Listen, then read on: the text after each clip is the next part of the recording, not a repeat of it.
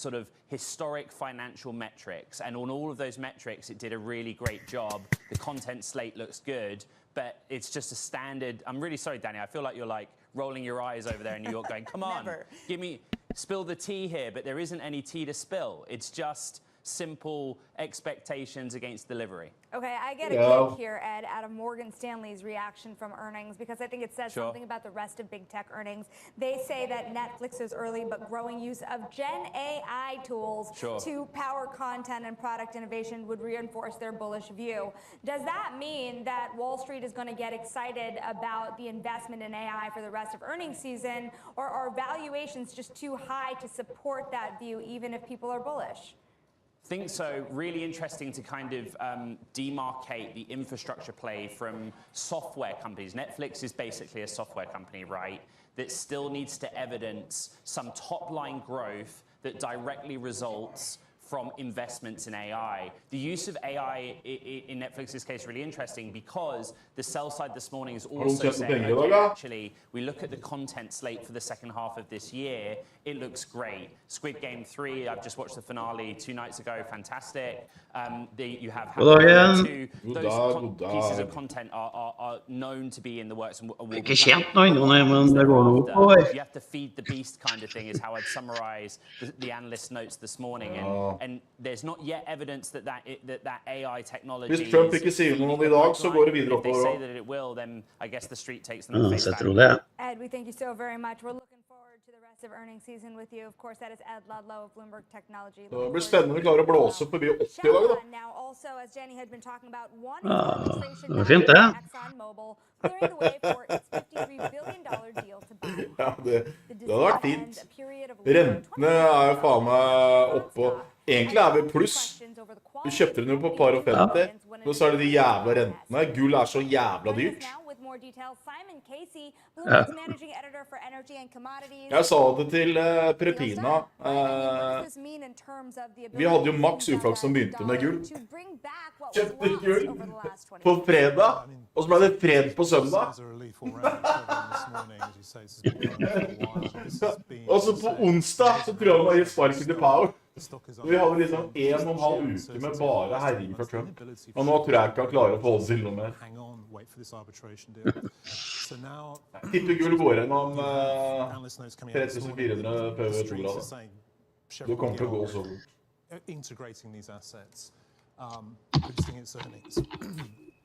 Og da vi doblet kontoen. Ja, det litt motstand på 60. Ja, vi har hatt det der, jeg vet det, par og 60 til 66, og så vi 73 og sånt. Ja, 74 I hvert fall. Men alt sånn fundamentalt ser veldig, veldig bra ut. Han har gått gjennom alt annet, altså. Men du har volum på oppsiden I dag. Og så det der med at Trump prøver fortsatt å gi Powell sparken, også med på å svekke dollaren her. Så det var ikke tull det han sa. Han bare prøver å finne en annen måte på å gi en sparken. Ja,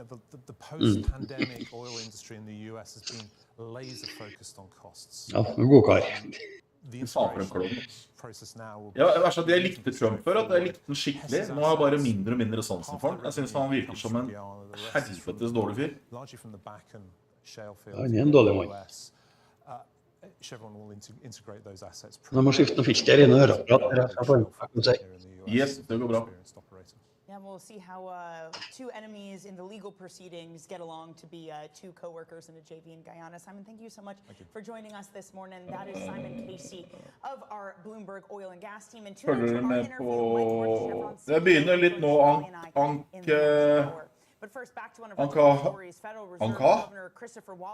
Jeg må bare ha han litt mer opp her nå, så vi I mål. He spoke to Michael McKee, Bloomberg's international economics and policy correspondent in the last... Jeg har følt med på Epstein-saken, at han sensurerer hele driten og sier at det var bare tull alt sammen. Han gikk jo til valg på å offentliggjøre alle dokumentene. Han gikk til valg på å offentliggjøre de dokumentene, og nå sier han at det er ikke noe, det er bare tull. Det var over 1000 sider som de fant med dokumenter, med bilder og mailer og alt mulig dritt. Det bare setter en lokk over. Man sier at det er konspirasjon.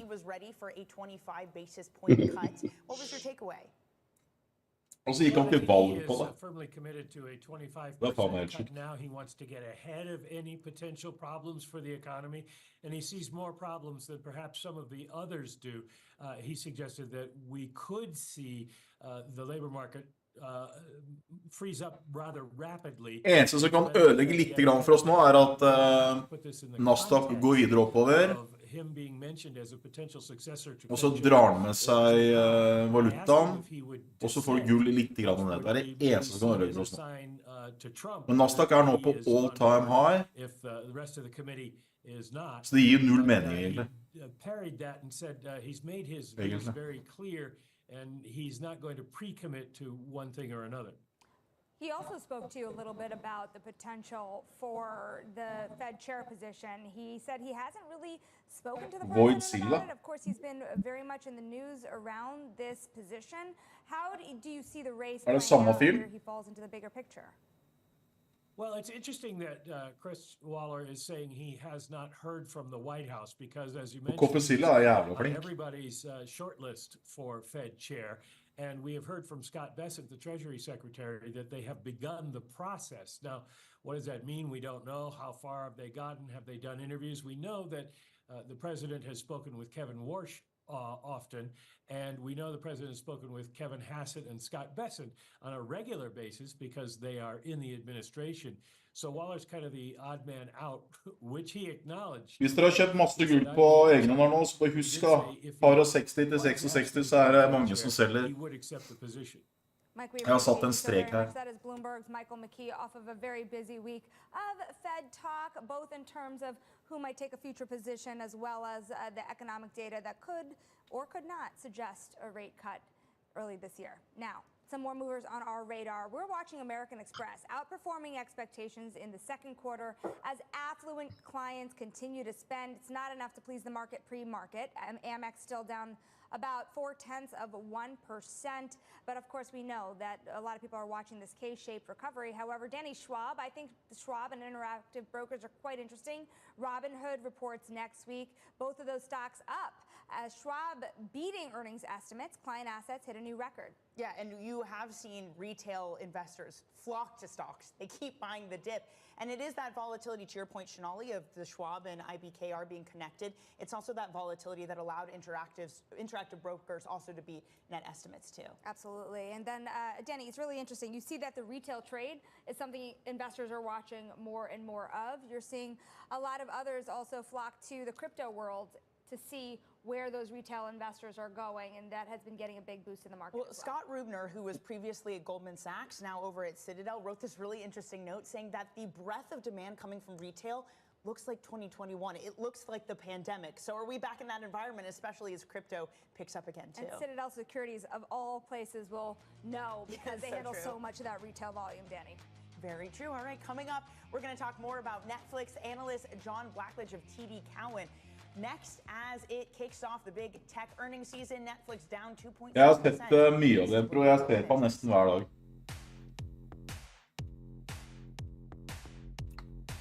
Han er en ordentlig journalist. Jævla flink.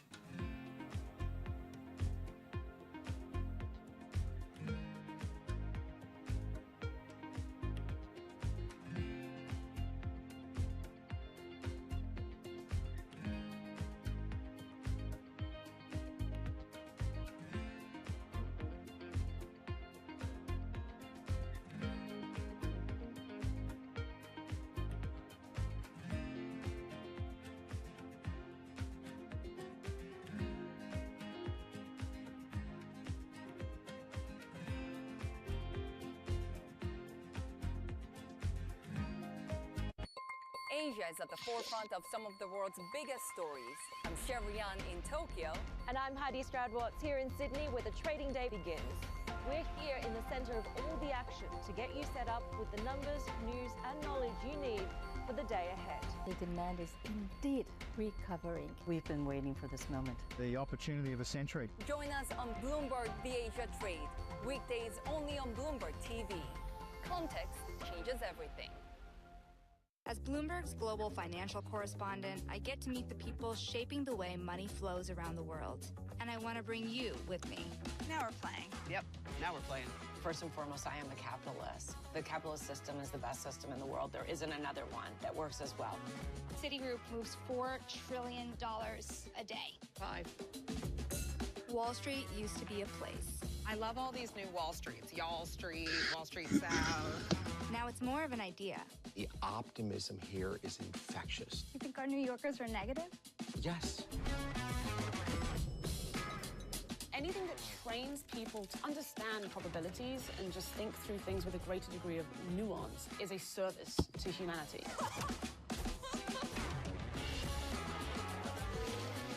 I hope you survived the day. I did. It was a busy day.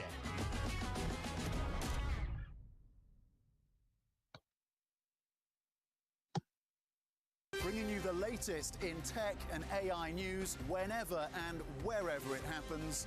I'm Tom McKenzie in Paris, and this is Bloomberg. Making money isn't about drowning in emotions. It's about understanding what's actually happening. Markets. Jeg skal sjekke etterpå, jeg gleder meg. And that is what we try to do every morning. This is Bloomberg Surveillance.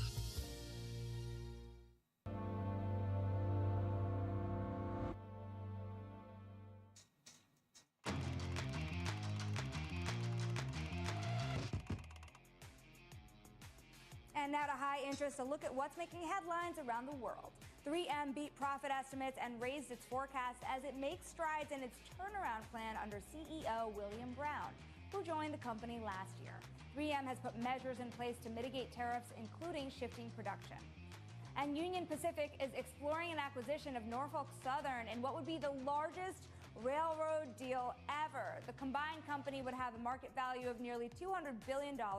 Analysts are positive about a possible deal, but warn that any Jeg tror det jævla mange som så gull også nå, altså. Norfolk Southern still up almost 3.6% pre-market nonetheless. Sitter også og følger med på veldig mange av disse signalgruppene. De sitter jo alle sammen og livredde her oppe.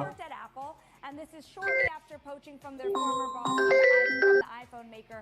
The hires are part of a scramble for AI talent across the technology industry, with Meta being especially aggressive in its recruiting, Danny. I was going to say, this feels like what, like a daily occurrence now that Meta poaches some person for X company. So I'm sure we'll hear more of that. Stories we've seen before. It's exactly spending so much money. And look, it is going to be Meta we're hearing from next week or later when it comes to their earnings. We already heard from one tech giant. It is Netflix. It beat expectations in every major metric, raised its forecasts.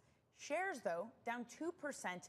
2.6%, I should say, in the pre-market trade. Joining us now, I'm pleased to say, is John Blackledge, TD Cowen Senior Equity Research Analyst. He has a buy rating on Netflix with a $1,450 price target. Great to see you this morning, John. So after a nearly 43% run-up in shares so far this year, was the bar just too high for Netflix?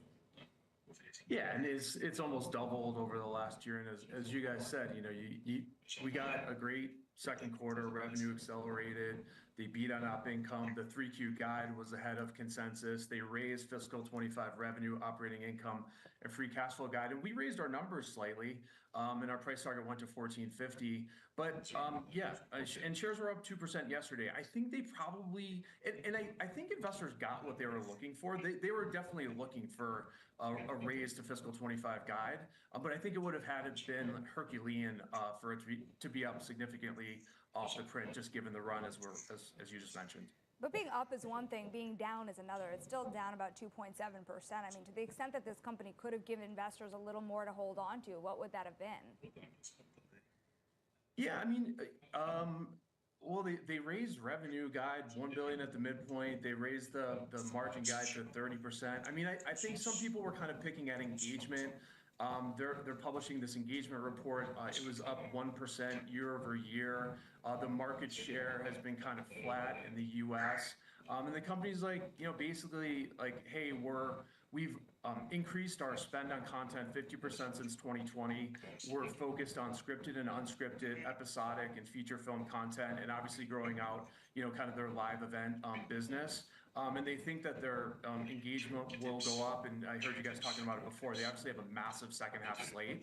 So they think engagement will go up in the back half and in coming years based on their various investments in content. Well, you just hinted at this, John. Netflix said yesterday that its addition of U.S. viewers, of U.S. customers, it hasn't grown. It's about the same it has been over the past couple years. Is this just an oversaturated, stagnant market, or is some of what you're talking about, a big slate coming up, enough to reinvigorate the American market? They actually said that they don't give that member metric anymore, right? They stopped giving that this year. But they did say that their member net adds grew more than their internal expectations in 2Q, and it was late in the quarter. And the interesting thing about it is, what did they launch kind of late in the quarter? They launched Squid Game Season 3, and they also launched other good content in June. And so I think that had an impact on the member growth in 2Q. And they told us, management told us in our callback that members grew across all 4 markets. Most of the growth was outside of the U.S. because the U.S. is the most penetrated from a broadband household penetration perspective. But I think what's interesting about the strong member growth in 2Q as it relates to the back half of the year is they do have Wednesday returning in the third quarter. They do have finale of Stranger Things in the fourth quarter. And I think those things will help drive members, both retention and member growth in the back half of the year. And that will be helpful for them and momentum, going into 2026. I'm wondering, John, if there's anything to extrapolate by how investors have been treating Netflix's earnings. For example, if you pull up the Magnificent Seven, which Netflix is not one of, right? You do see only significant price appreciation in about half of that index. And does this mean that even if a Netflix can show pretty solid results and see a little bit of a dip post-market, does that mean the rest of the Mag 7 are far more vulnerable? I don't think so, and I don't cover all of the Mag 7, but I do cover Amazon, Meta, and Alphabet. I think it's specific to the companies. Just for instance, we have Meta, Amazon, Alphabet beating sell-side consensus revenue and operating income. But specifically for an Amazon, just very quickly, we're looking for AWS revenue growth to accelerate. That's a big thing for Amazon and accelerate in the back half of the year. For Google, Alphabet, looking for Google Search growth to be strong. And also the cloud business to be strong. So there's different things for each company. Meta, the app business should be good, but as you guys mentioned, their release of Llama 4 was disappointing, and now CEO Zuckerberg's in this AI talent grab. They did that big investment in Scale AI, so it'd be very interesting how they talk about their AI ambitions. As all 3 companies actually are, as you guys know, are investing significantly historic spend in AI infrastructure. Yes, it is capital expenditures that are quite literally lifting up the entire market with the sheer number of dollars being spent. So, John, we'll get those Meta results not next week, but the week after. At what point do we start to think again about this idea of the year of efficiency? It feels like so long ago for Meta, but at what point do investors stop rewarding the AI push and the spend going on to it and start thinking again about this idea of efficiency? Yeah, I mean, they're growing headcount. Their cost growth is accelerating a bit this year, and obviously a lot of people are talking about these huge pay packages for the recent AI talent grab that the company is doing. But I think investors expect them to beat with their core ad business. That growth is strong. AI is helping drive, kind of content recommendations, ad targeting recommendations, and CEO Zuckerberg is a great communicator and inspires confidence in investors, and they get the company and the shares get some benefit from his communication relative to maybe some of the other players in the space. John, we thank you for joining us this morning. That is John Blackledge of TD Cowen, setting up to be a very interesting earnings season after Netflix's report. But we're going to talk about another darling in the space of technology. Traders keep piling into NVIDIA, but the rally is showing signs of overheating. We're going to take a look at the stock next. This is Bloomberg Open Interest.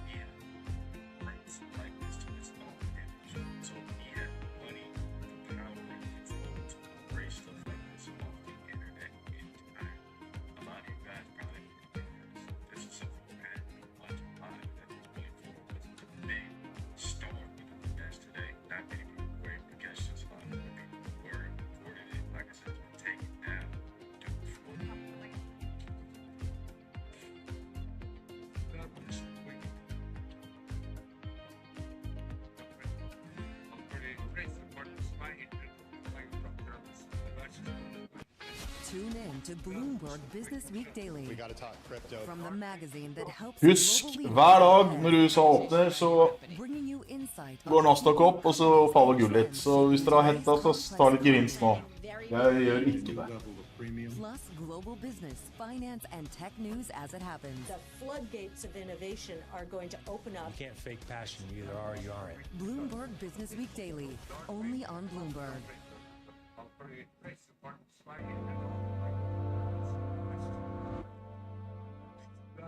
Bloomberg loves earnings. I know it's like your Super Bowl, right? I can't wait. It's like opening presents in the morning. All right, it will be exciting. Nobody covers earnings like Bloomberg. What is going to be the consequence for U.S. markets? We are basically deep in the European earnings season. Take a look at how we're faring when it comes to Asian markets.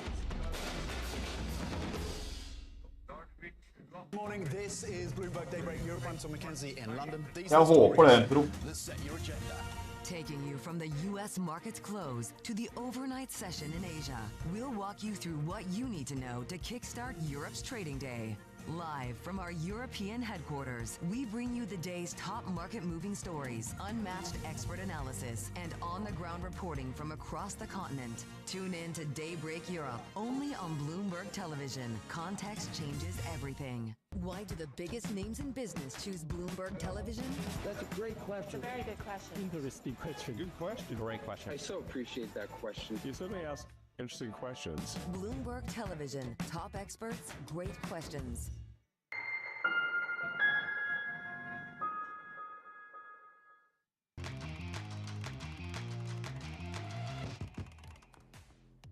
And want to get a check on futures ahead of the opening bell because we're looking at green on the screen. The S&P 500 more than 0.1% higher heading into that opening bell. The NASDAQ 100 pretty much flat. It's trying to break into the green as well. Let's see if that could hold. Of course, we have those Netflix earnings this morning that are sending that stock lower at the very least. But of course, earnings season is just really kicking off. Russell 2000 futures, though, are flying a little bit higher, about 0.5%.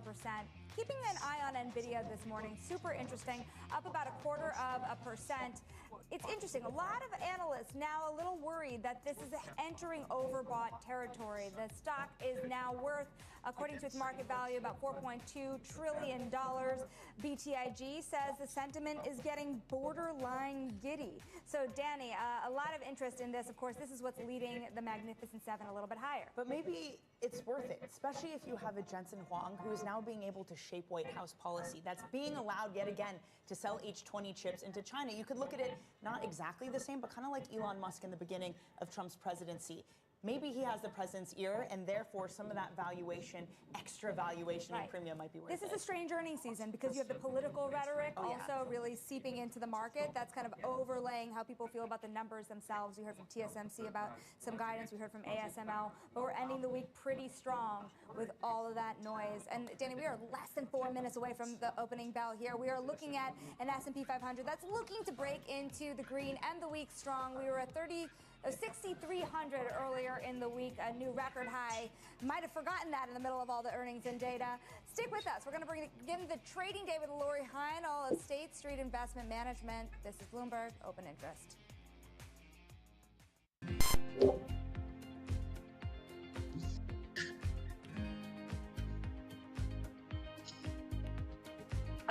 Vil du snakke med dem? Med dem? Ja, så har jeg var på kroppen, og så jeg bare skulle ikke etterpå, så jeg bare kjørte ikke. Ja, ok, konge. Greit, ha det. Ja, greit, ha det.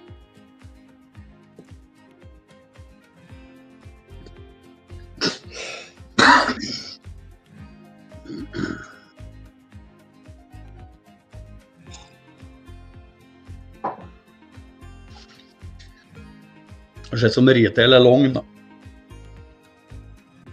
Hæ? Det ser ut som retail er long. På gul? Men ikke... Ja, men ikke resten. Så chatten.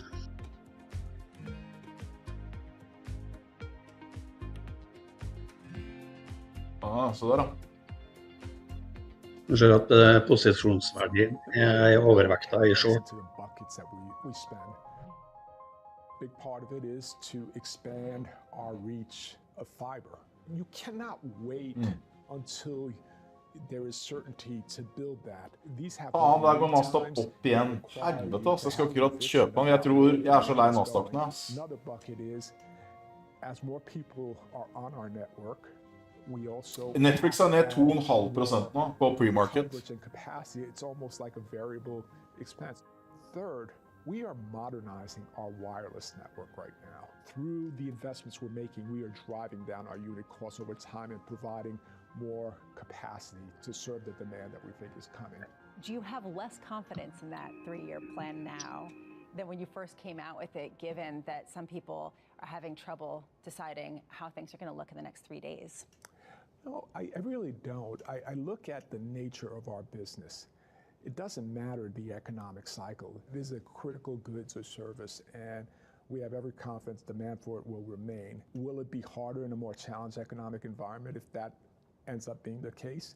Of course, but remember, we are investing at record levels. Slight moderations of that would allow us to deliver a lot more incremental cash to the bottom line. So I have every confidence we're going to be able to deliver our guidance.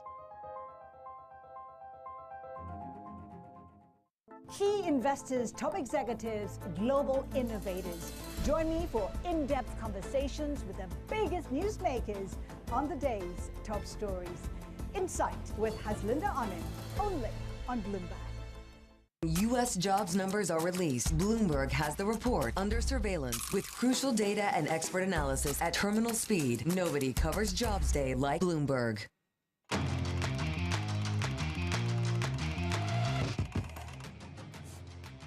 And we are moments away from the start of trading. This is Bloomberg Open Interest. I'm Shanali Basak. We are trying to keep in the green this week. We have the S&P 500.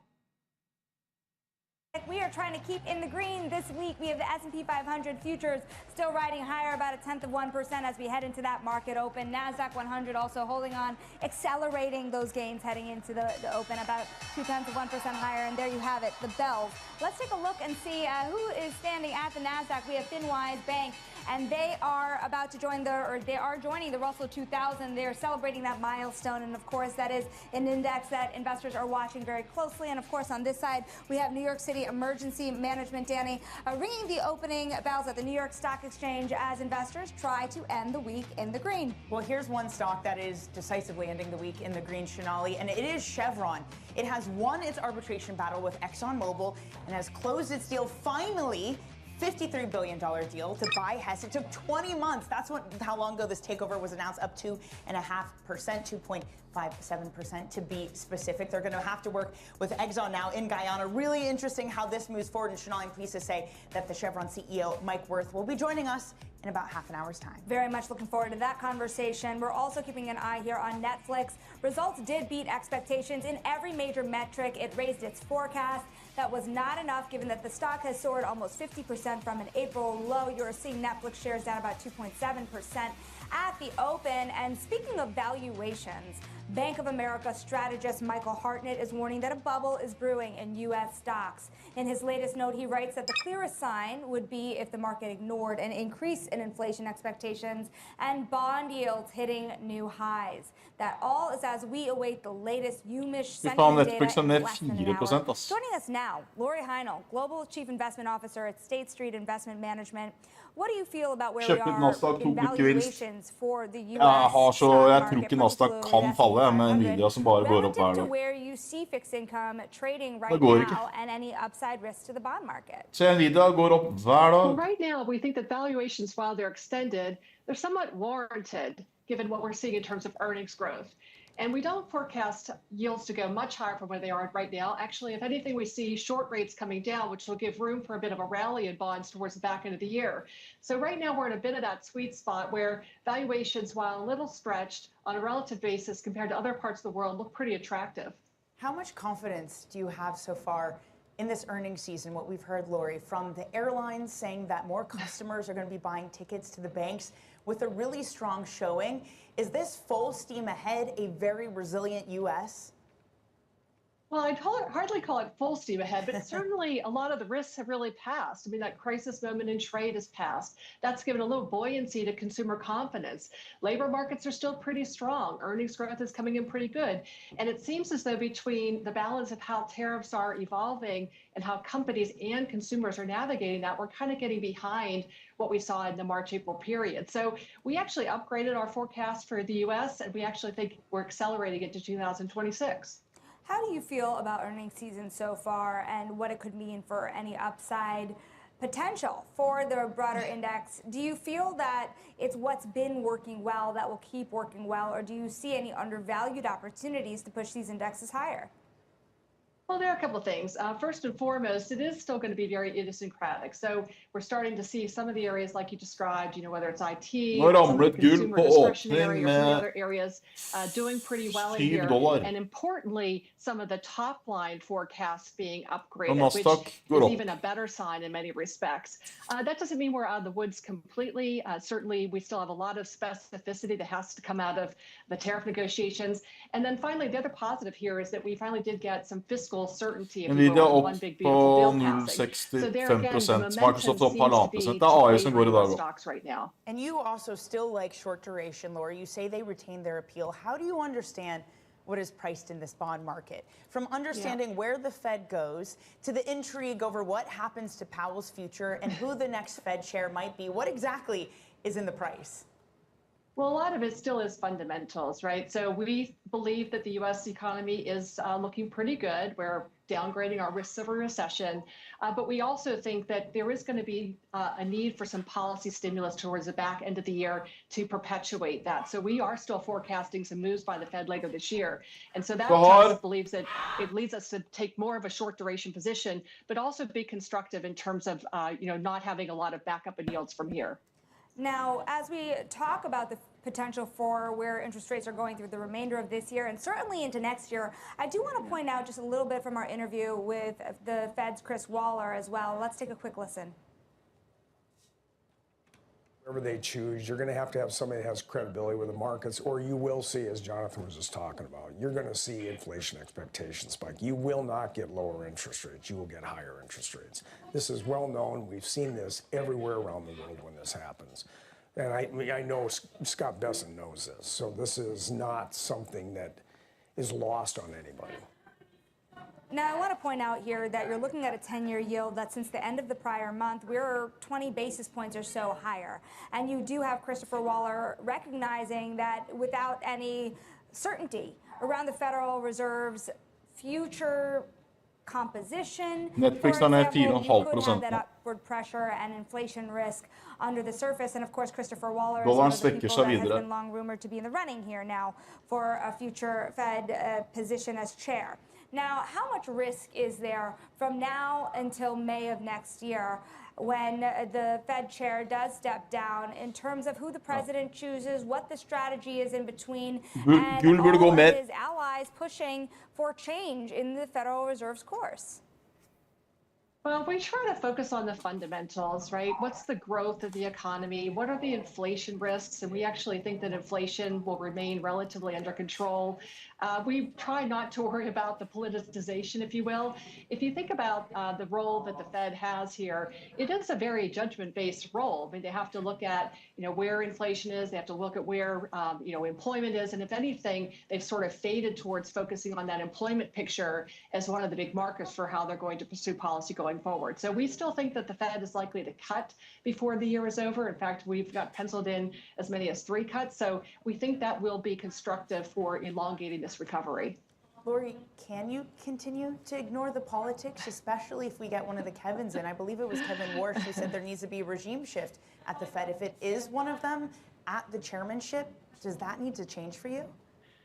Well, a lot of what gets said as you're talking through what might happen does not necessarily manifest in what actually happens when various parties get seated. So we're going to wait and see how, one, the economy unfolds, how employment picture and inflation dynamics unfold, and then we'll watch and see, as some of these other things play through. I want to talk also about a part of the market here that's been a little underloved. And if you are still seeing the market pricing in at least one rate cut this year, if not 2, then the Russell 2000 you would expect to be performing just a little bit better. This did get a bid in the center part of the year so far, if you will, but it's still only up less than 2%, about 1.6% on the year. Do you believe that rate cuts can provide the boost to this index that investors have been waiting for? Well, more importantly, again, the economic backdrop improving is the #1 thing that will boost that market. And we've actually recently upgraded our allocation to small cap stocks on the back of that improving economic trajectory. Rate cuts would be an additional buzz, if you will, but it's not necessary. We don't think that rates are necessarily restrictive right now relative to the underlying economic strength. So while we do forecast cuts, we'd like to see cuts. We don't think that's necessary to let small caps unleash a little bit of the power here. Lori, I mentioned this to Sonali earlier in the program. Scott Rubner, who's now with Citadel Securities, pointed out that retail share of trading volume has gotten back above 20%. That was the kind of levels you saw immediately after the pandemic and in the 2021 meme kind of craze. It's these sorts of things that people point to, saying things maybe look a little bubbly, maybe a little bit of frothy. Does that concern you at all? At what point do you say, I know you said at the start you're not worried about valuations. What do you look for maybe to start getting concerned again? Well, a couple of things that we would look for to start getting concerned again is that suddenly the employment picture deteriorates massively. And we have seen some recent high-profile examples of companies that are announcing layoffs and things like that. So the employment picture is one that we are watching probably the most closely, because that will feed into consumer sentiment and into consumer health. The other thing that we are going to keep watching, though, is that inflation picture, because again, if you start to see inflation get out of control, whether it's because there's robust underlying growth or because something else happens, that would be something else that would be destabilizing and would probably put upward pressure on rates. So we still focus on the fundamentals. Lori, we thank you so much for joining us. Happy Friday to you. It's the end of a long week, and again, next week is another busy one as we continue into earnings season. That is Lori Heinel of State Street Investment Management. Let's get a check on the stock market right now, because we are looking at some green on the screen to end the week in solid territory, almost 0.2% higher. And when we take a look at the movers here, it's very interesting to see your actual biggest decliner on a points basis is Netflix. So they've given investors largely what they want, but they are still down. Now it looks like about 4.6% into the market open. So pretty fascinating there. This is a market trading on valuation. On the flip side, you have Tesla as the largest points mover on the upside, followed by Amazon and Nvidia. So big tech performing in a very mixed way today. I would also point out American Express is down 2.6% after the market open. Remember, they also impressed on a lot of levels, but not quite enough. I want to flip up the board here, also look at sectors and see what we're taking a look at. Yields are lower on the day, yet you do have that providing a boost. Financials up a little more on the day. Consumer discretionary, we were talking about Tesla, up on the day, but utilities, here you have it, your biggest gainer. It's almost 1% higher to help that index. But you could see broadly, Danny, we're looking at broad-based gains in the S&P 500 to end the week. So a very healthy trade, even if you do have a mixed set of outcomes from this earnings season in terms of an investor reaction. Very true. Mag 7 as a whole, though, is still gaining today. Sonali, should that stick, it will be its 9th consecutive day of gains, the longest winning streak since November of 2023. But as you pointed out, Netflix, it isn't there in the Mag 7, maybe for the best today. Netflix fortifying its image as a streaming leader as it reports a strong quarter. Coming up, we're going to break down the details for you. You're watching Bloomberg Open Interest.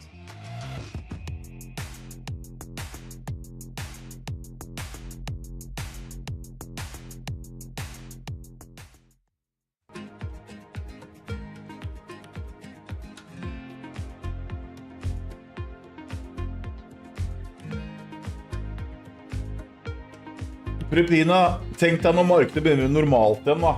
Da kommer du I hvert fall til å ha til helgen. Nå det nesten litt sånn deilig at det helg, for det markedet jo helt fucka.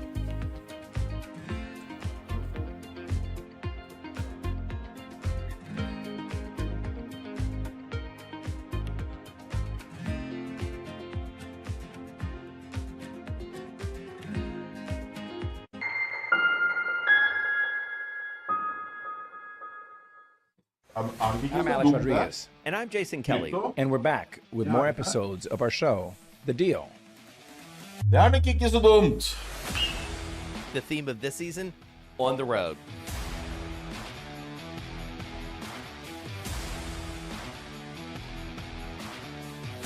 we're bringing you more behind-the-scenes conversations with the biggest names in sports, business, and culture, like Melody Hobson. I started to study women's sports like an 11-year-old studies baseball statistics, and I got dangerous in seeing up arrows. Susie Wolf. When you're competing, you're not thinking about any fear or any worries of what could happen. Josh Harris. You can't do a good deal with a bad person. Jay Batt. At the end of the day, there's never been a better time to be a student athlete. And more. Stay tuned.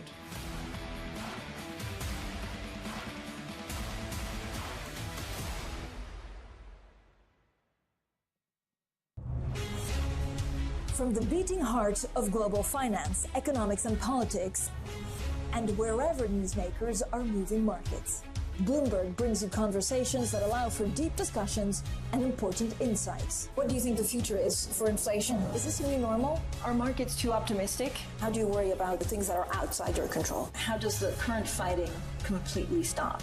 I'm Francine Lacqua, and this is The Pulse, every weekday only on Bloomberg. Bringing you up to the minute economic news whenever and wherever it happens. I'm Jennifer Zabasanja in Luanda, Angola, and this is Bloomberg. We're at the epicenter of a global realignment on a scale not seen for decades. At the intersection between markets, economics, and geopolitics, a forum for sophisticated conversation. This is Bloomberg Surveillance. Jumpstart your trading day on Bloomberg Open Interest. 2 hours of single stock stories that are driving the opening bell action. We'll take you to Wall Street, Main Street, the C-suite, and beyond. These are companies that are growing their market. The great companies in the U.S. are the companies hitting the cutting edge. That's a different story. Get the inside track on what's buzzing in markets. With the players who are shaping the narrative. If you have bad earnings reports, you're going to get punished. They're not buying what the industry is selling. Join us on Bloomberg Open Interest. Every trading day, only on Bloomberg.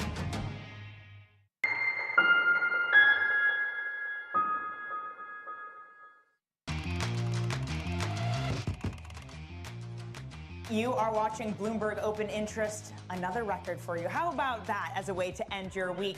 Not huge gains here, up about 1/10 for both the S&P and NASDAQ. Russell, that outperforms up about 0.5%. 9th consecutive day of gains for the Mag 7, the longest winning streak since November of 2023. But let's look at some of the top calls this morning, some of the analyst action that is in focus. First up, Chipotle, that gets an upgrade to a buy at BMO Capital. The analyst says it's well positioned for growth in the second half of the year, those shares up 0.5%. Next up, Abbott Laboratories, also getting an upgrade for them. It's from Jefferies. The analyst saying the recent pullback is too punitive, and the analyst likes the company's fundamentals, up less than 3%. Finally, Wall Street weighs in on Netflix after it beat expectations, raised its full-year forecast, though falling 4%, pretty chunky this morning. Piper Sandler, Morgan Stanley, and Wells Fargo are among the banks raising their price target. Morgan Stanley says the company's use of AI reinforces its bullish view. And for more on Netflix, pleased to say that we are now joined by Geetha Raghunathan, media analyst for Bloomberg Intelligence. Geetha, great to see you this morning. For you, which side do you lean on? The sell side there saying, hey, it was a great quarter, or what we're seeing over here, shares falling 4% this morning? Yeah, thanks so much, Danny. So it was definitely a solid print. I mean, everything that we had hoped for, I think Netflix delivered. I think what we're really seeing this morning in terms of the muted reaction in shares is, expectations were very, very elevated coming into the quarter. And while the company did raise guidance, both in terms of revenue and in terms of its operating margin metrics, some may argue that the source of that raise was somewhat of a low quality source, which was more tending towards FX, currency headwinds rather than, fundamentals. But still, fundamentals extremely strong, Danny.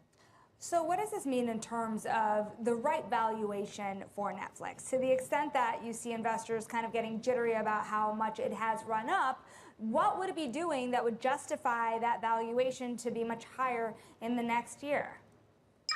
I mean, it's doing everything right, Sonali, as of right now. Yes, some investors may argue that at nearly 50 times forward PE multiple, this is, a very rich valuation.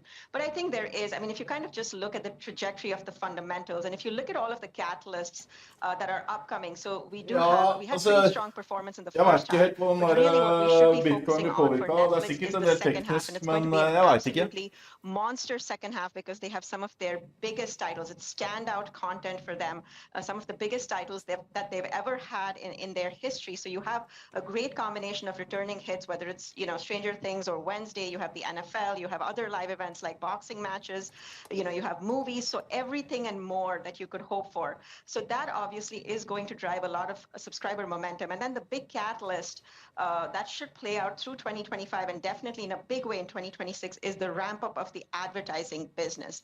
And that definitely will help. So really the metric that we're looking for Netflix in terms of operating metrics is, revenue growth, right? And we saw an acceleration of that revenue growth, and whether they're going to be able to deliver, those 13 to 15% revenue gains. And I think they absolutely will.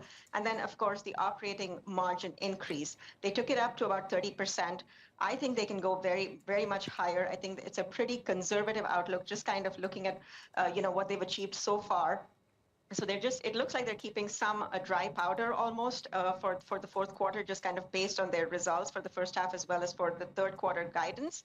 But again, it's a little bit of wait and watch, but I think valuation definitely will be supported just by the strength of their fundamentals. And then you look at free cash flow. Next year, we're looking at something like this year, we're looking at about $8.5–9 billion in free cash flow. Next year, $13 billion, and they're deploying a lot of that towards buybacks. So I think, again, that really provides some valuation support there, Sonali, to answer your question. Also, what you're underscoring, Geetha, is Netflix just standing on a level of its own. The other streamers unable to catch up, except, Geetha, YouTube. YouTube really starting to encroach on its territory, especially when it comes to things like children's programming. How do you see the competitive landscape evolving between these two? Yeah, you're absolutely right. I think you're right that Netflix has won the content streaming wars. But, with YouTube, yes, there is an engagement issue here because Netflix kind of comes in terms of share of viewing at about 8 to 9%. YouTube actually leads it with about 13%. But, this question did come up yesterday during the call as well. And I think the way that management answered it was, they're both focused on different parts of the market, right? So Netflix really more focusing on premium content, on scripted content, on movies. YouTube really going more after user-generated content. I think with the use of AI, we are going to see, AI for content creation kind of level the playing field a little bit more. But the way that, the Netflix CEO, Ted Sarandos, kind of framed his response was, both Netflix and YouTube together only really account for 20% of all viewing. So really what Netflix is focusing on right now is going after the Jeg skal kjøpe det kurset etterpå, Peretina, så kan vi se på det sammen. Geetha Raghunathan of Bloomberg Intelligence, we thank Jeg tror you det for I morgen, all things det Netflix seminaret. for us. A lot of eyes on that trade this morning. But coming up, we're talking about another part of Det er ikke den 20. the Å, det er på søndag. investment universe that Jeg has kjøper been det etterpå. attracting a lot of interest this week. It's been Crypto Week in Congress, and crypto tops $4 trillion after Congress finally passed sweeping regulation for the sector. More on that next in your ETF Friday update. This is Bloomberg Open Interest. Det er ikke et kurs, det er et seminar med det er et sprøtt. Jeg har blitt kjent med en jævla stor, kjent jøde. Jeg kødder ikke liksom. Han er en bankmann og jøde. Så han er nok jævla flink. Så han har vært i finans i alle år og forvalter helvetes mye penger og har et svært team rundt seg og driver nå og skal ha seminar om gull. Så han har jøde og gull. Jeg tenker, det blir jo faen ikke noe bedre enn det da. Tenker jeg da. Yes. Så jeg føler at han har en liten edge på det.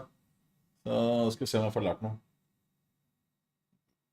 Det er åpnet på påmelding. Jeg kan sende deg linken igjen, Pro. Det er bare 500 spenn, koster ikke mer, 500 kroner. Og det som er bra er at jeg har en dialog med han, altså han ringte meg, så jeg snakket jo med en lenge. Jeg snakket med en over 40 minutter. Så han har et helvete svært nettverk.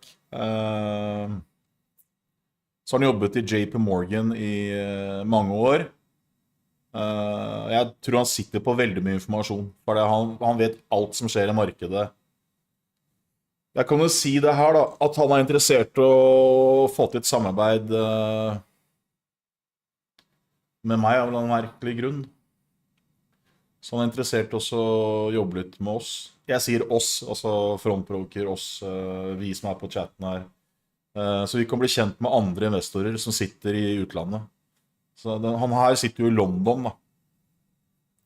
Jeg tenkte at hvis vi kan skape sånn community med litt ordentlig voksne mennesker, så kan det være litt kult da.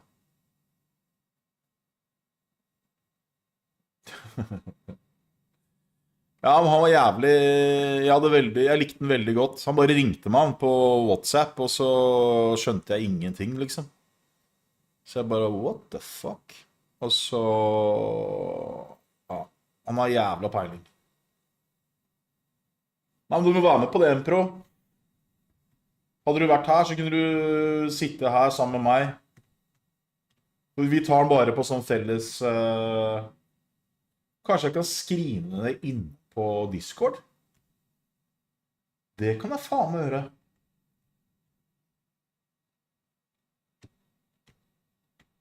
Jeg kan jo faen meg skrive det på Discorden. Det kan jeg faen meg gjøre. Og han er jævla dyktig. Og Prepino, du vet hvem det er. Jeg gir ikke si hvem det er enda. Men han er jævla flink da. Han er dritflink. Han har så peiling at det er helt jævlig. Det er ikke bare sånn der... Det er ikke... Og så er han veldig langsiktig. Han er veldig fundamental, og derfor jeg liker han da. For jeg er jo veldig fundamental altså. Og det er veldig morsomt å høre på han.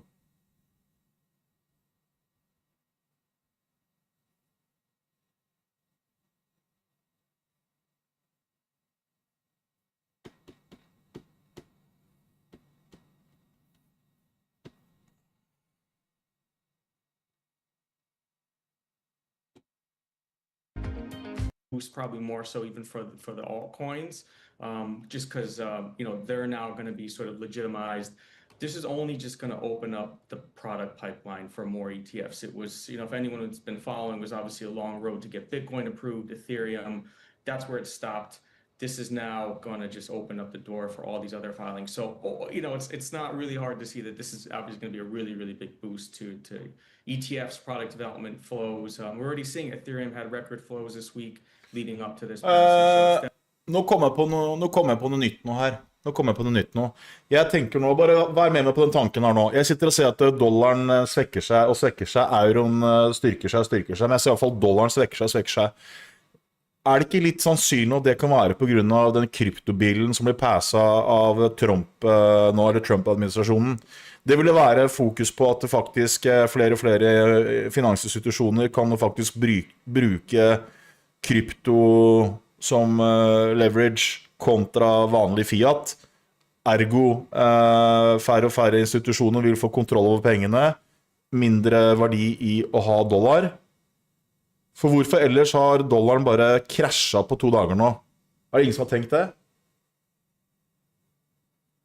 Henger dere med på hva jeg sier?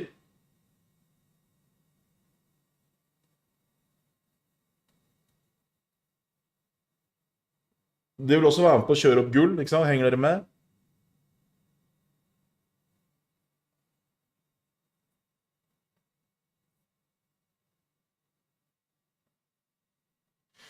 Så kan det hende det som er grunnen til at dollaren svekker seg jævlig, fordi jeg tror dollaren skal svekke seg mer da, på grunn av det blir pengetrykking og The Great Brief Bill og så videre. Men vi fikk en jævla fart på dollaren nå med den der kryptobilden som han kom med nå da. Jeg tror det. Jeg tror jeg var jævla smart nå. Kjøp gull! Jeg er helt overbevist faktisk at det der jeg sa nå var innertier.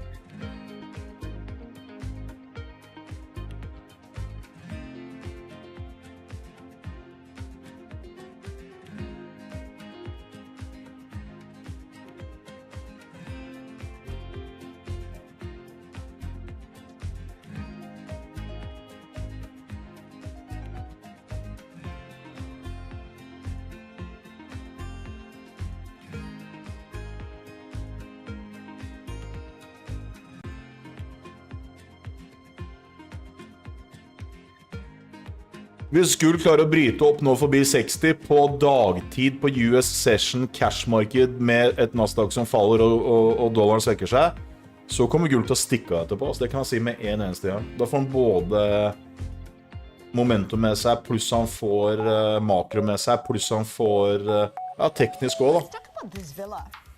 Very traditional. A lot of things of the past. I live my very first independent life in the farmhouse, and I built it by the memory of the farmhouse, the philosophy they believe, yin yang 5 elements, the concept of the life, of the happiness. They build this kind of roof like boat, and man and woman, and bowl of rice. Everyone should be happy if have somewhere to live, something to eat, and someone to love. So you're defined a lot by your past experiences. Yeah, actually, I'm a lucky man because not everyone should have the experience of the war and peace, poor and rich, technology progress, a change during my life. Rich by experience. There's an appreciation for what you have now. And therefore, peace is the most important thing for today, for Vietnamese, and I think for human being, for the world.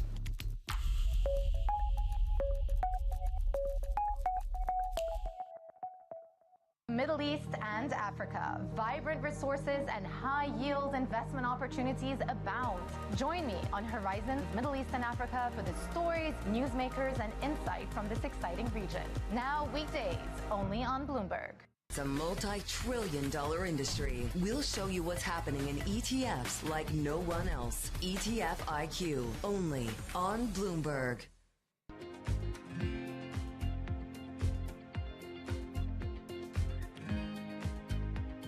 Nå kom det en annen melding, tror jeg.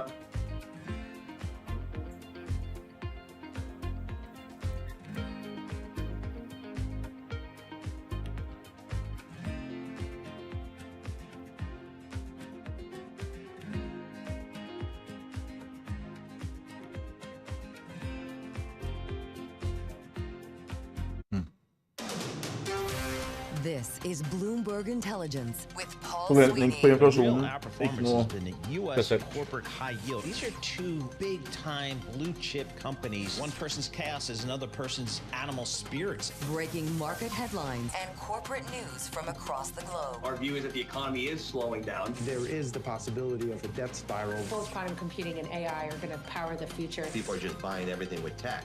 Bloomberg Intelligence with Det bra volum på å kjøpe seg her nå på gull, altså, i forhold til de andre dagene her.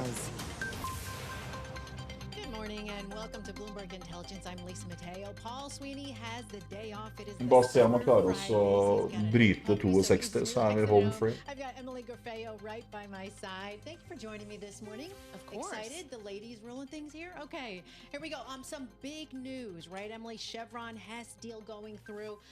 Coming up, Bloomberg, Sonali Basak, Danny Berger, they're going to be speaking with Netflix har faen meg nesten 5%, 4,7%. We also have Drew Redding, Bloomberg Intelligence, US Det er ganske heftig. De leverte jo bra på både bunnlinje og topplinje og alt.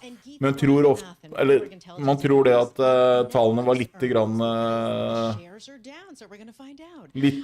preget av en svak dollar. At det ikke var så bra tall likevel. Thank you very much. Welcome on board. We got Netflix down now by 4.1%. This Bloomberg Business Flash brought to you by Interactive Brokers. Trade over 10,000 U.S. stocks and ETFs, U.S. index equity options, equity index options, U.S. treasuries, and more on your timetable. Learn more at ibkr.com/around the clock.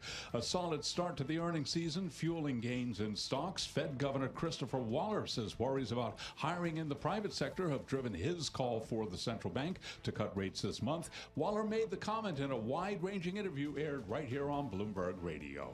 You know, if you're walking on a lake and the ice is frozen and it sounds safe, but when you start hearing cracks, and that's what I feel like, it's too late once you go through the ice. So you've got to start prepping in advance before you have that happen.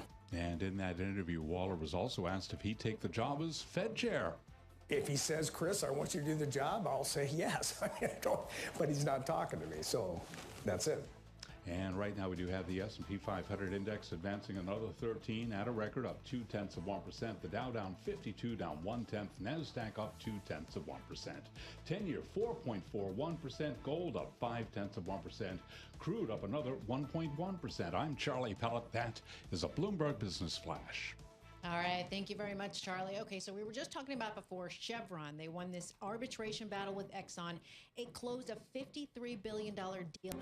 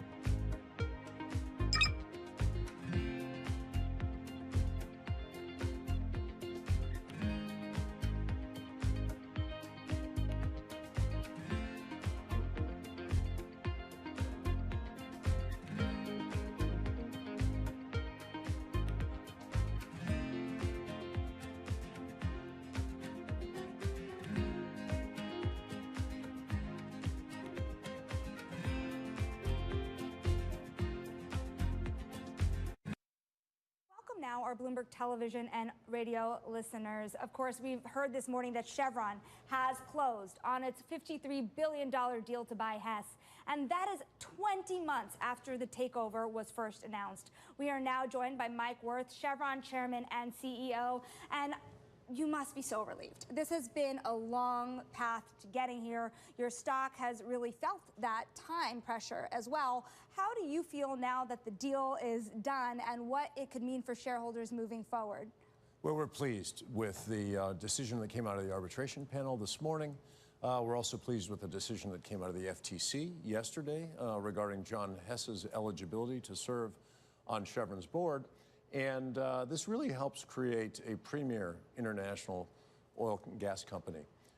We are one of the largest producers in the world.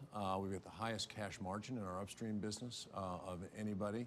We're one of the largest producers of both oil and gas in the United States, largest leaseholder in the deepwater Gulf of America, and have industry-leading free cash flow over not just the next couple of years, but out into the next decade now as we combine with Hess. So it's good for us. It's also good for our industry because this was a transaction that kind of, as you say, impacted, I think, our investors, the uncertainty, and it hung over the industry a bit because the question about what would it mean for potential future transactions is one that people were paying close attention to. And so I think having that resolved and affirming the industry practice that asset level rights of first refusal don't apply at a corporate level M&A transaction is one that's going to be very important for our industry. I mean, Mike, one of the other reasons this industry couldn't keep its eyes off this case is because you had two giants, you and Exxon, really battling this out. But it doesn't end there. Shonali and I have been discussing it this morning. Now you have to work with Exxon. You have a JV in Guyana after this. How is that relationship going to be moving forward after this case? Well, we work with people all around the world. Our industry is built on partnership because the scale of our investments usually requires partners to help share risk. We also pool technical resources in order to develop some of these challenging opportunities. And so partnering is very familiar to us. It's a core value. We put great pride in our ability to be a good partner around the world. We work with Exxon and other places around the world and have for many years. In Guyana in particular, most of the people that will be involved in this are going to be legacy Hess employees who've got years and years of history working together with CNOOC and Exxon on this project. There are good working relationships at that level, and all three companies have worked together to create the incredible value that is seen in Guyana and the prospects for the future. So I expect that those relationships will continue to be good. But up till this point, there was a little bit of acrimony here in the pursuit of Hess when it comes to Guyana. When was the last time you talked to Darren Woods? And what can you tell us about the relationship that both of you are building in results of this JV? Well, you know, we see each other at industry functions and the like, and so we speak from time to time. But this has been a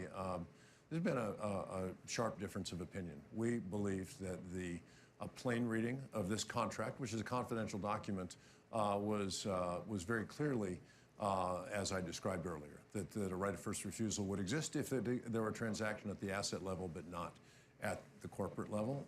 The arbitration panel has affirmed that interpretation, and so we'll move forward from here. But look, it didn't have to take this long. I wish it would have gone differently. We tried early on to find a way to resolve this and thought we were working together in good faith, and then abruptly were notified that the other parties had decided they wanted to resolve this through arbitration. At that point, you know, we believed we had the right side of this argument. We had to stand up for that, and that's taken some time. Well, you mentioned the other win you had very recently was the FTC allowing you to put Hess onto the board. Is this a much more easier regulatory environment for you to be operating in right now? Well, it's certainly been a change in you know, the mood, and I think in the policy that we've seen with the Trump administration. This is an administration that wants to use energy as a competitive advantage for our economy, which it is. Our country is blessed with an abundance of energy resources of all types, and it's not just oil and gas. It's solar, it's wind, it's coal, and you can go on. The agricultural resources that contribute to renewable fuels. And this is an administration that wants to use those for the benefit of the American economy, for the benefit of the American consumer, and that's proud of the American energy industry. And I think that's a welcome change for our economy. It's certainly a welcome change for those of us that operate in this industry and are committed to the U.S. And so I think it's very, very positive.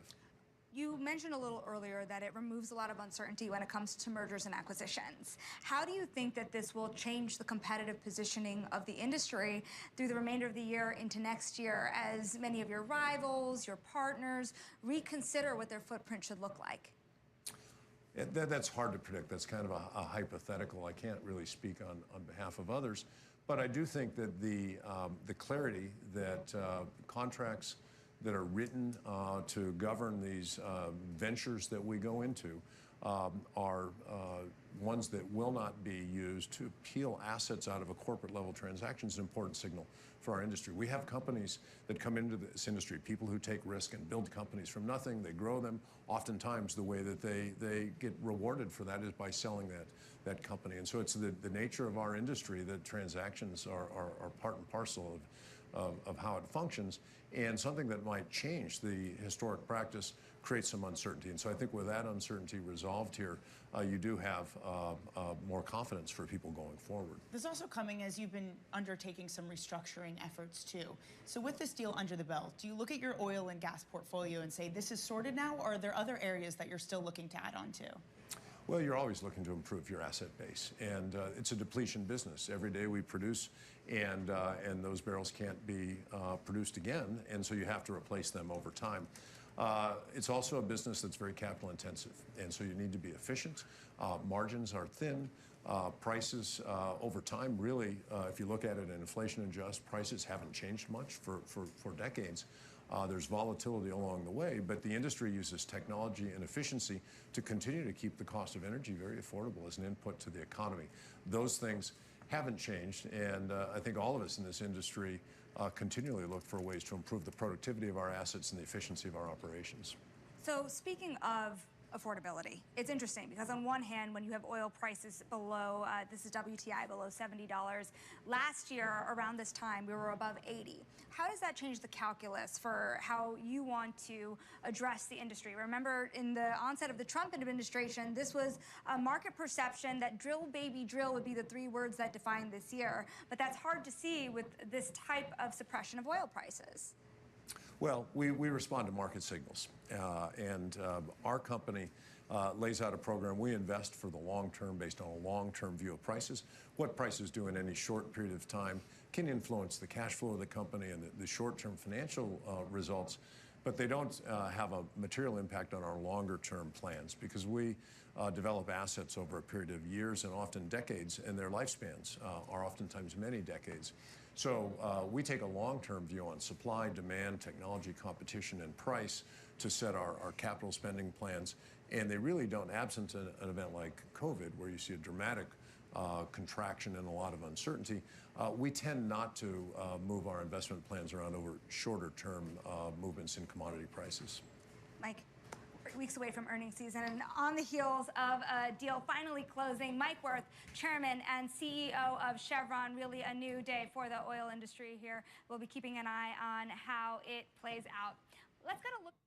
All right, that was Bloomberg Sonali Basak and Danny Berger speaking with Chevron CEO Mike Wirth. So let's dig a little bit deeper into this. Who better to do that with than Vincent Piazza? He's Bloomberg Intelligence Senior Equity Research Analyst, Oil and Gas. Vincent, I know you were listening attentively to that conversation. What was your biggest takeaway from it? The easy part is over. 20 months waiting for this transaction to close. I don't really think it was much in dispute. I think what we all have said, and even on this show, I've said it in the past, that it's very difficult to set a precedent like this to suggest that a JV on an asset would hold up a corporate deal. So glad to see that that viewpoint has been vindicated and that we can push forward. But for Chevron, the easy part is over. Now it's integrating a rather substantial acquisition into the broader makeup of what is a very large entity with many tentacles. And so if you break it down, the key asset is obviously Guyana, right? But there's also assets that support the cash flow, and that is the Bakken. What do you do with the Bakken? The Bakken is a maturing asset. And an asset that isn't likely to grow much because of its limited footprint in the region. So the cash flow there has been used to help fund the Guyana development. It's a large resource. It needs to eat up a lot of cash, a lot of capital. So do we continue down with that path? I think that is a key consideration for them. The larger entity now has a larger balance sheet. And so it may not need the broader volume from that Bakken asset, but there's also other aspects that Bakken asset. There's a midstream piece that is tied to that. What do you do with that? So lots of decisions that need to be made over the next, call it year or so. It's been delayed 20 months. So, you've been put on hold for 2 years. Your long-range capital planning has been put on hold for 2 years. But now it seems that this piece of the pie improves the profile of the company significantly. Hey, so one of the things that the Chevron CEO said today in our Bloomberg TV interview is that closing the Hess deal is also good for the oil industry at large. And I'm curious what you make of that statement and whether you agree that this is good for the oil industry. Well, think about it. You have a much larger balance sheet, willing and able to deploy capital across a broader spectrum of assets. So, Hess was a smaller enterprise. In a way, it was somewhat capital constrained, not to the same level of on relative basis to Chevron. Chevron has more head to put behind the asset, and more capital to put behind the asset. This isn't the end to the developments for Guyana. There's much more exploration, delineation, development that is likely to occur. It is a wonderful resource, probably one of the most prolific and potentially lucrative offshore development that we've seen. Ja, shorta Nasdaq, tok i vinst og kjøpte gull. It is good for the oil industry insofar as it provides an additional mechanism for volume to come into the global energy value chain. Now, Vince, in the last 30 seconds or so we have left, you mentioned the oil industry. So big oil in itself, isn't this where companies usually partner together, to help minimize risk, share costs, things like that? Yeah, it is. And this is what the industry is built on. And that's why we always felt that this arbitration, this case was somewhat dubious because if you shut down this acquisition, you call into question the framework of many deals across the global energy value chain. All right, that's Vincent Piazza, Bloomberg Intelligence Senior Equity Research Analyst, Oil and Gas. Thanks so much for your insight on that.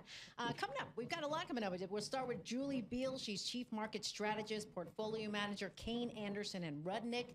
She's going to talk about the outlook for the markets. We had a lot of company earnings today. What does that mean? Then we'll talk with Drew Redding, Bloomberg Intelligence U.S. Home Building Analyst. We did get some data in. Housing starts. Netflix er ned 5,5%. Apartment construction, a big part of that. So Drew's going to break that all down for us. So stick around. We've got a lot more coming up. I'm Lisa Mateo alongside Emily Grafeo. This is Bloomberg Intelligence.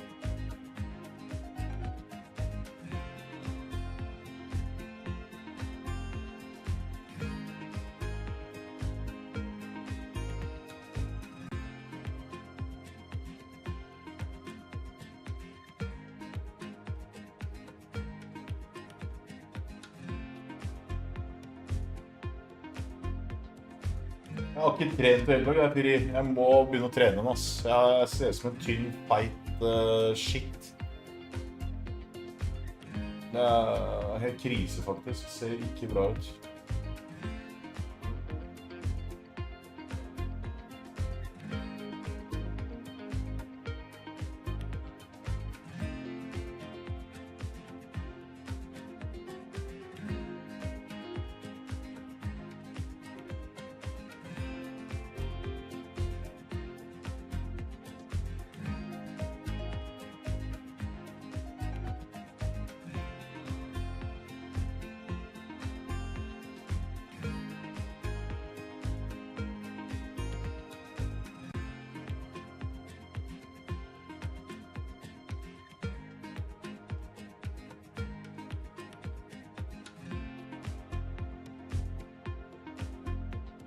Bra intro. Ja, det er varmt nå, altså.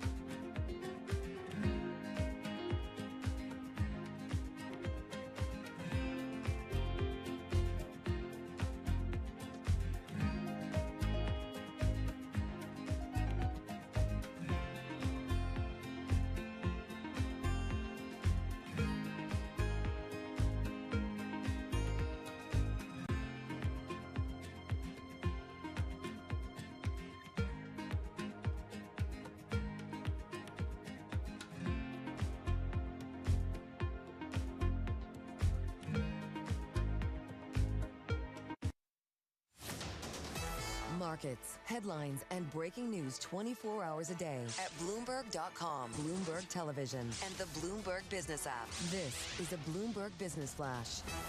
It's 10:21 on Wall Street. We do check markets all day long here at Bloomberg. The Dow lower, the S&P, NASDAQ both higher. This Bloomberg Business Flash brought to you by Oracle. Attention growing businesses. Oracle's offering to cut your current cloud bill in half if you move to Oracle Cloud Infrastructure for new U.S. customers with minimum financial commitments. See if your company qualifies at oracle.com/Bloomberg. We begin with a developing story headline right off the Bloomberg. Humana falling after losing a bid to reverse Medicare bonus cuts, down by 3.6%. Stocks wavering near records. Traders parsing a handful of earnings this morning. S&P swinging between gains and losses, up now by 1 point. Little change there. 62.99. Could see another record close today to wrap up the trading week. The Dow down 136, drop there of 0.3%. NASDAQ down 2 points. Little change there. 10-year 4.43%. The 2-year 3.87%. The 30 4.99%. Spot gold up 0.4%. West Texas Intermediate crude up 1.5%, $68.55 a barrel. This on a day when Chevron won its arbitration battle with ExxonMobil and closed its $53 billion deal to buy Hess Corp. Chevron CEO Mike Wirth was on Bloomberg Radio moments ago talking about the deal. Well, we're pleased with the decision that came out of the arbitration panel this morning. We're also pleased with the decision that came out of the FTC yesterday regarding John Hess's eligibility to serve on Chevron's board. And this really helps create a premier international oil and gas company. Chevron CEO Mike Wirth interviewed moments ago here on Bloomberg Radio. Among the companies out with earnings today, among the financials, American Express down 3.7%, Schwab up 3.5%, and checking Ally Financial down 3.9%. I'm Charlie Pellet. That is a Bloomberg Business Flash. All right. Thank you very much, Charlie. This is Bloomberg Surveillance. I'm Lisa Mateo alongside Emily Grafeo, and we've had some upbeat earnings, some good guidance from some major companies. We've had more economic data. So what does all this mean for the markets? Here to tell us more about that is Julie Beal. She's Chief Market Strategist, Portfolio Manager at Kayne Anderson Rudnick. Julie, thank you for joining us this morning. Want to start with earnings, so let's go there. Not bad. A lot of these, though, were tariff-sensitive companies. So what does that kind of tell you? I think that right now what we're seeing is that companies are not 100% sure how tariffs are going to impact them because they don't 100% know what the tariffs are going to be. And so they're in a really difficult position where they're trying to plan their businesses to have the most amount of flexibility to adapt to whatever comes out, right? Corporate America does a wonderful job of being able to be clever and adapt and figure things out. And what's toughest for them right now is that they just don't have clarity on what the rules are going to be. But I also think there's a recognition, kind of in line with the taco trade, look, let's not assume the worst. Let's try to assume that things will come to a more reasonable level and that we can figure this out and sort this out. So there is a calmer tone that I find, but still an unwillingness to really commit to very, very specific supply chain initiatives because we just don't know. Yeah, Julie, that calmer tone is really interesting when you look at just the performance of the S&P 500 since Liberation Day. And I'm wondering why you think the rally has been so strong. If a lot of the tariff deals that have been announced so far, thinking Japan, South Korea, are basically the same levels that Trump had initially announced back in April when the market had panicked so much, how do you explain kind of that market resiliency here? Yeah, I think that's what's kind of a little bit difficult for me is that what I struggle with is thinking about the risk that some of these tariffs are enacted, right? And what's difficult is that the deals that have been announced are not real deals, they're MOUs. Most tariff and trade deals take 18 months to put together, right? 90 and 90 is not a realistic assertion. We can have MOUs and agreements, but I don't think that it's realistic to think that we're going to have really clear and strong trade deals that are long lasting in nature. And so I think that's a little bit the market recognizing that and deciding, look, we don't really know what they're going to be. We have this assertion that there's a lot more bark than there is bite. And so maybe things are a little bit more business as usual. And the economy has just proven to be much more resilient than I think people had assumed. Part of that is just the strength of employment continues to be pretty robust. At the margins, it's eroding, But for the most part, that's still strong. And look, if an American has a job, they spend. That's just the relationship that there is. Now, Julie, there's been a lot of Fed talk, and it's been kind of this back and forth. Some are saying keep rates steady. Others saying we need to cut now. So how are you reading all the latest talk from Fed officials? Well, I think the UMich survey today was kind of interesting because I think the place that people care about is where are inflation expectations for the average consumer, and they've come down quite a bit from the most recent reading. So that's positive. It's still elevated. So if you are a Fed governor that's still worried about where inflation is heading, you have enough here to say, I want to hold off because we don't know what the tariffs are going to be. And, you know, if you believe that the tariffs are going to be not as big a deal, you can say, look, but inflation expectations have already come down. There's something for everyone. What we know is at the last bank meeting, there were 7 governors who voted to have no interest rate increases for the rest of the year, and there's only 2 more who want 1, right? So that's out of 19. And that tells you that there's still a certain amount of resistance towards making big moves in the meantime. And to me, that makes the most sense, right? We want to have and maintain flexibility because I don't really think that where we are right now in the 4s is that restrictive of monetary policy, right? The anchor place should not be 0%. That's not a normal place for it to be. It felt normal because we were there for a really long time, but it isn't actually normal. That's not the natural rate where interest rates should be. Staying on the topic of interest rate cuts and Fed policy, do you think the stock rally needs 1-2 rate cuts in 2025 to kind of continue this upward momentum? Or can we still see stocks continue the year stronger if we don't get rate cuts? You know, I think it's more a function of earnings than anything else, right? But the rate cuts are going to be more impactful for smaller cap companies. Those are the ones who are really going to benefit from lower interest rates because most of them have financed their companies with variable rate debt. So that's the place where actually interest rate cuts would be more meaningful. I think it's less meaningful when you're talking about the S&P and large cap, right? Many of these companies are in large cash positions. So for them, it's kind of like, who cares? Part of it, though, is in understanding the sentiment. And if we get more of a small cap rally, if we get more breadth on this rally, I think then people feel more confident and more enthusiastic. We really learned a lesson with having a very narrow market is that when you have a narrow market like we did last year, it's really vulnerable to down shocks like we saw in March and April. So that's the thing that people are hoping for is can we get more breadth so that we can feel more confident that this rally is sustainable? Angela, before you go, in the last 30 seconds or so, let's get into different sectors. So does tech continue to lead or can we see a broadening? I think tech continues to lead in the sense that that's where the earnings are, right? And if you think of 90% of a stock's performance over the long term being driven by earnings, that's where it is.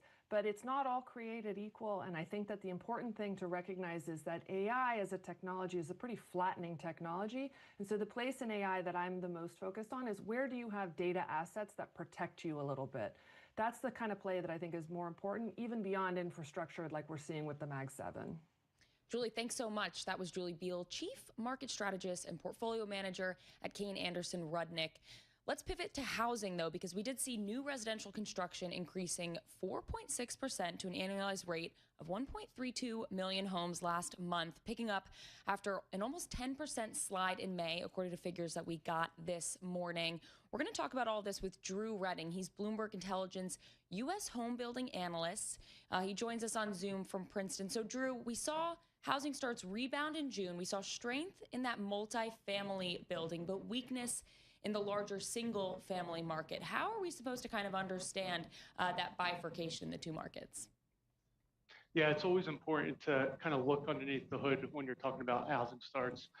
As you mentioned, the strength is really in multifamily. If you look compared to last year, up over 20%, but the single family market was down about 10%. Similar dynamics on building permits where multifamily was up low single digits, single family is down 4%. And what that tells us is that single family home builders are going to continue to scale back production in the coming months. And quite frankly, it's what they need to be doing. And the reason for that is because there's such an elevated level of supply of new homes out there in the market. The last data that was released shows we're at the highest level since 2007. The composition of completed homes, which is really the risk to the builders because those are the ones that tend to get more heavily discounted. They're at the highest level since 2009. So what you need to see the builders continue to do is start to work through that inventory and take their foot off the gas pedal in terms of new production. Now, over the past several years, you kind of touched upon this, but U.S. home building got some help from the lack of supply. And today's numbers aside, how have things changed since then? Drew, can you take us kind of through that timeline? Yeah, that's a great point. And the lack of supply for sale listings, let's call it, in the resale inventory has really been one of the key points of contention for the U.S. home building industry. It's been one of the major drivers for the builders. Shoppers didn't have options, so it kind of funneled people into the new home market. So that's been a major tailwind. But as you mentioned, that has shifted to a headwind now. We had inventory, which was up over 30% last month. Now, if you look at the national level, we're still about 10% below pre-pandemic levels. But I think when you look at the national numbers, it's really skewing what's happening out there in the market. We now have 10 states where resale supply is higher than it was in 2019. And among those are some of the most important markets for the builders. So think of areas like Florida, Texas, some markets in the Southwest like Colorado and Arizona. And when you dig even further in, some of the most importance for the builders, you're seeing inventory levels significantly above where they were in 2019. So what this means is that the competitive dynamic has really shifted for the group. Each sale is a little bit harder to get, so they're having to lean more heavily on incentives. And what we're increasingly starting to see is builders lowering prices outright, which is something that they tend to try to avoid, but we're seeing it more and more. Speaking of prices, I'm wondering just in the last minute or so, how does affordability look right now? Obviously, mortgage rates are still high. It's been a topic that Trump has touched on to try and persuade the Fed to lower rates. But how is housing affordability right now? Sure, affordability is still bumping along some of the worst levels on record. You called out rates. That certainly gets a lot of the attention, the publicity, but it's really home prices. Home prices are up more than 50% since 2019. At the national level in the resale market, we're still rising in that low single-digit pace. But that upward trend is starting to slow. And similar to inventory, if you look at local markets, in a handful of the top 50 markets, we're already seeing prices decline low single digits. And, that trend is also something that we're seeing in the new home market as builders have to get more competitive. They're lowering prices as well. So, it's certainly a local situation here. And I think it's something that will start to kind of spread throughout the remainder of the country as we move through the year. All right, Drew, always appreciate your insight. Thank you very much. That's Drew Redding, Bloomberg Intelligence U.S. home building analyst, talking about those housing starts numbers and so much more. This headline coming across the Bloomberg, JP Morgan expanding its research to private firms, starting with OpenAI. We'll have more on that. Also coming up, some big Netflix news, right? You've been hearing about it. Well, we have Geetha Ranganathan. She's Bloomberg Intelligence analyst on U.S. media. She's going to recap all those earnings because they were pretty impressive. But the thing is, Netflix shares, they're down nearly 5%. So she's going to break down the reason for all that. And this is on a day when we've got the stocks mixed right now. S&P 500 down about up about 2 points. Dow down 127. This is Bloomberg Intelligence.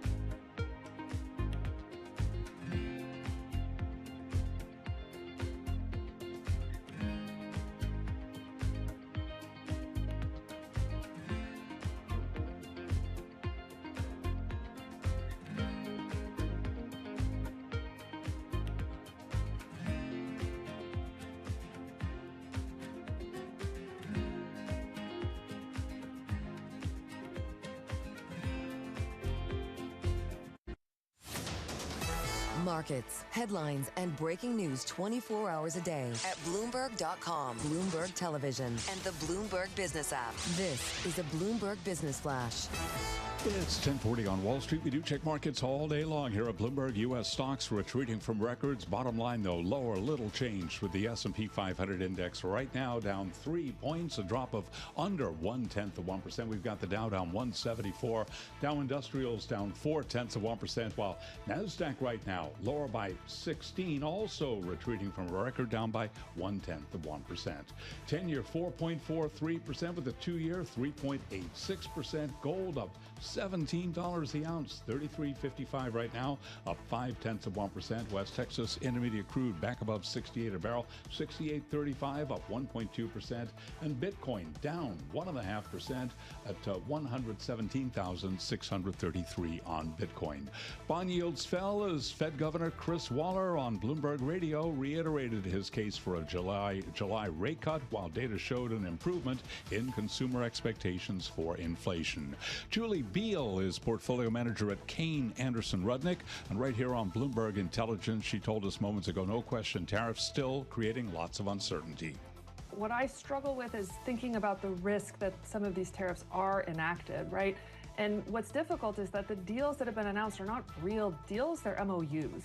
Most tariffed and trade deals take 18 months to put together, right? 90 and 90 is not a realistic assertion. We can have MOUs and agreements, but I don't think that it's realistic to think that we're going to have really clear and strong trade deals that are long-lasting in nature. Julie Beal of Kayne Anderson Rudnick, interviewed right here on Bloomberg Intelligence. Barcelona is set to reduce the number of port terminals for cruise ships in the city's latest attempt to limit the number of tourist visits. Right now we got Carnival down 0.7%, Royal Caribbean up 0.5%, Norwegian Cruise Line Holdings up by 0.2%. Recapping, stocks meandering, S&P right now down 4 points, down 0.1%. I'm Charlie Pellet. That is a Bloomberg Business Flash. All right, thank you, Charlie Pellet. This is Bloomberg Intelligence. I'm Lisa Mateo alongside Emily Grafeo. Netflix came out with their earnings. Are you a big Netflix watcher?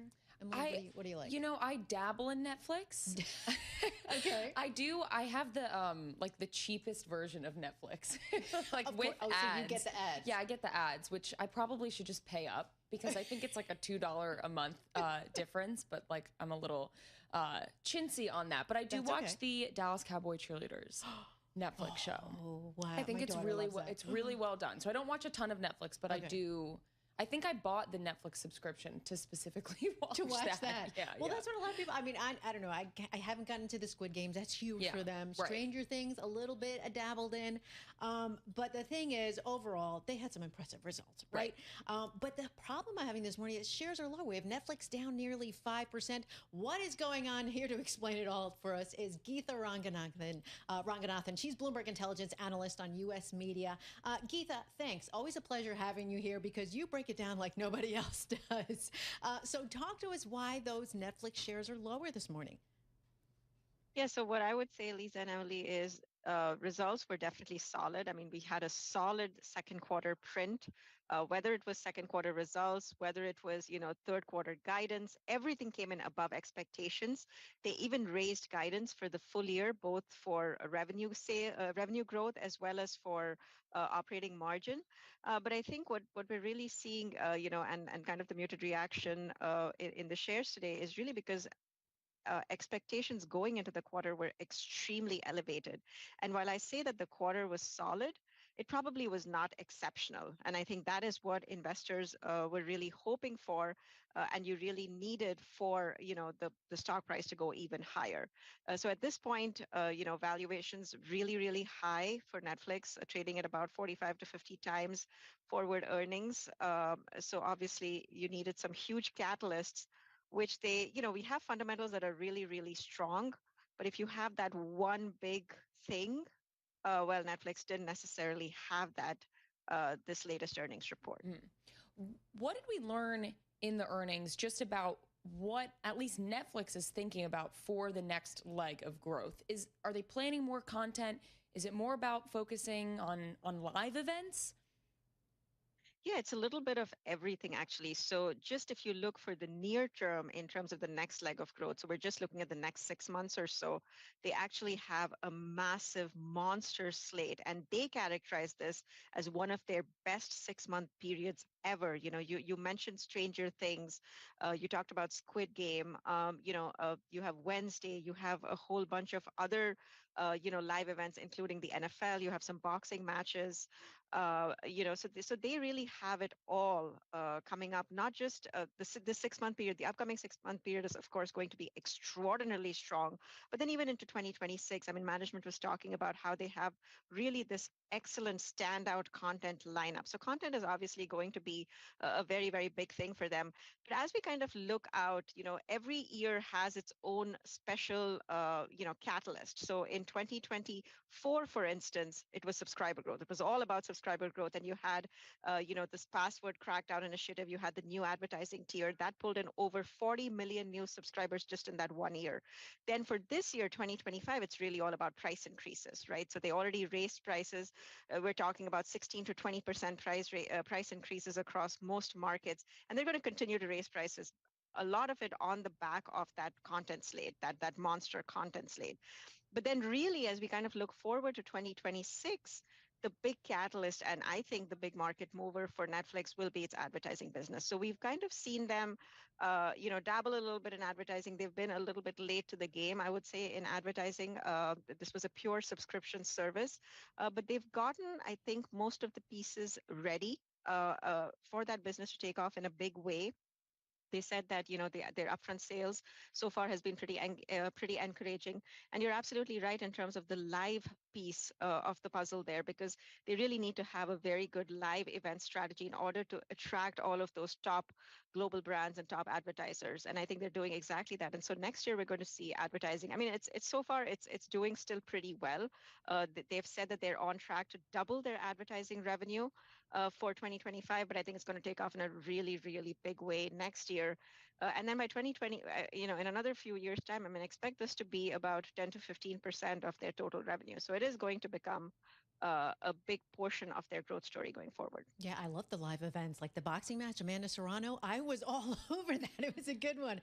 So you mentioned these prices. So how much can Netflix continue to raise their prices for subscribers? I mean, before they start to tune out, before Emily Grafeo shuts it off. I actually think they have very good pricing power. And a lot of that, of course, is going to be based off of the content. And they're obviously continuously investing in the content, in a disciplined way, but they're definitely broadening it. They're deepening it.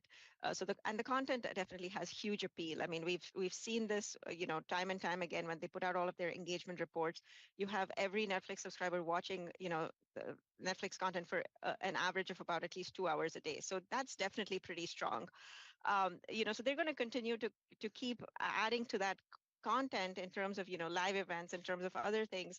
And, I think that is definitely going to be a big growth catalyst for them. Just very quickly in the last 30 seconds here, Geetha, talk about their competition right now, because there are a ton of streaming services, but obviously, I mean, Netflix is up about 90% over the last year. Did this earnings result show us that they're still the clear leader in streaming? Yeah, they are the undisputed leader. I mean, there is absolutely no doubt about this. They've won the streaming wars. The only one other name that kind of keeps coming up in terms of, viewing time would be YouTube. But I think both of those platforms are very different. So Netflix really kind of specializes in premium content and scripted content and prestige dramas. YouTube is really more for kind of casual user-generated content. But again, the way that Netflix management has kind of framed this whole question about competition is that, they still have, if you kind of just look at the whole viewing time, Netflix and YouTube combined only have about a 20% share. So they're really 80% is still up for grabs. And the way that, Netflix is kind of characterizing that is there's still plenty of upside in terms of them kind of capturing more share. But you're absolutely right. They are way ahead of their competitors in terms of viewing share right now. All right. Thank you very much, Geetha. Always glad to have your insight. That's Geetha Ranganathan, Bloomberg intelligence analyst on the U.S. media, keeping us all on top of Netflix earnings. Coming up, we have Paige Smith, Bloomberg consumer finance reporter, going to be talking about American Express. This is Bloomberg Intelligence.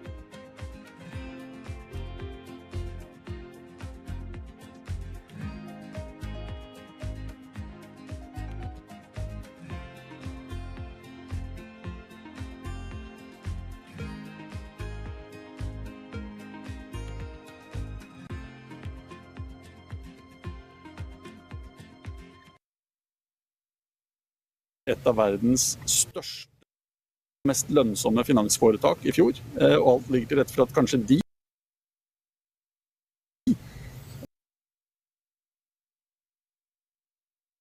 Men hvor lang tid tar det for disse nye stablecoinsene tar over og blir større enn Tether, tror du? Hvor lang tid tar det før Genius Act vil komme I kraft? Genius Act trer nok I kraft med full effekt fra neste år. De store bankene forbereder seg allerede nå. Så det et åpent spørsmål om de noensinne vil ta over. Vi skal ikke glemme at Tether var et av verdens største og I hvert fall mest lønnsomme finansforetak I fjor. Og alt ligger til rette for at kanskje de, sammen med enkelte andre nye kryptoaktører, kan bli finanskjempene I fremtiden. Og det, for å trekke det også litt til disse Bitcoin Treasury-strategiselskapene, de som virkelig lykkes der, som bygger en stor balanse I Bitcoin, det kan fort bli de som blir de store finanshusene I 10 årene fremover. Så jeg tror vi står overfor et paradigmeskifte. Det kommer til å være aktører fra den etablerte finansmarkedet som kommer til å fortsette å være store, mens andre kommer til å gå over ende og slite med denne overgangen.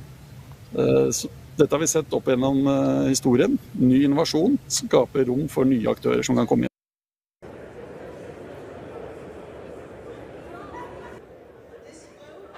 The ayes are 294 and the nays are 134. The bill is passed. Without objection, a motion to reconsider is laid on the table.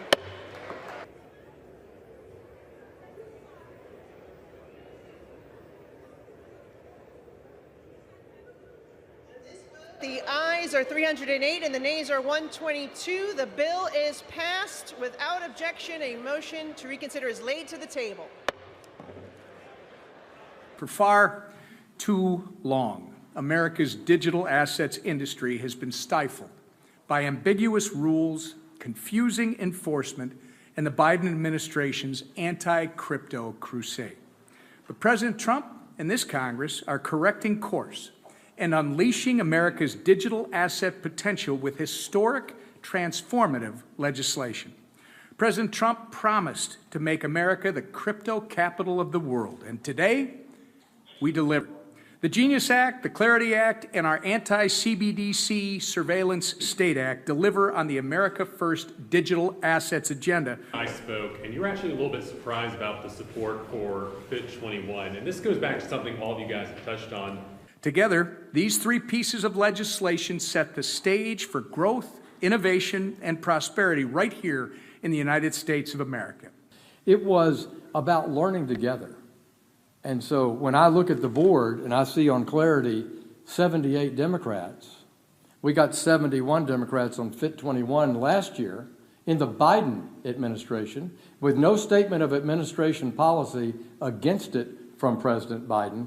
And today, under President Trump, with a statement in support of it, we got 78. And on Genius, coming over from the Senate, 102 Democrats supported Genius. This is about bicameral, bipartisan leadership for who? For the American people and for American innovation.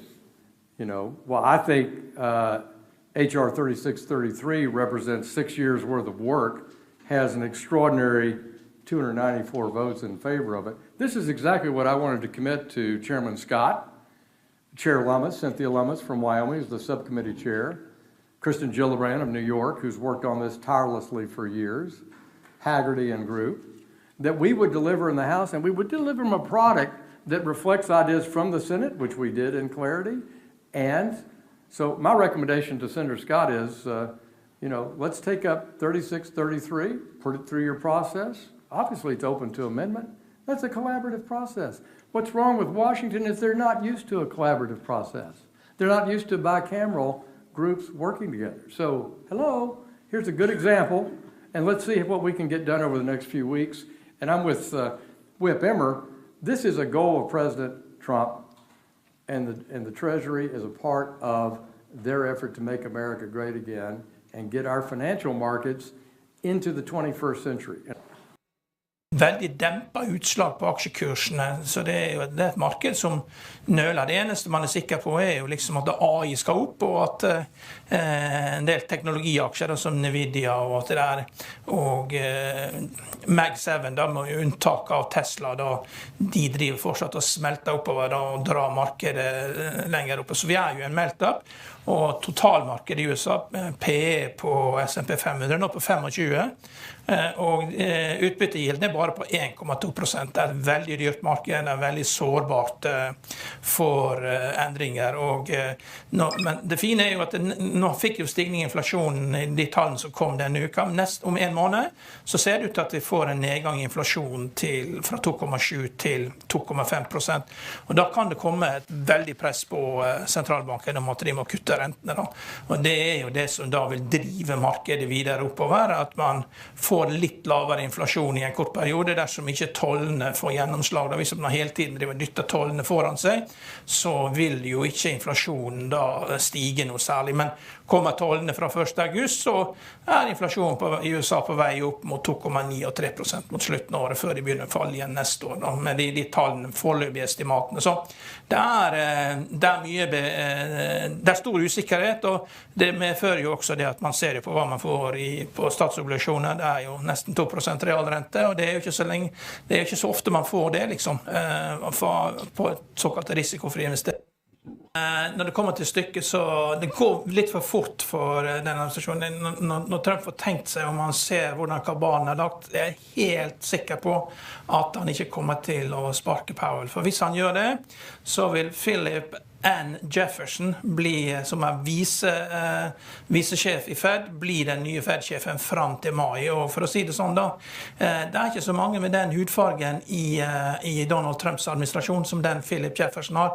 Så han var utnevnt i mai 2023, han er økonom fra Washington, kommer ikke til å skje. Men det er klart at de kan utnevne en sjef, for der har jo Bessent vært ute og sagt, det ideelle er å få på plass en ny Federal Reserve-sjef, utnevne han i slutten av året, og at de snakker om at han skal være sånn visesjef da, og at kanskje Powell kan steppe ned. Men fra mai neste år så har vi ny sjef uansett. Og da gjelder det jo da også da å få på plass en person som er kompetent. Men Bessent prøver jo der å få Powell til å gi fra seg sine 2 siste år, slik at den nye Fed-sjefen da, som kommer inn, tar den slotten. For det når du er utnevnt der, så blir du sittende i 14 år.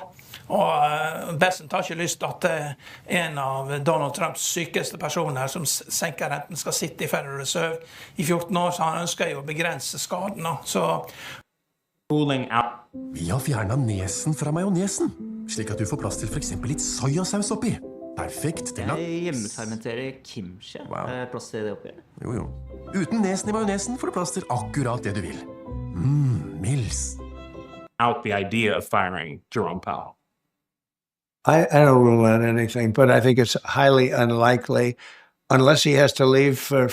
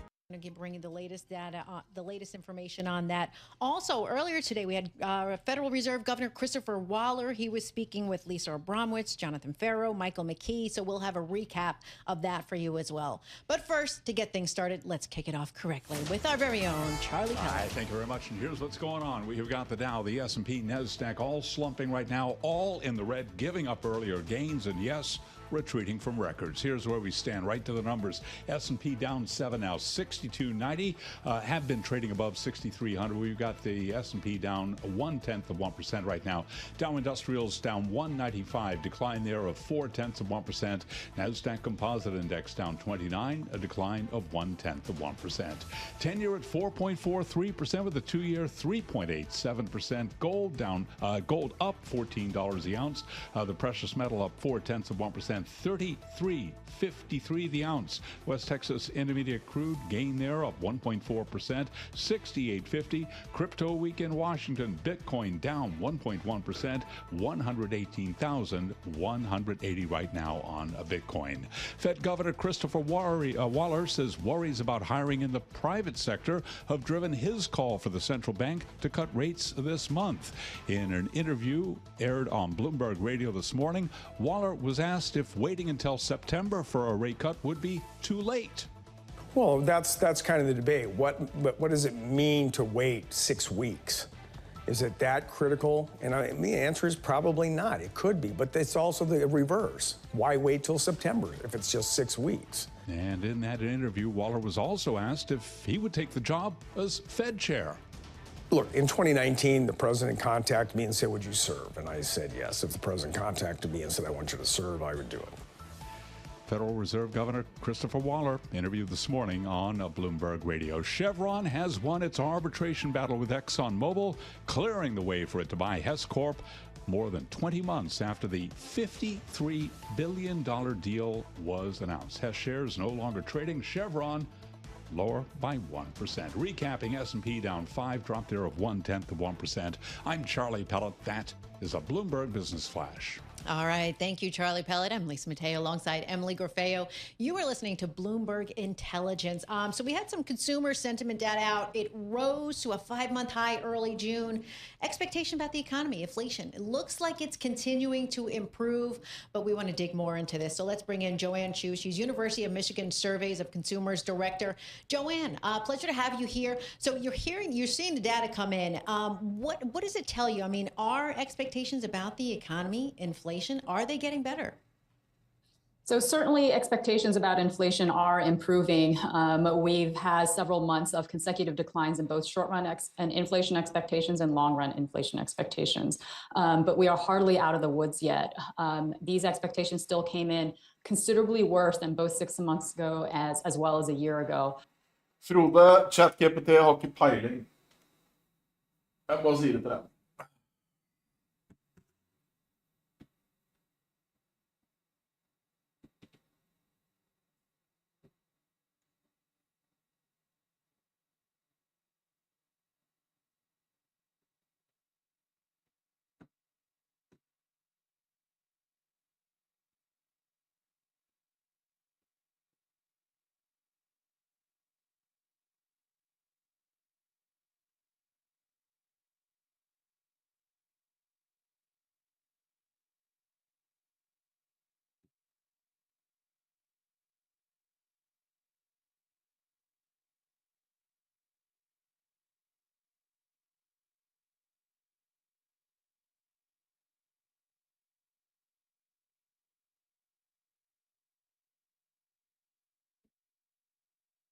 Ja, jeg tror Gul satt i 4000.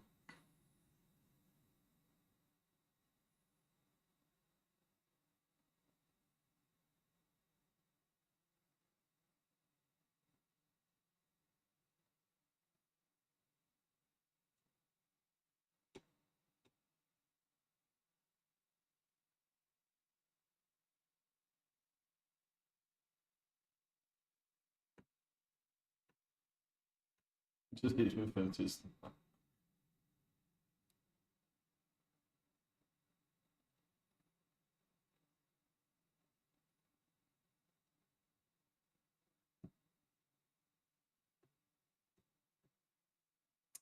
Den har blitt holdt kunstig nede på grunn av det Trump-kjøret, da.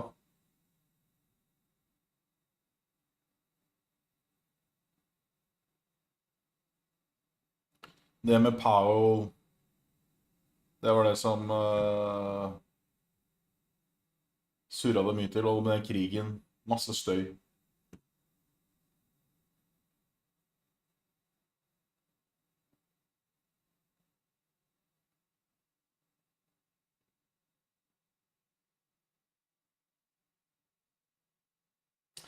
Chat-GPT, det er derfor det er så mange, tror jeg, som driver og sier, å, selg gull opp mot 60. De har sikkert brukt Chat-GPT. For det er ingen av dem som klarer å forklare hvorfor gull går opp eller ned.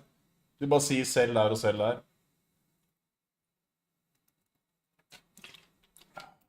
Det er sikkert Chat-GPT den bruker.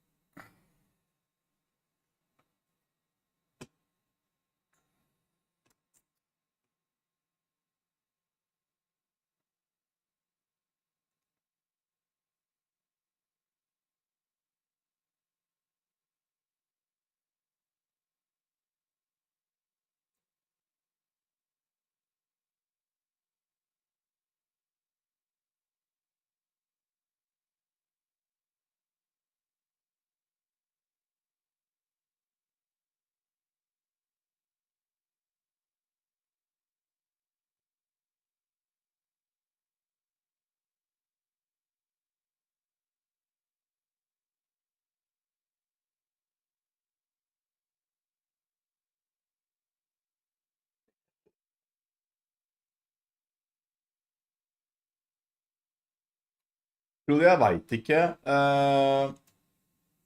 Det har vært en bullrun ganske lenge da. Bare at Trump ble president, så har jo krypto gått som av faen, egentlig. Sammen med AI. Men jeg vet ikke hva slags innvirkning det vil ha på gull, egentlig. Jeg tror ikke det vil ha en innvirkning på gull. Jeg tror at det vil ha en jævlig innvirkning på hvis folk blir frelst av krypto, med de stablecoinsene som du har holdt på borte i USA der, så vil det knekke børsen, tror jeg. Rett og slett. Da tror jeg børsen stuper, og da går gull i hvert fall opp. Du kan si hva du vil om krypto. Krypto er verdt det det er verdt der og da. Det er ikke verdt noe mer. Så det er basically som å kjøpe en... Du kjøper et klistremerke da, eller et frimerke.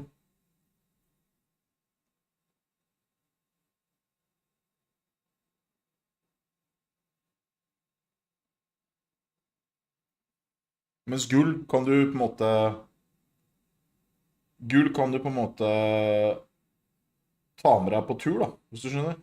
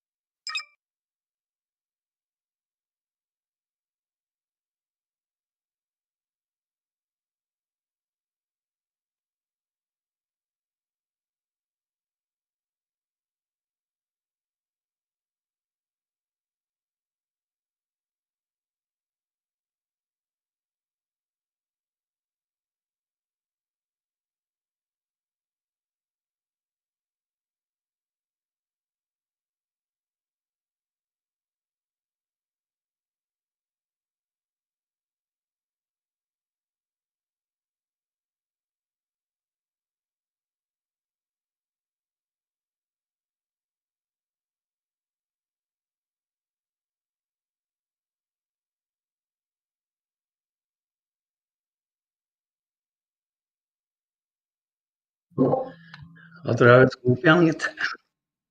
Gull, ja. Ja. Ja. Så jeg får kjøpe noe maling. Kos deg. Jeg sitter her, jeg. Det er det. Greit, hei. Ha det.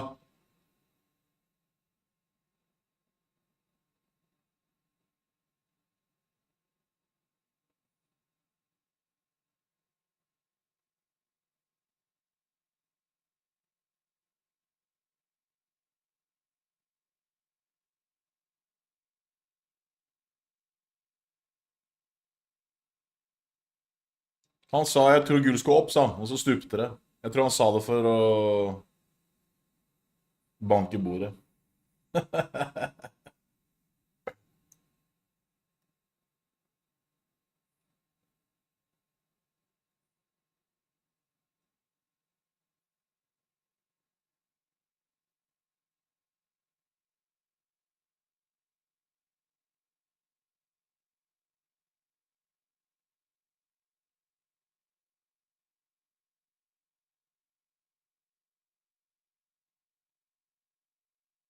Hexion har jeg ikke sett noe på.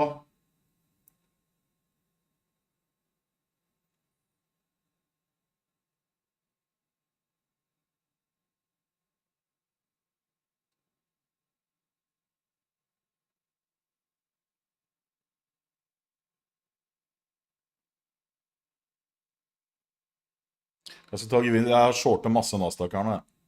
Jeg gir meg ikke på den der. Det er derfor jeg hører sånn klikk, klikk, klikk, klikk hele tiden.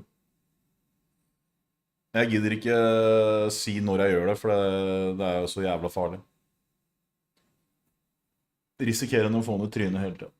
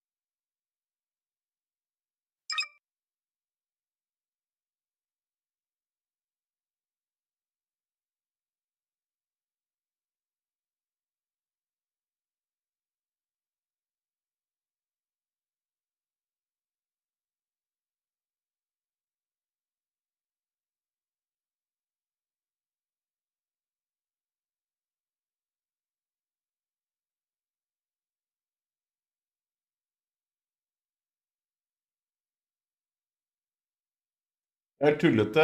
Nå driver jeg altså og kjøper og selger Nasdaq. Eneste jeg ser på er grafen på Nvidia. Den. Trader Nasdaq basert på den. Altså, det er så tullete.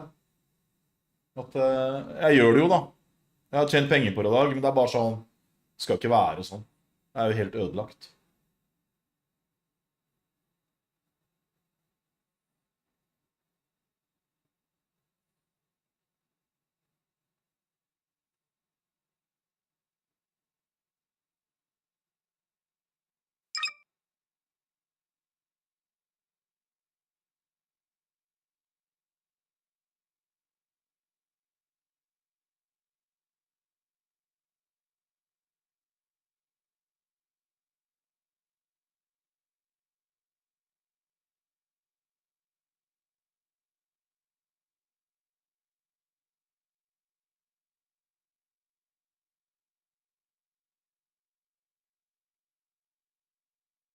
God bra dag, Balletta. Jeg bare klager på Nasdaq som vanlig.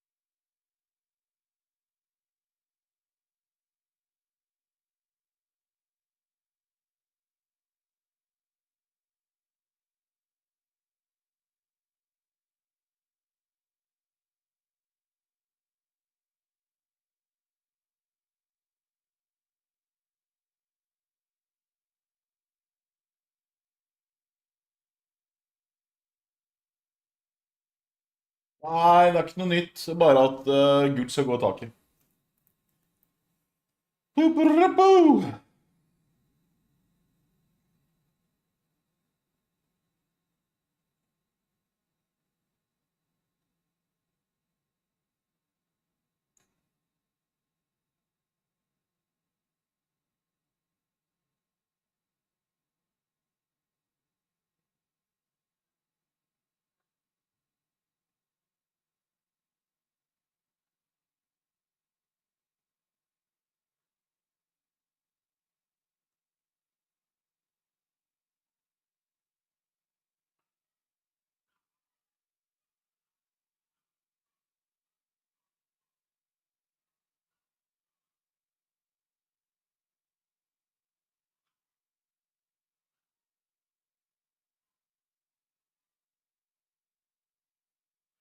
Jeg merker at det volumet er helt borte nå, da. Det er ikke noe volum i det hele tatt. Det er bare sånn choppy. Veldig choppy. Choppy.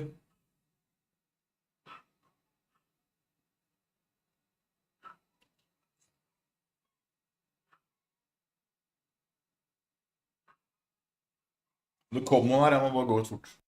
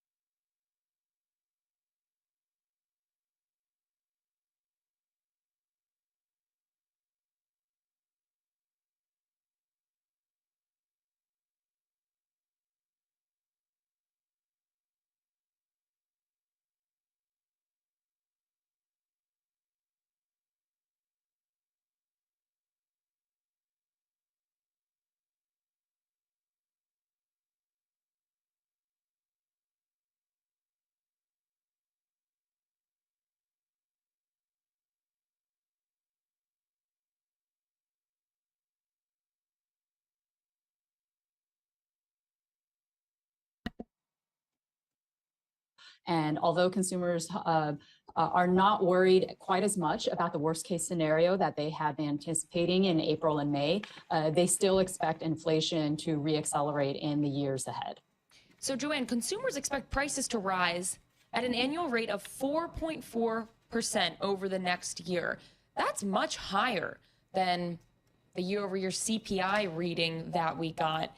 Why is there such a divergence here between what consumers actually think and what the data is showing us about inflation? The CPI is backward looking, is telling us what happened to prices over the past 12 months, whereas inflation expectations are saying what's going to happen in the next 12 months. It's very clear from the survey that the number one factor that consumers are thinking about are the potential impact of tariffs. And I think there's a recognition that it might take a little bit of time for tariff policy to pass through to consumer prices, but consumers broadly expect that to happen. In April, when the reciprocal tariffs were announced and then paused, consumers were really expecting something quite catastrophic to happen. And at that time, we saw inflation expectations even higher than they are now. But I think consumers are less worried about that worst case scenario, that maybe the reciprocal tariffs, that eventually tariff policy might settle at something lower than the reciprocal tariffs that were announced in April. But again, they are still worried. They have recognized that inflation, slowed down in 2023 to 2024, but looking forward, they are expecting tariffs to eventually pass through to their prices. All right, Joanne Chu, University of Michigan Surveys Consumer Director. Thanks so much for joining us. We appreciate your time. All right, let's see what stocks are on the move this morning. I'm Lisa Mateo, Emily Grafea. We're joined by Bloomberg's, Philana Hadrich, Bloomberg Cross Asset Reporter. Thank you so much for joining us this Thanks morning. for having me. So where did you want to start? Let's start with Netflix, ticker NFLX. Sure. And shares are lower about 5% today, even though last night the company reported second quarter results that exceeded investor expectations in just about every major metric, with the company saying revenue grew to $11.1 billion and earnings jumped to $7.19 a share, and it also raised its forecast for full year sales and profit margins. And the company mentioned that there have been a couple of really big hits, including Ginny and Georgia and the final season of Squid Game. I watched the first season of Squid Game. I could not stomach the second season of Squid Game, so I'm not one of those fans, but apparently these are quite popular. Do you watch a lot of Netflix, or? Of course. Really? Don't I we feel like all? you're not a TV watcher. Oh, I watch TV. Yeah. Okay. Yeah. Okay. I'm into Apple, the Apple streaming app. Oh, Apple TV. Recently, yeah, because I hope no one from Apple is listening, but I took my mother-in-law's login. All right, what other stocks are you looking at? We're also looking at Lululemon, LULU.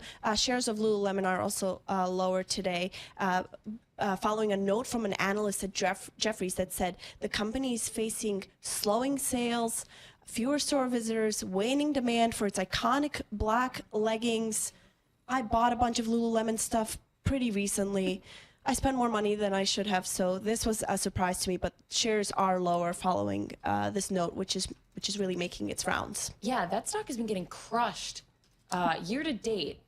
Down some 40% through the Wednesday close. That's right, yeah. Yeah, okay, and your last stock? And the last one is 3M. Ticker, of course, is MMM, and those shares are slightly lower today as well. But the company did raise its profit forecast, and it beat Wall Street's estimates for the second quarter. And its CEO, he has this effort undergoing to reinvigorate the company, and that seems to be gaining some momentum. So the company said adjusted earnings will be $7.75 to $8 a share this year, and that includes some of the expected impacts from tariffs, and that was up from a prior range that topped out at $7.90. And analysts had been expecting $7.70, so much better than expected results. All right, Philana Hadrich, thank you so much for joining us, Bloomberg Cross Asset Reporter. For more conversations like this, you can subscribe to our new Stock Movers reports. Listen for 5-minute audio reports on the biggest winners and losers in the stock market. Subscribe to Stock Movers on Apple Podcasts, Spotify, or anywhere else you listen. Okay, so earlier this morning, Fed Governor Waller, he joined Bloomberg in a wide-ranging conversation on the labor market, the Fed, and also on a lot more. His stance on cutting rates in the next Fed meeting. So in this portion of the conversation, he was asked by Bloomberg's Michael McKee if he would dissent during the July meeting if the majority decides not to cut rates. So take a listen. Well, I never want to commit to an action before the meeting. Otherwise, if everybody committed before, you don't even need to have the meeting to have a discussion. So the goal is to always go to the meeting, sit down, listen to all sides. People will try to convince me of their view. I'll try to convince them of my views. And in the end of the day, you make a decision on what you think is the right outcome and the right data, how the data is coming in. And right now, I laid out my case last night. I don't think I could be any more clear, I hope, as to what my position is and why I think we need to do this. It's just how I read the data and how I think about going forward, how you respond to anything that involves tariffs. There's a lot of politics in this decision coming up, more than usual.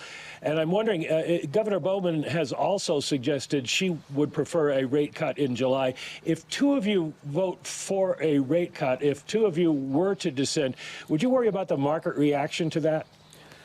You know, one of the things that has always bothered me since I took this job is the criticism that we are nothing but groupthink. All the meetings are the same. Nobody dissents. Nobody does anything. And I think this is healthy. I think this is a turning point in the way we want to think about policy.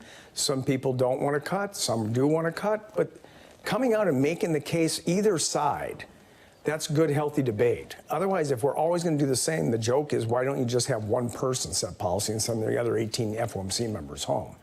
So this is healthy. I think this is what you want to see in a democracy. You want to see policymakers have serious, open discussion about where policy should go. It doesn't mean anything about politics or anything else. It's make the economic argument and then see if you can convince others to go along with you. And that's all I'm trying to do. We totally agree with you, for the record. We were sick of the groupthink, and it's good to have dissent. Yeah. Mike essentially is asking if you will dissent at the end of this month. Is there value in dissenting on the FOMC? Well, I mean, it's often the case that you dissent if you make it very clear you think at this moment in time this is an important thing to do. If you were to go in and do kind of a jihadist, I'm going to dissent at every single meeting no matter what happens, then you don't even have to show up. Everybody knows what you're going to do. So it is important to make sure that if you dissent, you do it carefully and you have the right reasons, and it's not going to turn into a serial dissenting potential case. I mean, that's how I take my job seriously and responsibly. So I only would think about doing this. I dissented on the balance sheet slowdown earlier this year because I felt like that was not needed. And that's kind of the situation we're in now. Chris, if you do cut, the markets will go one way. If you don't, they'll go another, perhaps. How critical is it to get to a rate cut fairly quickly? You've mentioned the danger to the labor market, but if you do wait till September, is that going to be too late? Well, that's kind of the debate. What does it mean to wait 6 weeks? Is it that critical? And the answer is probably not. It could be, but it's also the reverse. Why wait till September if it's just 6 weeks? That's exactly the thing. It doesn't kind of matter. Just start thinking about, do I want to wait and risk something happening? This is what we saw last summer, by the way. We left July, we left rates, and then boom, we got a very weak, bad labor market report. The unemployment rate jumped 0.2. Payrolls went way down from where they were, and people were screaming at us last August, you guys should have cut in July. So 1 month it always is 1 month. Just remember that, it's just 1 month. But we live in a world in which we have to respond to real-time data to kind of sense of where the economy is going.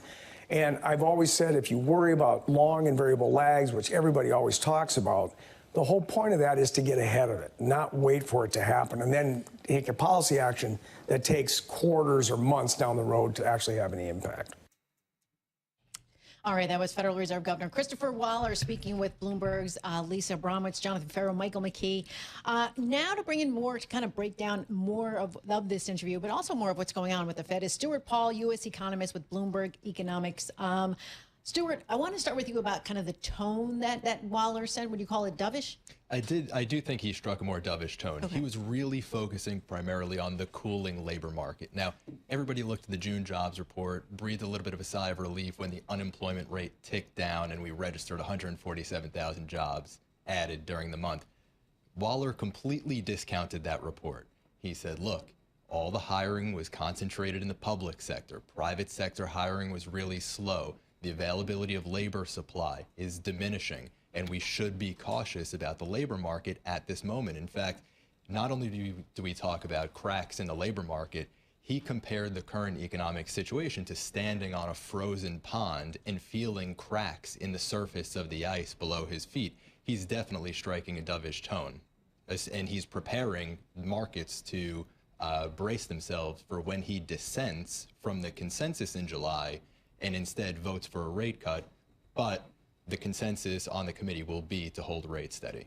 It's kind of hard to kind of parse through, you know, how seriously we should be taking his message. Is it like, how much does it really tell us about the strength of the economy versus someone trying to be the Fed chair, trying to say, you know, what Trump wants to hear? Obviously, the Fed claims that they're not politicized, but it does feel like everything these days is becoming It does feel political. that way. Yeah, it does feel that way, and there could be a little bit of politicking going on.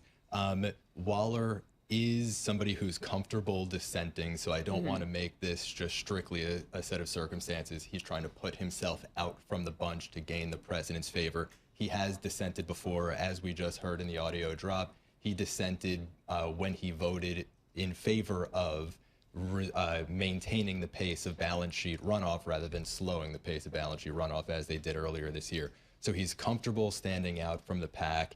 He has been very right about the labor market so far. He was outside of the pack saying that, look, firing would not take off. Instead, the cooling of the labor market would instead be a diminishing excess demand for labor, falling job openings. And that's exactly what we've seen. So he has a lot of credibility, and I don't think that there's any downside for him in maintaining his position as somebody who's a little bit more dovish than the rest of the pack. Yeah, one of the things I found interesting during this interview is they, you know, kept asking him, you know, would you take the position of Fed chair? And he kept saying, if I was asked, I would take it. And then he's like, and he said, well, I haven't been asked. So what was your whole take on that about that position of Fed chair? This is the real campaign season that we should care about. Forget the midterms coming up next year. It's very clear that folks are campaigning right now. Kevin Warsh, it seems like, is on, you know, every single news outlet. This has been Waller's opportunity to get his name out there, to start putting himself forward as a viable candidate. Right now, we think that Kevin Hassett, who's currently working in the White House, might be the top contender. He's worked with Trump for years. He was in the first Trump White House. His expertise is a little bit more focused on taxes than on monetary policy. And so that might be a point against him. He might have a little bit of a harder confirmation process. I think that Waller is doing a good job of getting his name out there and perhaps even just getting himself a bit more on Trump's radar, reminding him, I had your confidence the first term when you put me on the board of governors. Keep that confidence in me to take the top job when it comes up in May. This is going to be a continuing story. Stuart Paul, thank you so much for joining us. He's the U.S. economist with Bloomberg Economics. Coming up, we've got a lot. We've got Munis in focus. Daniel Moran, Bloomberg Municipal Finance, talking about the muni market. So we'll talk about that too, because there's been a lot of rain, flooding. What does that mean for the municipal bond market? Stay tuned. We've got more in Bloomberg Intelligence.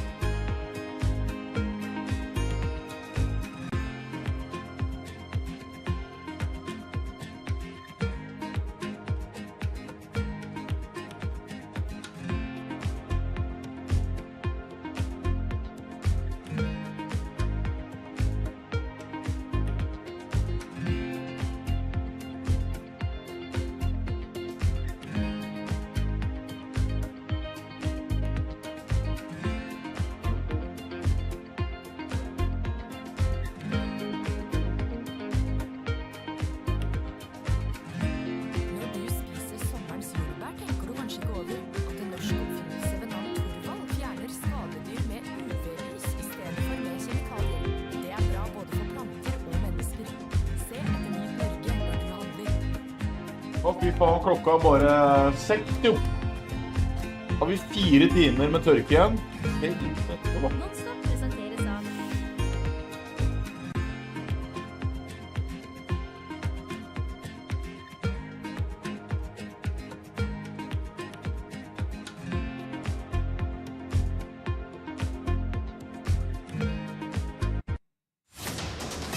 Markets, headlines, and breaking news 24 hours a day. Bloomberg.com. Bloomberg Business App. This is the Bloomberg Business App. It's 11:21. Oh, wait, 32 and 71. Yeah, look at the numbers. 132 million and 71 million. Yo, that's crazy. No. Numbers for person. S&P right now, just under 1/10%. This Bloomberg Business Flash brought to you by Oracle. Businesses, Oracle's offering to cut your current cloud bill in half if you move to Oracle. For new U.S. customers with minimum financial commitment, see if your company qualifies at oracle.com/Bloomberg. The Dow down 165, now down 0.4%. We've got NASDAQ lower by 12, drop there of 0.1%. And by the way, a retreat from records for the S&P 500 index. 10-year at 4.41%, the 2-year 3.85%, and the 30-year 4.99%. Gold right now up $15 the ounce. That's a gain of 0.5%, 33.54. West Texas Intermediate crude 67.41 a barrel, down 0.2%. At a 1.5% drop right now for Bitcoin, 117,673 on Bitcoin. Consumer sentiment, as measured by the University of Michigan, rose to a 5-month high in early July as expectations about the economy and inflation continued to improve. Joanne Shu is director of the survey. She was interviewed right here on Bloomberg Intelligence moments ago.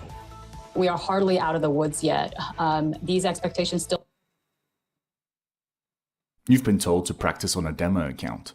That's the worst advice a beginner trader can follow. What actually works is this. People. What did I think of John Bravo? Culture vulture. Culture vulture, bro. Like, he attacking men that's trying to help y'all.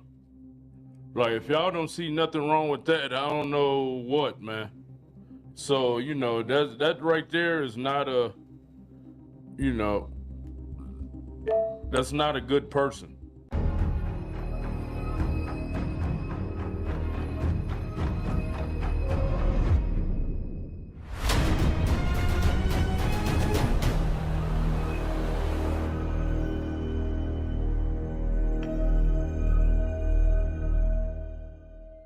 So this asshole, Kali Muscle, we haven't talked about him in a long time, that piece of shit. You know why? Because nobody gives a shit about him anymore. It's gotten so bad, right, that all he's doing is running around town with his big tittied boyfriend, right? Filming videos with each other that none of us ever asks to see. That's right. Pull that shit, man. Pull that shit. They've gotten so desperate for views, right? You know how they always say, they never talk about another man, right? Well, that's what they're doing because they can't get any views otherwise. Yeah, you know what? Where the Tran twins at? Where the Tran twins at? Let's have a lift off. Where the Tran twins at? Where the Tran twins? Hey, where you guys at? What you want to do? Remember, his plan was to shut me down and illegally strike my channel, and I got my lawyer showed up at the asshole's doorsteps and scared the shit out of him, so they left me alone. Well, because that didn't work, now he's going on live trying to say that some dirty thing from my past is gonna come out and nobody's gonna like me anymore. But I can tell you something, no matter what I did in my past, I was never no Chuck Basher.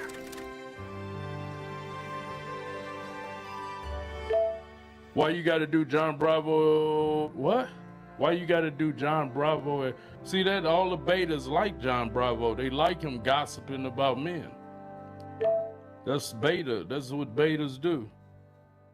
Betas. I know, David. I know you want to suck John Bravo off. I know, David Russell. We know that everybody see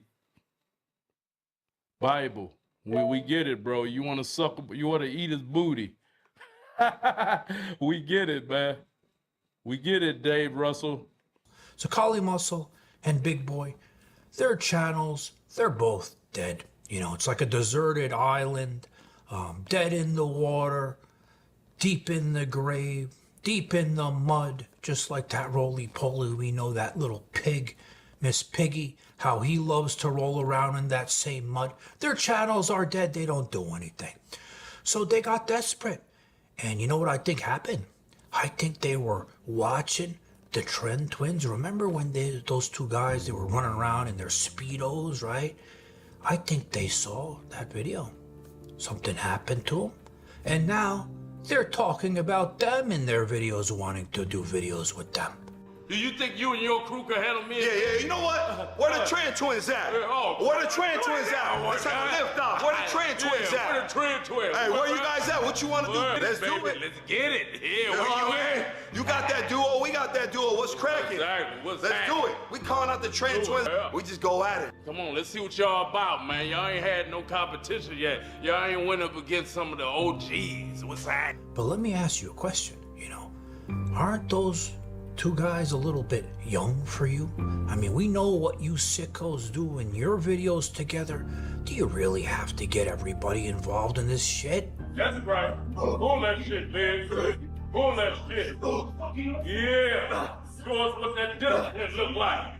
Yeah. What that discipline look like. So now, Chucky, he went on live, and he starts putting my name in his mouth. Remember, he doesn't talk about other men, but he's talking about me too, just like he was talking about the Trend Twins. But we know already, this guy loves talking about me. He can't get my name out of his mouth, right? Who knows what he's thinking about me in his head, right? Well, he goes on live and he calls me a culture vulture, which I never even knew was a fucking term. I had to Google it, but yeah, calls me a culture vulture, says I'm talking shit and making videos about good people that are trying to help people. What did I think of John Bravo? Culture vulture. Culture vulture, bro. Like, he attacking men that's trying to help y'all. Like, if y'all don't see nothing wrong with that, I don't know what, man. So, you know, that right there is not a, you know, that's not a good person to just make up stuff on people. He been slandering me for about 10 years, bro. You know, we out here helping people. We not out here hurting people, doing wrong, gossiping, making up stories and all that. But I'm thinking, how am I a culture vulture when the videos that I make on here are to expose bad people doing bad shit? Scams, doing shit to people, taking their fucking money like you did with the crypto, right? I'm not making videos on Mother Teresa, good Samaritans, good models of society. I'm making videos on pieces of shit. So now, you know, like I said earlier, his plan about copyright taking down my channel because he wants to shut me up somehow, right? Well, now his bright idea is that he's hoping and he's praying that some dirty, dirty shit about my past is gonna all of a sudden, after 10 years I've been online, gonna magically appear, and when people find out about it, they're not gonna like me anymore. So look what he says here in this clip, and try to ignore his ass crack, because when I see that thing, I don't want to imagine what that thing has been through. If your favorite YouTuber ain't got an autobiography, they hiding something. And you know, all those people y'all talk about, Johnny Bravo, all that, bro, he got, y'all see in a minute. We'll see if y'all fuck with him when they come out, man. But this is what I got. You know what I mean? I've been an open book. For those that know, I wrote a book, man, about my life. You know what I mean? Like, all these people y'all romanticize, you don't even know nothing about. Well, yeah, I mean, Johnny Bravo, awesome to betas.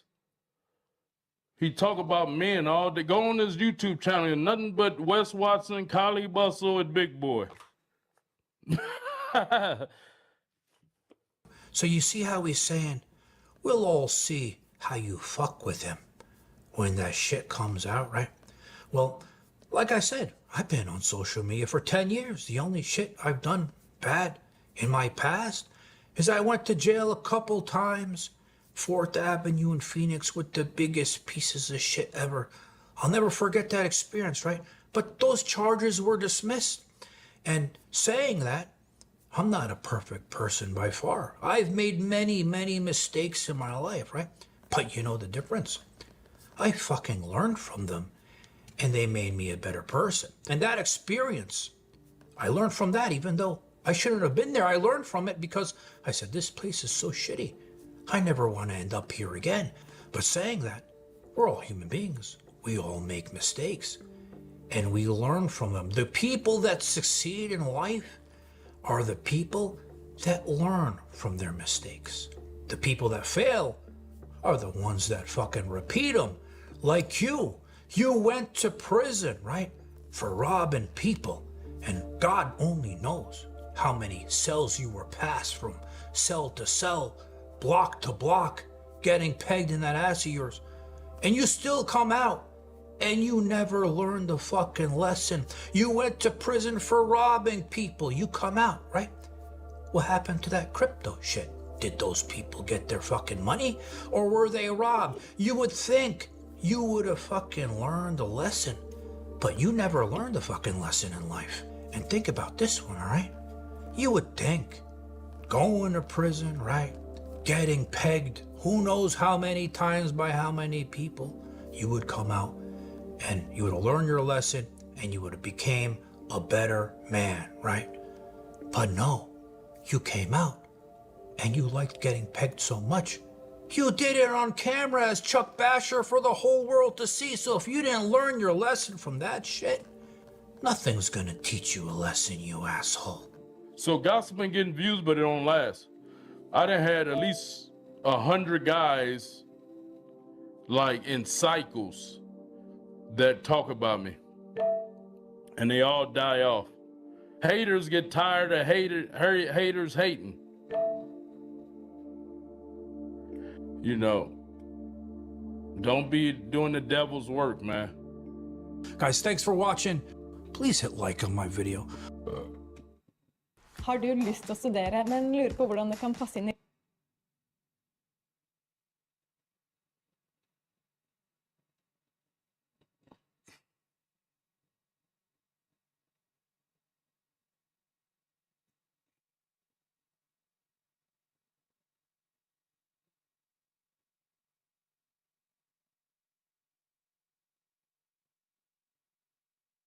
Watch what happens when this dealer finally runs into the guy that ran off on him with a whole pound 4 years ago and blocked him on everything. He tried to act like he was gonna cop some gas and then spin off and over like I think he know he did some funny. I just caught this in the train station after years. This blocked me and all that, you heard? Now after that he came home, he said just now he blood, he all this shit. Dude was with his girl, so he would try to leave, but the dealer demanded him to pull out his Cash App and send over the money he owes.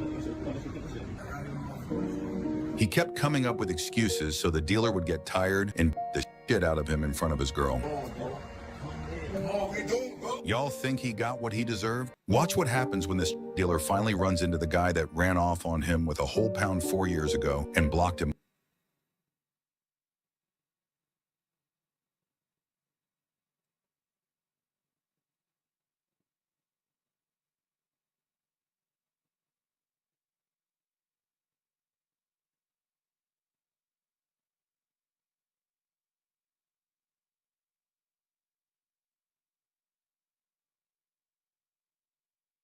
I'm not gonna hurt him. Let go of my neck, then. You touching me, nigga? Bro, nigga, you touching me. What's wrong with you? Whoa, what you wanna do?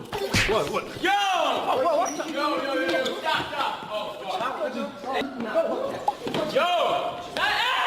Stop! Chill, we're good. Bro, don't touch me, bro. Nigga, you don't touch me on what, nigga? Bro, what? What? Oh my God! Yo! I'm not gonna hurt him.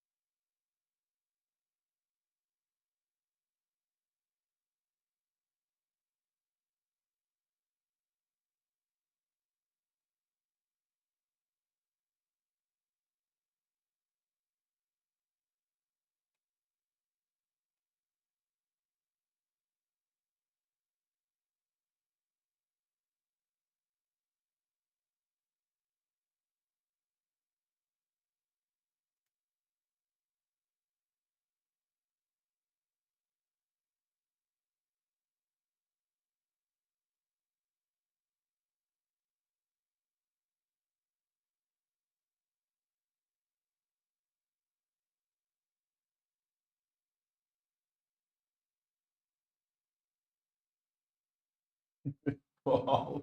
Klokka er bare 6:30. Jeg føler klokka er 10. Helvete, ass.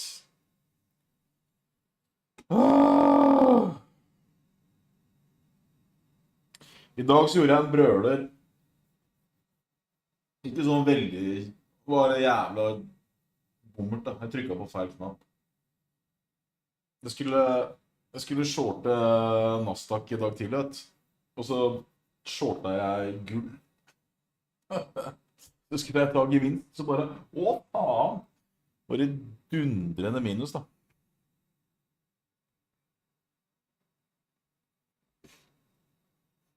Eller dundrende minus var kanskje litt å ta da. Men det er det pluss nå da.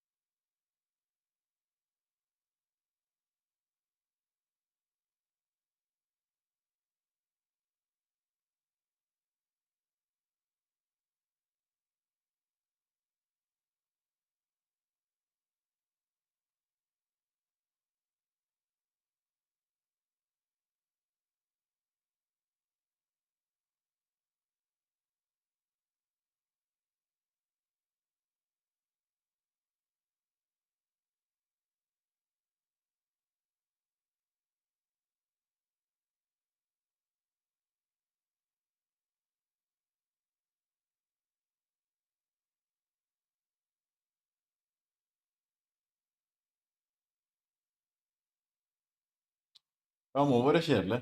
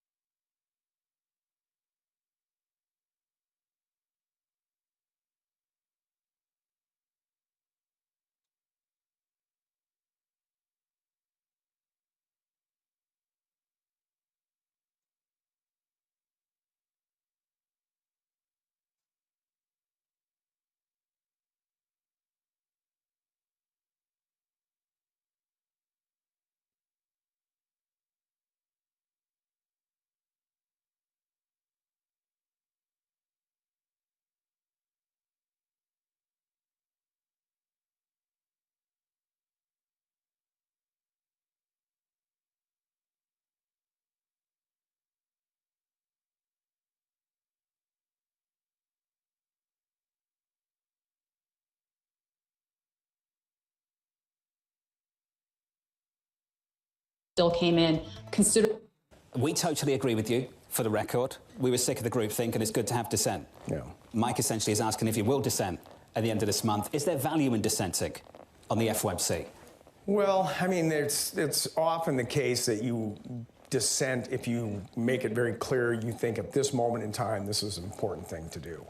If you were to go in and do kind of a jihadist, I'm gonna dissent at every single meeting no matter what happens, then you don't even have to show up. Everybody knows what you're going to do. So it is important to make sure that if you dissent, you do it carefully and you have the right reasons, and it's not going to turn into a serial dissenting potential case. I mean, that's how I take my job seriously and responsibly. So I only would think about doing this. I dissented on the balance sheet slowdown earlier this year because I felt like that was not needed. And that's kind of the situation we're in now. Chris, if you do cut, the markets will go one way. If you don't, they'll go another, perhaps. How critical is it to get to a rate cut fairly quickly? You've mentioned the danger to the labor market, but if you do wait till September, is that going to be too late? Well, that's kind of the debate. What does it mean to wait 6 weeks? Is it that critical? And the answer is probably not. It could be, but it's also the reverse. Why wait till September if it's just 6 weeks? That's exactly the thing. It doesn't kind of matter. Just start thinking about, do I want to wait and risk something happening? This is what we saw last summer, by the way. We left July, we left rates, and then boom, we got a very weak, bad labor market report. The unemployment rate jumped 0.2. Payrolls went way down from where they were, and people were screaming at us last August, you guys should have cut in July. So 1 month it always is 1 month. Just remember that, it's just 1 month. But we live in a world in which we have to respond to real-time data to kind of sense of where the economy is going. And I've always said if you worry about long and variable lags, which everybody always talks about, the whole point of that is to get ahead of it, not wait for it to happen, and then take a policy action that takes quarters or months down the road to actually have any impact. The new worry is tariffs. We've just had a 6-minute conversation with you about monetary policy. You've built a case for lower interest rates, and no one's talked about trade or inflation.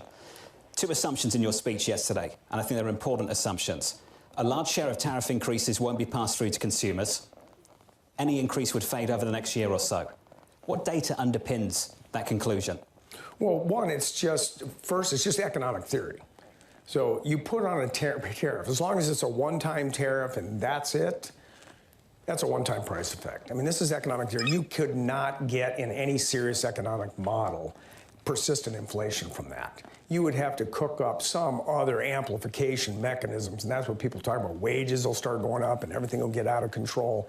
You're not seeing that at all. This is just not. Those kind of amplification mechanisms or wage price spirals aren't happening. Tariffs are a tax, and in public finance, you learn that you may levy a tax on a firm, but who bears the incidence or the burden of that tax? It can be a group of people or one person, not necessarily the firm. So this is what I've heard from a lot of firms. If there's a 10% tax, they'll force their suppliers to eat some of that cost. Workers may eat some of that cost in terms of less hiring and things like that. The firm will take it out of their profit margins. And then lastly, some of it will get passed on. And as I mentioned last night, I've heard this for months now. Like the rule is 10%, it's roughly, rule of thumb is a third, a third, a third. Suppliers will eat a third, firms will eat a third, consumers are going to eat a third of that tariff. So if you eat a third of it and it's 10%, like I've been arguing, this is like 3/10 of a, 3/10 on the inflation rate for a few months, and that's it. And it'll persist if you do 12-month over 12-month. That base effect will not go away for a while, and then it'll just drop off a cliff. So that's why I've been arguing you want to look at like 3 months and 6 months to see if these tariff effects pop up and then go away. That was Federal Reserve Governor Christopher Waller. The headline there, he hinting that he would dissent if his colleagues voted to hold interest rates steady at the July FOMC meeting later this month. He was joining our colleagues on Bloomberg Surveillance this morning, including our Michael McKee, Bloomberg International Economics and Policy correspondent, who joins us now from Idaho. Mike, obviously, as you mentioned in one of your questions, there's now this political aspect hanging over the FOMC's next decision. You also sat down with Mary Daly yesterday, too, president of the Federal Reserve Bank of San Francisco. What's the consensus that you're hearing from Fed officials as the White House's rhetoric really ramps up? The Fed is not going to cut rates at the end of July meeting on July 30th. Most members have made that plain that they're not voting for it. And we go into the blackout period tonight. So we won't hear anything more from them. And it's unlikely we'll get any kind of data or anything that will change their minds between now and the end of the month. The political question becomes, of course, what does Governor Waller do? Because he's considered a candidate for to replace Chairman Jay Powell. If he wants to be Fed chair, there is pressure on him to dissent because the president values loyalty above all else. And so if he doesn't dissent, one might think that President Trump would reject him. The other issue is if he does dissent, and perhaps Michelle Bowman, who has also expressed a preference for July, also dissents. We haven't had two dissents like that from governors in several decades. So that could be an issue in terms of Fed credibility, start people on Wall Street talking about big divisions at the Fed. So it's going to be a very difficult and narrow path for Waller to walk on the 30th. And we'll have to see how far he'll go. Well, and I thought it was interesting that Waller himself pointed to the fact that it's the entirety of the Federal Open Market Committee. And if they all are supposed to always have to agree with each other unanimously, it might as well just be one person making the decisions, which arguably might be how one could read the administration's focus on Chairman Powell, like he alone can control the direction of interest rates. But it does speak to the idea that even if you remove Powell from the equation, even if someone like Waller becomes chair, there's not necessarily going to be a consensus to keep easing, even if Waller would want to push in that direction. Oh, that's absolutely correct. And it's been kind of surprising to people on Wall Street and economists around the country that the president doesn't seem to understand that he thinks he can jawbone Jay Powell into doing something on his own. And that's one of the issues for whoever becomes the next Fed chair. The president may be expecting somebody to walk in the door and start cutting interest rates, but the 12 voting members of the Open Market Committee are going to have something to say about that. And so it's unlikely that the president will necessarily get what he wants, as Chris Waller pointed out. What Waller does want, I think, and what he could encourage as chair is perhaps more dissents. The idea that members make their feelings known and the public gets a better view of what the internal debates are. We get something in the minutes, but they are whoever is speaking is not identified, and they refer to them as groups of several or some, things like that. So that might be something that Waller is talking about doing down the road, is encouraging more dissents and more people to take firm positions, even if they disagree with the chair. All right, Michael McKee, Bloomberg International Economics and Policy correspondent, still reporting for us from Idaho. Thank you so much, and a great conversation with Fed Governor Christopher Waller earlier today. I do want to make mention of some headlines that have just crossed the Bloomberg terminal, coming from the Financial Times. The FT reporting that President Trump is pushing for a 15 to 20% minimum tariff on all EU goods, and we're seeing stocks kind of right around session lows off the back of that, though we're only down about 0.2% on the S&P 500 right now, keeping in mind, of course, that President Trump less than a week ago sent a letter to the European Union saying if they don't reach a trade deal by August 1st, a 30% tariff would be implemented. The FT reporting that the administration is looking at a reciprocal tariff rate that exceeds 10%, even if a deal is reached. We'll continue to keep you updated on that story, and we have much more to come here on Balance of Power on Bloomberg.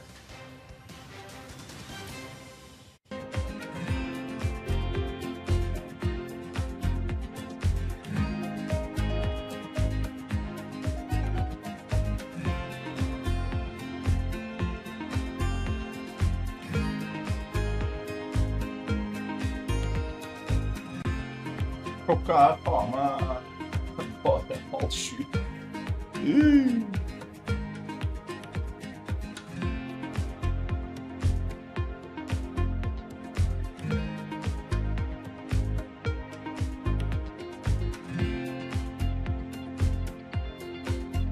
Det er Nvidia som faller. Da faller Nasdaq. Sant? Jeg gir ikke si Nasdaq lenger, jeg sier bare Nvidia.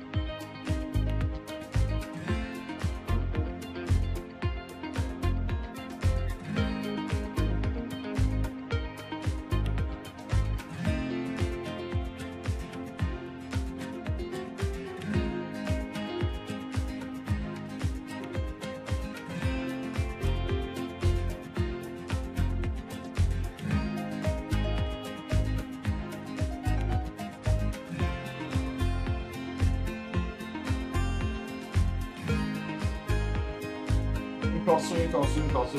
Jeg hater det. Vent meg med brus, jeg.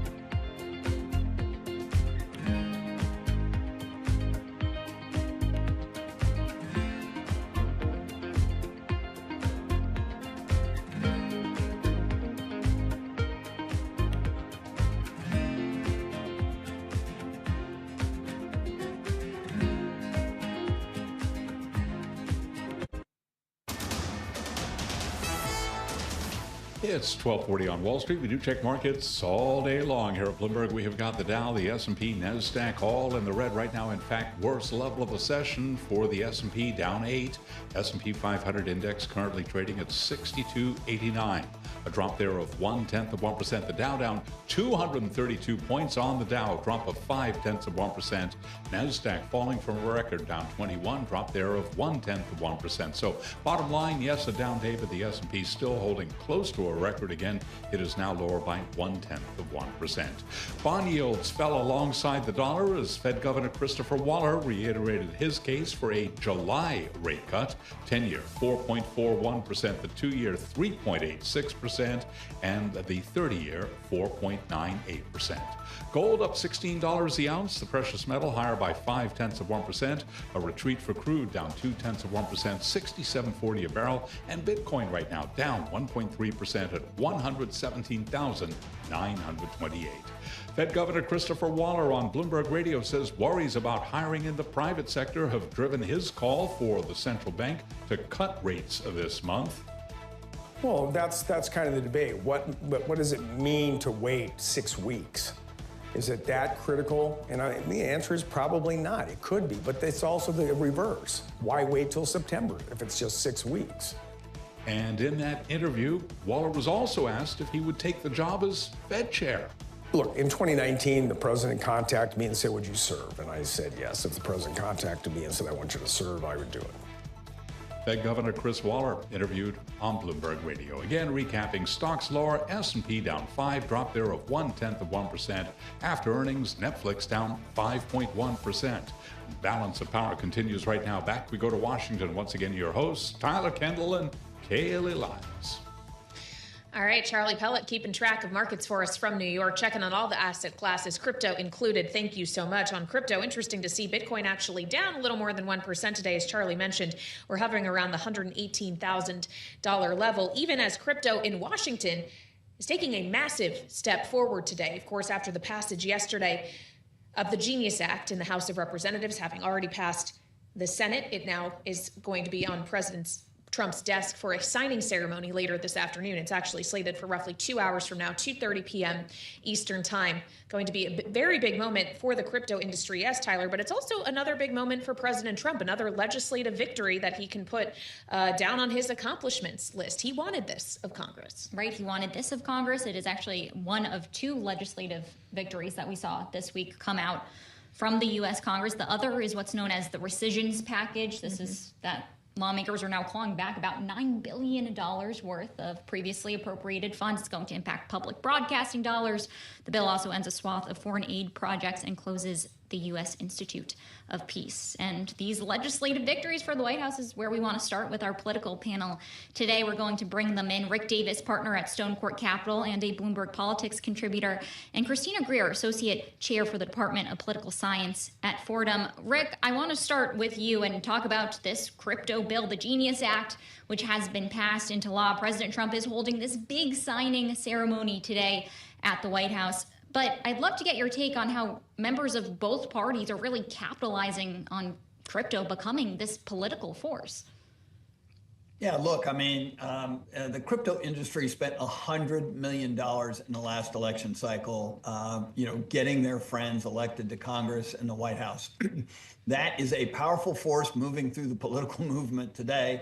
And there are a lot of members who want to get on that bandwagon, and not just because they see this much money being applied to the political system, but they probably hear a lot when they come home from their constituents about crypto. And there's no question, when you look at the survey data, people want some kind of a regulatory framework around crypto so that they can feel like they belong to the financial system. So I think this is sort of declaring obvious. Maybe it's been a long time in coming, but the fact that President Trump can sign this into law, he's making a lot of people happy and not really making too many enemies. Well, as we consider the bipartisan nature of this as well, Christina, there were 78 Democrats who voted for the Clarity Act, a separate market structure piece of legislation that still has to get through the Senate. There were well more than that voted for the Genius Act. This was an area of bipartisanship we saw on display yesterday. The rescissions package that Tyler mentioned, however, was decidedly not so. That is once again, party line, just as budget reconciliation was earlier this month. What does that signal about the chances of any further bipartisan compromises moving forward, especially on appropriations as we approach the end of the fiscal year?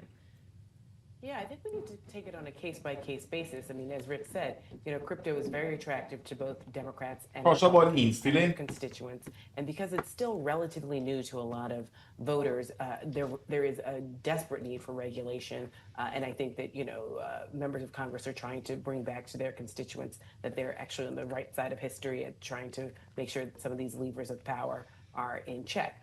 We did see also, though, with Donald Trump during his first iteration as president, he was wholly disinterested in the legislative process. He much prefers executive orders. This time around, he actually does want some big legislative wins. And this latest, financial package that goes straight down partisan lines for the most part really does show the fissures within the two-party structures. This, clawing back of $9 billion for PBS and public radio in communities that Republicans serve. And so it'll be really interesting to see when this goes into effect, if it does finally go into effect, how Republicans are going to go back to their constituents and justify some of these changes that have been made. Internationally, a lot of voters don't always think about international politics. They really do think about their own pocketbook issues. But I think we are seeing in some of the public opinion data that both Democrats and Republicans do see a need for this soft diplomacy, as we call it, making sure that individuals from other nations have access to resources that ultimately we pay for. And those are seemingly off the table more and more with this particular administration. And Republicans are voting in line with their party, even if they are talking behind closed doors that they're not exactly happy with what's going on. Well, Rick, to build off of this, we did see some Republicans come out and say that they did have concerns with this rescissions package. And I think it's fair to say that this $9 billion is considered to actually be a drop in the bucket, if you can believe it. It's not a huge package, but we did hear from the OMB director, Russ Vought, who said there's going to be more rescission packages coming. How is this going to come down for Republicans when it comes to supporting the administration's goals here? Is this going to be a significant issue, or is this a different sort of path when you see other Republicans fall in line against perhaps what has been billed as bigger legislative achievements like the One Big Beautiful Bill? Yeah, Tyler, I think this is going to be a topic we talk about a lot on balance of power throughout the course of this year, because Russ Vought says he's got, basically $150 billion that DOJ has identified that he wants to put into various rescission packages. And this package was designed to be the easiest one they could get through to show that they could actually pass a rescissions package. And it barely made it through the United States Senate. By 2 U.S. senators would have tanked the bill. So there's more hard work for this administration to do if they expect to get more rescissions done. And that being said, we are entering the appropriation cycle. And so you have appropriators who have appropriated that money that just got rescinded. And they are trying to do a bipartisan appropriations process, which you have to have because you need 60 votes to pass that appropriations. And the only way they can get it was the cooperation of Democrats, who now see their policies that they have gotten through other budget years gored by this administration, and an expectation that more will be coming their way. So how do you get an appropriations bill through that you need to have bipartisan support for if you're in the process of rescinding the projects that many Democrats consider sacrosanct? I think it's going to be an incredibly challenging year, the year before a midterm election. Yeah, which means it's probably going to be a pretty stressful month of September as we look ahead to the appropriations process. But of course, it was also a pretty stressful month of June as Republicans were racing to get the reconciliation bill through, as Rick was pointing out, by literally squeaker margins by the president's July 4th deadline. They, of course, were able to do so. The question, Christina, is how the American electorate actually is receiving that effort. I want to point to some new polling from the Associated Press and the NRC Center for Public Affairs Research. It finds that about 2/3 of U.S. adults they surveyed expect that that new law will help the rich. 6 in 10 think it will do more to hurt than help low-income people, and about half think it will do more harm than good for middle-class people and people like them. Is that evidence that the Democrats are winning this messaging war so far? I don't know if they're winning. Let's be clear. The Democrats aren't great on offense or defense. So we'll see if they can pull this through. all the way through the midterms. But, you know, the way the Republicans have built in certain protections for themselves is some of these draconian policies won't take effect until after the midterms. So they'll say, you know, Democrats are ringing an alarm, but you haven't felt anything as of yet. What is incumbent upon the Democrats to do in diverse electorates is to articulate what will come down the pike. Even if people haven't felt it just yet going into the midterms, they will most definitely feel it afterwards. And so having, you know, we know that voters go to the polls based on economic and pocketbook issues, really explaining to them what these cuts in Medicaid will look like, really explaining to them what these cuts in various jobs in the government sector will look like for them and their communities. And that is an economic issue that people can wrap their minds around when it comes to them personally. When we talk about this amorphous thing called the economy, it's very hard for people to fully see where they fit in, and you can always say it's about others. But when you can walk someone through, and so many provisions in that big, beautiful bill that were passed are contradictory to a lot of the Republican purported values, right? They say they want smaller government, but there's trillions upon trillions added to the national debt, and there's so many things that will be taken away from the American public. So if Democrats can't take this ball and run it across the finish line, I think that says more about the Democratic Party than the policies themselves. But there's so many things that are baked in where a lot of Americans won't fully feel it until after the midterms. And so it's a projection conversation that Democrats will have with some voters in particular areas of the country. Well, Rick, I'd love to get your thoughts on why this bill might not be resonating in the polling that we've seen so far, because we got Michigan consumer sentiment, the gauge today for July, and it came in above estimates. And I know that you track this gauge pretty closely. What should we make of how consumers are reacting to the White House's policy? Because this was a pretty good week in terms of economic data. Yeah, I really love the Michigan Consumer Sentiment Index as a political finger in the wind, and it makes me so happy that on a Friday I get to talk about it. So thank you. Doing it just for you, Rick Davis. You're the best. The markets were the readings were flat from June, but I want to remind everybody since December of 24, this is still 16% below where it was then, and it's because people are concerned about inflation. And we hardly ever talk about inflation. We talk about interest rates, we talk about trade, we talk about reconciliation, tax cuts, budget cuts, rescissions, but we hardly ever talk about inflation. Yet it's the one thing consumers care most about. In fact, they specifically asked consumers in this Michigan Consumer Sentiment Index for July, tell us what you think about the budget cuts or the cutback in the federal government spending. And they said, you know, that doesn't affect us very much. What affects us is inflation. And because of the concerns that these consumers have about the sort of on-again, off-again tariff policy, they say they are still fearful that inflation will go up in the future. And that tells you a lot about how people feel about the economy in America today. Well, and it comes, Christina, as President Trump is actively pushing the Fed to lower interest rates, something that actually could, in theory, or at least the Fed fears, translate into higher inflation, allowing inflation to get out of control. Is the president reading the needs of the American people economically incorrectly? He thinks they want lower mortgage rates, but really it's less about that and more about what they're seeing in prices everywhere else.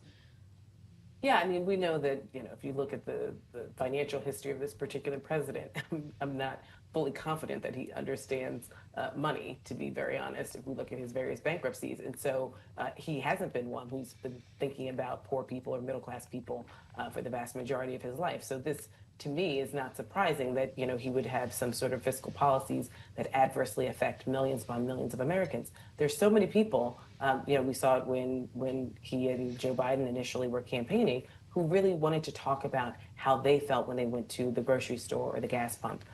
You know, so many people cannot buy homes, absolutely, but in their everyday lives, as you said, are really thinking about how to survive, and especially as it seems as though jobs are decreasing in so many different sectors across the country. So this will actually hurt the American people, and it'll be curious to see how his party frames it, since, you know, like schools of fish, they have to sort of follow the president based on his various economic whims. And I don't know how, as we get closer and closer to November of 2026, how they'll be able to justify when people go to the polls, they will be asked the question, are you feeling better off now than, say, 2 years ago? And I don't know if many Americans will be able to say that they are. All right, Christina Greer and Rick Davis, our political panel today. Thank you so much. They'll be back for more in the second hour of Balance of Power, which starts just a few minutes from now. So stick with us. I'm Kaylee Lyons alongside Tyler Kendall. This is Bloomberg.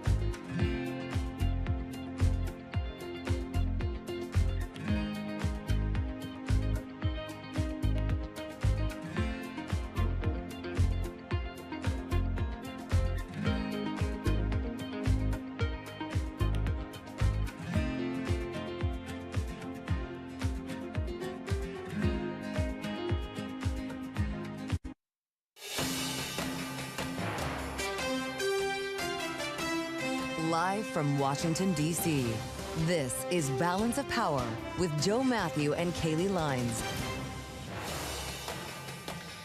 President Trump makes a move in the case of Jeffrey Epstein.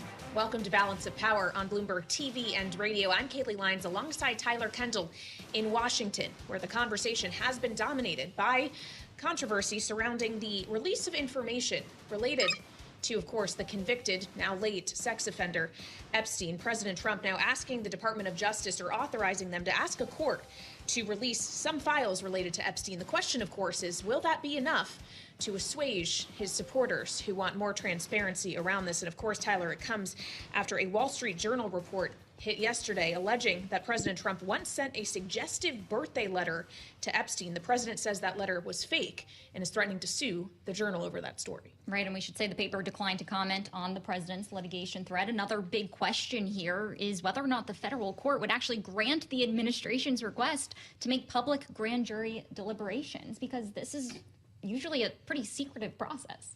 Yeah, and of course, all of this is not what President Trump wants to spend today talking about. He's been pushing back heavily against the idea that this keeps coming up. He's hoping to shift focus perhaps just about an hour and a half from now as he's getting ready to sign into law the Genius Act, piece of legislation that will regulate stablecoins in the U.S. There's going to be a big ceremony with all the pomp and circumstance at the White House at 2:30 p.m. And we're actually going to speak with a congressman from the Financial Services Committee who cares very much about this effort when it comes to crypto regulation. Congressman Bill Huizenga is going to be joining us shortly. Right, this is considered to be a pretty big legislative achievement for the White House, but we also have to keep in mind it was crypto week in Congress, and they didn't accomplish everything that they ultimately wanted to. Some still big questions moving forward here about one of the other big bills, the Clarity Act, and how that's going to fare when it comes to making its way through the Senate next. Yeah, you still got to get through the upper chamber. So we'll keep track of all of those stories for you this hour, just as Charlie Pellet is keeping track of financial markets on this Friday. So let's check in with him now from New York. Hey, Charlie. Hi, thank you very much. Indeed, keeping track of a lot of red right now, just about the lows of the day on the S&P 500 index. Stocks have been fluctuating as traders parse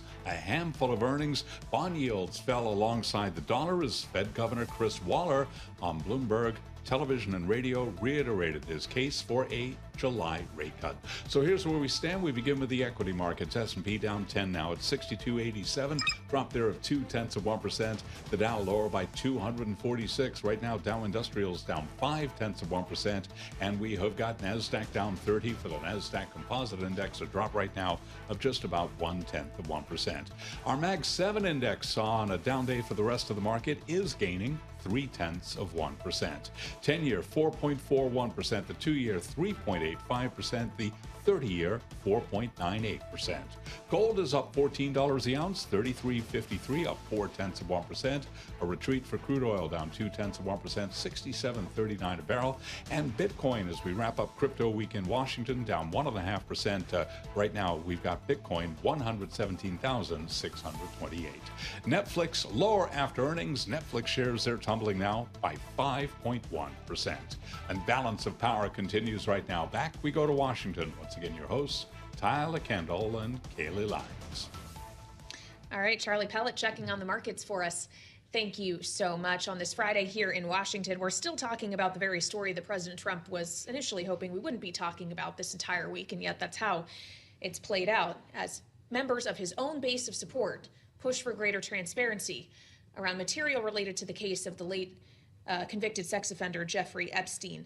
Of course, President Trump is now asking the Attorney General Pam Bondi to move forward and asking a court to authorize the release of some grand jury information. But it comes after a report in the Wall Street Journal last night alleging that President Trump, before he was president, once sent a suggestive birthday letter to Epstein for his 50th birthday. The president has called that story false, malicious, and defamatory. And as we've mentioned, Tyler is threatening to sue the Wall Street Journal, its parent company, and in fact, Rupert Murdoch over it. Right, exactly. And the paper did decline to reply to the litigation threat, but we really have started to see some of his supporters perhaps get behind this idea of fake news and attacking the media over this report. But there are still a lot of people out there that want to see some more information released and get some of these questions answered, which is where we start now with Bloomberg senior White House reporter Josh Wingrove, who's joining us here in our DC studio. Josh, can you just put into context for us, because it doesn't seem like this issue is going away for President Trump. How big of a political liability at the moment does the White House view this? Well, the broader Epstein thing, I think, is still sort of a wildfire that is risking, consuming a lot of parts of the MAGA base. But the story maybe is a double-edged sword, right? Because right now the White House is trying to seize it as a rallying cry. Look, fake news, the president is being pursued again by the media and trying to sort of steer attention that way. But so far it hasn't worked. I mean, Trump has tried a lot of things to steer attention away from this. It just hasn't been successful. And you have allies like Charlie Kirk and others who are saying that this case is sort of like part and parcel with all his base's concerns about the deep state and these hidden theories and whatever, including, we should probably call them conspiracies at some end of the flank. But that is why they're so upset. They thought that they would get clarity from Trump on this. It's not coming out. So it's less that they are worried that he himself might be involved in it, which of course is the sort of question raised by this journal story, just how close was Donald Trump with Jeffrey Epstein. But more the broad question is they felt that essentially that they were sold the bill of goods, and they, you know, want those goods, and they're not getting them so far. So we'll see. Right now it's unclear. Remember, of course, there's been questions about Pam Bondi's future. Right. Trump has really stood by her.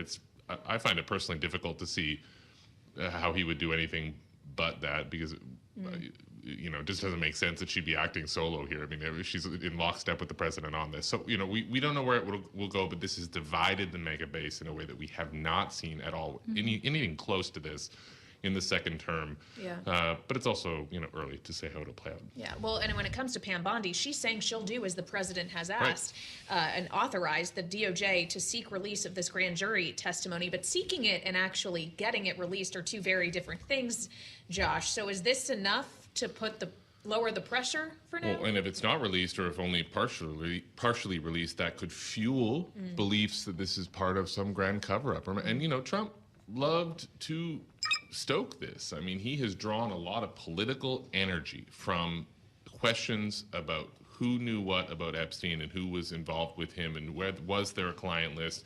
This was a tailwind for Trump, and now, of course, it's potentially backfiring on him with, you know, people wondering why they're not getting the documents that they have. Democrats, you know, have a tough road to walk here. You know, there are so many other things happening this week. I mean, I don't know. Happy Friday, I think. Is it Friday? What day is it?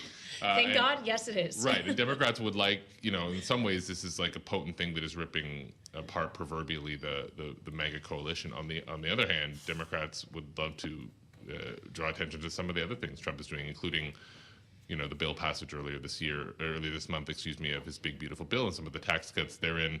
And remember, it was only like this week that Trump is, you know, really ratcheting up his war with Jay Powell. So a lot of moving parts here right now. Well, to build on that, let's talk about some of those actual legislative victories that the White House did see this week. The $9 billion rescissions package, also this crypto legislation, the Genius Act. President Trump has a big bill signing today, in a short time, actually, at the White House. What do we know about how the White House is trying to capitalize on those headlines instead? Yeah, they're very excited about that rescissions package as well, because, of course, it looked a little bumpy there. They had to tweak some of the stuff around PEPFAR.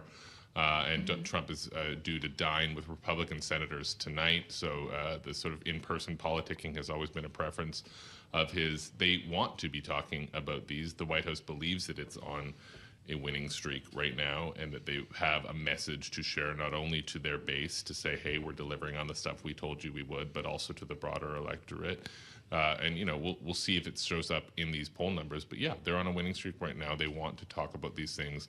And once these bills sort of get through and, you know, they clear the decks on a couple of other things, I think then one question to watch for is, will we get any more Tom Tillises? Will we get anyone that is like, you know, has been a team player until now, but maybe now starts to come forward with stuff that they're not jazzed about? As Senator Tillis has, of course, he's not seeking re-election, so the threat of a primary challenge is going away. So we'll see. But right now, Trump loves to complain that Republicans aren't marching in lockstep. They've been getting stuff done in the last month or so they have been in pretty lockstep recently. Against what some would have described as long odds.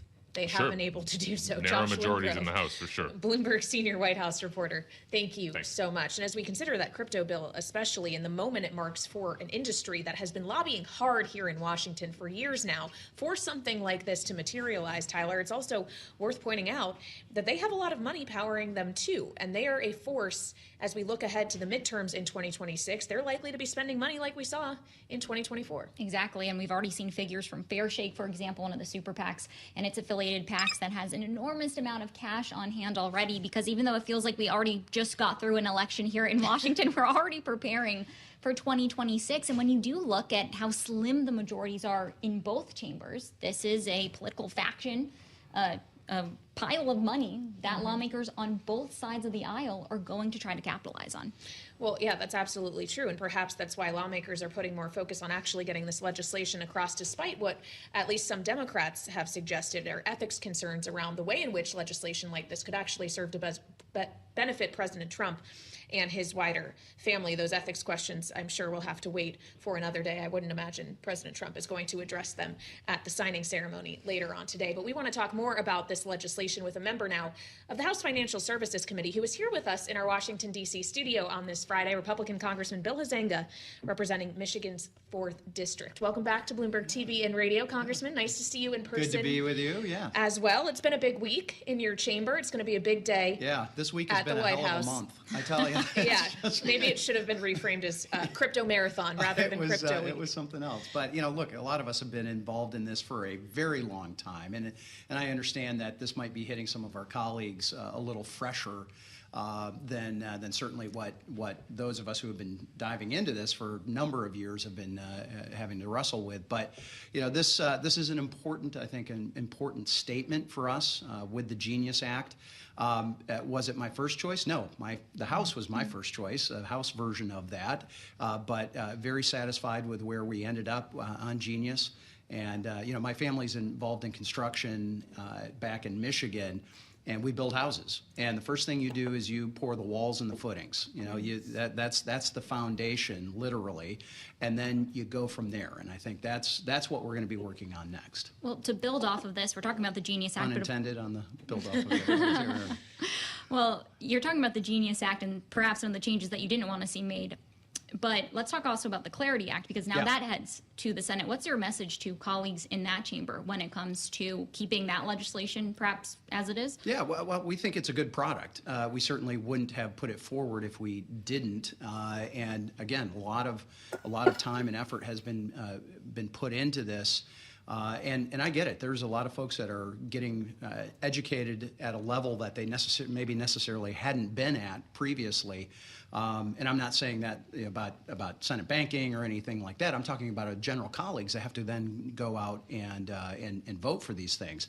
But we think it's a very good, solid product that Chairman Hill and Stile and a number of us and others, Barr, that have been working on this, Warren Davidson. These are folks that have been really doing the heavy lifting over a number of years. And then obviously over on the Senate side, we have colleagues that have done that as well. And so hopefully we're going to be able to come together. I hope that they lightly edit the House version of that. But yeah, it is essential, though, that we not stop. And it's key that we keep moving forward with this because we have to add the infrastructure, the plumbing on all of this. Well, of course, the Clarity Act is supposed to divvy up authority between the SEC and the CFTC. And the new SEC chair, Paul Atkins, actually joined our colleagues on Bloomberg Surveillance earlier today talking about how he's viewing this specifically. This is what he said. We are out to, obviously change direction at the SEC, and I think we've already done that. We're moving away from regulation through enforcement and uncertainty in the markets, especially with respect to cryptocurrencies and digital assets in general. And we're looking to set firm, clear rules of the road for people who are operating in that environment. I wonder about the sense of urgency here, knowing that the SEC now is far less adversarial, shall we say, to this industry. Is there as much urgency in trying to make sure that the CFTC gets more authority over these assets? Well, look, you got to go back and look at what had happened previously under Gary Gensler, right? And of course, when he was head of the CFTC, everything was a commodity. And when he became head of the SEC, everything magically became a security. And the simple truth is that these things are not either fish or fowl. I always say it's a platypus. It's got characteristics of both in many ways. And it's up to Paul Atkins, as well as the legislation that we're passing, to compel them to come up with what those rules of the road are. And what we saw in the last administration was basically Chair Gensler just making it up as he was going along. And that's not acceptable because it doesn't give predictability. It doesn't give surety of a direction. And I've got great confidence in Paul Atkins and in what he's going to be doing on that. But again, we can't just sit back and say, okay, we declare victory. We don't have to do anything more. This is really just that first step. I want to drill down a little bit on the bill that we're seeing signed into law today. When it comes to the Genius Act, stable coins, we have this great story out on the terminal today from actually our colleagues at Bloomberg Government that says that everyone's going to rush to register.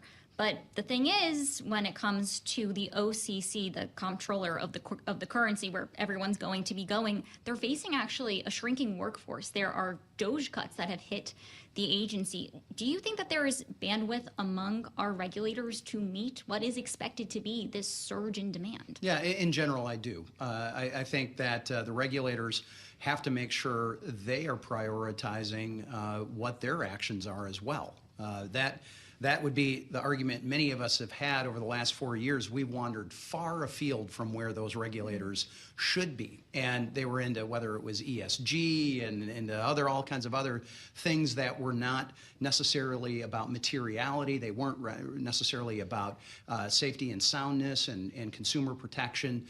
And so again, I think if they focus in, we're going to be fine on them being able to do that. Is there going to be this bump coming in? Of course. I mean, there's a lot of pent-up demand, and frankly, not many people bought the idea of just come in and register over the last 4 years, and all will be fine. I mean, that they didn't buy that, so there's a lot of people that were holding back, waiting for this moment so that we could get that clarity. And this is good for the U.S. dollar. It's good for our preeminence in the world. It adds to the safety and soundness of not just our currency and our money, but for those that are doing the investing. It makes it, not frictionless, but less friction in transactions. So I think this is going to be good for the economy as well.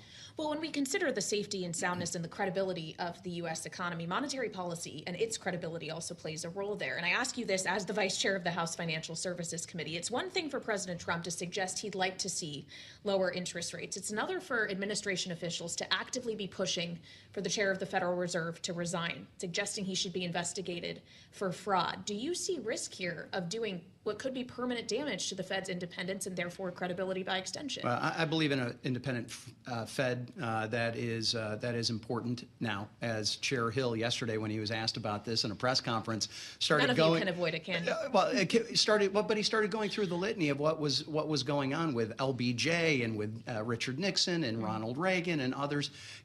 Jimmy Carter. I mean, there's been plenty of pressure that has been applied to the Fed and Fed chairs and Fed officials over the decades.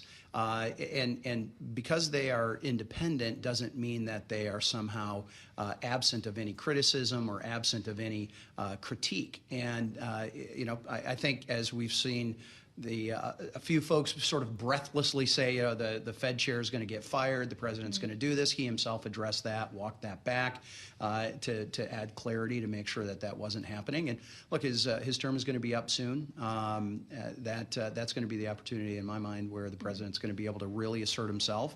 Now, does it mean that he needs to do a better job? Yes. All right, we'll leave it there. Congressman, thank you so much for joining us. The Vice Chair of the House Financial Services Committee, Congressman representing Michigan's 4th District, Bill Huizenga, here with us in studio on Balance of Power, live from Washington, D.C. I'm Kaylee Lyons alongside Tyler Kendall, and we'll have more straight ahead here on this Friday edition, so stick with us on Bloomberg TV and radio.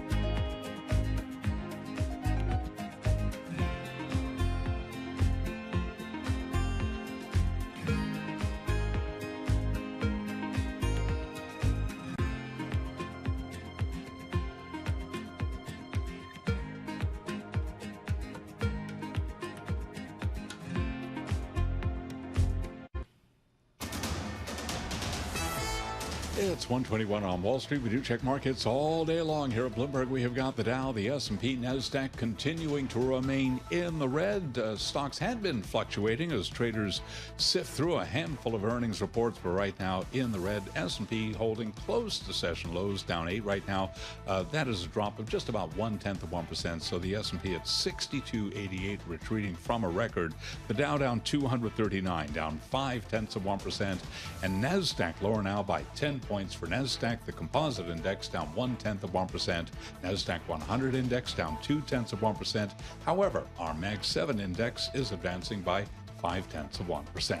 The 10-year 4.41%. Bond yields falling alongside the dollar as Fed Governor Chris Waller reiterates his case for a July rate cut. That coming in an interview with Bloomberg. The 2-year 3.86% and the 30-year 4.98% on the 30-year. Spot gold up $13 the ounce. The precious metal up now by about 0.4%. West Texas Intermediate crude oil down 0.1%, 67.49 a barrel. And Bitcoin right now trading lower. Bitcoin is down 1.4%. Bitcoin at 117,880 on Bitcoin. Again, recapping, stocks lower, S&P down 0.1%. Balance of Power continues right now. The Friday edition. Back we go to Washington. Once again, your hosts, Kaylee Lines and Tyler Kendall. All right, the Friday edition indeed. Happy Friday to you, Charlie Pellet. Thanks as always for checking on financial markets for us from New York. I'm Kaylee Lines alongside Tyler Kendall here in Washington, where there's really only one story that everyone is talking about on this Friday, and it's perhaps not the story President Trump would prefer we be discussing, but it, of course, is the push within his base for the release of more information related to the late convicted sex offender Jeffrey Epstein, with questions not just about the case itself and whether or not there is a client list that officials within the Trump administration had previously suggested did exist, but also into the president's relationship with Epstein, as the Wall Street Journal published a report alleging that President Trump sent a suggestive letter to Epstein for his 50th birthday, a report that the president denies is called defamatory and has threatened to sue the Wall Street Journal over. But he's also pointing a finger today, Tyler, at Democrats, or I guess, yeah, this is today, earlier this morning on Truth Social, saying if there was a smoking gun on Epstein, why didn't the Dems, who controlled the files for 4 years and had Garland and Comey in charge, use it? He ends it, all caps, because they had nothing. Right, this is part of the White House's defense here, since this story really does seem to have that sticking power. We're now seeing a movement in Congress even to force a formal vote on releasing these files, as it really does appear to have this grip on really both sides of the party here, and that's perhaps becoming a political liability for the president. And that's where we want to start today by bringing in our political panel. It includes Rick Davis, partner at Stone Court Capital and a Bloomberg Politics contributor, and Christina Greer, associate chair at the Department of Political Science at Fordham. Rick, I want to start with you, because where do we go from here? We have President Trump granting this authorization, but it's unclear if a federal court would even grant the administration's request. Could that potentially throw a wrench in the administration's plan, since they appear to be wanting to give those that are seeking more information something to chew on? Yeah, I almost think that that's what the White House wants, right? Is so that they can wake up and then start attacking the judiciary again, saying, oh, well, I wanted you to have this information, but the courts won't let you have it. Of course, I don't think it was a coincidence that they went after the most sensitive information you can have, which is grand jury testimony, which is supposed to remain secret. Forget the files you already have at the FBI and in the Justice Department that could be released tomorrow. So look, Biden didn't release this stuff for some reason, and Trump doesn't want to release this stuff for some reason. My guess is there may be not much to it all, and that the only reason the president has actually bowed to this effort is by his own claim, is because the publicity was bad for him. And so all he's done is kept the publicity going into this weekend. So we'll have a nice, thorough Sunday show, spectacular, with more Jeffrey Epstein, you know, and who knows? Now everybody's got an investigative journalist looking for more Epstein material, like the Wall Street Journal came up with. I mean, it is a classic summer scandal. Indeed, and we are in mid-July. As we consider, though, Christina, the sentiment around this. Obviously, there are loud voices that have always been loud voices within the MAGA base who have made a very big deal about this, thinking of the likes of Laura Loomer. But there's another question of the broader Republican electorate. We've gotten a few polls this week, one from Quinnipiac, that shows there is some division among Republicans on this issue. 40% say they approve of the way the administration is handling the Epstein files. 36% disapprove, 24% did not give an opinion. There were similar divisions in a Reuters Ipsos poll. 35% approve of the handling, 29% disapprove. Is the fracturing of the Republican, or more specifically the president's base, a real tangible thing here? Well, it appears that this is the first time we've seen real fissures within the base. I mean, this is also a base that's been fed a consistent diet of conspiracy theories that the president has sort of promoted and then walked away from. We can start with the birther conspiracy theory, and then when Obama acquiesces and shows his birth certificate, where he is indeed American, the president says, well, that must be a hoax. Altså, kjører Nasdaq opp? Nei, jeg mener Nvidia opp så jævlig nå. And pedophilia. He's also fed them a consistent diet of, Democrats are attached to pedophiles. The difference is, Jeffrey Epstein, this isn't a conspiracy theory. He was convicted for being inappropriate with minors. And so now that he's been for many, many years, certain narratives, he wants to walk away, and they're not willing to walk away. And so I think what's been interesting about this particular story for a lot of journalists on both sides of the aisle is that we have not seen the base sort of disavow something that the president has said. They have moved and shifted and twisted themselves into pretzels on a dime as the president changes his whims. And this particular instance, we have a significant portion of his base who are saying, actually, I don't agree with you. I want to get to the bottom of this, whatever it is. And so it seems as though the president can't shake it. We know, obviously, the administration would like to shake it, considering they're releasing health information, which they never do, about the president as a distraction, and it hasn't distracted his base. And so we will see whether or not it's the courts, whether or not it's Congress, whether or not he can sort of keep pushing this off on Biden and Obama and the Democrats. But at some point in time, his base, a significant portion, wants some information, and he'll have to give them something. Well, this really has become a top issue here in Washington, but also nationwide. In fact, over here in Bloomberg, we had New York City Mayor Eric Adams on the Odd Lots podcast earlier. We want to play you both a little bit of what he said about what he's looking for, what Attorney General Pam Bondi might soon be releasing or not. I would love to see what's in those Epstein files. I think we all do. I'm eager to look at UFOs. There's so many history. I'm still trying to figure out who killed Kennedy. I look forward to seeing there's so many deep secrets in America that I think we all want to know. And it's imperative that as much as we can find out as possible. Rick, perhaps, can you shed some of your insight here? Does this have anything to do with perhaps the sticking power that we're seeing this story really have a grip on members in both parties as they try to seek more answers? Does Eric Adams' argument there have some credibility? Not really. I mean, I too would like to see the UFOs. Whenever I'm in New York, I feel like walking around the street, I see one UFO after another, but that's, more a comment on the residents of New York.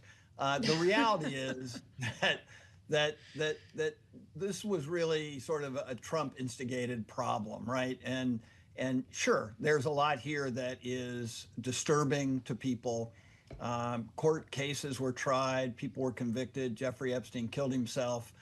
And the only people who continued to talk about this wasn't necessarily the Democratic Party, it was the Republicans who said, oh my God, they're keeping these files secret for a reason. There are all kinds of people. They implied Bill Clinton and others had exposure to this. And it was one of the classic MAGA kind of influenced, messages. And we went through a lot of those over the last, 10 years. And virtually every single one of them has sort of fallen on deaf ears. And this one has gotten some new traction because the president himself has indicated a willingness to show people something that they hadn't seen before on it. It wasn't really that big an issue until, Pam Bondi said, I'm going to release these records, and then didn't release anything that wasn't already in the public domain. So they are tripping over themselves on this issue. And the reality is, I think when you look at sort of good crisis management, you tell everybody, everyone be quiet. We're going to speak with one single voice. It will be someone who is not the president of the United States, and will draw attention to only that person and only the messages that they give, and tell everyone else to be quiet. I mean, we still don't know Dan Bongino's future as deputy of the FBI, which to me is the most important thing here, because he's supposed to be running the day-to-day operations of the FBI and has somehow been embroiled in this scandal to the point where he didn't show up for work for a couple of days. Now, that is unacceptable to most taxpayers. Well, we're also maybe wondering about Bongino's future. We're also wondering about Eric Adams, who we just heard from's future, whether or not he can end up being reelected mayor of New York City. I would point out, Christina, that on Odd Lots with Joe Weisenthal and Tracy Alloway, they talked about a lot more than just Epstein. That full conversation can be found on Spotify, Apple, wherever you get your podcast. But they, no surprise, talked about the mayoral race, and specifically Adams had some choice criticism for Zohran Mamdani, who, of course, is the Democratic nominee, specifically his attitude when it comes to billionaires. You're up at Fordham. You know New York politics well, knowing Mamdani is set to meet with the House Democratic leader Hakeem Jeffries in New York today. What does he need to do to actually win this thing in the general, knowing it's not just Adams that he's up against, but Andrew Cuomo as well, with this weird independent factor we don't usually see? Right. So first things first, Rick, you know, as a native New Yorker, I would say that we are very welcoming to aliens and non-aliens, and especially tourists from other places. So we'll just put that out there. But Zohran Mamdani, you know, going into the general election, we have to remember it's not ranked choice voting the way we saw in the Democratic primary. He's going up against not just current mayor Eric Adams, three-term governor Andrew Cuomo, the Republican nominee, and also another prominent lawyer, independent nominee Jim Walden. So there are 5 people currently in the race, to say nothing of all the like small names that are always on a ballot.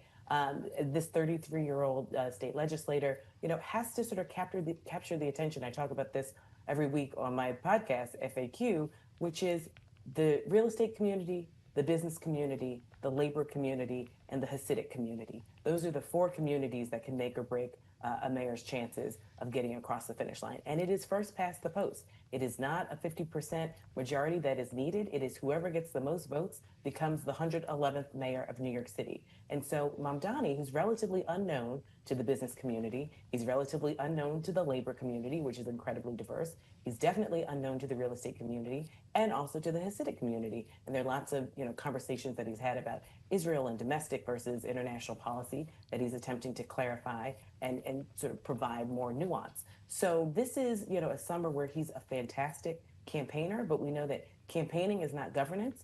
And so part of what he's trying to do is to convince a large portion of New Yorkers that he actually can govern. We've had abysmal turnout over the past few elections where we are electing mayors with, you know, barely 25%. I think we will see a high turnout election just because we have Republicans who may go with the Republican nominee, Curtis Sliwa, or they may be more inclined to go with someone like Eric Adams or even an Andrew Cuomo because they think that those individuals can negotiate with Donald Trump in a better fashion. All right, Christina Greer and Rick Davis, our political panel on this Friday edition of Balance of Power, from the New York mayoral race to Epstein. Thank you so much for joining us. I'm Kaylee Lyons alongside Tyler Kendall, and we'll have more coming up here on Bloomberg TV and radio.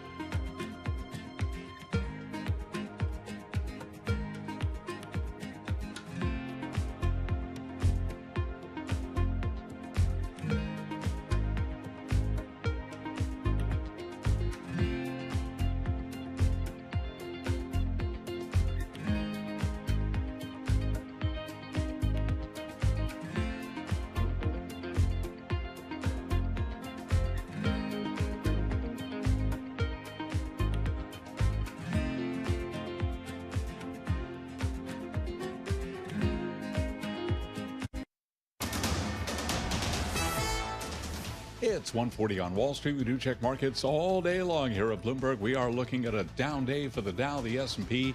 NASDAQ back in the green, barely up less than 0.1%. Little change, but nonetheless higher by 5 points right now. S&P 500 index lower, little change right now, off session lows, but still down 2 points. S&P 500 index down under 0.1%. Dow Industrials down 190, a decline of 0.4%. Stocks have been fluctuating as traders parse a handful of earnings. Bond yields falling alongside the dollar as Fed Governor Christopher Waller here on Bloomberg Television and Radio reiterates his case for a July rate cut. Your 10-year currently yielding 4.41% with a 2-year 3.85% and the 30-year 4.99%. Spot gold up $12 the ounce, little changed, up by about 0.4%. And West Texas Intermediate crude oil down 0.3%, 67.36 per barrel of WTI. Crypto week and Bitcoin down 1.4%, now at 117,821 on Bitcoin. Sarepta Therapeutics shares are now plunging by 38.2%. Sarepta says another patient has died from acute liver failure after receiving one of its gene therapies, putting additional pressure on the biotech after the recent deaths of 2 teenage boys. Again, Sarepta Therapeutics plunging now by 38%. Balance of Power continues now, and back we go to Washington. Once again, your hosts, Tyler Kendall and Kaylee Lyons.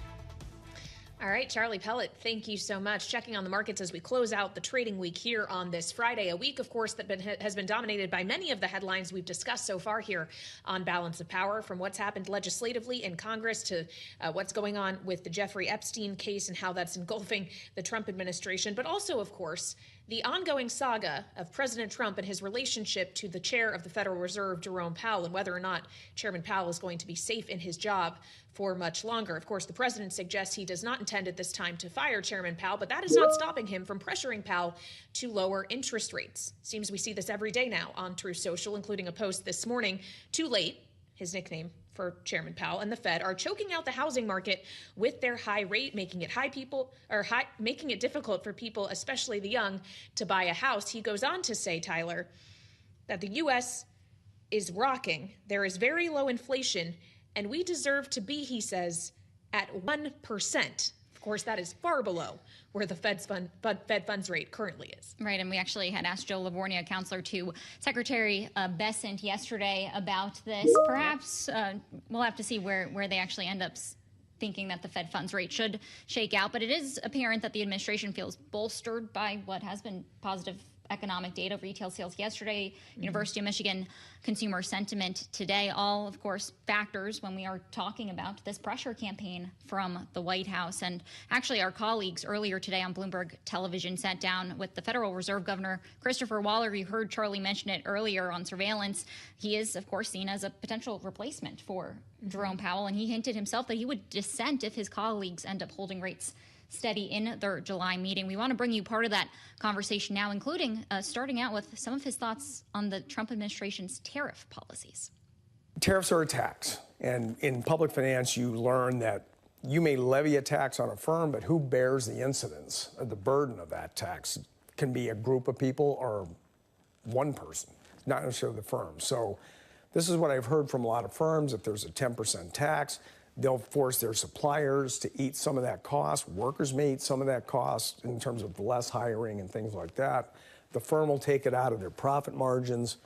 And then lastly, some of it will get passed on. And as I mentioned last night, I've heard this for months now. Like the rule is 10%, it's roughly, rule of thumb is a third, a third, a third. Suppliers will eat a third, firms will eat a third, consumers are going to eat a third of that tariff. So if you eat a third of it and it's 10%, like I've been arguing, this is like 3/10 of three-tenths on the inflation rate for a few months, and that's it. And it'll persist if you do 12-month over 12-month. That base effect will not go away for a while, and then it'll just drop off a cliff. So that's why I've been arguing you want to look at like 3 months and 6 months to see if these tariff effects pop up and then go away. And so that's more critical than looking at 12 months. Yes, but the way the president is putting these tariffs on might not match up with theory, Chris. The Smoot-Hawley tax was passed and came into effect on a certain date. The president is not yet put on most of these tariffs. They're in theory still coming, and we still haven't seen the Section 232 tariffs for the most part, the national defense tariffs that he wants to put on semiconductors and pharmaceuticals, et cetera. So if the process is stretched out, consumers could be hit by an ongoing series of tariff increases, and given what they've just been through, isn't there a danger that inflation psychology starts to seep in? Well, that's exactly the point. All my example has been is if you put the 10% uniform tariff on and keep it roughly in that range, then what I've described is what will happen. If there's constantly a sequence of higher and higher and higher tariffs, then you are going to get this rolling potential impact on prices. That's true. If it's still just a question of delaying it, that doesn't change my argument. Whether you see the spike in July or it happens in June or August or September, when it happens is irrelevant for the economics. That's a non-starter of an argument. Firms could also just spread it out in smaller increments over several months. The total effect still ends up being the same. They just get there in a later fashion, and it'll be smaller amounts. So the bigger thing is if we just continually get another wave of tariffs, another wave of tariffs, another waves of tariffs, that's when things become more problematic, thinking about what's going to happen with inflation. Fed Governor Christopher Waller in conversation with our colleagues on Bloomberg Surveillance, including Bloomberg's very own Mike McKee earlier today, talking about tariffs and the unknown factor that it plays, an unknown policy that exists around them, which, of course, is one of the reasons that the Federal Reserve is maintaining, at least for now, that it feels comfortable where it is, keeping rates on hold until it has more clarity around that specific element and how it will influence the economy. But of course, President Trump does not want the Fed to be on hold, as we mentioned once again today, pushing the Fed to lower interest rates. He believes the Fed should be down at 1%. That would be substantial cuts from where we are now. And we want to get into this and other issues as we turn now to Natasha Surin. She's professor at Yale Budget Lab, former Deputy Assistant Secretary for Economic Policy, and former counselor to the Treasury Secretary, Janet Yellen, at the Treasury Department. Natasha, welcome back to Bloomberg TV and radio. When we consider the president, who in that Truth Social post, as he pushed for a 1% Fed funds rate, talked about how that rate would save the U.S. $1 trillion a year in terms of the interest payments that we have to make. Is that really how it will work in reality? If that is the narrative he is pushing, the Fed cuts rates, it makes our financial situation fiscally as a nation much easier? So the challenge that we kind of have to grapple with is that the Federal Reserve and the Federal Reserve's independence is really crucial to the role that it's able to play in the economy as a stabilizer. So when the Federal Reserve makes decisions, it has two things in mind. It has what does the employment picture look like and what does inflation look like? And it's reacting to those two particular, really substantive data questions. If you're in a universe where instead a Federal Reserve that's become politicized is reacting to what President Trump thinks that the interest rates should be, well, in that situation, you kind of break the relationship between what the Federal Reserve actually gets to set, which is the federal funds rate, the rate at which banks lend to one another, and things like mortgage rates or car loan rates or small business loan rates that are like actually relevant to consumers in this economy. So perversely, by sort of trying to push so aggressively for an interest rate that is way outside of the realm of what any economic observers think makes sense in an environment where employment is basically at 4-ish% and inflation is still not back to target and in fact ticking upward because of this tariff policy, you really don't have any case to make for those type of rate choices outside of just politicization of the Federal Reserve, which comes with real risks. I'm also hoping, Natasha, that you can give us a little bit more context here, too, because we have to keep in mind that the Fed chair is only one vote on the Federal Open Market Committee. And we did speak to Bill Pulte, the head of the Federal Housing Finance Agency, who told us earlier this week on Balanced Power that they are seeking for Powell to step down as chair, but also his position on the board. Can you just give us a little bit, could this complicate the administration's ultimate goal here when you do have other members who are voting and what we are hearing from those other members when it does come to the future of rate cuts? And, you know, it's like really important for your viewers, I think, and listeners to understand, like, there is no sort of button that the Fed chair pushes to change the interest rate. The way that it works, as you're describing, is the Federal Reserve Chair is one of 12 members on the Federal Open Markets Committee that makes decisions. They meet 8 times a year. They make decisions on the trajectory of the interest rate. And importantly, these are decisions that are made by a group of people. And so the Fed chair, even if the president was effective at getting a Fed chair in who was going to push for his desired rate cuts that he's sort of trying to effectuate from the top in ways that break Federal Reserve independence, well, the rest of the board is going to be in a situation, and the rest of the committee is going to be in a situation where they're actually trying to push against exactly that impulse because they want to preserve the independence of the Federal Reserve, both because they are sort of institutionally very concerned about it, but also because only then can we be in a situation where we are actually trusted and credible as being reactive to inflation and being reactive to the employment picture. And what's important for your viewers, listeners also to understand is, like, we in some sense have run this experiment before. Like, President Nixon put a ton of pressure on the Federal Reserve to cut rates in ways that would be short-term politically expedient. They did. And as a result of that, you saw inflation tick up from 3% to 13% over the course of 2 years in ways that required a massive course correction and led to a significant downturn. So, like, I don't think anyone should be rooting for that in this country. And it certainly goes against what the Trump administration is hoping to see from an economic perspective. Yeah, the historical context is important to keep in mind here, Natasha, and I appreciate you pointing that out. As you talk about the idea of trust and credibility for the Federal Reserve, I also wonder about the trust and credibility of the president as we consider his very frequently changing deadlines when it comes to tariff and trade policy, because this is what the Fed is having to contend with, why it makes their decision-making perhaps so hard. How do you at Budget Lab even try to game out the tariffs and the likely revenue we are going to be getting from them when the deadlines keep moving and the numbers keep changing? Is it even really possible to model? I mean, we are doing our best. My colleagues and I at the Budget Lab are sort of tracing every single twist and turn with respect to tariff policy in this country.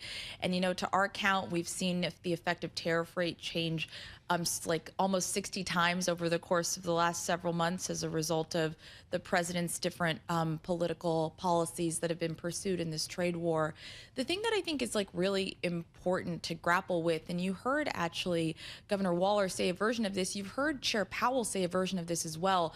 The president's been like super specific. He would like to see interest rates lower. Sort of Chair Powell and the rest of the Fed have been pretty specific as well that in a world in which this sort of uncertainty associated with trade policy didn't exist, the Federal Reserve would have already cut.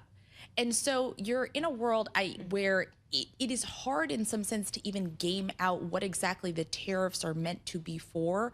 Are they tools for revenue raising? Are they sort of important in order to balance our strategic alignment with vis-a-vis an adversary like China?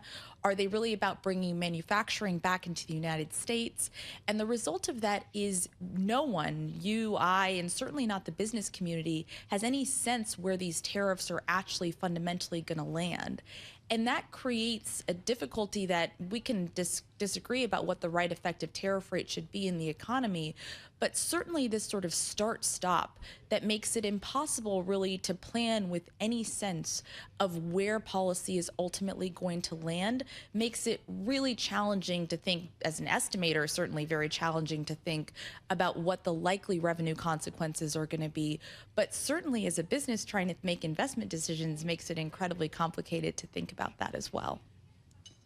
Natasha, just in our final minute, I want to build off of this because we did see Michigan consumer sentiment for July today come in above estimates. What are we learning when there is uncertainty, though, about the consumer's tolerance here, since confidence at one point was plunging amid tariff concerns, but today's data did show it at a 5-month high? You know, I think it's really hard to make too much out of any one particular data point. We also got data this week about inflation that showed that in certain particular industries, if you look at things like consumer electronics, or if you look at things like household furnishings, which is a category that includes furniture, industries or sub-industries where the tariffs are likely to have substantial bite, you're starting to see an uptick in prices.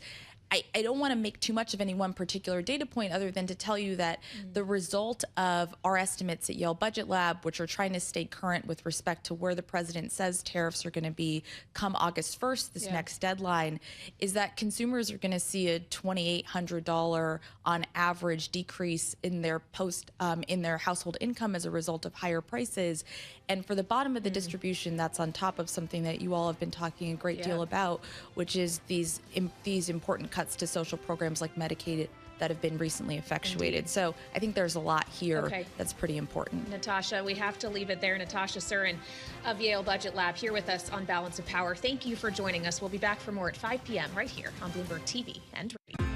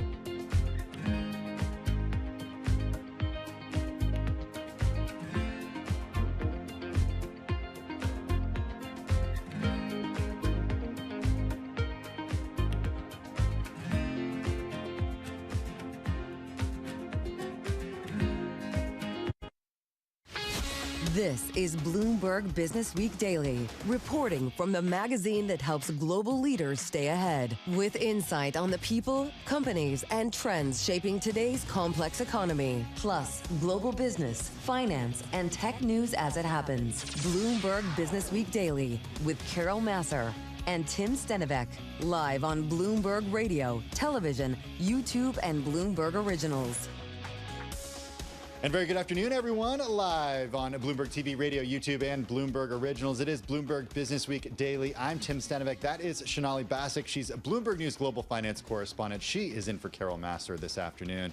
Sonali, it's good to have you here. Welcome. Good to be next to you today. You have been busy. You've been on air all day, whether it's real yield, whether it's open interest. The market reaction in terms of equities a little muted, but bond yields are lower. The dollar's lower.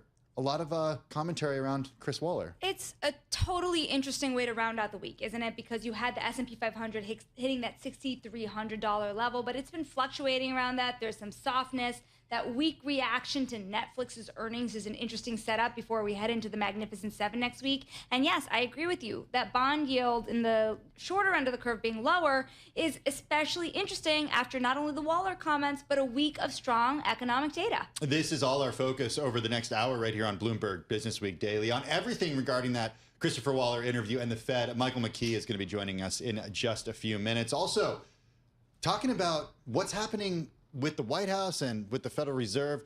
We're going to focus on the White House. Jordan Fabian of our Bloomberg News team down in Washington, D.C. is going to be with us in just a few minutes as well. Also, on the company side of things, the CFO of Huntington Bancshares is back with us on earnings and just days after announcing an acquisition that's going to bring it to the Texas market. All that and more coming up over the next hour right here on Bloomberg Business Week Daily. First up, though, a check of the day's trade and top business stories. Here he is, Charlie Pellet.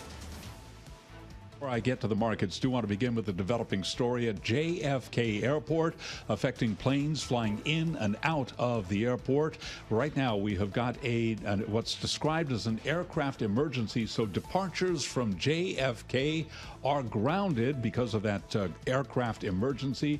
The FAA says the ground stop will be in effect until at least 2:30 with a medium 30 to 60% probability of an extension. So right now, again, a ground stop at JFK at least through 2:30. Keep it locked in to Bloomberg for the very latest on this developing story. U.S. equities, a lot of red on the screen right now as we wrap up the trading week. What a week it has been, but the S&P right now, little changed on this Friday. S&P down under 0.1%. We've got the Dow down 205, down 0.5%. NASDAQ Composite Index down 4, little change there, down less than 0.1%. Your 10-year 4.41% with the 2-year 3.85%. The 30-year 4.98%.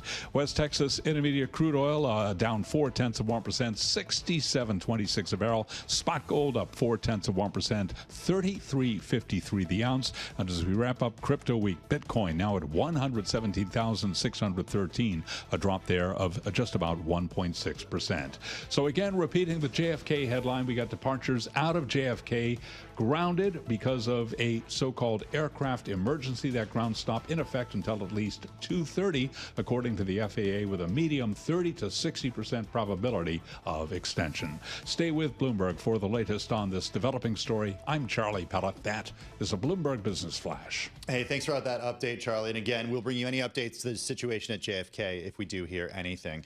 Well, as we mentioned, Federal Reserve Governor Christopher Waller hinted he would dissent if his colleagues vote to hold interest rates steady at their July meeting. He's made his case for a rate cut to support the labor market. Waller said he thinks Fed officials should take the step if, quote, you make it very clear you think at this moment in time it is important to do. He spoke in a wide-ranging interview on Bloomberg TV this morning and talked about inflation expectations, especially as President Trump threatens the tenure of Fed Chair Jay Powell.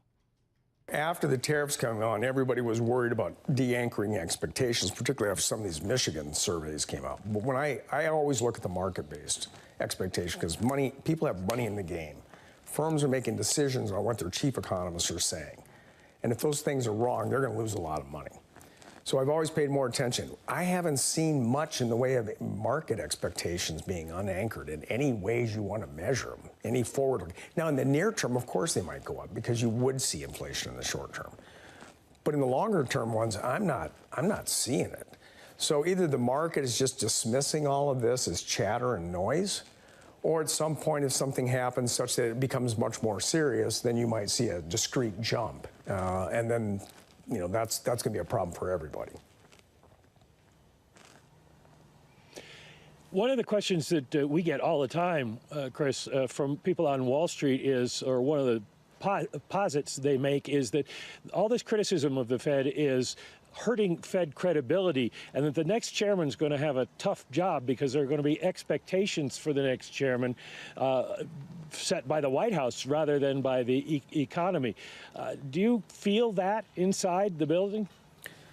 No, to be absolutely honest, we just do our job every day. I go in, I just focus on my work on monetary policy, payments, and oversight of the reserve banks. That's what I do. I let this stuff go and then just try to focus on my job. And I think that's how all of us are proceeding with this. I mean, at the end of the day, the president, whoever they choose, you're going to have somebody that has credibility with the markets, or you will see, as Jonathan was just talking about, you're going to see inflation expectations spike. You will not get lower interest rates. You will get higher interest rates. This is well known. We've seen this everywhere around the world when this happens. And I know Scott Bessent knows this. So this is not something that is lost on anybody. Well, there you have it. That was Federal Reserve Governor Christopher Waller earlier on a Bloomberg Surveillance. Michael McKee was part of the team that did that interview. You heard his voice right there. He's international economics and policy correspondent for Bloomberg TV and radio. When he did that interview this morning, he was in Victor, Idaho. Now he's just a few miles on the other side of the border over in Jackson, Wyoming. Mike, I want to stick on the credibility with the markets. That's the part that Governor Waller ended on right there. Obviously, Jerome Powell has credibility with the markets. Based on the reporting that you've done, the folks that you've spoken to, do the front runners to replace Fed Chair Jay Powell also have credibility with the markets? Well, Jay Powell has a lot of credibility with the markets, and we've seen that in market reaction to when Donald Trump has threatened to fire him. The markets have essentially tanked. Chris Waller has a lot of credibility with the markets, and a lot of people say he might be Trump's best choice, especially when you consider what Waller was saying about how the market would react if they thought the Fed had lost credibility. Interest rates at the long end, which are the ones that matter for economic progress, would probably go up because there would be concerns about whether the Fed is easing too much. So at this point, there is credibility. The question is going to be who gets chosen and how are they seen? Are they seen as someone who is going to do the president's bidding, or are they going to follow the tradition of the Fed and do what's best for the economy? Speaking of doing what's best for the Fed, I want to point out the most recent note by Neil Dutta over at Renaissance Macro, who has been weighing in a lot on this process. And in defense of Christopher Waller, in the idea of whether he would be, okay, so this is what he says first. Waller is bending the knee to Trump, or that he's losing respect in the process. Neil Dutta is knocking down that thought, and he's saying, who isn't losing respect in this process? Importantly, what Waller says will be taken seriously by the people around the FOMC table, and many of those people are not in contention to lead the Fed and already agree with the premise of his argument. Okay, so what do you think about that, Mike? The idea that there are more people around the table who agree with this idea that perhaps the economy is not as strong as the White House might be claiming. I think everybody at the Fed feels that way. We heard it from Mary Daly in our interview with her yesterday. She sees the economy weakening. Now, she's not signed on to the July rate cut, but she does think they're going to have to cut rates going forward this year because the labor market, as Chris Waller said, is getting a little bit weaker. And as far as bending the knee, there's no question that a Kevin Hassett and perhaps a Scott Bessent have done that in arguing in favor of the president's economic plans. A little bit less so with Kevin Warsh, although he's a longtime Trump confidant. Chris Waller hasn't been seen as a Trump person. And I think what he wanted to do in his speech last night and in his interview with us is make a solid economic case for why he would cut interest rates in July, which I think he did. Now, the question is, do you think if you don't cut rates, the economy gets a lot worse, a lot faster? That's the nut question that will come up on July 30th for the members of the Open Market Committee. But I think what Waller was doing was demonstrating that he is not bending the knee, that he's looking at the economics of it, even if it appears he's supporting Donald Trump's ideas. And of course, it's going to be a little tricky for Waller when it comes to July 30th, because the question will be, how committed is he? Would he actually dissent if the majority votes another way? You know, he spent a lot of time in that interview, Mike, talking about the importance of having conversations around this stuff and trying to bring other folks who are part of the FOMC and at least voting members of the FOMC over to your side. Present the evidence, show the economic argument, why you think rates should move one way or another if you do believe they should move. Given what you heard from the Fed governor, do you think that July's meeting is a live meeting?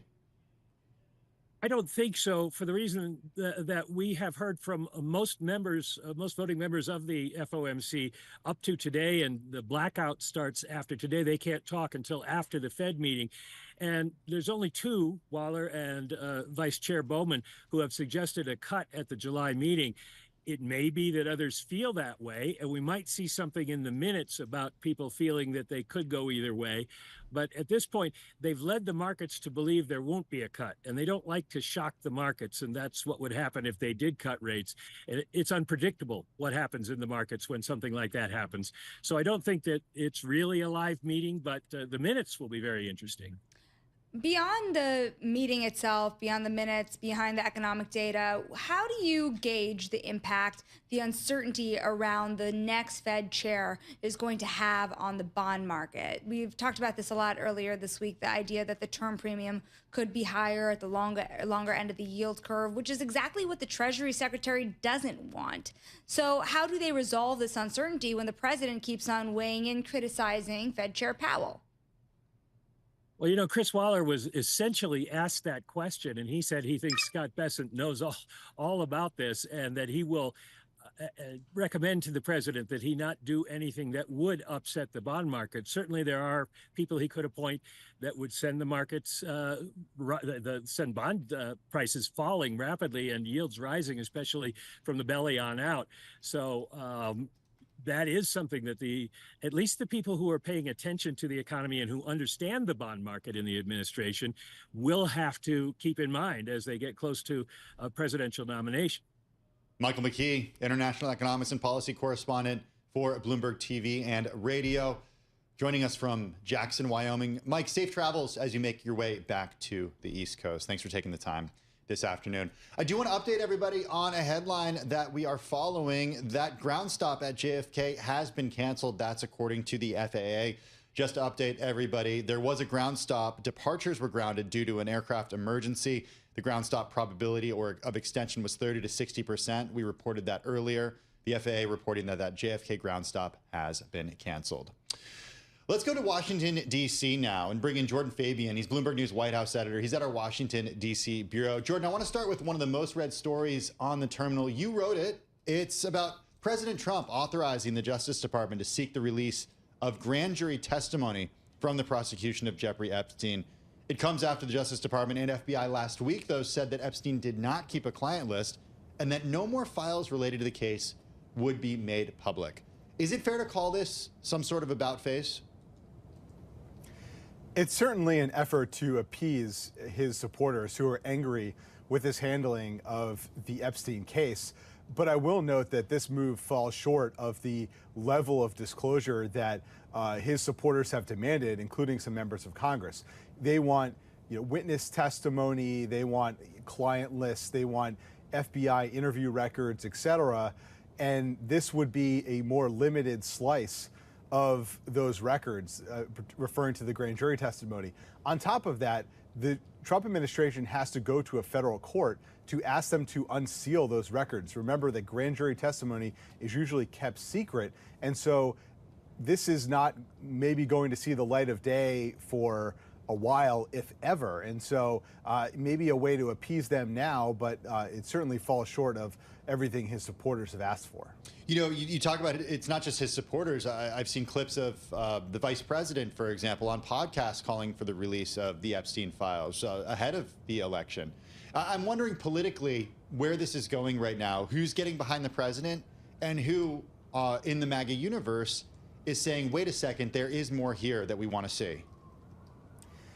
You're seeing the Trump's inner circle in the White House and Congress rally around him, but there are significant cracks, including House Speaker Mike Johnson, who's called for more transparency here in a rare moment of dissonance with President Trump. There's also those outside conservative influencers and podcast hosts that helped propel Donald Trump to the presidency last year and were really excited by the prospect of him releasing files about Jeffrey Epstein, but also the MLK assassination, the JFK assassination. And those folks have really been discouraged by his handling of this matter. And so you're seeing this rift widen as Trump kind of holds out on mass disclosure here. Now, the move that we're discussing now came after the Wall Street Journal published a report alleging that President Trump once sent a suggested birthday letter to Epstein, to which the president said the letter was fake. In a social media post, he had threatened to sue the paper, its parent company, and owner Rupert Murdoch. How is the Wall Street Journal report resonating in Washington, Jordan? It certainly caught a lot of attention, and it clearly rattled the president given his bellicose response to that report. And that's because it, again, drew attention to his past relationship with Jeffrey Epstein. We had this weird situation where you have the president and his supporters last year agitating for the release of the Epstein files, kind of spinning conspiracy theories that a lot of important people were part of his his inner circle and were perhaps participating in illegal activities. Where if the president is on tape and on camera, partying with Jeffrey Epstein at his estate in Mar-a-Lago in the 1990s. And so you had this weird situation, and that Wall Street Journal report kind of put that back in front of people's minds as he struggles through this controversy. We should note, too, that the paper declined to comment on the president's litigation threat. Hey, I just wanted to, in the last minute or so that we have with you, Jordan, get an update from you on something that was reported yesterday. The president was diagnosed with chronic venous insufficiency after experiencing leg swelling, though physicians said he's in, quote, excellent health. This is coming from the White House on Thursday. How rare was it for the White House press secretary to sort of acknowledge something not great about the president's health, or is this an okay diagnosis? What can you tell us? The top line is it is unusual for this White House to be that transparent about the president's health. At the same time, this condition, as they described it, is a fairly common condition. It affects 1 in 20 U.S. adults. It's especially common in those over the age of 70. And so, but at the same time, it was interesting because that highlighted, the president's age coming after a campaign where he hammered his predecessor, Joe Biden, over his age and fitness. And so, I think the White House was especially, cognizant that there were photos out there showing bruising on the president's hand, swelling in his ankles. And so at the same time, they're trying to put that story to rest, saying it's not a major health issue, but it does raise attention to the fact that the president is 79 years old, the oldest man ever to be inaugurated, and time's only ticking. Jordan Fabian, appreciate you taking the time this afternoon, joining us from Washington, D.C. Bloomberg News White House editor Jordan Fabian there. Check out his reporting and the entire White House team's reporting at Bloomberg.com and on the Bloomberg terminal. Once again, repeating a headline that just recently crossed the Bloomberg terminal, the JFK Airport ground stop has been canceled, according to the FAA. A previously issued ground stop at John F. Kennedy International Airport in Queens, New York, has been canceled. That ground stop was due to an aircraft emergency. Coming up next on Bloomberg Business Week Daily, Huntington Bank shares lower, even though the company boosted its net interest income growth forecast for the year. We got the CFO next.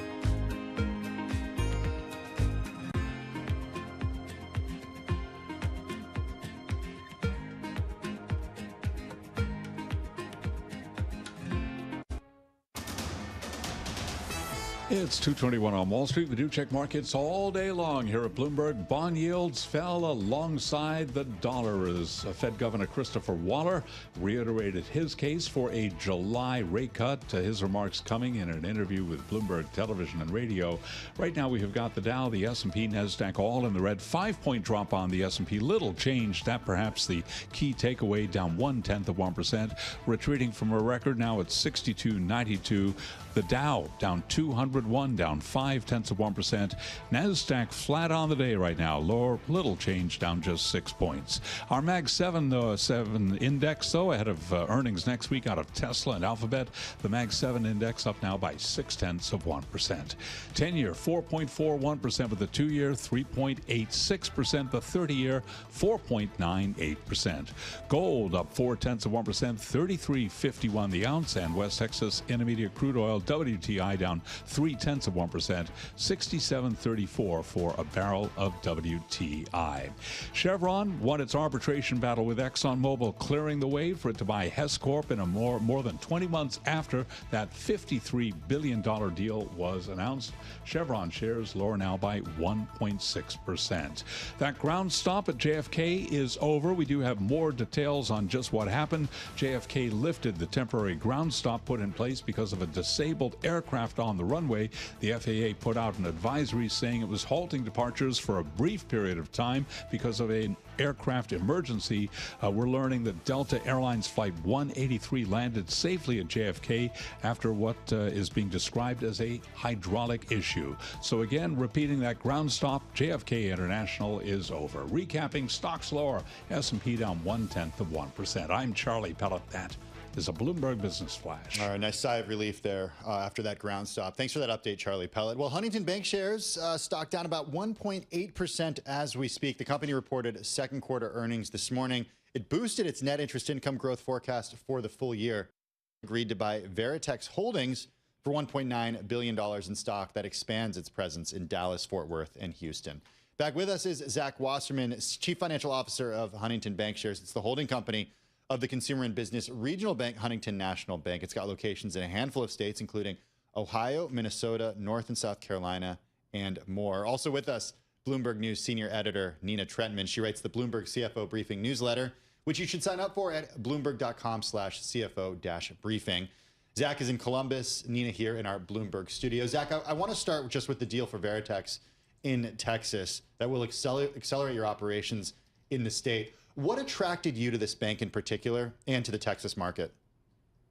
You know, we're extraordinarily pleased with the opportunity to partner with Veritex. And, you know, a couple things I would say. One is the Texas market in particular is incredibly attractive. As you probably know, it's one of the fastest growing states in the country. It's the 8th largest economy in the world if it was a standalone country.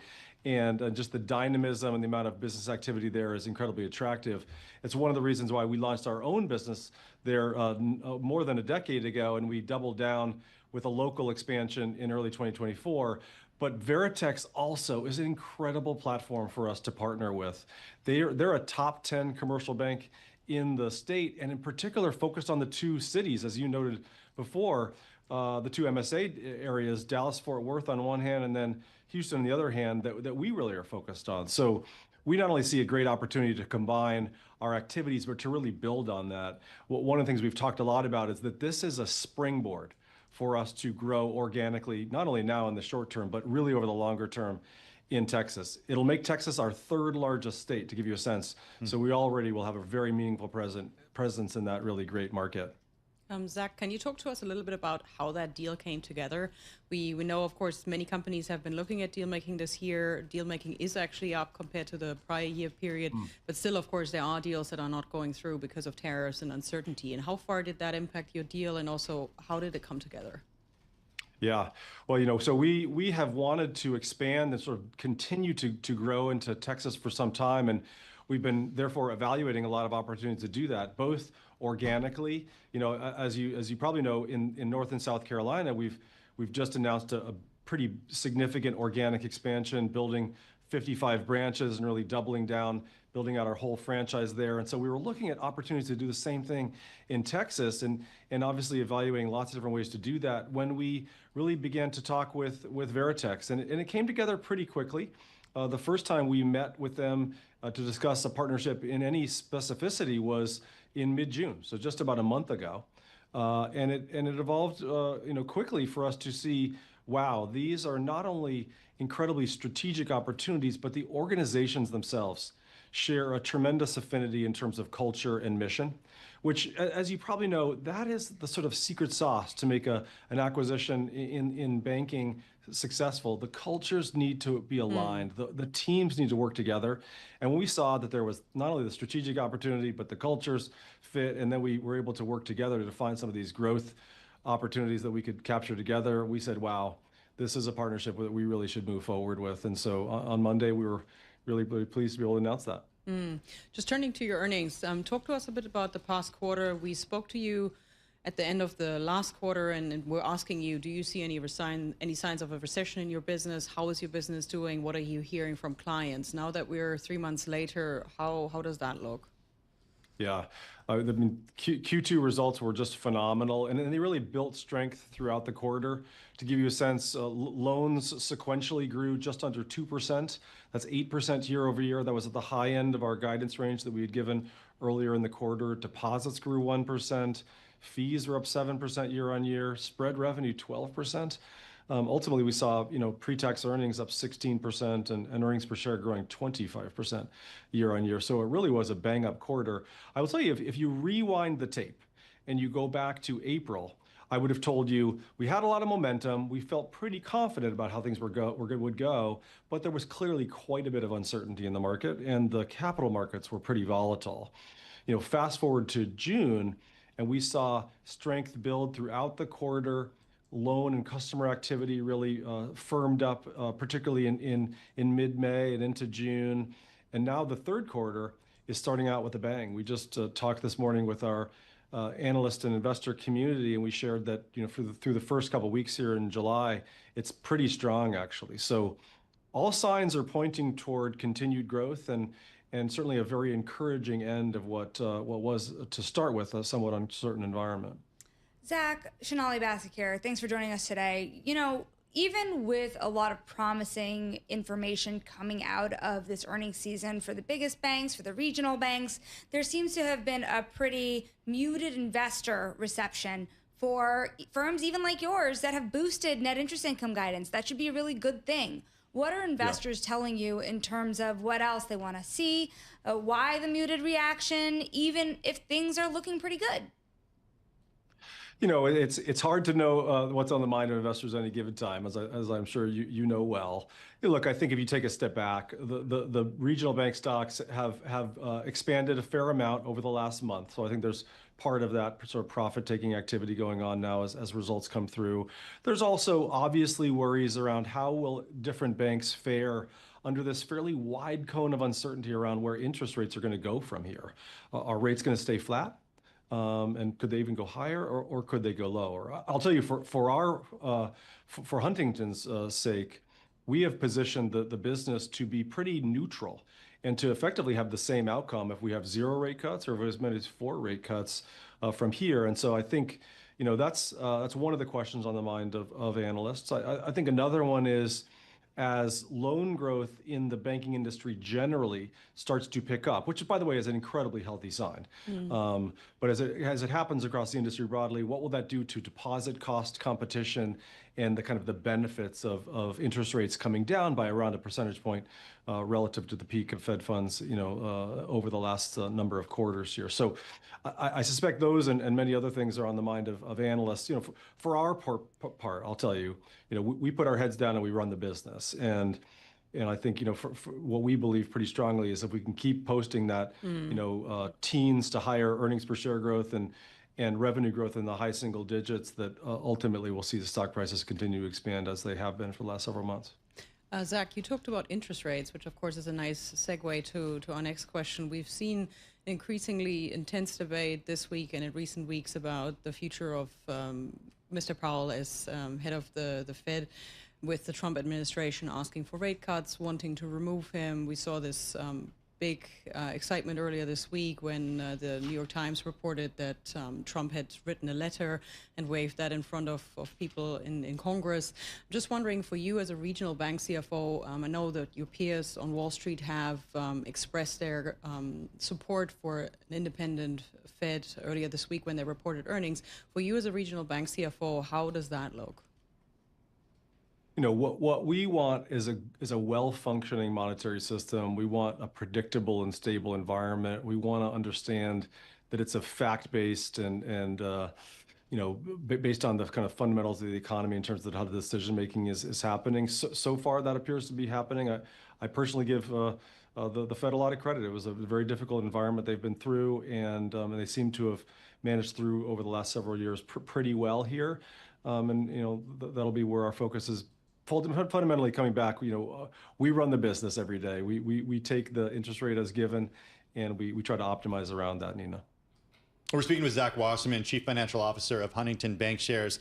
Zach, since you do operate in these geographies, including Texas, Ohio, Minnesota, North and South Carolina, and more, you've got a nice regional view on where there's strength and weakness. Are you seeing any particular geographical weakness emerge anywhere? Really not. You know, I think pretty broad-based growth. One of the things we shared today in the earnings results is that, like we've seen for the last several quarters, the growth we're seeing is very balanced between what we're calling our core, all of the businesses we've been operating for a long time, but also our new initiatives. Excuse me. The launches we're doing into North and South Carolina, into Texas. Recently, we launched our business into South Florida, and a number of new commercial specialties, and we're seeing a nice balance across them. So, you know, kind of across our traditional Midwest footprint, we're seeing strong growth in Michigan. I was just up with our Michigan-based team earlier this week, and we're seeing 6% year-over-year loan growth in that market, to give you a sense. In Columbus and in our central Ohio region, where I'm based, we're seeing very strong economic conditions and a lot of expansion. And then, of course, in some of the new geographies that we're growing into, North and South Carolina, Texas, Florida, we're seeing a fair amount of expansion there also. So not really seeing any areas of weakness. And, you know, again, as I noted, kind of the trend we're seeing month by month here is firming up pretty well.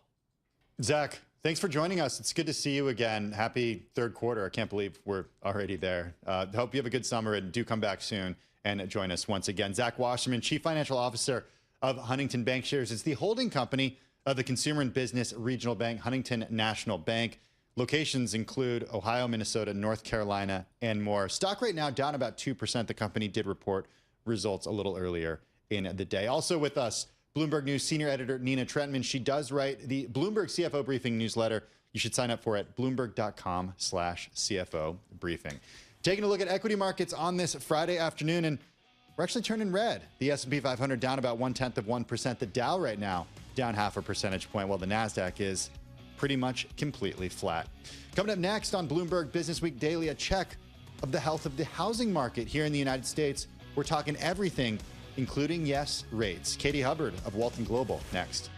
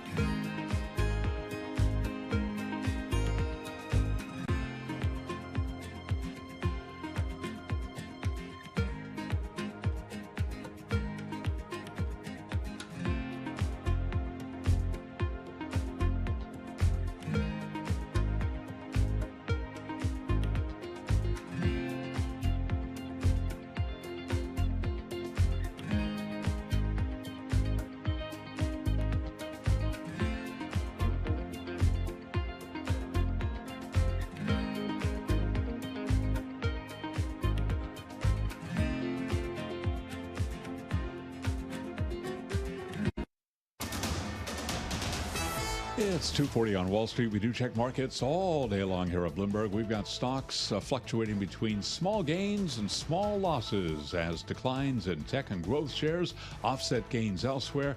S&P 500 index still on track for a weekly advance after consumer sentiment rose to a 5-month high. Little change, the key takeaway at this hour, with the S&P down under 0.1%, down 5 points. The Dow down 213, drop there of 0.5%. Nasdaq Composite Index now flat on the day. Interestingly, the Mag 7 Index higher by 0.6%. Next week, we will be hearing from both Alphabet and also from Tesla. 10-year, 4.42%. The 2-year, 3.87%. The 30-year, 4.99%. Gold up $13 the ounce, $33.52. That is an advance of 0.4%. West Texas Intermediate crude down 2.10, $67.42 a barrel. And Bitcoin down 1.5%, $117,650 on a Bitcoin. Sarepta Therapeutics shares are plunging by 37%. The FDA plans to ask Sarepta to pause shipments of its Elevidys treatment after 3 deaths were linked to the company's gene therapies. Again, Sarepta right now down 36.8%. I'm Charlie Pelleton. That is our Bloomberg Business Flash. Appreciate the update, Charlie. Thank you. U.S. housing starts rebounded in June on the strength of multifamily building, while weakness in the larger single-family market pointed to some ongoing struggles with bloated inventories and affordability constraints. New residential construction increased 4.6% to an annualized rate of 1.32 million homes last month. It's picking up after an almost 10% slide in May. That's according to government figures that were released earlier today. Our next guest watches all aspects of the housing market. Great to have back with us Katie Hubbard, Executive Vice President of Capital Markets at Walton Global. It's the privately owned asset and real estate investment company. It's got over $4.5 billion of land assets under management and administration, and more than 80,000 acres under management and administration. Walton Global is in retail, industrial, commercial, and more. Katie joins us from Denver this afternoon. Katie, you were last on with us just about a month ago. Is the residential housing market now better, worse, or no different than it was then? Hey, Tim, thanks so much for having me. I would say the housing market machine is definitely gummed up right now, and it is continuing to flatline, with the increased housing prices going up 60% from 2019 to 2024, and mortgage rates doubling over the same time. It's just affordability is keeping really everybody stuck. What do you make of mortgage rates going forward? If you have a 10-year yield that has been pretty sticky, we have reached roughly 4.5% again this week, although we are below that level right now. What does it mean for the potential for mortgage rates to eventually go down? A lot of people think it will be the Fed that could help, but if longer-term rates stay sticky, then is there a chance that mortgage rates just don't follow on the path lower? That is really the challenge. And so we obviously are hearing President Trump wanting to send rates down. However, the 30-year fixed rate mortgage sitting at rate 6.7 right now is tied to the 10-year Treasury more closely than the Fed funds rate, typically sitting 150 to 170 basis points spread. However, when the market perceives the risk for long-term debt to be greater, the spread increases. And so we really need the 10-year Treasury to come down. Right now, if you're looking at technical analysis, it is channelizing. So it is looking to make a move. Hopefully that move is going to be to the downside, bringing rates down. And really, that's going to be the biggest driver, I would say, for how we get the housing market unstuck. Even with the big, beautiful bill that was just passed, we saw home builder sentiment increase slightly because there are some tax incentives that are going to be helping out in housing, but it definitely isn't going to do as much as it would if we could bring the 30-year fix down. What is your view on the Federal Reserve's role in this gumming up? And the reason I ask is because of a post that the president made to his Truth Social platform earlier today. Here's partly what it said. He said, too late, which is a nickname he uses for Fed Chair Jay Powell, and the Fed are choking out the housing market with their high rate, making it difficult for people, especially the young, to buy a house. He is truly one of my worst appointments. Is the Fed partly gumming up the market?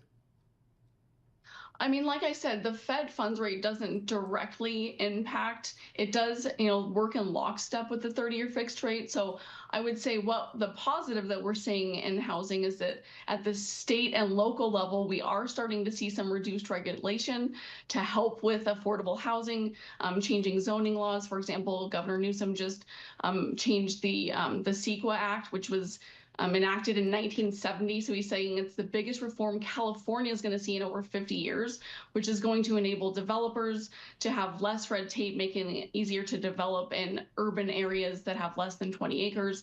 So not having to go through all of the environmental red tape that they had to, and making it faster and cheaper, because historically in California it's really been a rich man's game to develop, and now people that have just written off development there are going to be taking another look. And so hopefully that and things like that at the state and local level are going to be able to help with the affordability, while President Trump's comments on the Fed, even if we do bring the Fed funds rate down 3% like he tweeted a few days ago, that means we're probably going to be in a recession at that time. So there's going to be bigger economic waves and impacts that come along with bringing the rate down. Of the potential headwinds moving forward, and there could be many when it comes to construction and when it comes to just the creation and proliferation of new homes in this country, one question I have is actually around tariffs still, because you have those Section 232 tariffs still very much up in the air in a lot of ways, particularly with a lot of the housing inputs like lumber in particular. Meanwhile, there's still a big question mark around how some of the immigration policies could impact the labor market when it comes to housing construction. How do you weigh those factors when you're thinking about new home starts in the next year? Yeah, Shonali, what's really interesting is that Walton's home builder clients, which we work with mostly publicly traded home builders, they are reporting no increase in costs across the board. In fact, in some cases, they're reporting their costs to have come down even since the talk of tariffs. So we're definitely looking out for labor because of deportation issues. So places like California, they might be reducing regulations, but they could have labor shortages.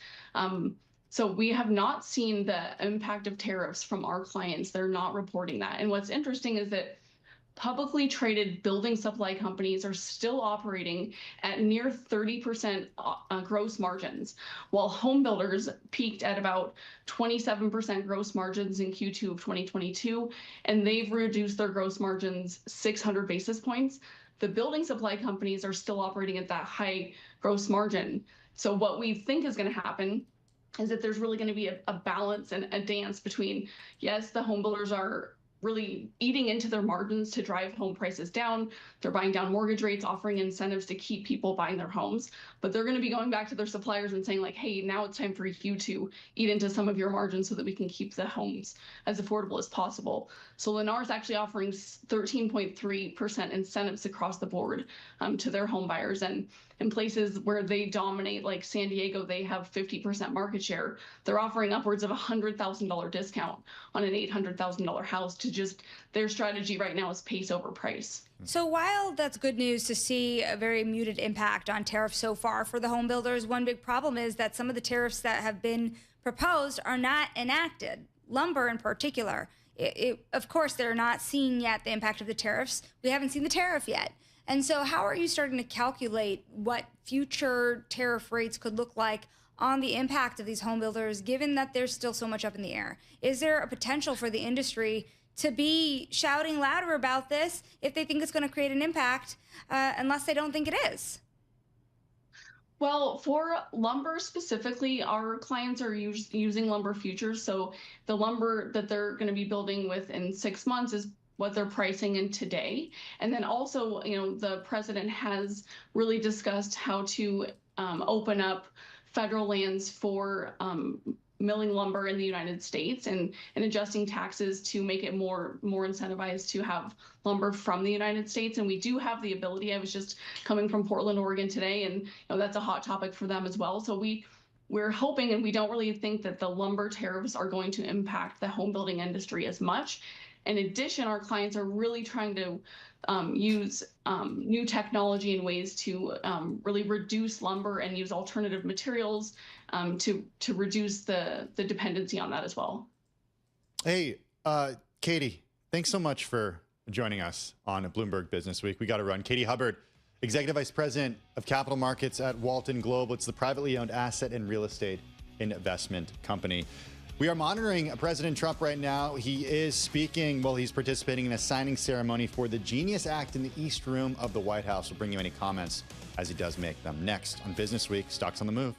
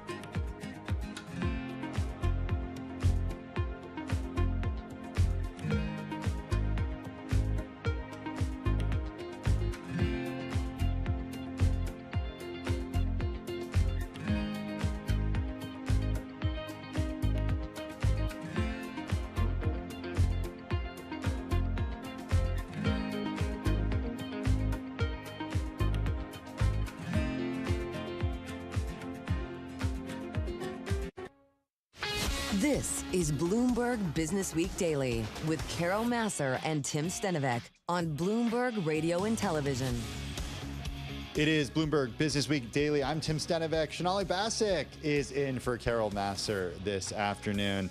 The president is participating in a signing ceremony for the Genius Act in the East Room. Sonali, we kind of knew this was happening, but that's not why you're here. But you are the co-anchor of Bloomberg Crypto with me every Tuesday at noon. This is a big deal for crypto investors. It's a big deal for crypto companies. It's also a big deal for financial regulation in the U.S. It really is. And remember, the Genius Act is the one that pertains to stablecoins. And the idea that stablecoins can be bigger and bigger buyers of U.S. treasuries is one big reason that Wall Street has their eyes on this particular bill, although that they've made more progress too with other parts of the bill, like the Clarity Act as well. Well, let's take you now to the East Room of the White House and listen in on President Trump. I said, did you learn it as a child? No, I just learned it over the last 4 or 5 months. I said, you learn Japanese, maybe the single hardest language to learn. It's actually breathing rather than, it's breathing. I'm not going to imitate it because we'll end up with a big story and I don't want that. But he spoke totally fluent Japanese. I said, that's very impressive. And he was introducing me to Mr. Honda. I said, oh, are you in the car business? He goes, yes. I said, you're a very rich man. And then he said, Mr. Toyota, right? Toyota. And I said, what business are you in? Let me guess. He said, cars. He was my interpreter, and I was so impressed. And I was getting ready to leave. He said, sir, I'd like to run for the United States Senate. I said, where are you from? He said, Tennessee. I said, well, I love Tennessee, but do they know you there? No, but if you endorse me, I'll win, right? And I endorsed him, and he took a 48-point lead. And they didn't know who the hell he was. And he's turned out to be a great senator. And now they all know who you are. Yeah, so you're fantastic, and we thank you. And just the fact that you're doing this and you understand this is a complicated world, and you understand it, Bill. So you've been great. Thank you very much. We're also pleased to be joined by our great Vice President, J.D. Vance. J.D., thank you very much. Good job. And he's been up speaking late at night on the phone. I said, J.D., how about you taking 3 or 4 of these people, please? Because 3 or 4 I cannot speak to. I just can't. And he'd take them and he'd come through, right, J.D.? Also, Speaker Mike Johnson. He is unbelievable. He's an unbelievable... I mean, if you go by what we're doing, if you keep at this pace, you can't keep it up for another 200 days. But I will tell you this, if you keep up this pace for another week, you go down as the greatest speaker in the House in history. So 1 more week. 1 more week. Who needs Tip O'Neill? Who needs Tip O'Neill? He's better looking than Tip O'Neill, too. But no, he's been going at a fervent pace. Would you say that's right? Your wife probably says, you are crazy. You've been aging beautifully at front. He's an amazing speaker, a great leader, and everybody likes him and respects him, and that's why we're with a very small majority, like 3. We had a time when we were 1. Remember? We said we're 1 heart attack away from losing the House. Then we won a couple of seats and a couple of other. Now we have 7, maybe if we're lucky, 7.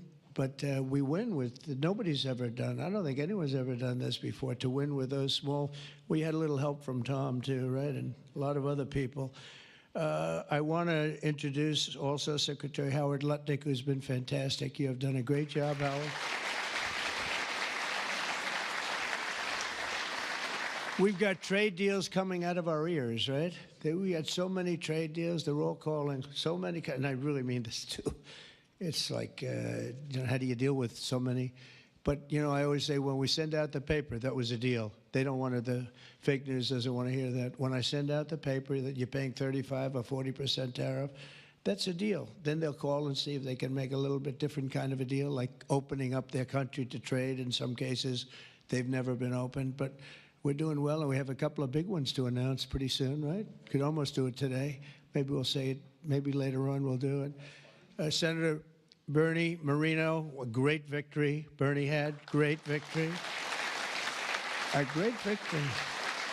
That was one of the truly tough races. A lot of people weren't sure anybody could win that seat, and you won it in easy fashion, right?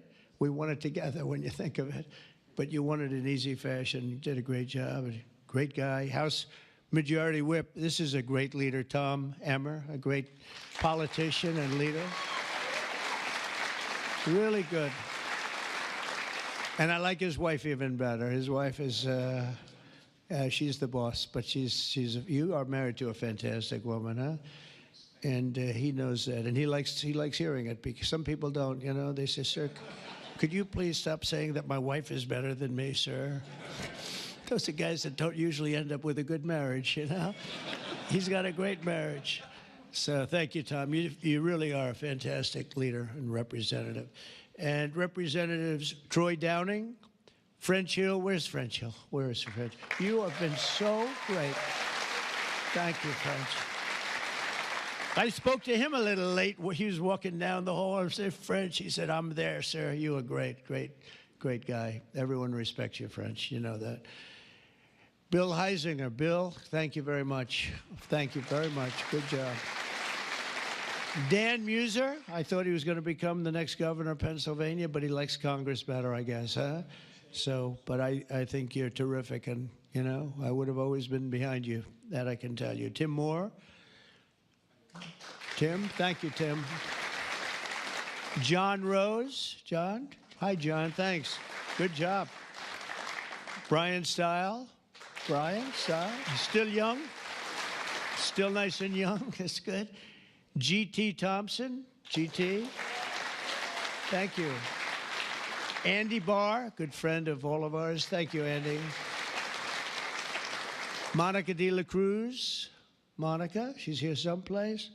Thank you, Monica. Thank you, Monica. Mike Haridopoulos. Mike, thank you, Mike.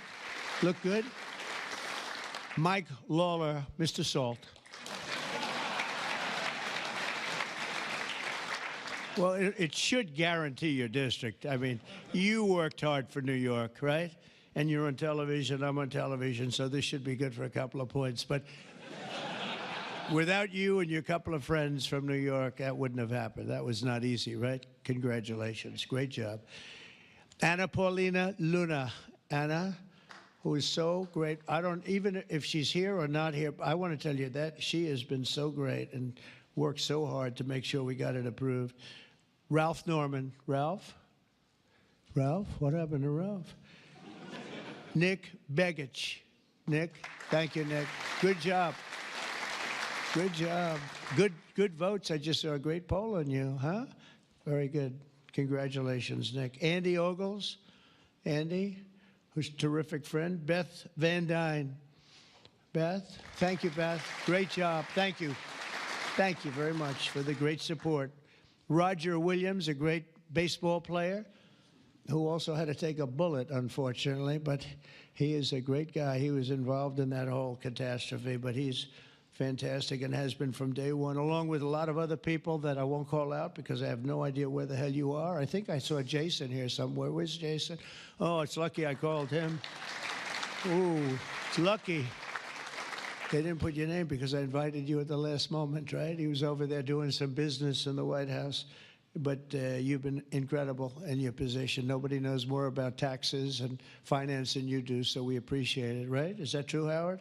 It's true. Thanks, Jason. Great job. And you'll help out with that other matter.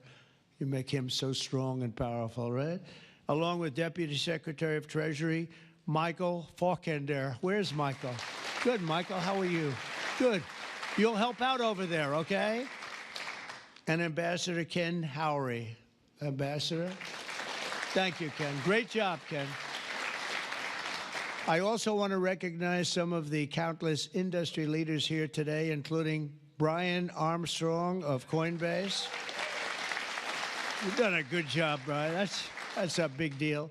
Dave Ripley of Kraken. Dave. Thank you, Dave. Jeremy Allaire of Circle. This is a big day. Good job. Good job, Jeremy. Paolo Ardino of Tether. Paolo, thank you, Paolo. Ryan McInerney of Visa. That's a good company. Thank you. Chris Pavlovsky of Rumble.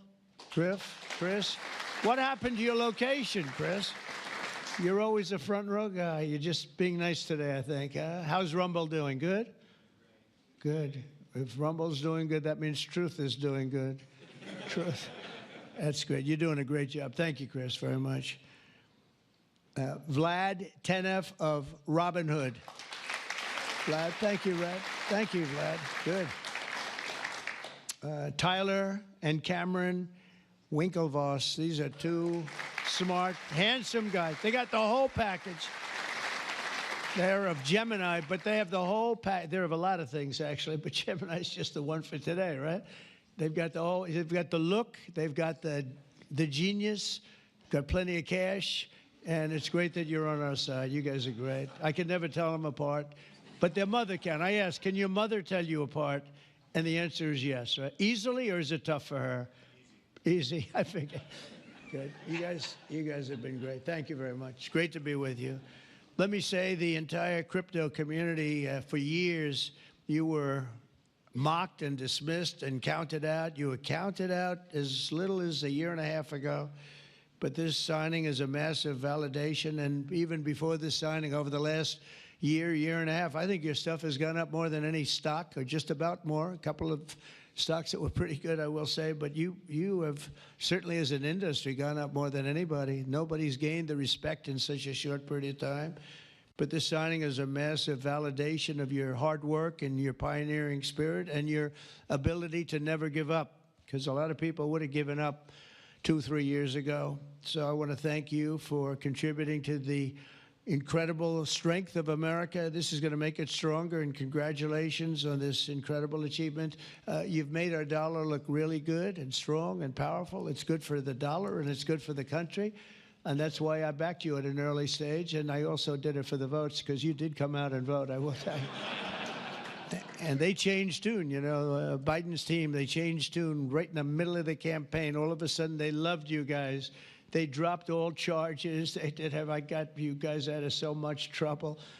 And you know what? I don't think anybody voted for them, right? Because you remember they treated you very unfairly, actually. So it's a great honor that we were involved. And it was a tremendous amount of support that we got at the polls. We won, think of it, we won every swing state. We won by millions of votes. We won the popular vote. We won the districts by 2,750. Think of that, to 505. Different districts, too, by the way. Every once in a while, that number can change, but it doesn't change by much. The map was almost totally red, and you guys were with us right from the beginning. Exactly 1 year ago this month, many of you were with me in Nashville, Tennessee. Do you remember that day, right? That was a big day, Nashville, Tennessee, when I became the first presidential candidate ever to address the Bitcoin conference. And at this time, and at that time, crypto builders and founders were under relentless assault by the Biden administration, which was trying to crush your industry and crush you as people and go after your families. And they were a vicious group of people. You know, people don't realize it. They were vicious, incompetent, but vicious. Well, Joe was an incompetent guy, but he was always known as a vicious guy. I guess if you're going to be in that, you're probably off. If they're incompetent is better, right? Because you don't want to have a vicious guy that's competent. If you did, I wouldn't be standing here today, right? But I pledged that we would bring back American liberty and leadership and make the United States the crypto capital of the world, and that's what we've done. And under the Trump administration, this is only going further. You're going to do really well. I mean, I'm so proud of what you've done in the last couple of years, and very important. On day one, I remember I did this and I said this and I mentioned this name, and I got the greatest applause of the whole campaign. We fired Joe Biden's SEC chair, Gary Gensler. We fired him.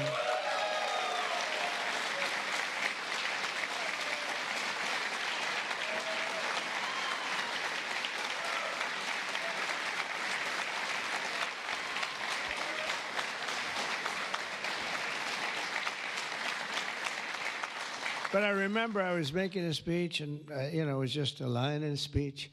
And I said, and I will fire Gary Gensler. The place exploded. I said, I finished like one, and I said, what the hell did that guy do?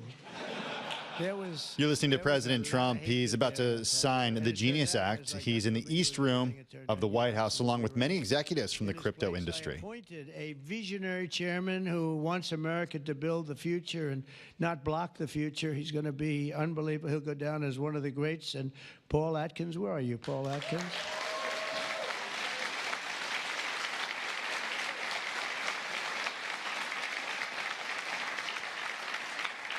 And you know, Paul, the crypto guys, they said, everybody said, not only crypto, every industry, they all wanted Paul for the position.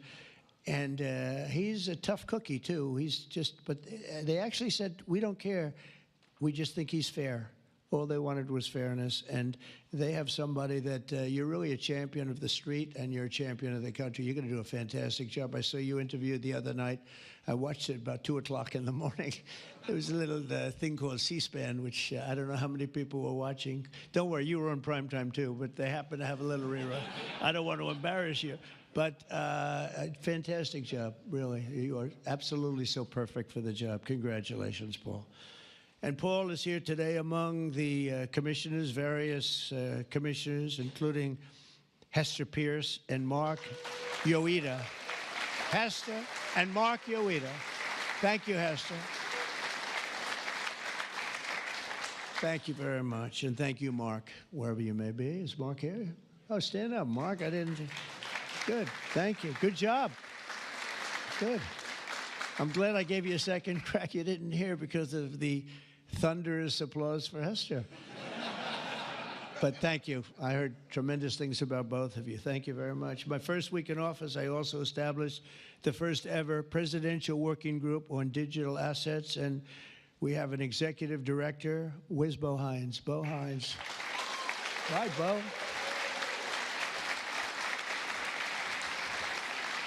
And Bo is a great football player, right? Bo is a great football player, one of the better players in college football, so I know you from that also. See, who would think that I know that? I know a lot of things, Bo, but he was a champion player. I stopped the weaponization of government against crypto and Bitcoin, and we ended the lawless operation Choke Point 2.0. That was a bad operation.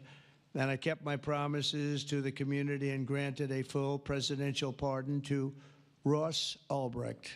Ross Ulbricht. And you have no idea how important that name became. It was like a symbol, and his mother was unbelievable. His mother was an unbelievable woman, but it was so important to a certain group of people. And in the truly momentous act last March, I signed an executive order establishing the U.S. Strategic Bitcoin Reserve, as well as the United States Digital Asset Stockpile, and that's all signed up. And with today's signing, we're pushing even further into the exciting new frontier. Just as I promised last year, the Genius Act creates a clear and simple regulatory framework to establish and unleash the immense promise of dollar-backed stable coins. This could be perhaps the greatest revolution in financial technology since the birth of the internet itself. A lot of people are saying that. I don't know. What do you guys think? Yes? If you say yes, I'm saying yes. I think it's great that you're involved, I will tell you. Many Americans are unaware that behind the scenes, the technical backbone of the financial system is decades out of date, many, many years out of date. You know that. Paul and others are straightening it out, but payments and money transfers are costly and take days or even weeks to clear. Under this bill, the entire ancient system will be eligible for a 21st century upgrade using the state-of-the-art crypto technology. Who would have thought we would have been saying that 2 years after I really met you for the first time? The Genius Act provides banks, businesses, and financial institutions a framework for issuing crypto assets backed one-for-one with real U.S. dollars, treasury bills, and other cash equivalents. It's really strengthening the dollar and giving the dollar great prominence. And, you know, you have this little group called BRICS. It's fading out fast. But BRICS is, they wanted to try and take over the dollar, the dominance of the dollar, and the standard of the dollar. And I said, anybody that's in the BRICS consortium of nations, we're going to tariff you 10%. And they had a meeting the following day, and almost nobody showed up. They said, leave me alone. We didn't want to, they didn't want to be tariffed, did they, Howard? Huh? So it's amazing.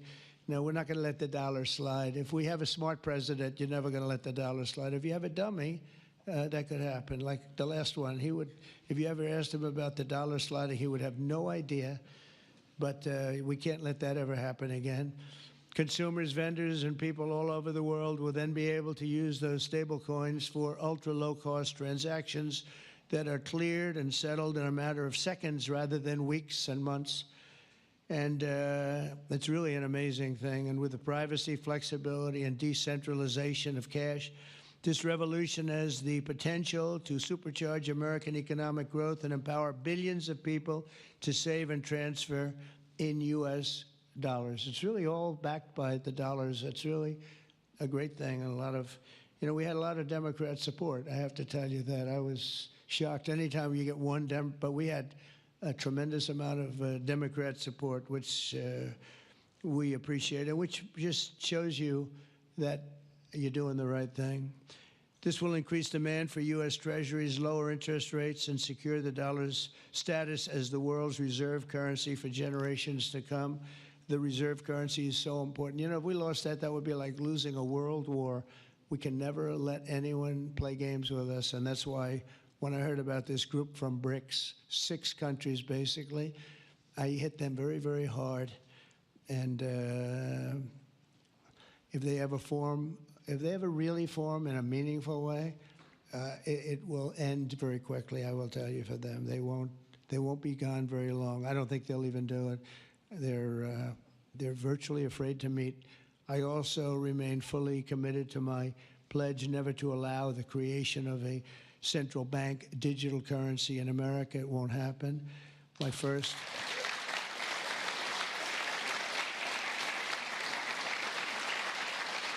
Thank you. And the other night, I will say, with some of the congressmen and women, they wanted that so badly. That was so important to them. I was impressed that they knew what the hell it was, to be honest with you.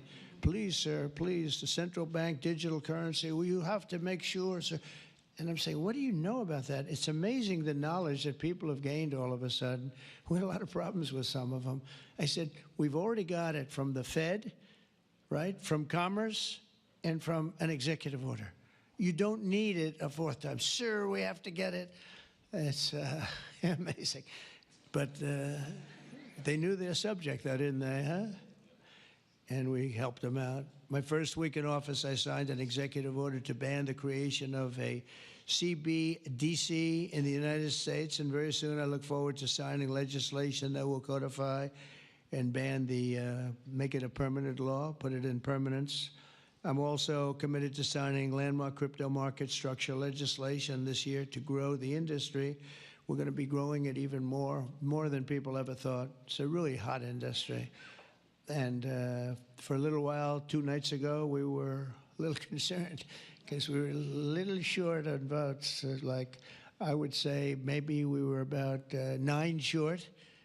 9 short at 3 in the morning. We were about 4 short at 3:30 in the morning. And we were in good shape at 4 o'clock in the morning, right? But the people, and few people, have fought harder for the bill than we're signing than some of the people here today. You have been unbelievable. It's our White House AI and crypto czar, David Sachs, who has done such a great job.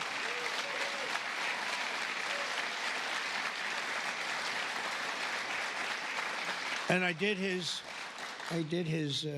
he has a show now. I've become a showman, but a couple of years ago, right? It's probably 2 years ago now in San Francisco, and I did his show, and I heard he's a very smart guy, and we had a great show. You've kept it going a lot longer, and is that still your highest rated ever show? Oh, he knows what to say. He knows what. He had a rating that he had millions and millions of people. He said, what's going on? But we had a great show, and I said, that guy's really smart. I said, if I get elected, I was running at that time, if I get elected, we're going to bring him into government in some ways. He's worth a fortune. He's made a lot of money. He's a very rich billionaire. But this is more important, isn't it? This is me too. It's like, doesn't matter. This is much. I know Howard and I talk about it all the time. Howard could go back to his wonderful brokerage firm, hire 1 or 2 people, and it's not the same as. It's not the same as what you're doing, right? We're doing the biggest deals in the world. Actually, the deal we're doing now in tariffs is the biggest, when you add it up, the biggest deal ever made in history. It could be 1,000 IBMs. I mean, if you think of it, it's the biggest deal ever done. So it's hard to go back to a brokerage firm and, make $79,000 commission on the sale of a stock, right? It's true. But I want to ask David. So David's been fantastic. He's done an incredible job. And I'd like to ask David to come up, say a few words. Thank you very much.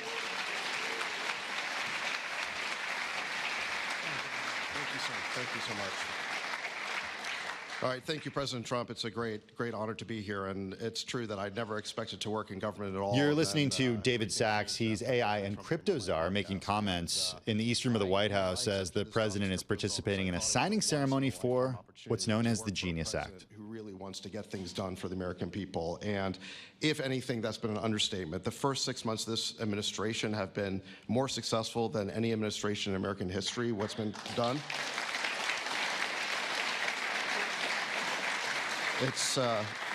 It's just been incredible. President Trump has worked at tech speed. We're used to working fast in Silicon Valley, but even this is fast for us in Silicon Valley, the speed at which you move President Trump. It's really incredible. And now today, you have another historic legislative achievement that is a monumental step to fulfilling your promise to making the United States the crypto capital of the world. This Genius Act will unlock American dominance in the crypto industry by creating clear rules of the road.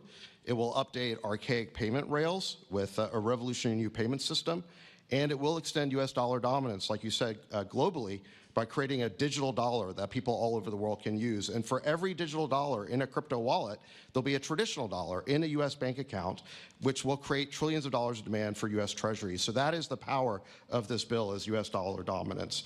This is a huge promise made and promise kept by President Trump. And there's just a few other people I'd like to thank. First, my family for being here. Thank you.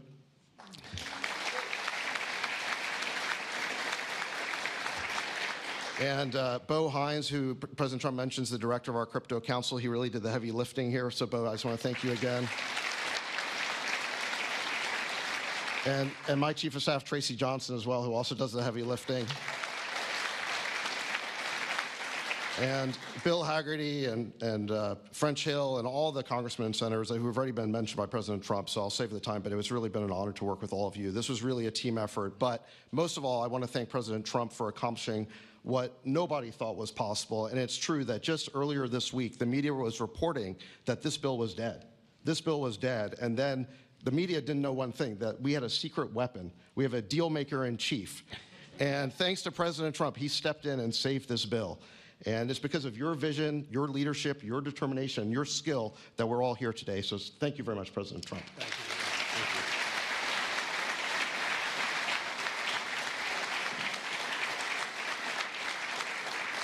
you. Is that Laura? Please come. Just come here.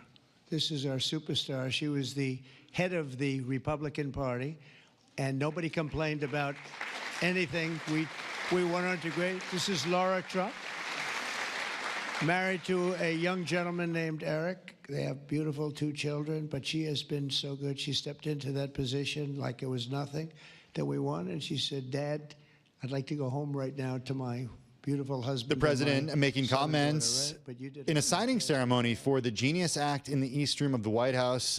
President Trump said that stablecoins will be a revolution in fintech, that money transfers are costly and take a lot of time, yet he's not going to let the dollar slide. He said losing the dollar as a reserve would be like losing a war.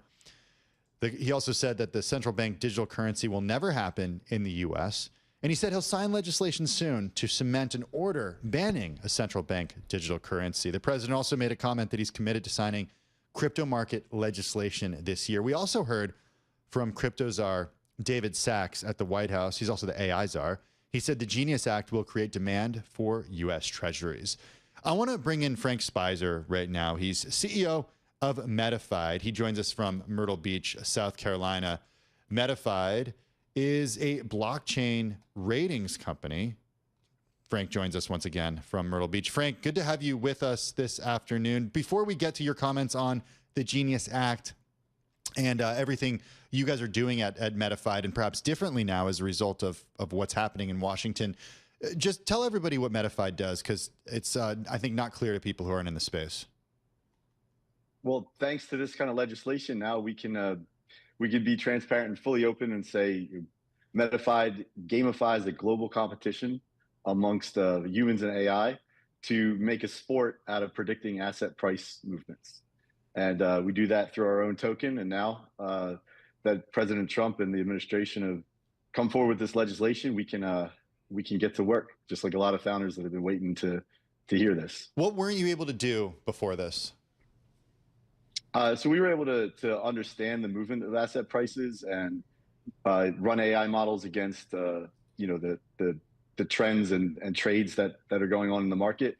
But now what we're able to do is link it up with what's going on in the real financial markets and add value to allowing people to be accurate and early in predicting these asset price movements. How do you see the recent U.S. stablecoin legislation shaping the market? Could possibly tighter oversight drive stablecoin issuers offshore? I actually don't think so. I think this is a great thing for the market, because the requirement of the Clarity Act and now the regulation framework around the Genius Act is that stable tokens now have to be backed 1-to-1. So what I think you're going to see is stable tokens that adopt the U.S. regulations will be the ones that are trusted, and people will see them as a viable on-ramp to link the digital asset world with the traditional finance system. What is your view on CBDCs? We have President Trump earlier, just minutes ago, saying that he will cement an order banning CBDCs. This seems to be always kind of hand in hand with stablecoins when it comes to conversations or discourse in this space. Yeah, so what I think the administration is making clear on that is that you're going to have the innovation in the hands of builders and entrepreneurs. And what they're not going to do is turn the currency itself into a surveillance mechanism, which if a CBDC were to become available in some other countries and were adopted, I think people would be a little hesitant to get involved with it, because all that's doing is letting people track your move and turn you off from the financial system whenever you run afoul of saying something somebody doesn't like or take an unfavorable position. What this does is decentralizes the authority a little bit into the hands of builders and investors. If you're watching on YouTube or Bloomberg Originals right now, you can see the president is about to sign S1582, the Genius Act. He's in the East Room of the White House. He's surrounded by people within the crypto industry, lawmakers who've been supporters of the crypto industry. You heard him call out a few of the people who were there. Brian Armstrong of Coinbase, the Winklevoss twins of Gemini, in addition to Vlad Tenev of Robinhood, David Sachs, the crypto and AI czar, there as well. I want to get back to Frank Spicer, CEO of Metafied. Frank, what legislation would you like to see when it comes to regulating crypto that is not yet law? Well, right now there's clarity in the Genius Act as to what is a commodity, which is Bitcoin and Ethereum tokens, and the pathway to define yourself as a security. But I'd like to see some more clarity and some more help in determining what's a utility, because a lot of founders are building things with utility that link the two systems together, that carry value, but have a clear utility to them and are not such the case that they're a security. So it would be really great to see that. But I actually anticipate that we'll be able to work with the government to evolve that. And they seem really open to being able to have a conversation now, where before it was a little less clear on how to make that happen.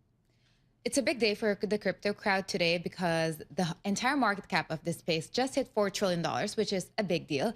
So in light of that... It's like the size of NVIDIA, right? Yes, exactly. And really, the story got a lot of views. I see it on Twitter. Everyone's really celebrating.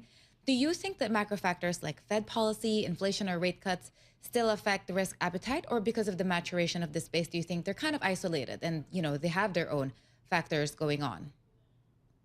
I think what we all just witnessed was the mainstreaming of crypto. So given what's happened in the markets recently, I think the stable tokens allow an on-ramp to connect people in their everyday lives to be able to use digital assets. They're going to find their way into assets like Bitcoin and other projects that are worth investing in.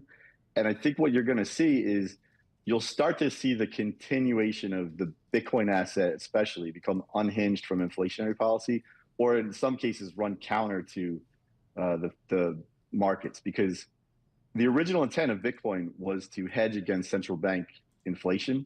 And now with a way to on-ramp dollars into the asset in a digital format, like stable tokens like USDC trading into Bitcoin, you're going to see people understanding, well, when they're printing more money, maybe I'm going to move into an asset that hedges inflation like Bitcoin does, because there's a fixed supply and they're never going to make more than 21 million Bitcoin.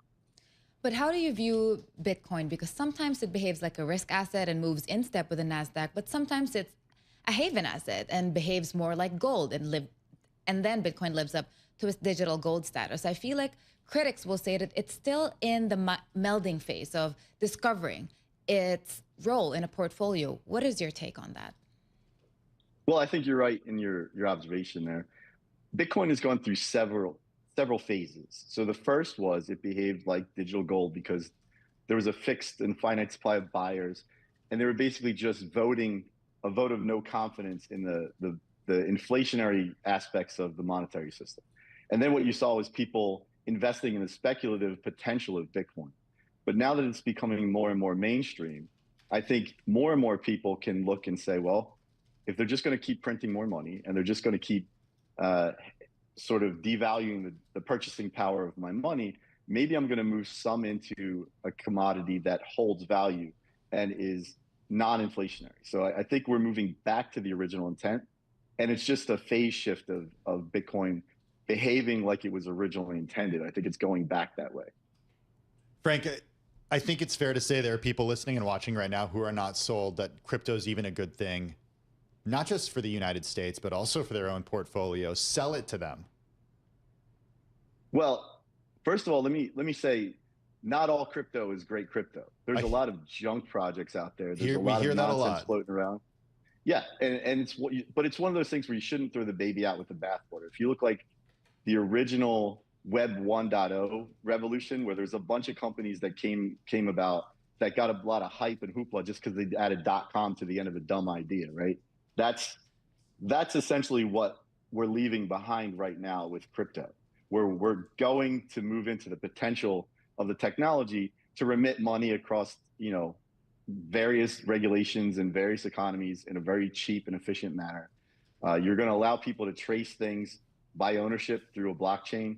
That's all great technology. And now, with some clarity around how it's supposed to be used here in the United States, I think we can lead the way and show people that there are actually viable, great projects that follow the rules, and the technology itself is great technology because it allows you to be transparent about who's owned it before and who you're being transferred to. So you can shift compliance, you can make quick work out of chain of custody, and I think today is a real big step forward in getting us to where the potential of the technology is.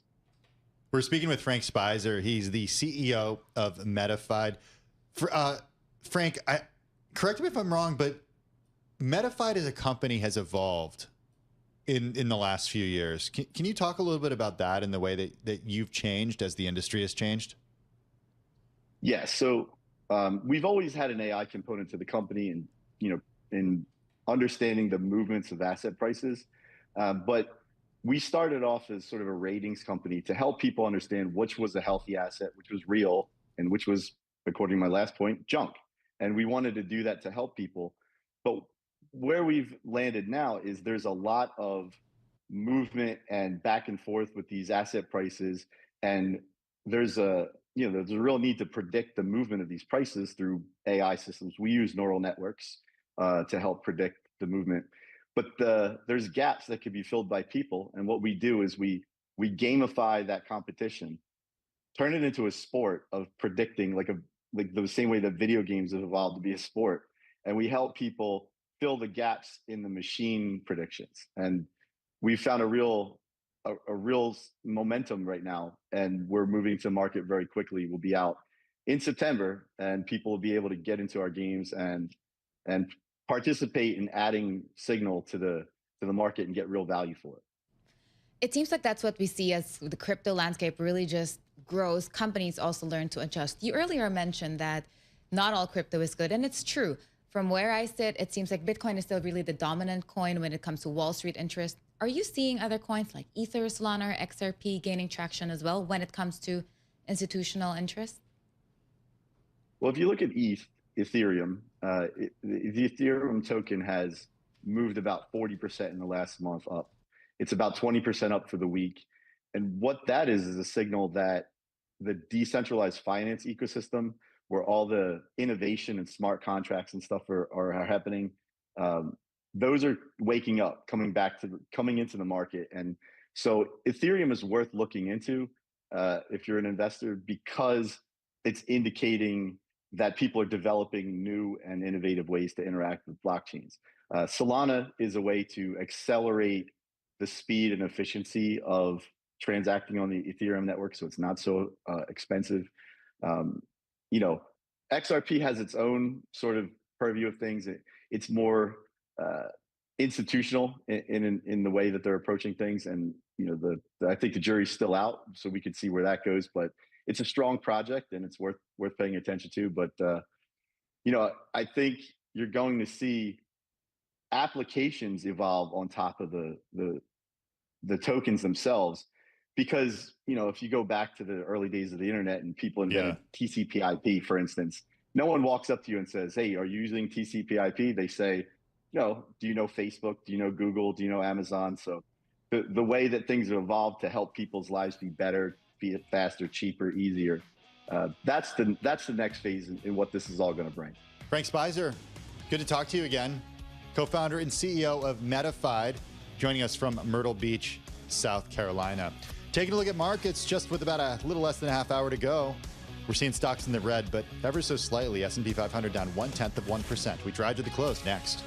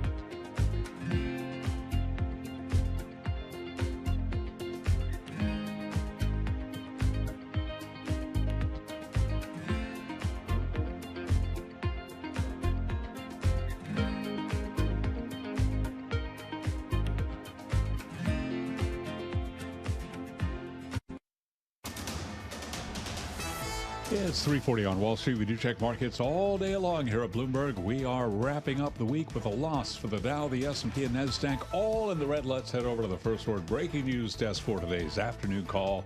Here he is, Bill Maloney. And good afternoon, Sean. That's right. U.S. stocks are trading in the red right now with the Dow down 181 points.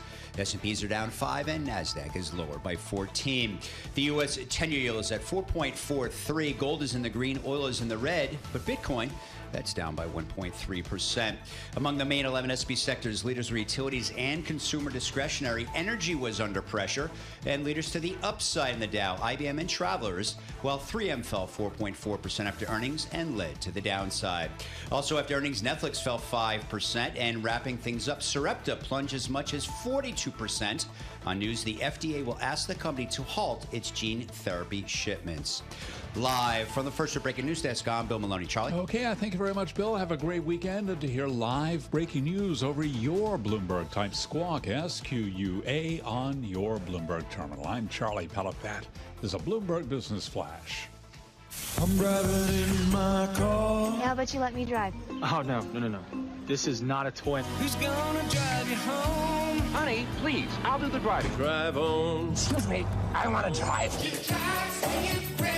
It's the question that drives us. This is the Drive to the Close. That funky music will drive us till the dawn. On Bloomberg Radio. All right, everybody. It is just about 18 minutes to the close of U.S. equity market trading on this Friday, July 18th. Isabel Lee, does it feel like a Friday to you? It feels like a Friday. This week felt long and weird, but we're almost going to make it. We are. Well, almost. We got, 18 minutes to go until the close of trading. We got an hour and 20 minutes of the program left. I think we can do it. The S&P 500 down 0.1%, the Dow down 0.4%, the NASDAQ down fractionally. And we got a slew of earnings this week, really lots to digest. And with us is Jared Cassidy. He's the head of U.S. Bank Equity Strategy and large cap bank analyst at RBC Capital Markets. He joins us from Portland, Maine. So thank you for joining us, Gerard. So first of all, trading revenues held up strongly in the second quarter, especially in equities. How much of this do you think is structural drivers versus cyclical volatility? Sure. Thank you, Isabel. I would say that trading revenues are always going to be impacted by market conditions. And when there's increased volatility, like we saw especially in April, trading revenues benefit from that. And so even though the big broker-dealers, the big investment banks, Goldman Sachs, JP Morgan, Morgan Stanley, et cetera, are certainly benefiting from the trading environment, it's more, I would say, cyclical than structural. But again, volatility benefits the trading areas for these banks. And when you compare trading revenues to investment banking revenues, they're much, much larger. Now, investment banking revenues, on the other hand, want stable and calm markets, and that helps those revenues, which really impacted them negatively in April and May. With Goldman and JP Morgan outperforming in capital markets, what do you think they're doing differently that's allowing them to really gain market share across equity trading, advisory, and many more? It's a combination of factors of, hiring the right people, having the deeper relationships. But it's also both these companies, and Goldman in particular has pointed this out, is that they have a very laser-like strategic focus to be the top investment bank, or I should say the top broker-dealer to their top 150 clients. So Goldman has identified these clients and has steadily improved the penetration in the wallets of those clients. And it's been a focus point. JP Morgan has been doing that as well. And so I think that's part of the reason that you see their market shares improving in this area, is because of this increased focus, plus having the proper or the right talent in the chairs that do the customer facing has been a factor as well. As these results have had a few days to breathe, and you've looked at the commentary again and again, and you've heard interviews with different executives, how would you characterize the way they've spoken about the economy? And the reason I ask is because we love looking at the banks because they've got a great view on how U.S. customers are doing? Tim, it's a really good question. In fact, I was asking that question on the earnings calls because, to your point, think about what we just came through. You know, the president announces his tariff policies in April of this year. The market goes into a tailspin. The economists, many of them raised the probability of recession meaningfully for 2025. But the bank's results in the second quarter were very, very good. The first quarter of this year, according to the FDIC, the industry had, on an annualized basis, record profitability. And since the second quarter results were in general so far better than the first quarter, that record profitability is likely to be maintained. So what gives? I mean, you have all this uncertainty. We see the headlines, but what the driver, I think, is the employment picture remains very healthy. Not only do we have a low unemployment rate, we're still producing anywhere from 130 to 160,000 new jobs every month. And when you look at the JOLTS numbers, the job opening and labor turnover numbers, we still have a shortage of workers.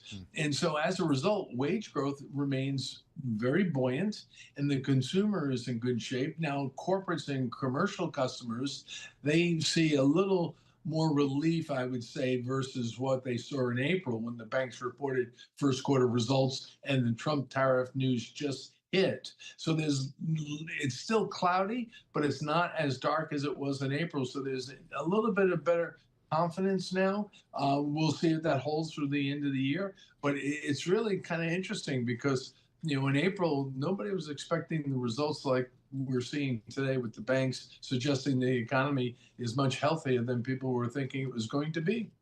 Given the year-over-year rebound in capital market revenues, are we at an inflection point when it comes to broader financials exposure, or do you think headwinds like tariffs or elections still warrant some caution? It's interesting because, you know, trading revenues for some of the banks were at record levels.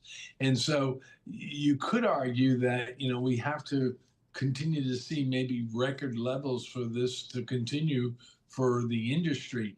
And those are always hard to predict.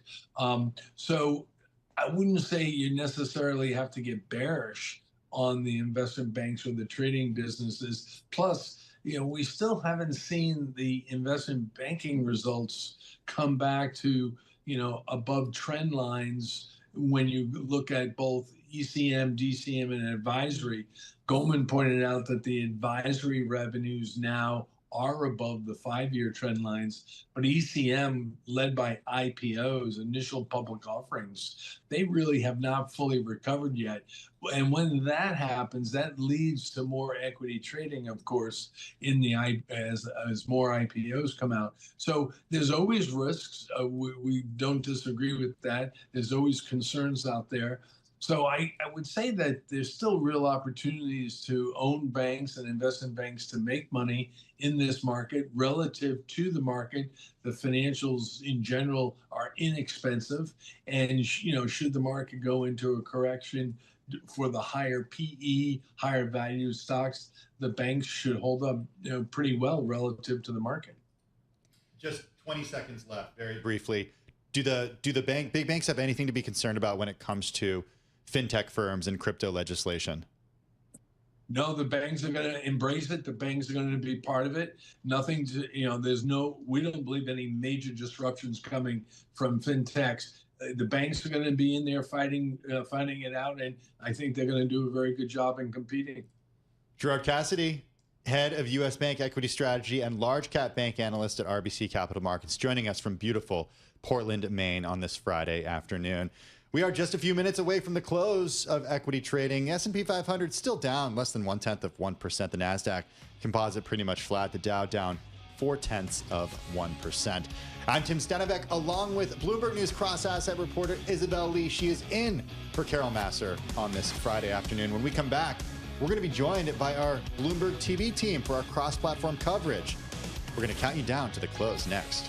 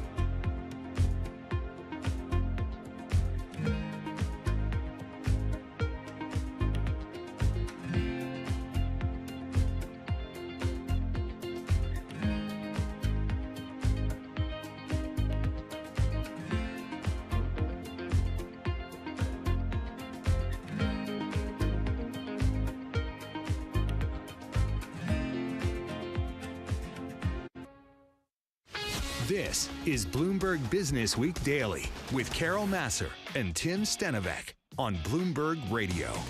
It is Bloomberg Business Week Daily. I'm Tim Stenovec. That is Isabel Lee. She's from the Bloomberg News Cross Asset team. She is graciously hanging out with us this afternoon for Carol Massar on this Friday. Second time this week that you've been with us. Thank you for joining us. Are you having fun? I'm having so much fun. Okay. And honestly, it's been a crazy week. Wednesday was crazy for us. Today is also crazy. Oh my Every day gosh. must be crazy for you. No, not every day, but when it's like big weeks of earnings, like we had That's this true. week and like we have next week. We got Tesla next week. We've got Alphabet next week. We'll talk about earnings coming up in just a few minutes. We're going to have some fun, though, because you pointed out this story to me. You sold me on it. It's about a Taylor Swift bump for a certain startup. What's going on? So there's this startup, Phase-It or Fazit. Their revenue is on track to exceed $40 million this year because of a viral moment that really accelerated their rollout in Target stores. So what is it? It's glitter freckles. So I don't know how much you know about current trends, Tim, not to expose your age, but the younger folks now, they do makeup, like freckle makeups. I Because did not they know think this. it's cute, Okay. but then they do it as natural as possible. So we're talking brown Gen Z here? Yes. Okay. I grew up thinking that freckles are, it's different. Freckle reputation now is good. So they would put brown makeup and stuff, but then for this startup, it's glitter freckles. And if you can't imagine it, just imagine glitter droplets on your face, and that's exactly how it is. And the story that we had says that within 48 hours, sales of makeup freckles sold on their website exploded to more than $1 million. And that's a 3,500% spike. That's almost like a meme stock. So the folks who started this are 29 years old. They went into 2024 hoping to sell $3 million worth of products. But thanks in large part to the luck from Taylor Swift, they topped out at $10 million. And Wow. yes. So again, TikTok influencers have really been obsessed with fake freckles. They use everything from eyebrow pencils to liquid eyeliner. Some have used ball pen to make freckle spots. It depends on your skin tone too. You know, some freckles are brown, some are black. But yeah, now there's glitter freckles. And it really just shows how you just have to wait maybe for that one viral moment if you're lucky enough. And that will really change the trajectory of your startup. This company, Phase-It, it seems like this was launched around Coachella last year. Yes. Popular for concerts, festivals, sporting events. Since October, more than a dozen NFL teams have contacted the startup about potential collaborations. NFL teams? And over the past year, the partners say they've had roughly 25 meetings with PE firms who want to invest. I can only imagine that's like tenfold now, probably. Doesn't this seem like something you can replicate though? Like I'm sure there are all these imitators out there now. That's true. I think first mover is important, but you're right. There's still a lot of imitators, but I don't know. I mean, if Taylor Swift advertised this product, nothing can beat that. And she wasn't even trying to That's advertise true. it. It's Taylor Swift. So if she, does something, everybody pays attention. I would not do this personally, but I'm a more conservative person. But it would be fun to see someone do it. Honestly. So you're not. Can you imagine? What's the next TikTok trend that I don't know about because I'm an old? So I'm semi-old in that I watch TikTok on Instagram. Yeah, you and me both. When you cross-pollinate or cross-post, that's when I watch it. So not really up to speed about the latest TikTok. A boring TikTok trends I realized there's a lot of issuers of ETFs are now using TikTok. It always comes back to ETFs when you're talking to someone on the cross asset team. Respect. I got respect for that. But because they see a bump, they see interest, and this goes to show that even for us in media, you go where the audience is. And maybe you go to TikTok, maybe you go to Instagram, but you have to meet. Well, where your your market is. colleagues on the cross asset team, Vildana and Emily Graffeo, Vildana Hyrick and Emily Graffeo, they wrote about Matthew Tuttle recently Yes. using That was a fantastic big tip. Discord as a place to find ideas. That's where he's getting ideas Yeah. because that's where his audience is. All right, check out this story and, of course, that big take from Emily Graffeo. and Vildana Hyrick on the Bloomberg terminal and at Bloomberg.com. Coming up next, we'll be joined by our Bloomberg TV team for our cross-platform coverage. The closing bell starts now.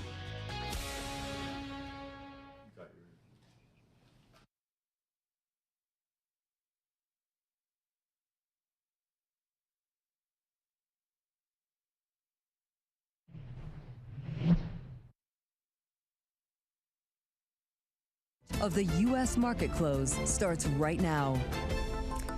We're about 2 minutes away from the end of the trading day. Scarlett Fu and Bonnie Quinn here with you, and here to help take you through the closing bell, we've got a global simulcast. Tim Stanovic joins us, as well as Isabel Lee. We bring together our Bloomberg television, radio, and YouTube audiences worldwide as we parse through the most crucial moments of the trading day. And Tim, it doesn't look like a whole lot is going on when you look at the closing numbers here in the S&P 500, little changed, but it's been a walloper of a week in terms of some of the dynamics within. Yeah, I think that's the exact right way to put it. The big banks reported, and certainly this week was a big one when it came to conversations and chatter around the future of Fed Chair Jay Powell and a lot of Fed speak ahead of that July 30th meeting. But if you thought this was a big week for earnings, check out what we got next week. Verizon, T-Mobile, AT&T, NXP, Lockheed Martin, Philip Morris, Coca-Cola. Are we going to hear about Sugar Coke? Maybe? Tesla next week as well. We'll get Southwest. We'll also get That's just Blackstone. a stamp floor. That's just a few. That's just a few. But it's interesting because even with all the political grandstandings and even the recession warnings, the U.S. economy just really refuses to buckle, even with President Donald Trump berating Fed Chair Jerome Powell and newer central bankers really just debating the course of interest rates. We're still in a good shape, especially when it comes to the equity market. It is pretty stunning, isn't it, Isabel? We just had Christina Hooper saying this is the calm before the storm, and it certainly feels like there could be more, at least squalls coming, let's put it that way, because we do have those tariffs. Just 1.5, I think, more weeks, 2 more weeks until the August 1st deadline. So, you know, we're bound to see more of those letters go out and more comments from the president. He couldn't even help himself. He was commenting on it earlier today during the signing of the Genius Act. But that just goes to show that it can all be rolled out another week as well, because he's constantly moving goalposts, and the deadlines are, well, they've proven to be somewhat flexible, at least from his perspective. Let's take a look at how things are shaping up here as the closing bells rang here on the floor of the New York Stock Exchange and over at the NASDAQ. You have the S&P 500 finishing basically unchanged at 62.96, so just below that 6,300 level, so very much holding near its record highs. The Dow Jones Industrial Average losing 1/3 of 1%, lower by 142 points, 44,341. The NASDAQ finishing marginally higher. And we take a look at the Russell 2000, the small caps. They are the laggards of the session, losing ground by 0.6% here on the day. Of course, when you look at how things fared for the week, we are looking at, let me just pull this up, gains all around here for the S&P 500. You have gains of about 4.9% for the Dow Industrials and 9.1% for the S&P 500. You know, it just switched, but we were 250 in terms of gainers and decliners in the S&P 500. That's not how things settled, but pretty close to that. 255 stocks, excuse me, moved higher. Isabel, 244 moved lower. If we look at the IMAP, this also tells the story because, Scarlett, you mentioned it earlier, but utilities were the best performer. We're talking mainly, though, Vistra Energy, for example, these utilities that are involved in power consumption by AI companies and so on, up 1.7%. But energy companies in general down 1%. So there was a lot of stories going on underneath. It wasn't just crypto week. And just a quick correction, when I gave those numbers, I'm sorry, I was referring to volume, not the actual index levels, because the index levels are not moving like that on a weekly basis. The S&P 500 marginally higher by 0.6%. The NASDAQ, little changed on the week. All right, well, let's talk to some of the stocks that were on the move today and this week as well. A few of the gainers on my radar included Charles Schwab, up 2.9%. The company did report second quarter earnings earlier today. It topped estimates. Client assets hit a new record. Trading revenue increased. Rick Wurster, the company's new-ish CEO, he said they are continuing to build out digital assets. And it'll include spot trading and Bitcoin and Ethereum. The company expects that to be a, quote, meaningful growth driver. Also, watching shares of what's happening with crypto companies today because of that signing of the Genius Act in Washington. We heard comments from President Trump earlier today talking about that bill moving through Congress and ultimately ending up on his desk. Shares of Robinhood higher by 4% today. The president hailed that new law as a giant step to cement American dominance of global finance and crypto technology. It delivered a major victory for the digital asset industry. Robinhood CEO Vlad Tenev was actually at the event at the White House today. The president called him out by name just a little bit ago. And finally, here's an interesting one. California Resources. It's an energy and carbon management company based in California. It popped in late trading. You can see it on the chart right there, up close to 7% on the day. This after news reports that Governor Gavin Newsom of California is proposing a bill to streamline permitting for new oil wells Environmental groups, though, are pushing back. They say it would wipe out scrutiny of the industry. California Resources up today by 6.7%. On to the decliners, we have to start with Humana because shares closed just 1.5% lower, but intraday it was wild because the shares sank as much as 7.5%. That's the lowest since at least April 2017. So Humana lost its lawsuit seeking to reverse cuts to its Medicare bonus payment. So this is a blow for the insurer because they really hoped that the court would restore billions in revenue. So we're definitely going to see a squeeze in profits. We have Barclays telling Bloomberg in April that a win would have doubled their 2026 profits. So this is why stocks are edging down for now. Next is Lucid. So this is also in the red, down by 2.5%. Shares are just really consolidating after the massive jump we saw on Thursday. That's yesterday, which we saw the most in 2 years. So this came after the company said it was planning to team up with Uber and self-driving tech startup Nuro to launch a robo-taxi fleet. And last, we have Chevron. Shares are down by almost 1%. So Chevron won the arbitration battle with Exxon, which is its larger rival, to finally close its acquisition of Hess. So the victory comes after more than 20 months after the deal was announced, which was worth $53 billion. So really, at least a lot of overhang there lifted in the industry. Yeah, overhang lifted, but it was something that investors were anticipating, which might explain why the shares ended up finishing lower. Let's take a look at what's happening across fixed income. The Treasury yield down across the curve, but certainly more so at the shorter end of the curve. The 2-year now down about 3 basis points to 3.86%. The 30-year finishing the week below 5%. But remember, it did reach about 5.07% on the day that President Trump, there were reports that President Trump was considering firing Jay Powell, really threatening the independence of the Federal Reserve. Well, this story in the Wall Street Journal got our attention this afternoon, maybe because I'm always hungry. But if you've been to a McDonald's recently and you've ordered maybe, I don't know, some sort of chicken sandwich, a McChicken sandwich, and it hasn't come with lettuce, there's actually a reason why. It's because the snack wraps that they brought back have been such a hit that some McDonald's are actually running out of lettuce. This is shocking because I can't ever imagine eating a burger without lettuce, tomato, bread. Even maybe I can live without the bread, but definitely not. I thought you were going to say sesame seed buns. Isn't that part of the whole? Pickle also That's the jingle, right? Terribly sad. It might be literally the only good thing in that whole snack. I mean, good as a nutritious. I know what you meant. Me, it was still funny.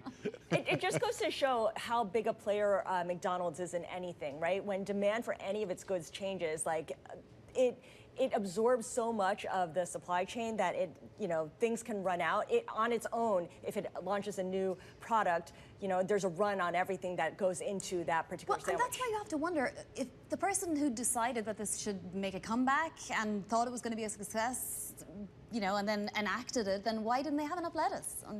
Why do they have You got to call Tim Cook in situations like that. That's his specialty. He's the supply chain guy. So we're saying that McDonald's needs a new supply chain specialist? I didn't say it, but lettuce specialist. Didn't they have an issue with eggs too when they brought back breakfast? They did, but they defended themselves. They said that the outage was brief and now resolved. So there is that. Okay, people need their protein in the morning. All right, let's talk about another story, which is we know that private schools are a big deal here, certainly in the tri-state area. Have you heard of Harrow, which is a boarding school famed in the UK?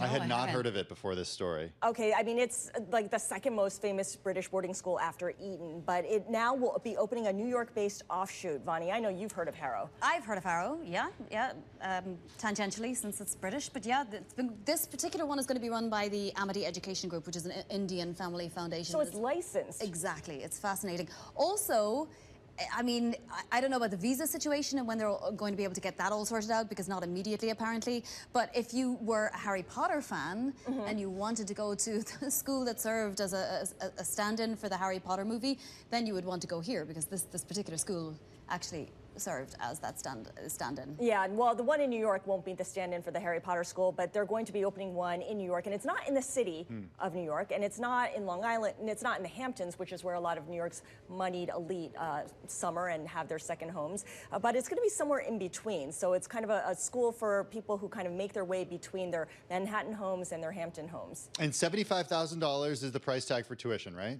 Including boarding, though, Tim. So, which actually seems, if you're in the world of New York City private schools, kind of the cost of a day school here in New York City. You're saying it's reasonable. Yeah, which is a different conversation, the cost of education. But all right, grab your Quidditch brooms and head on over to the new school, Harrow International School in New York. That is going to do it for our cross-platform coverage of the market close. You guys have a great weekend, because we will see you back here, same time, same place on Monday. This is Bloomberg Business Week Daily, reporting from the magazine that helps global leaders stay ahead, with insight on the people, companies, and trends shaping today's complex economy, plus global business, finance, and tech news as it happens. Bloomberg Business Week Daily with Carol Massar and Tim Stenovec, live on Bloomberg Radio, television, YouTube, and Bloomberg Originals. It is Bloomberg Business Week Daily. I'm Tim Stenovec. That is Isabel Lee. She's in for Carol Massar on this Friday afternoon. She's Bloomberg News cross-asset reporter. And among the many great things that makes it great when you join us is you also know a lot of the guests that we speak to, because you end up speaking to them for some of your stories. Yes, and I only bring the best of the best. And Yes, I feel like that's what I today like we to have hear. the perfect guest, because it's really been a crazy week. We had Jerome Powell almost getting fired from his job, or maybe just in jeopardy.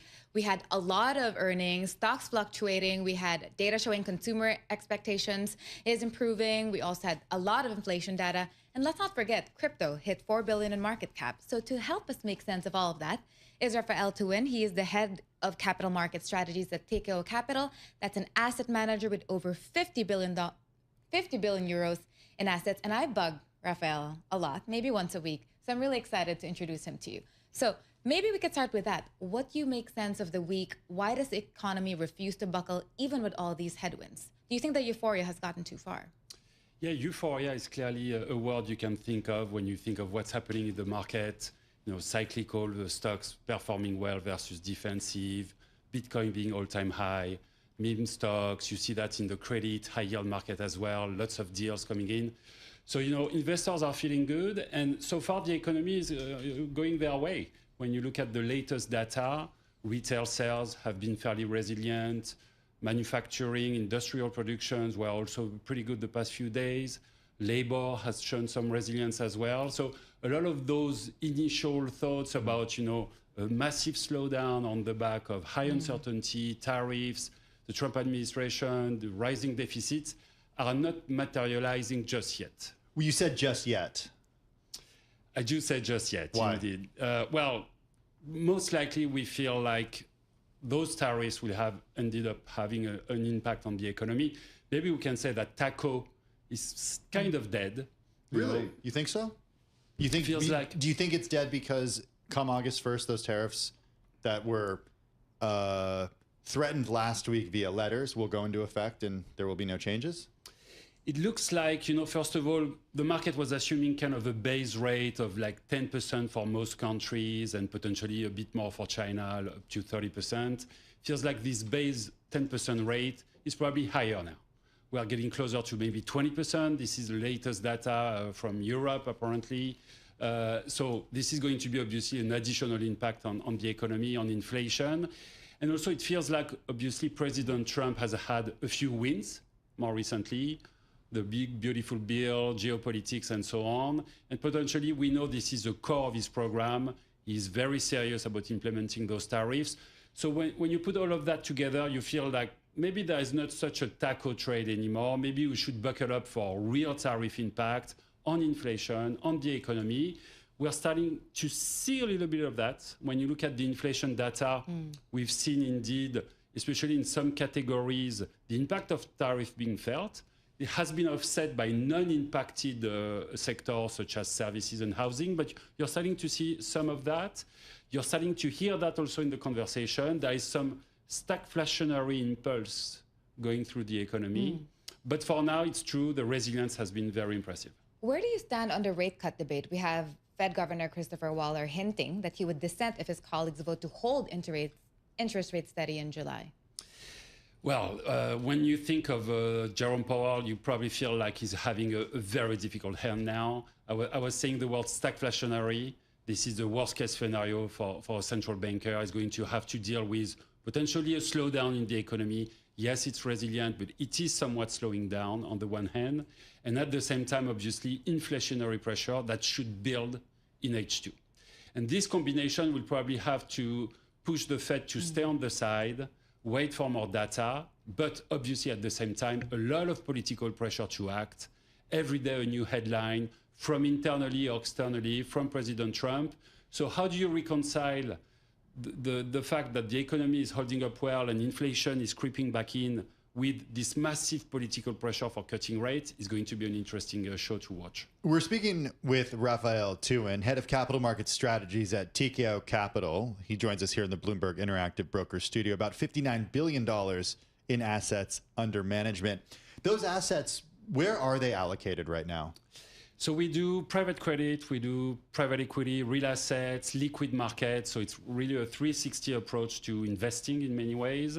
Historically, we're a European company founded in Paris, but increasingly we're international companies, especially in North America. That's a major focus. Are you starting to see cracks form in private equity? You see a lot of the institutional, well, I would say institutions here in the US, a handful of them in recent months that have traditionally had large exposure to private equity start to sell some of that private equity. I'm talking about some of the universities that have done that of late.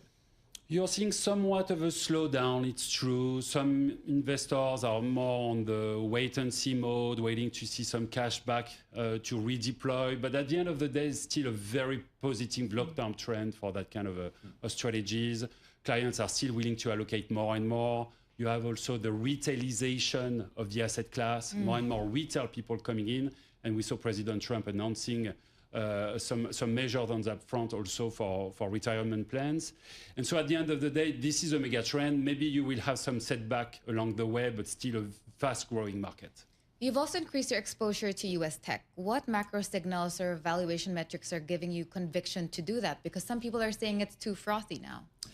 Well, it's an interesting setup for tech. When you think back early this year, people were expecting a couple of negative factors to impact the asset class and to impact the sector. People are talking about DeepSeek, impact of DeepSeek. What about the return on investment on all this CapEx? Could we see a shift in the amount of CapEx here? That was actually not the case when you listen to those companies, and we're actually seeing an acceleration of that trend. Same with tariffs. People were expected those big tech to be impacted. So in many ways, this did not materialize. And at the same time, the valuations you're paying are expensive. You're paying a premium for US tech, but not necessarily very expensive for all of them. You do still have pockets of values. So you have to be selective. You know, the Max 7 concept is probably kind of too blurry and too messy to be considered. But within that bucket, you do have some pockets of interest. And there's also growing debate about the end of U.S. exceptionalism. You mentioned earlier that your focus is more North America. What evidence do you see for or against rebalancing towards Europe or other emerging markets? Or are you still really go U.S.? No, we do see a lot of rebalancings. So we're not saying this is the end of U.S. exceptionalism. You have many reasons to believe that, yes, indeed, there is away from the US, a deficit of growth, of productivity, of innovation, and this is not going to go away. But when you look back over the past 5 years, for every dollar invested in the world, 80 cents were invested in the US. So that worked out for that period of time, but do you think it's going to work out like that in the future? That's a key question here. Like, is it sustainable? When you look at the global share of GDP coming from the US, it's 28%. So this is a massive imbalance. And the result of that has been twofold. First of all, US assets have outperformed massively. Second of all, they are now extremely expensive. And everywhere you look, this is the case. The gap, for instance, in equities between the US and Europe is the largest ever. In credit, you do see US credit spreads now trading tighter than European spreads, something you've rarely seen in history. We can speak about the dollar. The dollar was clearly very inflated, and you're seeing some impact there as well. So, you know, not saying that US exceptionalism is dead, but the rebalancing of flows is probably something that could have legs. Raphael, we'll have to talk about the dollar next time. We are unfortunately out of time. Raphael Tuin, head of capital market strategies at TKO Capital. It's an asset manager with over 50.6 billion in euros under management. That's about $59 billion. Coming up next on Bloomberg Business Week Daily, it is one of the most read stories on the Bloomberg terminal. It's about Jane Street. That's next.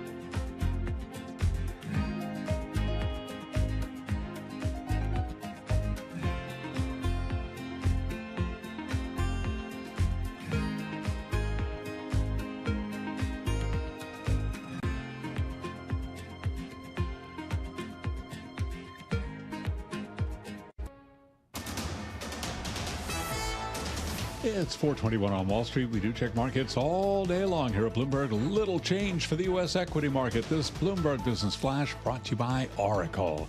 Attention growing businesses. Oracle's offering to cut your current cloud bill in half if you move to Oracle Cloud Infrastructure for new U.S. customers with minimum financial commitment.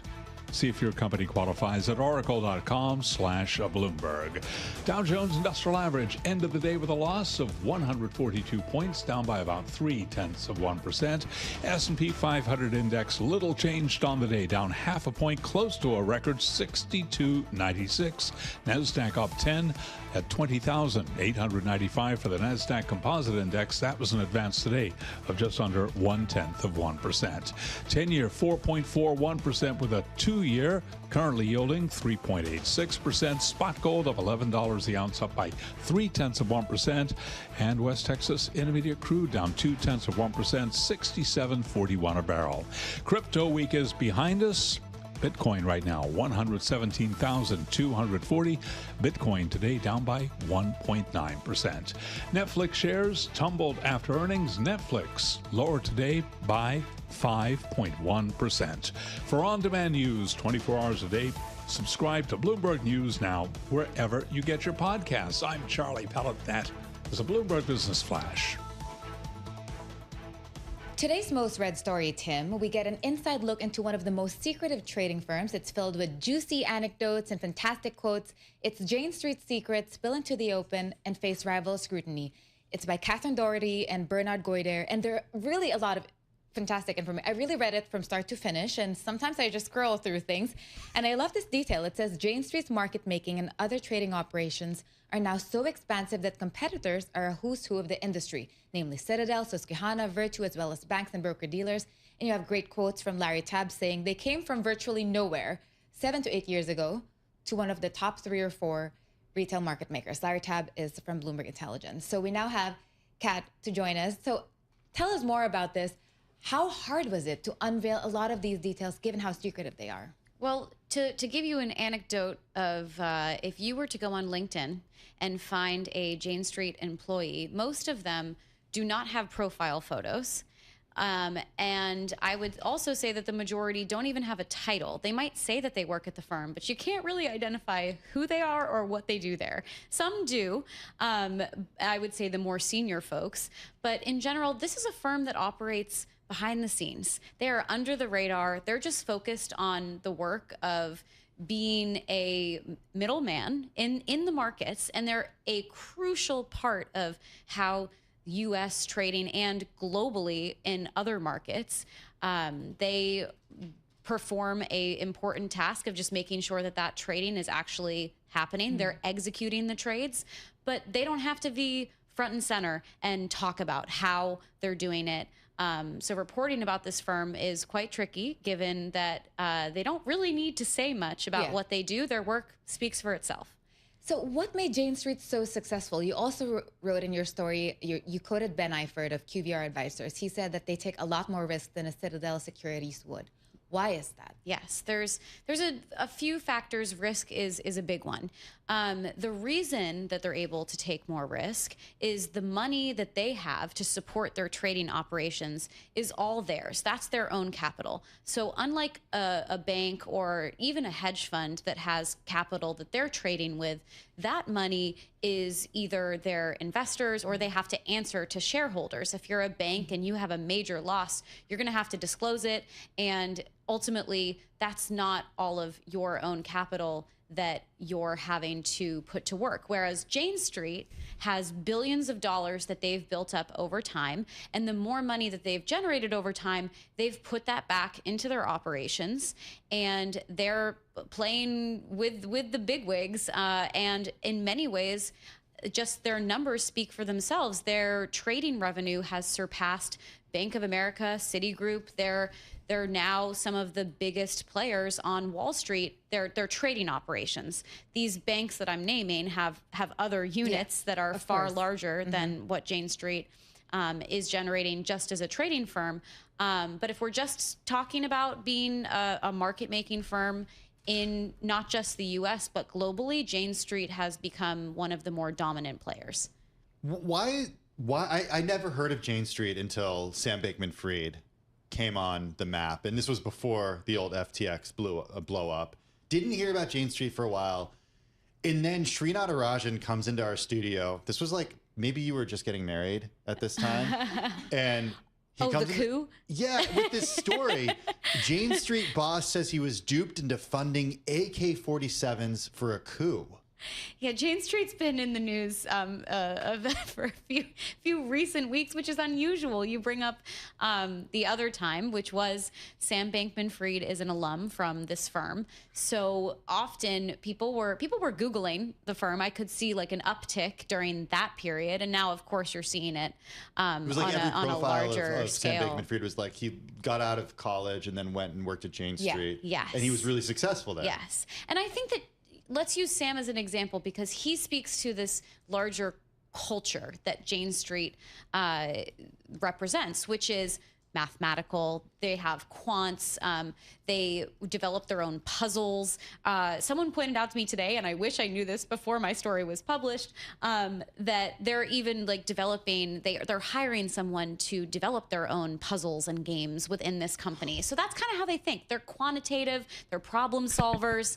And Sam was like that, and he represents kind of what others that you might find currently at this firm are doing. They're problem solving for the global financial system in many ways. They're trying to be smarter and faster and better than their rivals by developing their coding, and they're developing algorithms to essentially create like the technology that makes them as successful as they are today. Okay, we got to get to the coup.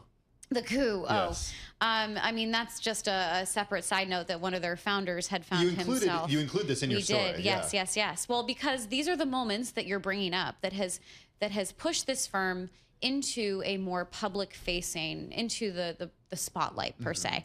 And that's unusual for a company that is notorious for being, again, behind the scenes, for not speaking out. It's noteworthy that many of their competitors, the ones that they even name to their own investors, they do have credit investors that they answer to. So they identify, hey, these are our competition that we view. And to the competitors who might put out comment letters or give their views on the marketplace, Jane is not one to put forth their opinions as loudly as some of these other firms that they're naming as their competitors. So these are the few kind of differentiators that in many ways make them, well, they're very unique as a market making firm, and they're not like some of the biggest banks as well that they're competing with. Yeah.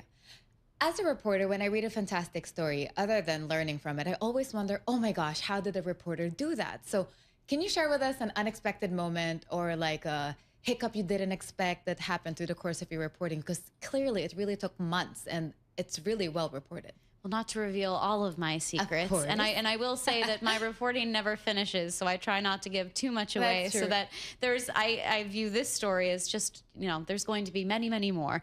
But I will say that what I love about reporting in this industry, and it's not just specific to Jane Street, but any market making firm or an exchange, but in the world of the financial markets, when you speak to people who are so in the weeds and so mathematical, or they're trying to explain a dynamic that is changing in the marketplace, and Jane is at the heart of it because they're such a big player, my reporting leads me down rabbit holes that I can't even fit into some of my stories sometimes, but that I think is the biggest surprise to me, and has been a surprise to me about Jane's is just the size of, you mentioned risk taking, but it's the wallet that they have to do that.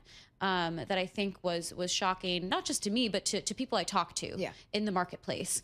Their own competitors have been sifting through these documents that have come out, and everyone was asking the question, how do they make the type of money that they do at the scale that they do?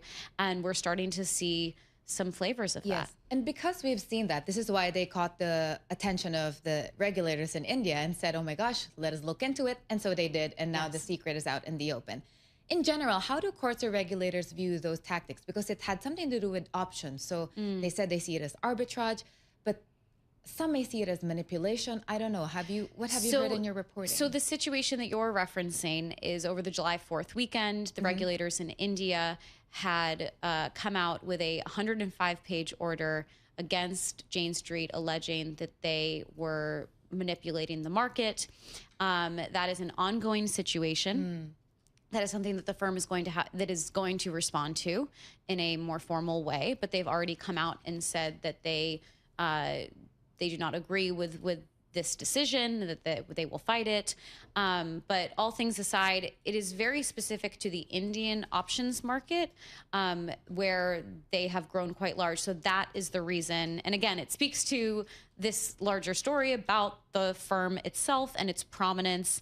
They have taken such a role in the Indian marketplace, and they're based in New York City, but they have offices globally. So that one instance that you're mentioning of the regulators looking into Jane Street within their own marketplace in India, the people that I talked to, I was trying to understand, well, what does this mean on a global scale? Because you have to just zoom out and think about, what does this mean for the firm and what does it mean for the competitors? And the answer that I kind of came to, the conclusion that really is the story that I put out today, is this opens the door for further questions, further inquiries. There's nothing to stop other regulators in other countries from just knocking on Jane Street's door and saying, hey, we are going to look into this further, or we have further questions. Not to say that anything has led to that, but there's absolutely that potential based on the folks that I talked to.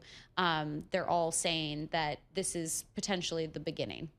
We only have a little bit of time left, but it's one of the most read stories on the Bloomberg terminal today. It was like the most read until JFK like shut down its airport for 30 minutes or whatever. Yes, that's an important story to our readers. Now it's the most important. Now this is the most read story, though. What has been the response? People reaching out to you? Again, not giving away any sources, but what are you hearing after publication?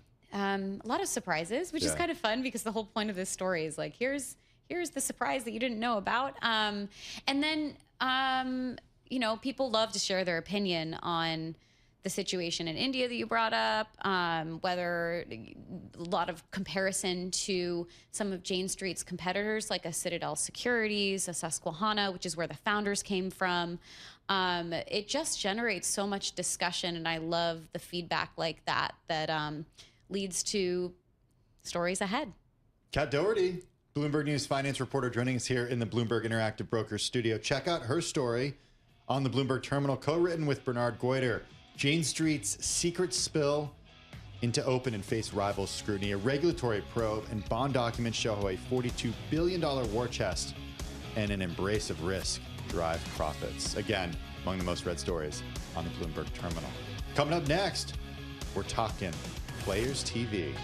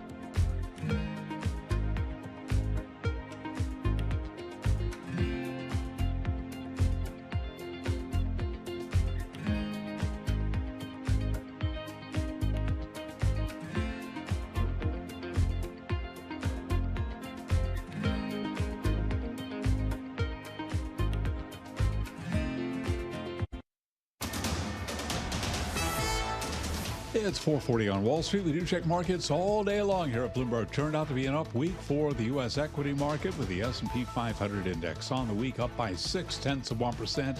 Little change for the S&P in Friday's trading session as investors were sifting through earnings reports. Bond yields fell as Fed Governor Christopher Waller, right here on Bloomberg Radio, reiterated his case for a July rate cut.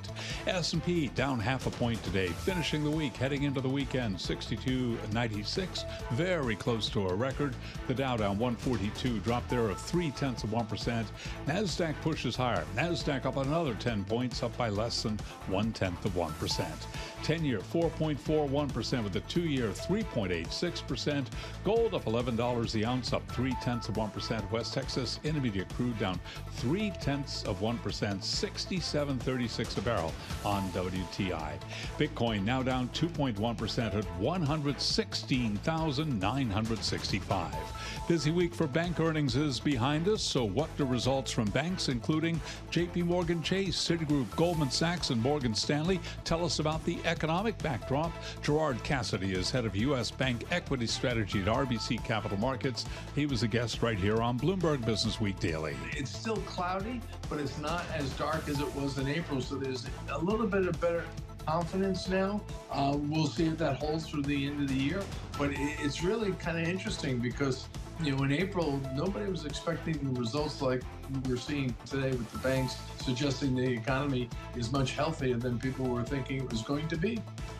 Gerard Cassidy of RBC. JP Morgan Chase up 0.5%. Citigroup up 0.4%. Goldman Sachs up 0.3%. Morgan Stanley down less than 0.1%. For on-demand news 24 hours a day, subscribe to Bloomberg News now wherever you get your podcasts. I'm Charlie Pellet. That is a Bloomberg Business Flash. Hey, thanks for that update, Charlie. Do appreciate it. Well, there's lots of money in sports and media, but it's a lot more fractured and fragmented than it historically has been. So instead of a handful of networks going after league media rights, you now have streamers and tech companies, as well as those media companies, going after a much more diverse lineup of sports that consumers now demand. Our next guest is trying to change the relationship that media companies and athletes have with the sports industry. Deron Guidry is the co-founder of Players TV. It calls itself the first media network and content provider owned by athletes and their fans. He joins us here in the Bloomberg Interactive Brokers studio. Welcome, welcome. How are you? Thanks for having me. Thanks for joining us. I know you came from Texas for this, so definitely appreciate it. Oh, thank you for having me. Players TV, what exactly is it? We are the first ever athlete-owned TV network. We're on YouTube TV, Sports Package. We're on Fubo. We're on DirecTV Channel 4106, and many other MVPDs, virtual MVPD providers. And we're distributed to about 300 million households as a 24/7 channel. You say it's athlete-owned. Mm-hmm. How do you do that? Yeah, so for us, it was really important understanding the pendulum swing that took place with athletes launching their own production companies. And then our goal and our job was providing the distribution of that content where fans can connect with their favorite athletes in a much more humanized way. So for us, we wanted to make sure that we bring the athletes to tell their stories so fans can authentically connect with those stories, and then allowing athletes to become owners and investors in their network called Players TV. How do you even define an athlete? Does it have to be a professional athlete? Because I feel like there's a distinction between athlete-owned to like audience-owned. Yeah, we want the athletes to be owners in the company, so it must be professional athletes. It's kind of our thing, and NIL players as well. And how do you decide which athletes and stories to feature? Like, what's the balance between name recognition and just authenticity? Yeah, for us, it's not about the big name. It's really about the athletes that have unique stories to tell, that has an audience that they can connect with, right? So you see guys right now that are doing podcast shows that are not the biggest name, but they're popular now after basketball now. Like Matt Barnes, he wasn't the biggest name player in the NBA, but now he has one of the biggest podcast shows after the NBA because he can attract the top guests on the show. He can bring on the right talent on the show. So I think what we're doing right now is giving a way for athletes to connect in a much more humanized way that allows them to connect with fans with their type of content. So you have athletes that are doing travel shows. You have athletes that are doing reality shows. You have athletes that are doing Shark Tank shows. So we're doing that type of content beyond the game, beyond the uniform. Your company recently announced a $10 million crowd raise. I don't know if that's familiar to a lot of people. It certainly wasn't familiar to me. What is a crowd raise? Yeah, a crowd raise is a regulation CF. Or a fan raise, I should say. Yeah, we're doing a fan raise. But what does that mean? What that means is we're allowing the fans to be able to equity crowdfund fractional ownership in our company as little as down of $1,000 to be able to be a part of the business. But not just being equity owners, but they're getting fan experiences and fan perks. Be able to. It was really important for the athletes like Chris Paul, Kyrie, all these owners in our company to be able to allow fans to be a part of the table with us. And that was something that we wanted to do. And that's our way to democratize the traditional capital raising stack that happens in traditional fundraising. So, and back in 2012, the Jobs Act was passed that will allow companies to equity crowdfund their community. So you have a $75 million valuation, yet paperwork filed with the SEC shows a $0 in revenue in the year of 2024. Explain the discrepancy there and sort of like how much revenue do you make and why that document showed no dollars? No, great question. So what's been filed with the SEC on Players TV Digital, that is our SPV where fans are now in that as a fractional share owners in that, where there's one line item on the cap table. A special purpose vehicle. Yes, exactly. Okay. Versus us having 10,000 individual owners, where we have one line item that's dedicated that falls on the Players TV Inc. cap table, where the company's doing all the revenue at, which is our holding company, Players TV Inc. So how much did the company generate in 2024? We close to $8 million. We're about doing close to $12 million this year in revenue. How do you make money? Advertising. Revenue with advertisers and brands. Mm-hmm. What hole are you trying to fill in the market? Can you give us a sense of why this will work and how this will work? Because I'm thinking if you share with the athletes, then that's less for the company. Mm-hmm. Well, look, let's be honest. I would love to own 80% of this company, but that was never our hypothesis and our thesis. We knew that we were stronger together with a collective of athletes, similar to what Jay-Z did with Tidal. He brought all the artists in together to own Tidal. It was that same blueprint, no pun intended, to be able to own their distribution. But understanding that athletes want ownership now, not endorsementship. So you can't pay these guys and gals enough money now. They want to be able to be a part of building something and connect with their fans in a much more meaningful way. And we're seeing that traditional swing happen from traditional sports media to now athlete-led media now. So I just want to point out I got the title Jay-Z and the blueprint reference. So I got it, guys. I got it. Okay, don't give me a hard time online. When it comes to sports rights, they're so expensive, and that's why you have the biggest organizations actually battling it out for these expensive rights. How do you get content? How do you make content for something where the rights are so tightly controlled and so expensive? Yeah, so I think there's two distinct differences. There's they call sports media, which is you, the fan, watching the live games on TV in the uniform, and we're athlete-led media, and that's us bringing the content of athletes in a much more humanized way beyond the uniform. So we're doing podcast shows, documentaries, reality shows. Who wants to see a DeAndre Jordan do a cooking show versus a Guy Fieri, right? That's stuff that we're doing. And that's allowing brands to be able to transact and advertise with us versus we're more shoulder programming to live sports, but we're not live sports. We're focusing with the athlete. Can you use any league-owned video? Well, no, we would have to do licensing with the leagues and all that. So we try to focus more on the athlete storytelling of their content. You raised $10 million from your fan raise. How do you plan to deploy that? We're raising up to $10 million right now. So that's what we're doing right now. So we did our first fan raise back in 2023, right? And we raised $3.1 million from our 2,100 fan owners. So we're doing our second raise now.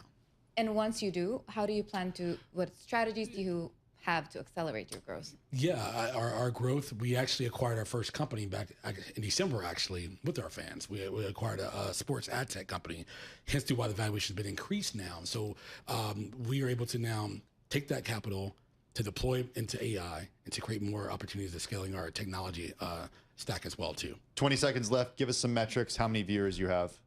We at Players TV and our 360 network, we do about 200 million ad impressions a month in our network across our ad technology and also our distribution network as well. Includes social media too? Separate from that, actually. Okay. Yeah. Cool. Well, thanks for stopping by. Appreciate it. Thank you for having me.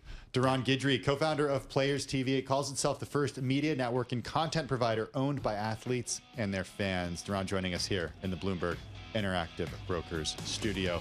Taking a look at how markets closed out the day and the week. Well, Today, the S&P 500 pretty much flat, but in the red ever so slightly. The Dow down 0.3%. The NASDAQ eking out the tiniest of gains, up 10 points, just close to 0.1%.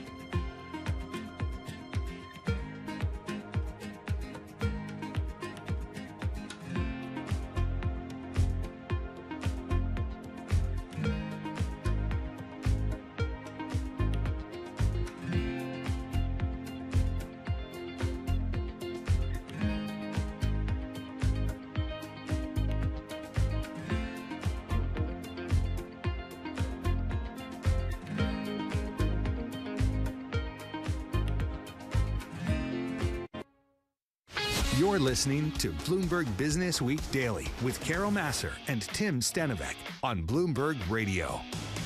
It is Bloomberg Business Week Daily. I'm Tim Stenovec. That's Isabel Lee. She's in for Carol Massar this afternoon. She's of our cross-asset team. It's a fantastic team. It's the best team, and we have the best Oh, it's row. the best team? And we're by the window, and Okay. we have plants. Okay. And we chat all day and work all day. We work harder. Well, speaking of working hard, there's going to be a lot of work next week because some of the stocks that are reporting or some of the companies that are reporting include Verizon and T-Mobile. Those are both coming out on Wednesday. We'll also hear from AT&T on Wednesday. We'll get a view into some semiconductors with NXP Semiconductors and Texas Instruments reporting on Monday. Lockheed Martin is going to come out. We'll get an idea of defense stocks with Northrop Grumman as well, RTX and L3 Harris too. That's good because the economic calendar is going to be slim. Domestic and international business confidence will be reported, and just some market moving indicators before the big deal, which is July 30 for FOMC. Oh, yeah, I know. Yeah. That's when we hear from Remember Jay that? Powell. So we'll have a little quiet period starting soon. Tesla reports on Wednesday. We'll have Alphabet report on Wednesday as well. That's just a few of the companies that are reporting next week. Let's take a look at some stocks on the move this week. I'm Tim Stenovec with Isabel Lee. We're joined by Bloomberg News earnings reporter Red Brown. Red, what do you have on your radar for the week that was? First on my radar is Palantir. Had another great week. That ticker is PLTR. It's up 8% right about now, and it's been on a 3-week winning streak. It's kind of been on a winning streak all year. It's the best performing stock in the S&P 500. It's already doubled, and we're only in July. So it's doing pretty well, I'd say. I can't believe this is a $362 billion market cap company. And on a revenue of $1 billion, less than $1 billion a quarter. So the valuation's just out of control, but apparently not, because people are still piling in, as you can see from results this week. What about Citi? Sorry, I thought my mic was off, but it's on. That's there. Good. Citi, yes, Citi. I wanted to bring up Citi just because of the week that we just had, with all of the bank earnings coming out. Citi best performing for the week for the 6 big banks, the big U.S. banks, up 7%, 7.8%, excuse me, at the moment for the week. And that's really off the back of just kind of, there was lofty expectations heading into the reports, I think. People were expecting trading to do quite well, and Citi still blew it out of the water. Fixed income desk posted revenue of $4.3 billion. Analysts were expecting $3.9 billion. And again, that was an optimistic number. People were expecting them to do well. And then we also had strong results from JP Morgan. They raised their outlook for the year. So banks really still benefiting from the tariff volatility, things like that. So strong results, strong start to the earnings season for at least that sector. A lot of news around Citi this week. It wasn't just that shares rose to the highest since 2008 on earnings and that stock buyback plan. That's pretty wild. You'd go back to 2008. Now it's the highest since then. That was a long time ago. And we all know the history of Citi during the financial crisis. But then also, just a day later, Citigroup poached 2 senior JP Morgan bankers in a hiring push. They hired Alok Gupte as the global co-head of ECM, and then JP Morgan's Alex Watkins as head of tech financing. So a lot of news around Citi this week. Yeah, it feels like finance in general is just like, it's always competitive, obviously, but it does feel like things are really heating up. And it's not always that way. Banks can sometimes be a difficult stock to trade, but at the moment, it just feels like kind of all systems go across Wall Street. We like Red Brown because he kind of brings us stocks we don't talk about each and every day. For example, Centene is one of the ones for this week in your stock movers. It is. Centene, the ticker is CNC. It's probably been flying under a lot of people's radar. They probably would like to keep it that way because they're the worst performing stock in the S&P 500 for the year. They fell 11% this week. That follows up a 38% drop that had already suffered earlier in the month. And that is, they're not alone in kind of feeling this pain. Their entire this is a sector-wide story for them. So Elevance Health, United Health, Molina Healthcare, they're all struggling through higher healthcare costs at the moment. And this, I was reading the story before I came to the studio today, and our healthcare report has been all over this story, and this stat really stood out to me. This group of 4 companies have shed $300 billion since mid-April in market cap. So the sector is really, really struggling. And now investors, kind of the reason for the current sell-off is just investors are starting to really contemplate that this group might never return to the growth levels that they've been used to. Never is sad. But Centene is a $13 billion company, and a quick look at the terminal shows a couple of brokers really cutting their price target from Truist to Oppenheimer. So you're right. It's just not been a good time for Centene. And like other companies in the space, Centene does Medicaid and Medicare health plans, treatment compliance, nurse triage, a multi-line healthcare solutions provider. Red Brown is Bloomberg News earnings reporter. For more conversations like this, listen to our new Stock Movers podcast. You can subscribe for 5-minute episodes on the biggest winners and losers in the stock market. Check out Stock Movers on Apple, Spotify, or anywhere you get your podcasts. Okay, Red, earnings. I know you're a busy guy when it comes to earnings, and but you're also working on some big stories right now. So we're gonna have you back because I know you got a big one brewing. I look forward to it. That's like a deep tease for I've got Red Brown special. I've got some stuff on the schedule here for you guys. I like it. Red Brown is Bloomberg News earnings reporter. Follow him and the entire earnings team, as next week is a big one. We mentioned some of those companies that are reporting the telecoms next week. We got Alphabet, we got Tesla, and more. We closed out the week with the S&P 500 up 0.6%. The NASDAQ composite was higher by 1.5%. The Dow Jones Industrial Average was pretty much flat, but fell about 0.1%. I want to have a big shout out for Isabel Lee for filling in for Carol Massar today. And also a big shout out to our entire team here at Bloomberg Business Week who makes this work each and every day. Too many people to name. That is going to do it for Bloomberg Business Week Daily. For Isabel Lee, I'm Tim Stenovec. Balance of Power starts now.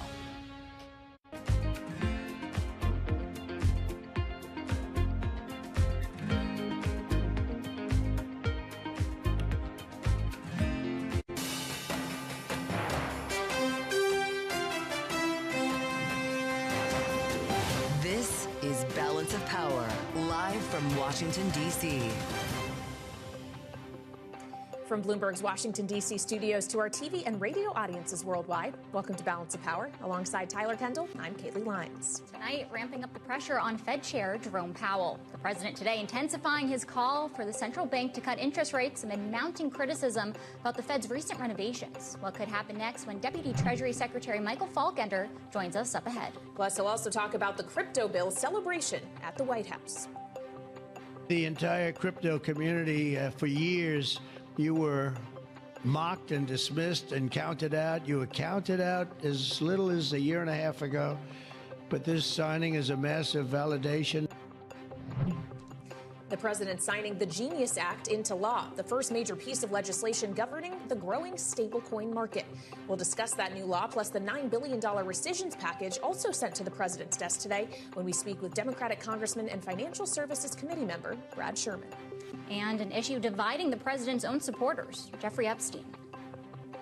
The Democrats had control of this building, the White House, for 4 years, and they didn't do a dang thing when it came to transparency in regards to Jeffrey Epstein and his heinous crimes.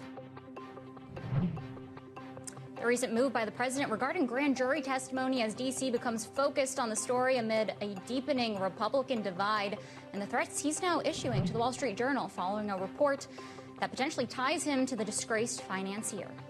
But we begin tonight with the tensions between the president and the Federal Reserve Chair, Jerome Powell. The administration escalating its push for rate cuts and getting some support from within the FOMC. Federal Reserve Governor Chris Waller told Bloomberg Surveillance this morning he'd push for a cut as early as this month.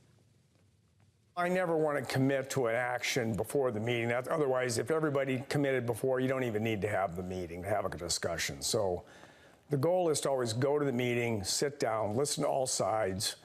People will try to convince me of their view. I'll try to convince them of my views. And in the end of the day, you make a decision on what you think is the right outcome and the right data, how the data is coming in. And right now, I laid out my case last night. I don't think I could be any more clear, I hope, as to what my position is and why I think we need to do this. Joining us now for more is Bloomberg's Michael McKee, who was part of that interview that you just heard. Mike, should we expect anyone else to join Governor Waller come meeting time? Well, there's a very good chance that Vice Chair Bowman will join. Mickey Bowman has suggested that she, too, thinks that there's a reason to cut rates in July. She's ready to do that.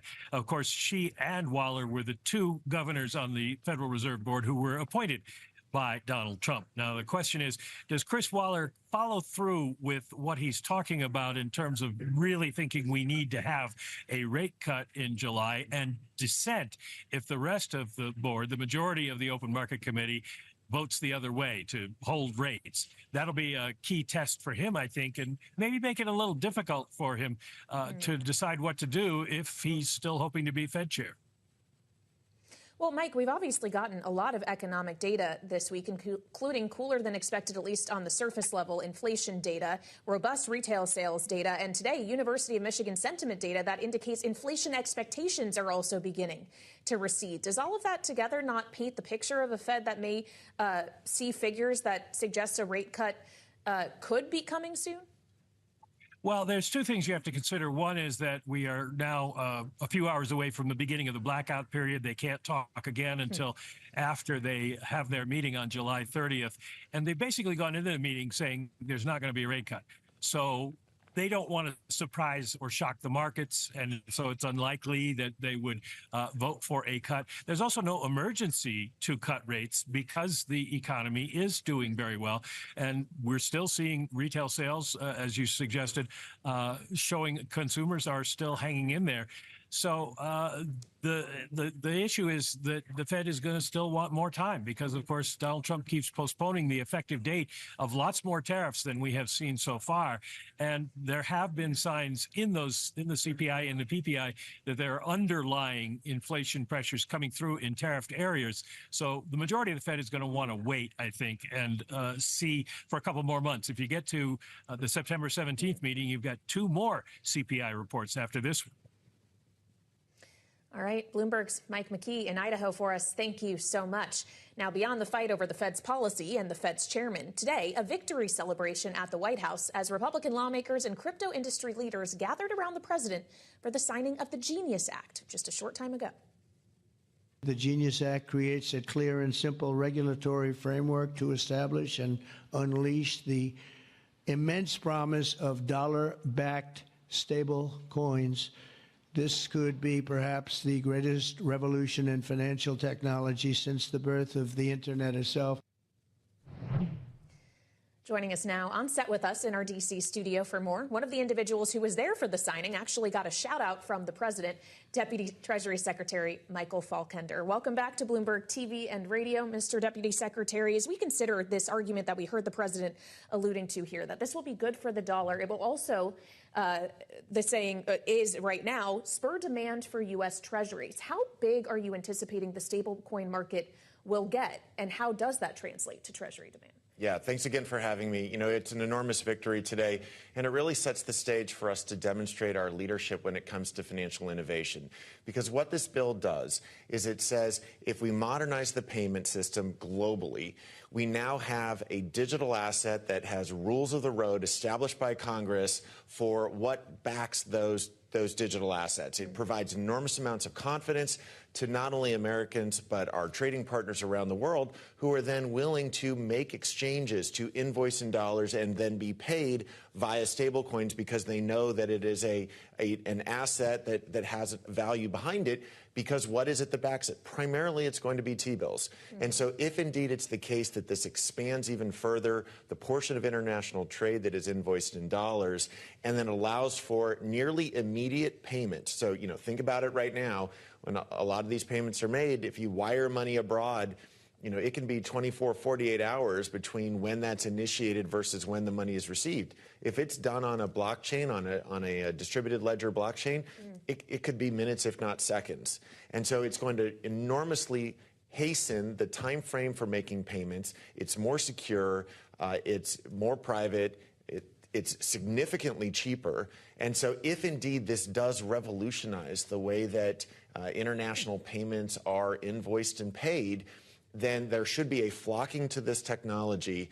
And if all of that trade, therefore, is even further denominated in stablecoins, then there's going to be demand for the underlying assets, which are Treasury securities. And we could potentially see on the order of trillions of additional demand. So if there is this trillions in additional demand and you have stablecoins backed by Treasuries and there's a mass redemption event, doesn't this create some sort of financial stability risk? I would say the exact opposite, because, you know, you look at treasuries, as treasury bills in particular, as being the most liquid market, the most liquid asset in the world.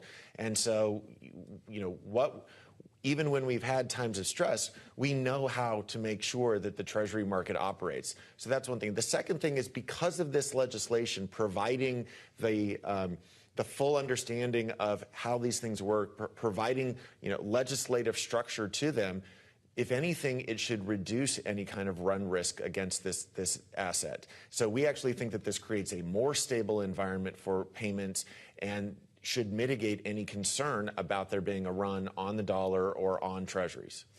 On concerns around the crypto markets and specifically President Trump's ties to them, I don't have to tell you that ethics concerns have been raised for the ties that both he and his family have via World Liberty Financial or their own meme coins, et cetera, to this market. How should Americans think about the degree of confidence they should have that regulators in this administration and Republicans within the president's party are making the best choices to make sure this is secure for them financially and not just that it provides some financial benefit to the president's interests? So Number one, I would point to the fact that this legislation in both the House and the Senate got a massive bipartisan majority. So any notion that the Democrats would sign on to a bill that is somehow going to make it easier for the president to generate wealth for himself, I think is belied by the fact that we got such strong Democratic support. In fact, what it does is it recognizes that by putting in statute a framework whereby people can, with confidence, engage in international commerce and know that they are receiving a digital asset that's backed by underlying securities that there is faith behind, that you have the full faith and credit of the federal government behind.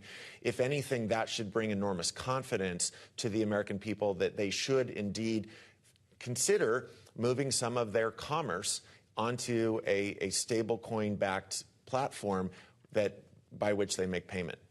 We also want to ask you about another top story here, of course, which is the Federal Reserve. And we'll get into the implications for Chair Powell. But you heard Chris Waller. They were saying that he could dissent if the FOMC does end up holding rates steady in July. Can you give us your perspective on the difference between cutting in July or waiting until September in terms of the economic outcomes? Sure. So, I have to tell you, I was sitting there listening to your reporter's report and Kayleigh asking the question, you took away my talking points on it because you listed off all of the economic news that has come out. If you look at the CPI number that came out this week, the PPI number was flat. We've got strong retail sales. We've got growing consumer confidence. We got we're in the process of implementing the tax bill, which is going to be expansionary on the supply side. We're engaged in a massive deregulatory effort. All of those things combined should reduce pressure on prices, reduce inflationary pressures, and yet we're not seeing the Fed, reevaluate with any kind of haste whether or not they come in and start lowering interest rates. And again, obviously that is ultimately the decision for the Federal Reserve to engage in. But as you compare our economic environment to our partners and allies around the world, our economy is performing well. We're not seeing inflation, and yet our interest rates are significantly higher than what you're seeing among our peers. And so, as we have said before, I think there is a case to be made for the Federal Reserve to get off of this wait-and-see approach and instead act on the data that they say drives their decisions. But even if they were to pursue a cut, they may be able to impact rates at the short end of the curve, but not necessarily at the long end. If there's a credibility question that's being raised as to whether or not the Fed is going to be able to maintain a focus on inflation under political pressure to cut rates, if they actually cut rates, do we not have a problem potentially where you could see long end rates actually moving up, potentially having the adverse effect that the president wants to achieve, which is lower mortgage rates, for example? So You're right that ultimately the objective is to also get long-term rates down. But the reason that long-term rates went up so much is because the Fed waited so long to raise interest rates 4 years ago when inflation was apparent, because you had fiscal policy that was stimulating demand and constraining supply. We have the exact opposite going on here. Right? What we have going on is we are expanding supply such that you can better fulfill the needs of the American people by bringing more products and services into the marketplace. So as we continue to implement our deregulatory agenda, as we finalize the rules on tax reform, as we address these international negotiations that are going to provide certainty and clarity on tariff rates that are going to be imposed, all of those things should provide confidence and increase the amount of supply that's coming into the economy, and that should be disinflationary. And so ultimately, once markets recognize that the great economic data we're already seeing is part of the beginning of a trend, I would hope that markets see that it merits both shorter and long-term rates coming down. I'm glad that you brought up tariffs, because we do want to ask you about some of the timelines here. We're still waiting for sector-specific tariffs. We know that those Section 232 investigations have been launched when it comes to chips and pharmaceuticals. Should we expect these tariffs to align with that August 1st deadline? So I don't want to get out in front of the Commerce Department and the U.S. Trade Representative who's leading on those evaluations. But I can tell you, and the president made remarks at the Genius Act signing today about still more deals being imminent. Might you be able to share which ones those would be? I was sitting right next to Commerce Secretary Lutnick, and you could tell that they were very eager to make an announcement. But you know that I'm not going to get in front of my boss when it comes to making an announcement that hasn't yet been made by the White House. But you could tell that there is some news coming shortly. All right. We'll leave it there. Michael Faulkender, the Deputy Treasury Secretary, we thank you so much for joining Bloomberg. And coming up, more on the developments surrounding the president's ongoing pressure against the Fed Chair Jerome Powell. But up next, how Jeffrey Epstein's case is now fracturing the president's own supporters and the suit he just filed against the Wall Street Journal's parent company. This is Balance of Power on Bloomberg TV and radio.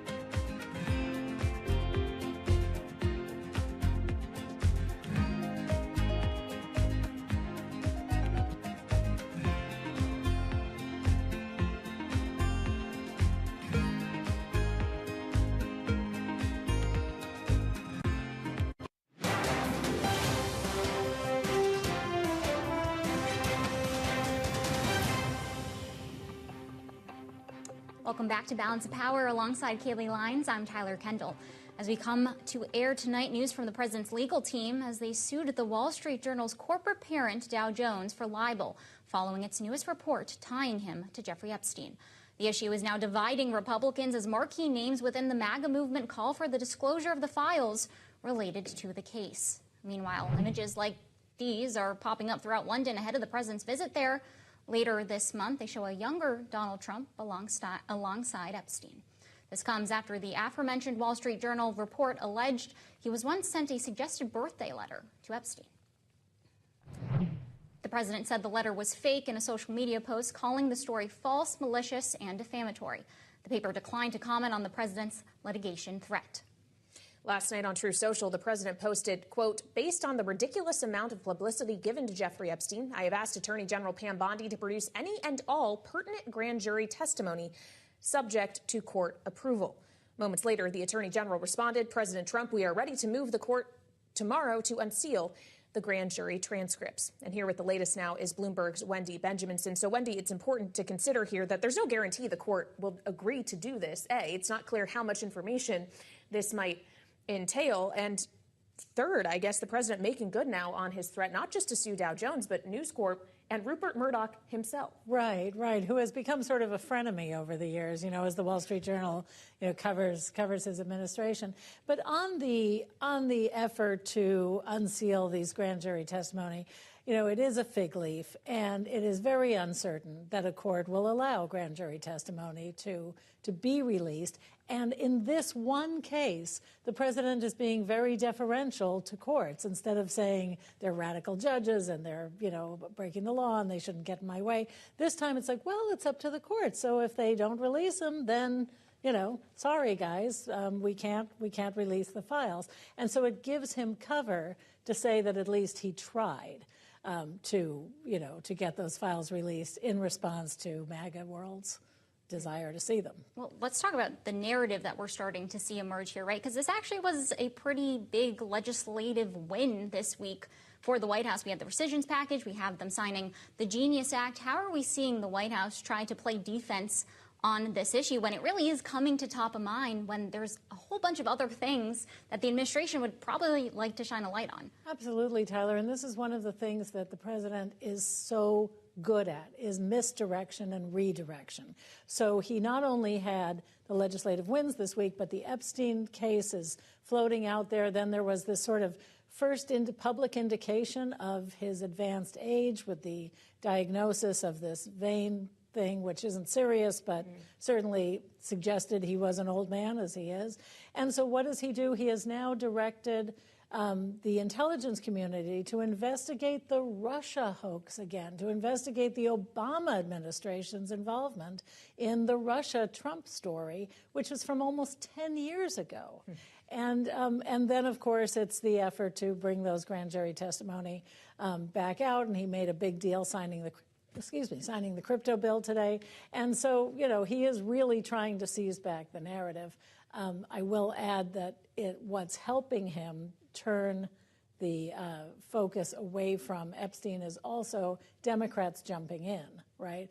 They are jumping in, and that gives him another target. Besides the media, it will be Democrats who are now the ones who really want the Epstein files released, not his own supporters.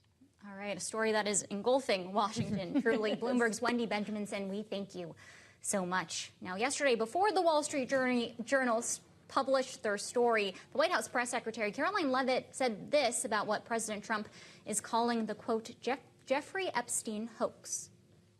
Can you clarify which part of the Epstein hoax is the hoax part? The president is referring to the fact that Democrats have now seized on this as if they ever wanted transparency when it comes to Jeffrey Epstein, which is an asinine suggestion for any Democrat to make. The Democrats had control of this building, the White House, for 4 years, and they didn't do a dang thing when it came to transparency in regards to Jeffrey Epstein and his heinous crimes. For more now, let's bring in our political panel. Joining us tonight is Bloomberg Politics contributor Rick Davis, partner at Stone Court Capital and Republican strategist, alongside Arshie Siddiqui, former senior aide to former House Speaker Nancy Pelosi and the founder and CEO of Bellwether Government Affairs. Rick, I want to start with you because it is unclear if the federal court would grant the administration's request to actually make the public grand jury deliberations public. This is typically something that's kept secret. How could this perhaps complicate the administration's defense on the issue? Well, I think it was all thought out in advance. The last thing Donald Trump wants is a release of these documents. So why not pick the hardest place to possibly get a document released from? A grand jury. And you notice he even set it up as a failure. He said, look, I'm only doing this because of the publicity, the negative publicity that I'm getting. So please, court, don't release it. I mean, like the messaging is pretty obvious that the president wants this all to go away. He's not looking for more transparency. He thought he had, sort of slipped the trap, earlier in the month, and it's just come back to haunt him. And the press secretary is right. I mean, Democrats are making hay with this, but so are the Republicans. And that's the only reason Donald Trump cares, is because his own base is now turned against him on this. Well, and to that point, Arshie, do Democrats risk overplaying their hand here as the president's now suggesting, hey, what were you doing for the last 4 years if this is such a big deal? Well, I think this was a bipartisan moment. If you look at yesterday on the floor, the crypto vote got totally derailed over this issue because of Republicans. And then there is also this whole effort by Congressman Massey to really address this issue. So I think this is a bipartisan effort, and it's about transparency and accountability. And honestly, the Democrats don't know what's included. I think if whatever are in these files, I think it's going to cut a lot of different ways for a lot of powerful people. So I don't think this is political.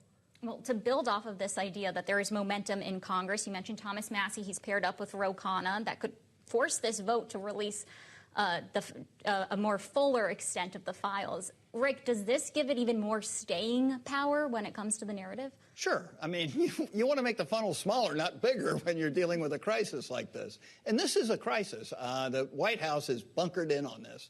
As you mentioned, I mean, it is slowing down the things that they care about. The crypto bill, it's amazing that they were able to get their rescissions package done without a big, brouhaha in the Senate. His former vice president even came out and sort of weighed in on this. So yeah, they want to talk less about this. And every time someone says, oh, well, we want to know what happened, it's a bad day in the Oval Office. And so one thing they could do is actually quit talking about it from the White House. I mean, Donald Trump talks about this incessantly all day. Every meeting that he has, he brings up, I can't believe everyone's talking about the Epstein thing, except that you just did. That's how rumors get started in Washington. And the fact that you can start them from the Oval Office, you've got to shut it down. He's got to quit talking about it. The rest of the administration's got to quit talking about it. The FBI and the Justice Department need to quit talking about it. And there should be one person appointed in the administration who says, I'm the only one who will address this issue. Well, I wonder how hard it is to address for one person in particular, and that is Vice President J.D. Vance, who in theory would be taking the MAGA movement forward after the time of Donald Trump is over. Archie, does this actually create the biggest problem of all for him specifically?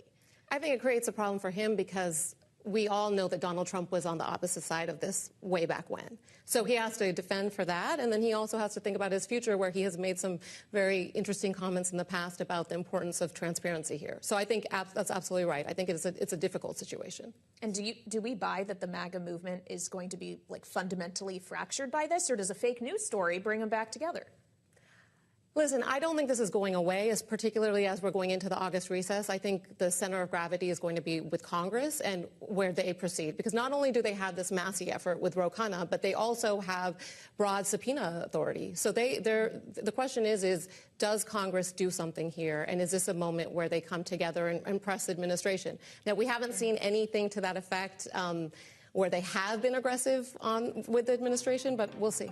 Yeah, and I did say fake news in quotation marks that you couldn't see when I said it. Rick Davis and Archie Siddiqui, we'll check in with both of you again later on this hour. But up next, that $9 billion in DOGE cuts that are now officially on the books. We'll have more with Congressman Brad Sherman next on Bloomberg TV and radio.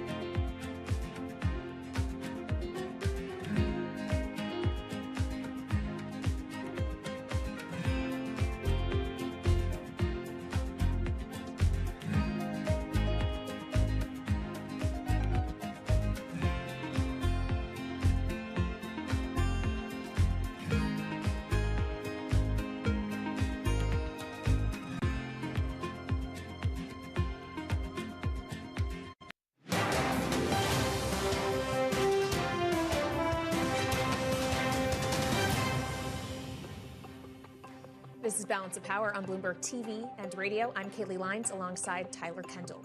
We've got some big stories playing out across the country today, so it's time now for tonight's Power Brief. Last night, just 2 weeks after the devastating July 4th floods, Texas Governor Greg Abbott informed the public that the death toll in Hill Country has climbed to up to at least 135 people, with that search and recovery program still ongoing. Abbott called the floods the most significant in the state's history, noting that casualties now eclipse the number of people killed during Hurricane Harvey in 2017. This is new polling from The Economist and YouGov shows 52% of respondents believe the majority of these deaths could have been prevented had the government been more prepared. Plus, the Trump administration's promise of easier M&A reviews may help improve the prospects for the largest ever deal among U.S. railroads. Union Pacific is in early discussions to acquire Norfolk Southern, according to people familiar with the matter, creating a transcontinental railroad. Any deal would still face U.S. scrutiny, of course, but it's notable because this kind of takeover has been speculated about since the 1990s and has never gone anywhere because it was seen as dead on arrival. Norfolk Southern is up more than 6% in the past 2 days, the biggest two-day gain since May. And Secretary of Treasury Scott Bessent is in Japan, talking trade with the country's prime minister as active discussions continue. Both sides remained optimistic an agreement can be reached before the August 1st deadline, when tariffs on goods imported from Japan will jump to 25%. After the meeting, Bessent wrote, quote, "A good deal is more important than a rush deal, and a mutually beneficial trade agreement between the United States and Japan remains within the realm of possibility." Bessent is in Japan to attend U.S. National Day at the World Expo, which takes place in Osaka tomorrow. And earlier this afternoon, President Trump, of course, signed the first piece of legislation that will regulate the booming stablecoin industry. Here's part of what he had to say before signing the bill at the White House. This afternoon, we take a giant step to cement American dominance of global finance and crypto technology as we sign the landmark Genius Act into law. While the bill did receive broad bipartisan support, many lawmakers raised concern over the law that it didn't go far enough. And joining us now is one of those members of the House of Representatives that voted no to this bill yesterday, Democratic Congressman Brad Sherman of California, a member of the House Financial Services Committee. Congressman, welcome back to Bloomberg TV and radio. Proponents of this legislation say that it actually makes the stablecoin market safer. It requires that a stablecoin is backed dollar for dollar by high-quality assets. Why do you not see that it works that way? Well, what you have is a system designed to be a payment system for those who want cryptocurrency, that is to say, hidden money. We already have money market funds. They're well regulated. They have assets behind them, and they pay about a 4% return.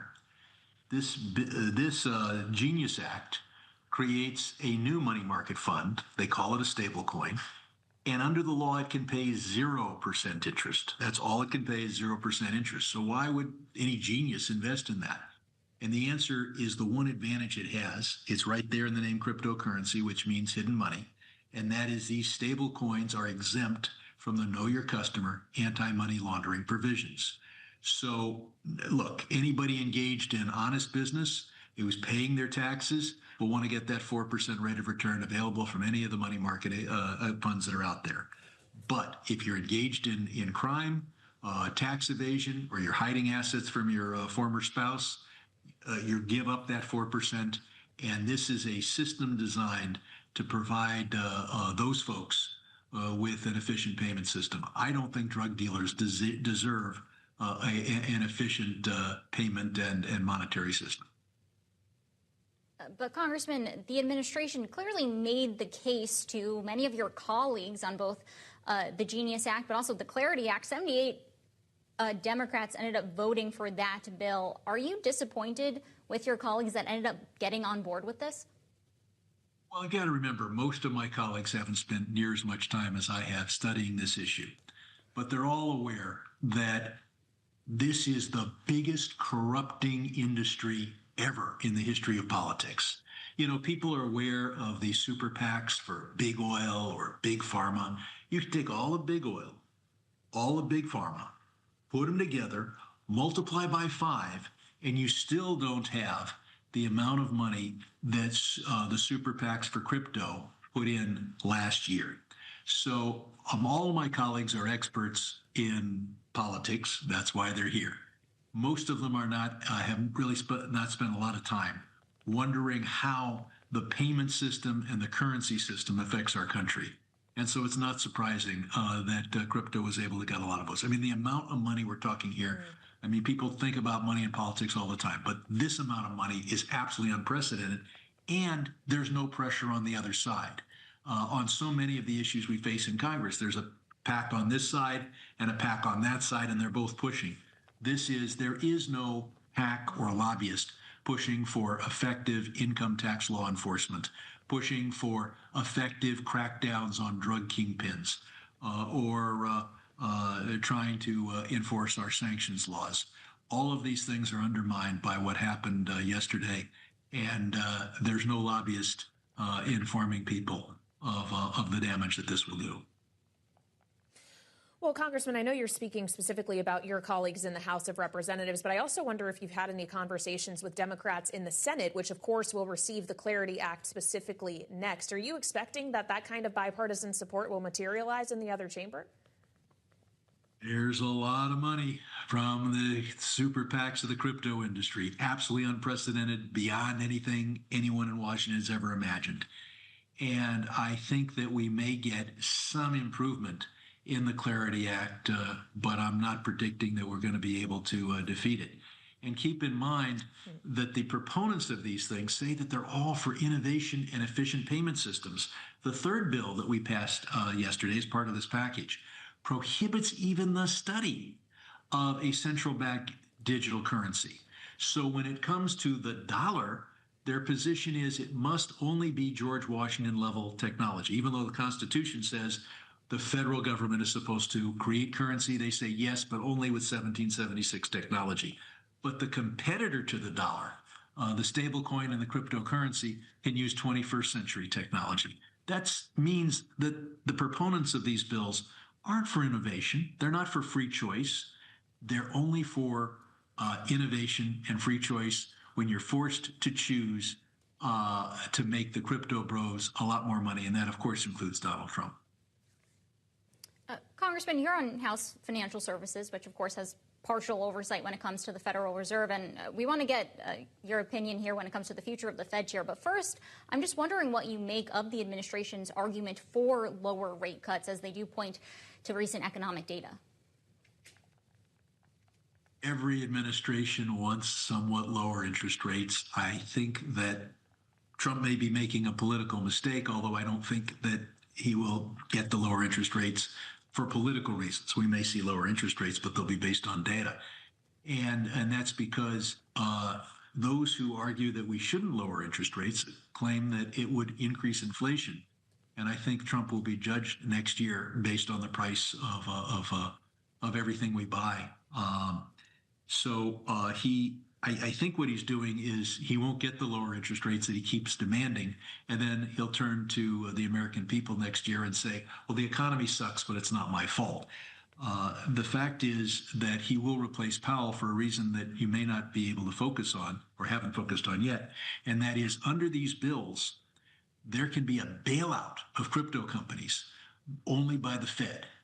And Jay Powell has made it clear he's not going to bail out crypto, but you can be sure the next guy will. Well, when we consider the next guy, Congressman, we understand on that short list could include the likes of the Treasury Secretary, Scott Bessent, the National Economic Council Director, Kevin Hassett. Would either of those be credible choices to you, given they already serve in this administration and are close to the president? Well, first, they have stood by and watched the president put pressure on the Fed and cross the line, and they haven't said anything about it. An independent central bank is critical to every important country. And what we've seen in Turkey and some other places where the government pressures the central bank is that it may achieve short-term political advantage for whichever political party, but it's terrible for their economy. The second thing, and I hope they get quizzed on this, is whether they would use Section 13.3 of the Federal Reserve Act to bail out crypto companies. And my guess is that Trump won't appoint anybody where he doesn't think the answer is yes. But I'm not sure they'll go on the record and say that that's what they're willing to do. Congressman, I want to ask you about something else that made headlines this week, which is, of course, the passage of the rescissions package, because it's our understanding that this is actually going to be the first of perhaps a few coming from the administration. Now, Congress, of course, controls the appropriations process. In your view, is Congress giving up the power of the purse here, or is this how governing goes when Republicans control both chambers? And perhaps it could be the other way around if the majorities were flipped. Well, first, you've got to look at the substance. Some 3.3 million people are going to die as a result of the cuts in American foreign aid, particularly food and medicine. And the richest man in the world, Elon Musk, used many months of his time to take food and medicine away from the poorest people in the world. As to the methodology, Republicans are not in complete control here in Washington because some things require 60 votes in the Senate. But the rescissions process allows them to do this with only 50 votes in the Senate. And that is why both NPR, PBS, and our foreign aid program were gutted yesterday. What we have to do, and I think we may be headed for a government shutdown, because I think Democrats will insist that if we're going to pass new spending bills by September 30th, they can't be subject to this rescission, because they need 7 Democrats to vote to fund the government by September 30th, or the government shuts down. So they'll get those 7 by saying, here's the package, and then they'll use rescission to take away those elements of the package that Democrats find most important. So whatever bill we vote on in September that needs 60 votes in the Senate to pass the bill, we've got to provide that it takes 60 votes in the Senate to change the bill afterwards. Otherwise, we will be fooled.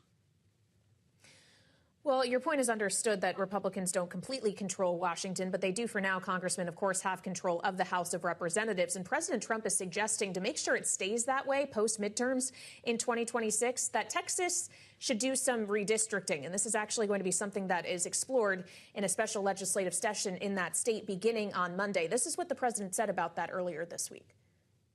5, I think we'll get 5. And there could be some other states. We're going to get another 3 or 4 or 5 in addition. Texas would be the biggest one, and that'll be 5. Just a very simple redrawing. We pick up 5 seats. But we have a couple of other states where we'll pick up seats also. And Congressman, in response, your governor in California, Gavin Newsom, takes to X and says Trump says he's going to steal 5 congressional seats in Texas and gerrymander his way into a 2026 win. Well, 2 can play that game. Special sessions, special elections, ballot initiatives, new laws. It's all on the table when democracy is on the line. The governor is suggesting California do some redistricting of its own. Congressman, would you support that effort? I don't think either side should be playing games. I think gerrymandering is something voters hate, and it certainly isn't democracy. That being said, if one side is playing games and the other side isn't, that can be even worse. So if we're going to have gerrymandering in Texas, which we shouldn't, then we may need it in California as well. For a long time, I've supported legislation to have independent commissions do the redistricting without partisanship in all 50 states. And that would be the real solution. But in the absence of that, we can't sit by and watch the president say, this has nothing to do with fair redistricting or legitimate democracy. We're going to contort things in Texas in order to get the outcome we want. And certainly those who supported democracy in our country should not be enamored of Donald Trump. All right, Democratic Congressman Brad Sherman of California, thank you so much for joining us. And coming up, we'll have more on the legislative wins notched by President Trump this week when we bring back our political panel. Up next on Balance of Power on Bloomberg TV and radio.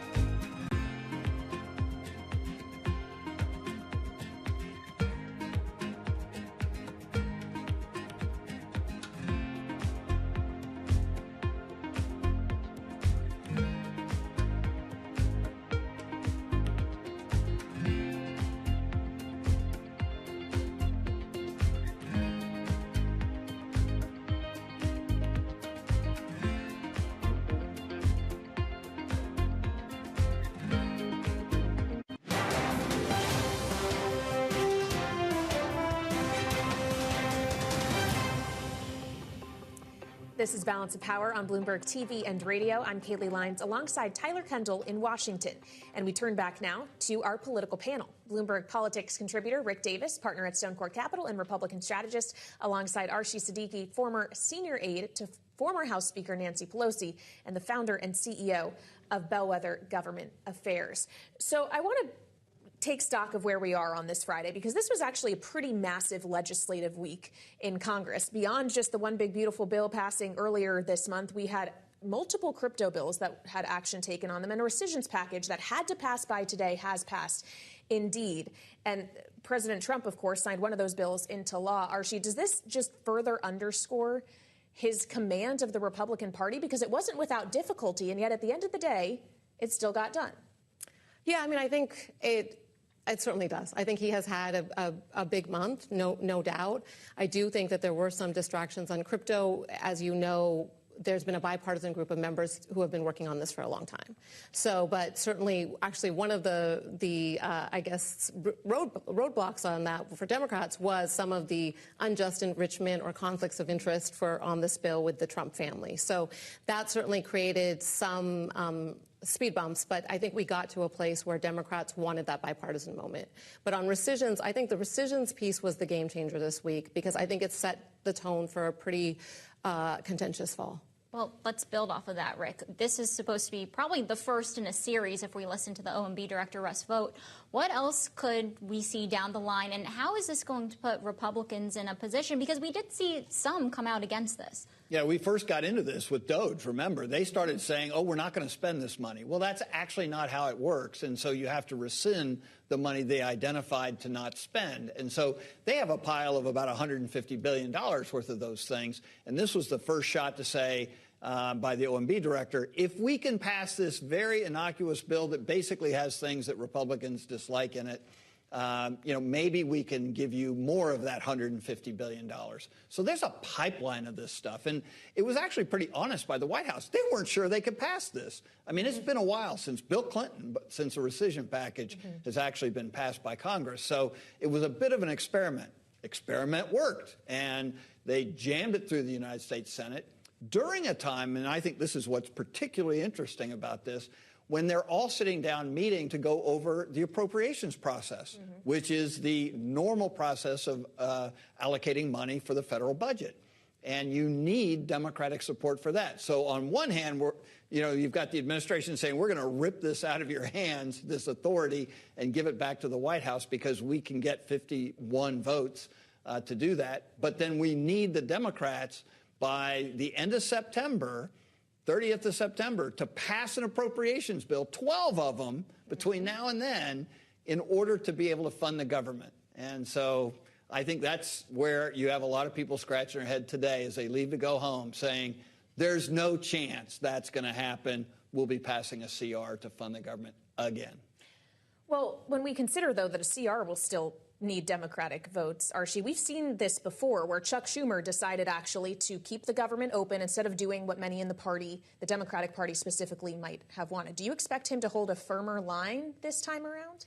I think there's going to be a lot of discussion in the Democratic caucus, because I think that was the marker that was set this week, is that if Republicans cannot honor a deal on appropriations, then why should the Democrats engage? So I think that's the challenge going forward for Democrats and Republicans, and really a bipartisan appropriations process that is tried and true, that there's been a big deviation. Because as you rightly pointed out, Democrats started off and Republicans started off the week all worried about rescissions. And then Donald Trump came in and told the Republicans he needed them to pass the bill. And then the Senate started to move. Well, another bill, of course, that has dominated Washington was the One Big Beautiful Bill. And we're starting to get some polling and reaction to how it's resonating with Americans. And there was a new poll out today from the Associated Press, which found that about 2/3 of U.S. adults expect the new tax law will help the rich. About half say it will do more harm than good for middle-class people like them, according to their survey. Now, our own reporting indicates that the White House actually knew that this bill wasn't going to be popular, and that's part of why we're starting to see many administration officials go out and sell the bill. But, Rick, when we do look at the components inside of it, why isn't the messaging resonating with Americans?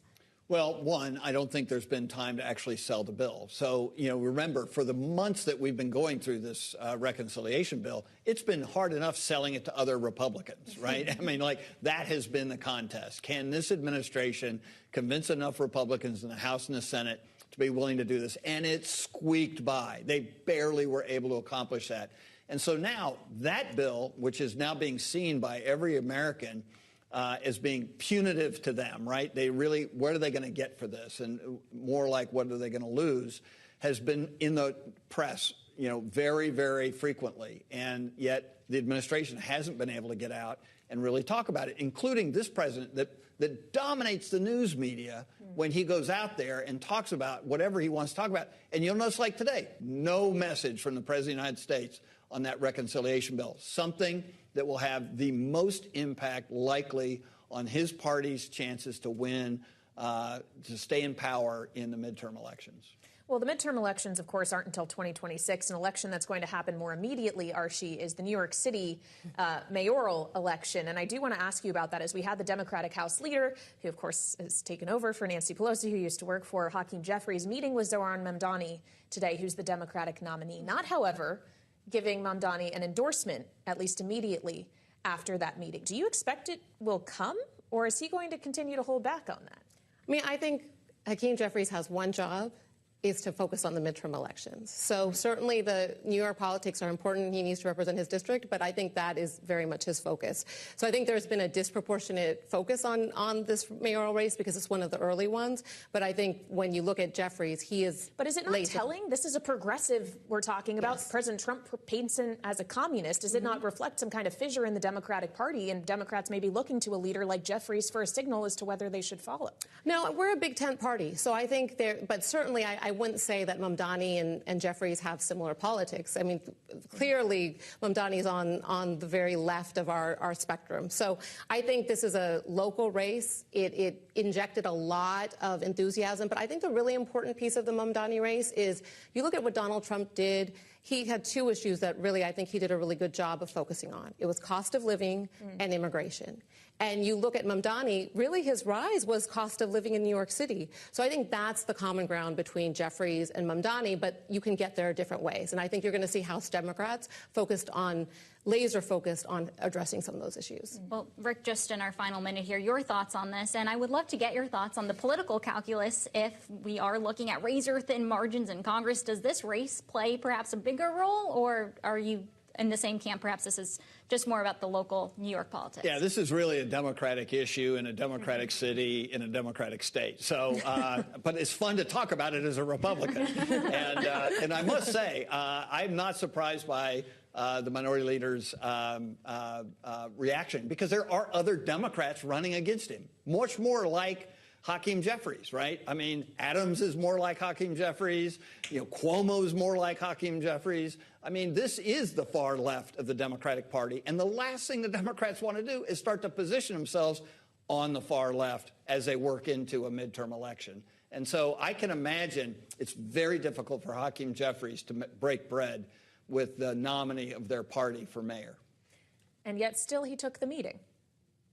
And still he took the meeting, yes, because it is dominating our national conversation here. All right, our political panel tonight, Rick Davis and Archie Siddiqui, we thank you so much. And for more on all these stories, make sure to check out the Washington Edition newsletter that's on the terminal and online. Of course, we're going to be tracking a lot of developments throughout this weekend, including that President Trump is set to meet with some GOP senators tonight, Kaylee. Indeed. He also suggested that they're on the verge of announcing some new trade deals or new trade letters. He suggested that could come as soon as today, but we're probably going to have to be on watch for that all weekend. So rest up if you can, but keep your eye on the wire, as we will do here on Balance of Power on Bloomberg TV and radio.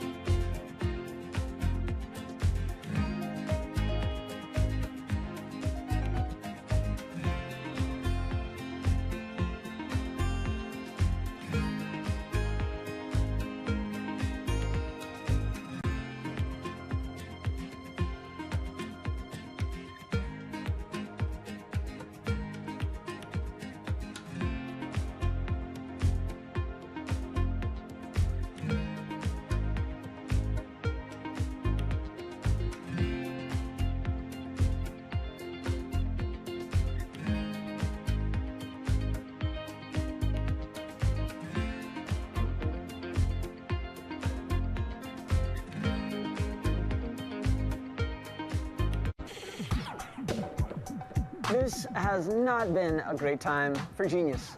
The people who claim to have it do not seem to qualify for it. The people who diagnose it in others seem to have a very, very narrow definition in mind.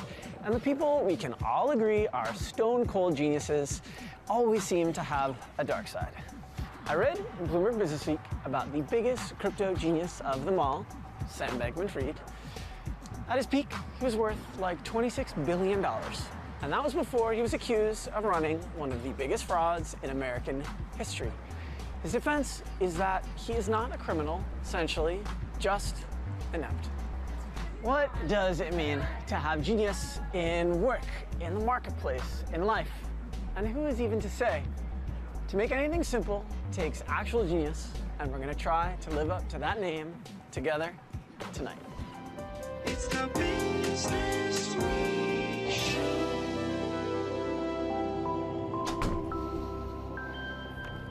Hello, I am Max Abelson, and I'm not a genius, just a regular, like slightly above average journalist who has spent about the last decade and a half here at Bloomberg News, and sometimes our magazine, Bloomberg Businessweek, writing about Wall Street's money and power. And what that means is I write about ambition and ownership and imagination and survival and risk and second acts and, of course, genius. Tonight, and in the weeks to come, we are going to be talking about those things at this table with people whose lives and careers and ideas are big or interesting or just really fun. So, welcome. This is the Business Week Show, and it's starting right now.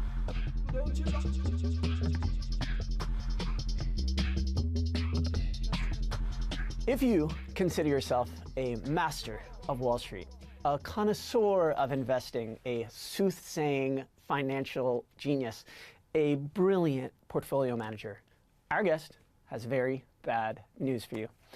Burt Malkiel's book, A Random Walk Down Wall Street, 50 years ago, had a clear and vivid message, which was that Wall Street genius is really just an illusion, and that professionals in pinstripe suits at the end of the day are no better than naked animals. It was a genius and radical idea, because what he had to say is that you should forget them and just buy and hold clear, boring, basic, low-cost index funds. He is here to tell us about it. Burt Malkiel, welcome to the show. Thank you very much. Glad to be here. Your book is actually, it's pretty funny. It's a little saucy sometimes, your book. I mean, you say no one in finance can really forecast the future, or at least they can't do it successfully, consistently. You know, I think you use the word genius in quotation marks, and you give it to Ponzi schemers and whatnot. Right now, are there any actual individual geniuses on Wall Street? You know, real human geniuses, maybe AI is the genius we've been all waiting for. Can you identify any current geniuses on Wall Street right now? Well, as you know, I put genius in quotes because I'm not sure there are geniuses in the market. And I've always said I would much rather be lucky than smart. Are there some hedge fund people who have, in fact, made a lot of money? George Soros bet against the British pound and made a lot of money.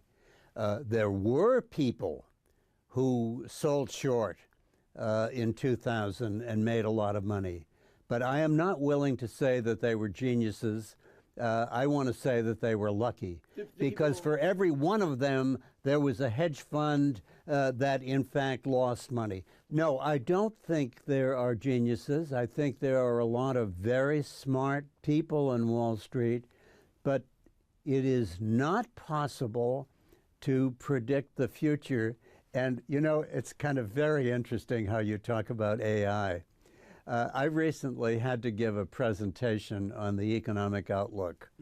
And I thought, you know, just for kicks, I will go to ChatGPT and I will ask, can you give me an outline of what I should say? And actually, ChatGPT gave me a wonderful answer. It was a one-sentence answer. I cannot predict the future. It might not necessarily qualify as genius, but you're able to write about Wall Street with clarity, which is really unusual because Wall Street, and I suffer from this myself, you speak to Wall Street executives and they absolutely fetishize complexity. Why does Wall Street like to make things sound so complicated? Is there something sinister or something that has to do with the ego? Whether it's sinister, but this is a very highly paid profession. And someone like me who says, listen, don't listen to anybody. Just buy a simple index fund and keep on investing period after period. If I'm charging you 2% a year to manage your money, I want you to think you can't do it yourself. So sure, you've got a vested interest. This is a very highly paid profession. These guys do very, very well. Is that sinister? I don't know. You call it sinister, anything you want, but is there an incentive to make it seem like it's very complicated, that ordinary people can't do it themselves? I think that's absolutely right. The honest truth is, it's not necessarily that I think that the aura of complexity on Wall Street is coming from a sinister place. More like it makes me feel bad or makes me feel dumb, and that I appreciate that your book is sort of written so that I can understand it. But it does make me think about exclusion in a small way, because so many stocks are owned by so few people in this country, because the very wealthiest people in America have such giant portfolios, that when the stock market goes up, inequality goes up too. Is there anything that can be done to change that in the future? One of the things that's impressed me throughout my life is really how capable so many people are.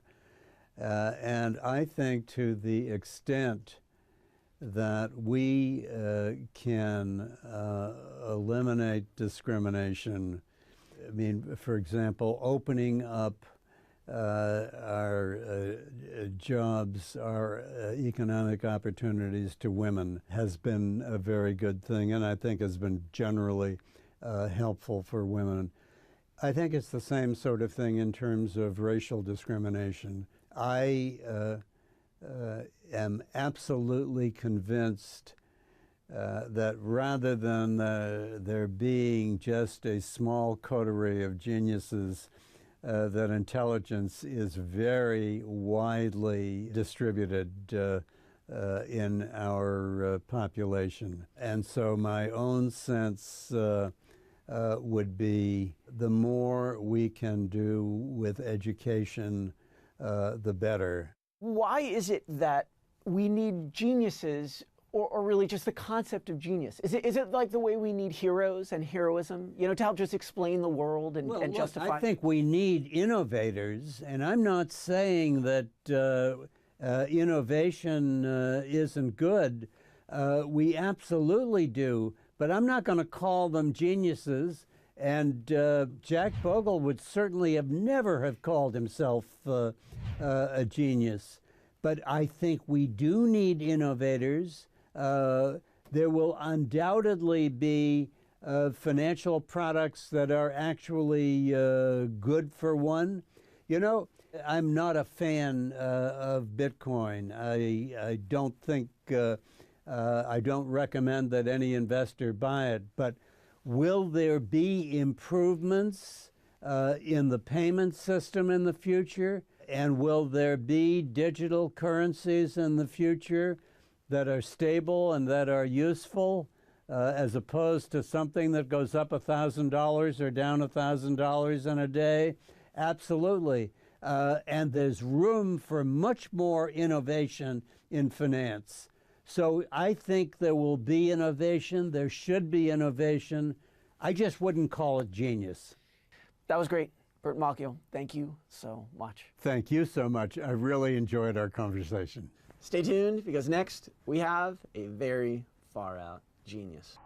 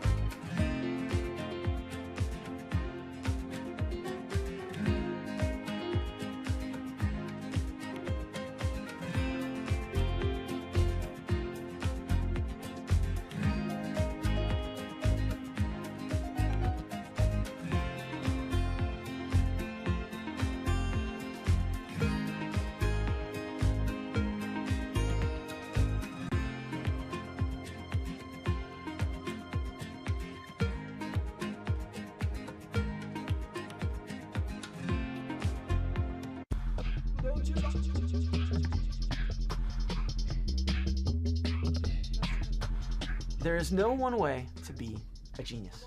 You could be dreamy and far out. You could be scrupulous and scientific. You could work within the institutional establishment, or you could honor indigenous wisdom. All of those descriptions apply to this guest. Moraba Jah is a space environmentalist, an astrodynamicist, a spacecraft navigator, and the first African-American professor of aerospace engineering at the University of Texas. Last year, the MacArthur Foundation gave him a fellowship that is informally known as a Genius Grant. So, if you want, you could call him a genius, you could call him Professor Jah, but you'd rather you call him Moraba. So, Moraba, welcome. Great to be here, my brother. Thank you so much. Really glad to have you. I really love the phrase, a stroke of genius. You were in Alaska with your family in a hotel one morning. I think you were taking a shower. Yeah. And you had this feeling and this vision that kind of struck you. And whether or not it has anything at all to do with genius.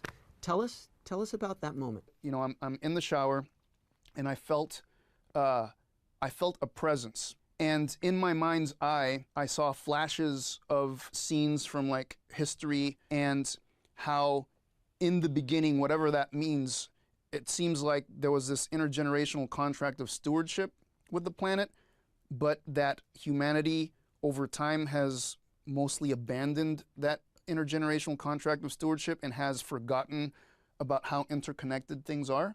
Did that moment change the life you led and the work that you do? Absolutely. So one of the people that I really look up to is Jane Goodall. I watched something about Jane where she said that she went to a meeting as a scientist and she left that meeting an activist. In very similar ways, I went to Anchorage kind of just this scientist, and I came back both a scientist and now this space environmentalist activist to really try to, I guess, really showcase how we need to protect orbital space.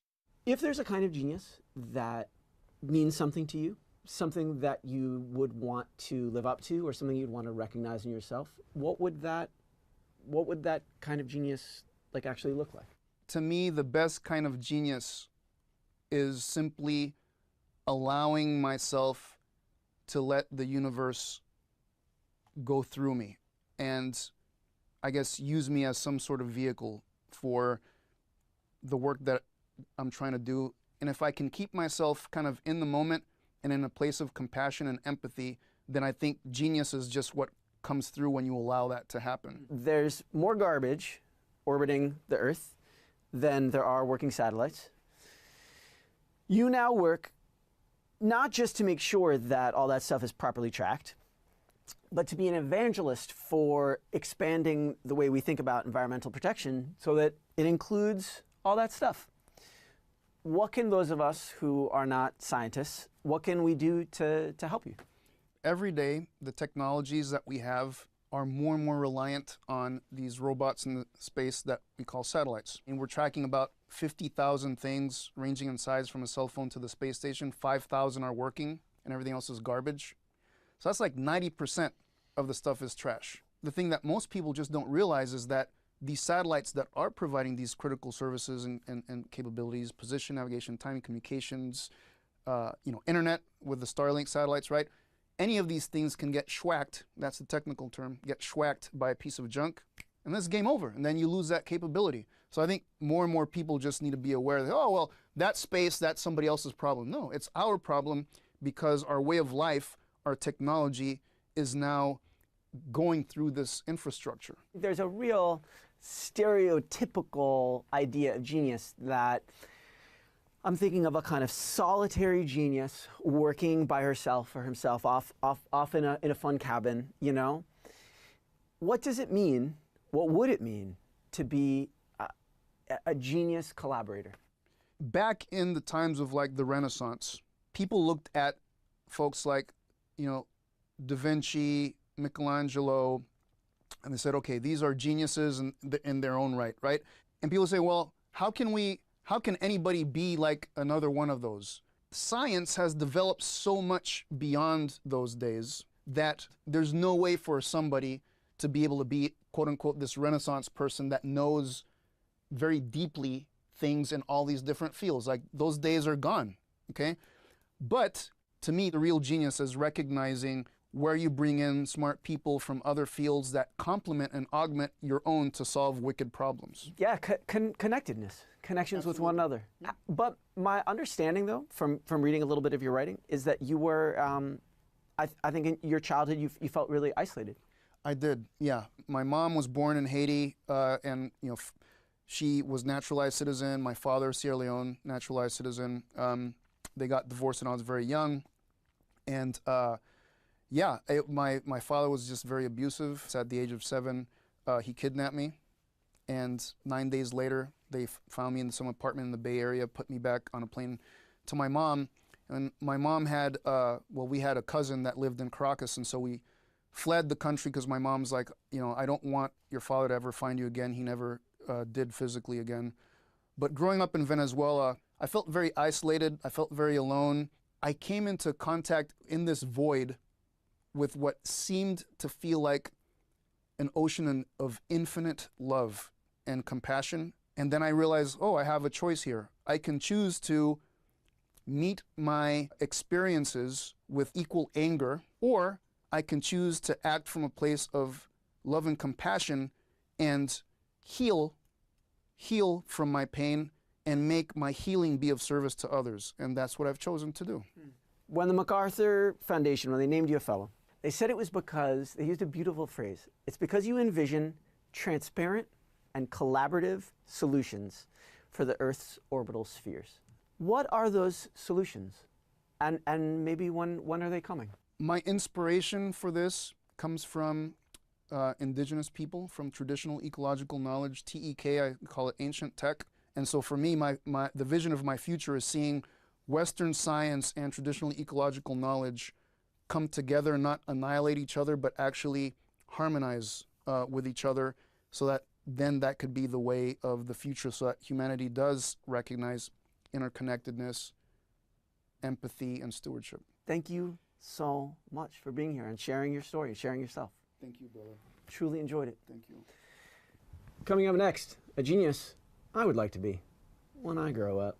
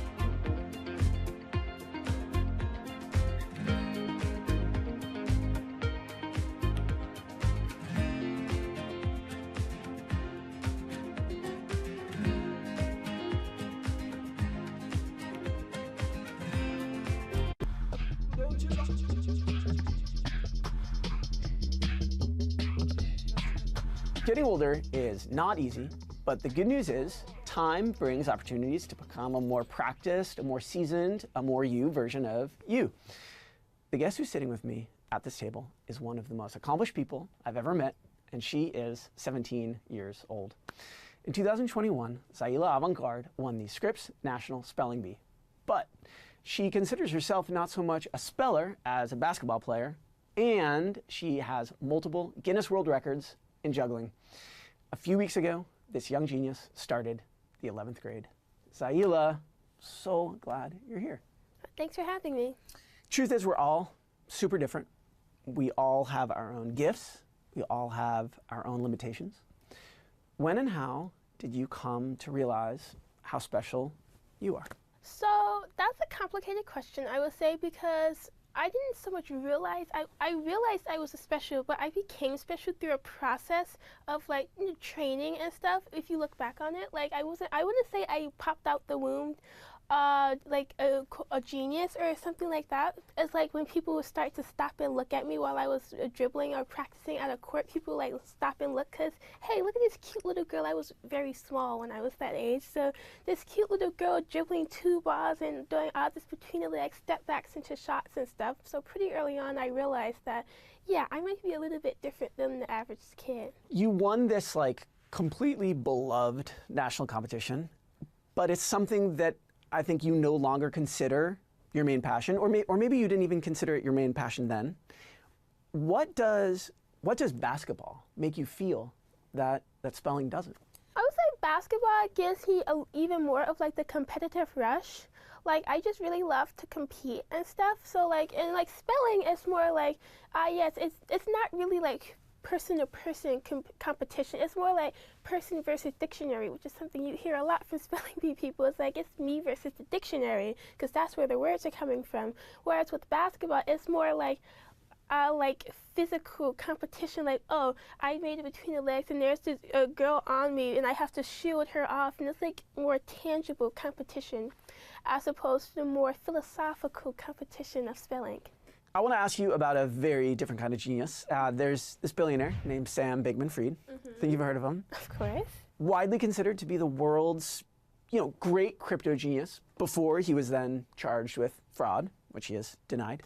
How should the rest of us look at people who get called geniuses, but maybe they still have shortcomings, just like everybody else? Sometimes I feel like the term genius is like nowadays it's so loaded.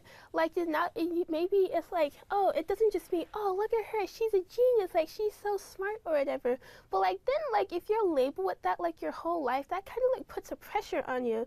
Like maybe once upon a time, like I listened to a podcast about Sam Bankman-Fried, but I don't know him personally, so I can't speak for him. But hypothetically, like he's like his parents are like, oh my God, you're so smart. He goes to accelerated programs in school, and that's just putting pressure from a very early age. Like I'm a genius. I have to be a genius. I have to always be a genius. So I always feel like people, like some of the scammers and stuff, should get maybe just a little bit of sympathy, just a little bit, because they are like causing all sorts of trouble, because like they've been considered geniuses their whole life and they had a nice business plan or something, but then it didn't work out. And so what are they supposed to do? Go to all these people who say, oh, you're a genius. That just puts a little pressure on you to like give you that extra push you needed to try to maybe go into the murky waters of life. The murky waters of life. I want to ask you one final question about pressure. I think that there is sometimes pressure in the United States, maybe everywhere, pressure on really smart people, genius or otherwise, to use their intelligence to like make a lot of money, to be successful. And like, I guess I'm thinking specifically about the finance industry and mathematicians, but it's true of the business world. You're smart, you go make money in business. Do you have a favorite company or an industry or like a job that appeals to you? I mean, I'm not like super like make millions of dollars. I mean, if anybody who's watching or listening wants to give me millions of dollars, please hit me up. However, like I'm interested in going to neuroscience or maybe working for NASA or maybe being an NBA head coach. But I just realized I've never thought, how much money would I get for this? Because that's not really something like I think of, because you can make a lot of money, not to sound trite, but you can also be really miserable making a lot of money. So that's not even something I actually consider, like how much money will I make? I'll cross that bridge when it comes.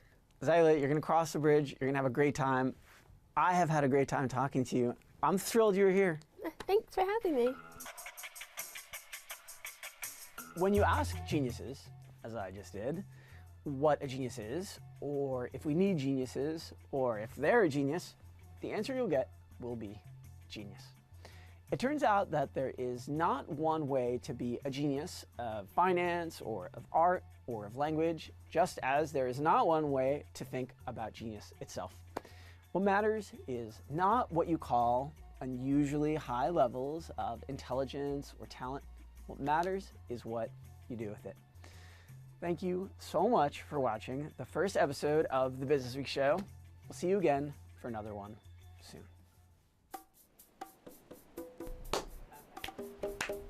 I am a completely virtuous person. I have no missing virtues. But I do wish I could sing. People clearly tend to be impatient where they should be patient. I waste the most money on champagne. I love champagne every day. Every day I have 2 glasses of champagne. That's my thing. 2 glasses of champagne every day.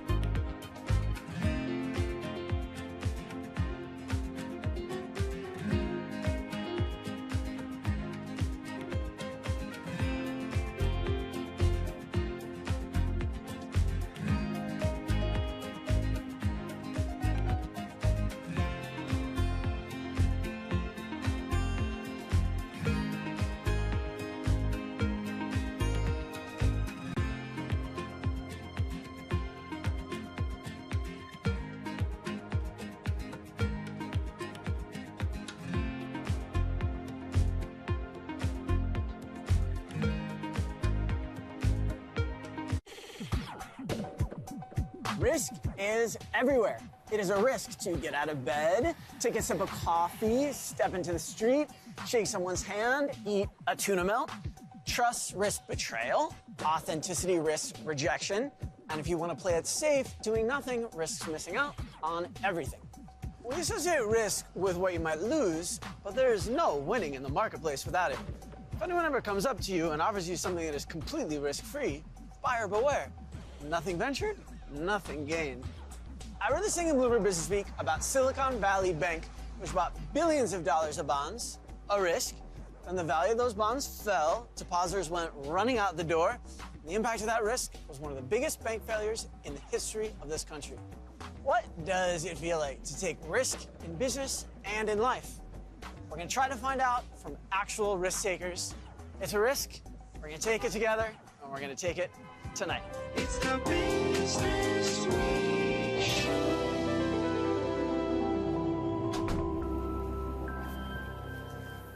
Welcome to the Business Week Show.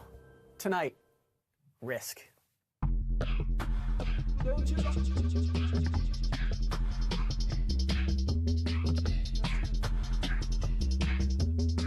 The very idea of who gets to take financial risk in global markets and how they go about taking that risk, and then how they talk about that risk, changed thanks to tonight's first guest. In 2012, Jamie Rogozinski logged onto Reddit, he started a new page, and he called it Wall Street Bets. In the years that followed, It got millions of users. It sparked real frenzies in stocks like GameStop and AMC. And at one point, it got its own Super Bowl ad. But as you may imagine, things did not work out all that well for everyone. And Jamie is here tonight to tell us all about it. Jamie, seriously, thanks for being here. Thanks a lot for having me. Risk is a funny thing because it freaks some people out, me included. But there's also something about it that is so attractive and so tantalizing. Why have you been so drawn to it? Risk is a funny thing because when people say risk, especially when you frame it that way, the implication is either there's an element of randomness, right, or that the outcome can be very, very costly because it's either unlikely to pay out or the actual, chance of losing might be really costly. But the way that I see risk is really, if you're able to actually quantify those elements, it's really a price that you pay for an opportunity. The way that I look at risk in that sense, it's not that I'm attracted to these thrill seeks. It's, I think this is worth it, right? I think I can identify these are the probabilities or possibilities, and sometimes I can't, but at least I can map them out. And this is what the possible outcome is. And I'm like, let's do this. Okay, let's do this. Let's really talk about that. Because what you're saying is you're really talking about what it means for something to be risky. When you started Wall Street Bets, the way you've talked about it is that you said you wanted a place where people could talk about risky ideas and they could talk about it kind of proudly, risky trade ideas. You were enabling other people to take risks. So can you tell us, like, what worries did you have at the time that things potentially could go wrong for them? You know, my definition, my understanding and my position on risk has evolved, right? It's become clear as the years gone by. And early on, I justified this by saying, well, look, they're all adults. You have to be 18 in order to open up a brokerage. Same thing if you go to a casino, everyone can go through. And when I said I wanted to be able to discuss high risk, I wanted to discuss high risk, high return, right? It wasn't just high risk is throwing your money out the window and having it go away with 100% certainty. This was high risk with the possibility of making money. And those two obviously go hand in hand. There are some that are irresponsible with it, but I can't make myself responsible in much the same way that there's gambling addicts, right? But outside of that, what I start seeing is a learning process, much like the one that I personally went through. I lost tons of money, but I walked away with so much knowledge and understanding and hands-on experience that a textbook can never explain to you. I want to ask you about someone who sort of counts as your really, really complete opposite, Jack Bogle. He was the founder of Vanguard. He helped popularize the very vanilla, very boring idea that if you're an investor, you can diversify your bets. He ended up popularizing the index fund. How did it feel that you, in some ways, were kind of singularly responsible for changing the way that just millions of people think about investing? What did that feel like? It was humbling for sure. It was unexpected to see the enthusiasm. If I were to have predicted the outcome of it, it would have been people looking down at this particular type of activity. Secretly, it was almost a goal of mine. But the beauty of it is what conservative investors do, Bogle, Buffett, whatever it might be, is no different than what gamblers that literally go to sit at a roulette table do. The changes in the vision that Wall Street Bets were, it demystified the idea of finance to people that might otherwise think it's just Excel sheets and discounted cash flows. You also took a different kind of risk and you sued Reddit and you lost. Will you tell us a little bit about what that felt like? Terrible. Yeah, that was probably in the top 5 riskiest things, if not 3. I get kicked out, and the stubbornness behind Reddit, they never answered. I tried pleading and sorries and threats and back channels and lawyers. They would just be like, no, you're done. They got to a point where they said, no, we're done trying to negotiate. We want to take you to court with this. And I said, all right, well, I guess now I have to actually go to court. And so this is when I decided to countersue them. So and it didn't feel like a risk. It felt like just something you had to do. I needed to do it for closure. I still had a chip on my shoulder, and I couldn't fully commit to anything. And I'd still kind of look at, every time I'd see Wall Street Bets on the news or people talking about it, it would still have that kind of sour feeling. And so and I needed to get past that. And I'm like, look, if I lose, I lose. And then it is what it is, and it would have been the fight of the century for me, or my lifetime for me. But then I can be at peace. Right? Is that how you feel now? Are you at peace? Unfortunately, not, because it's not over yet. I would have liked for the judge to have been like, no, dude, you lose and it's over. You know, I don't want to cover too much on the legal side of things, but the judge, let's just say they left plenty of room for maneuvering. So unfortunately, it's not over. I was told, I really don't know what it is. I was told you brought an object, I think, that maybe encapsulates risk. I think Natasha, my colleague, is gonna pass it to us, I do believe. What is this? Okay. All right. Tell us about this guy. You're familiar with this? Yeah. Remind me. So this is from a meme, right? It says, "This is fine." It's a little dog, and this encapsulates so much of both my life and my ability to handle emotions, especially with the volatility of markets, but also life in general. It gives you so many ups and downs and so many ways to go through it. Oftentimes, when faced with adversity, my composure resembles this. It's like, yeah, don't worry about it. Can I see him? Yeah, absolutely. All right. Well, this is mine now. Jamie, thank you so much for being here. Loved having you. Not a problem. Thank you very much for having me. We have more risk coming up next.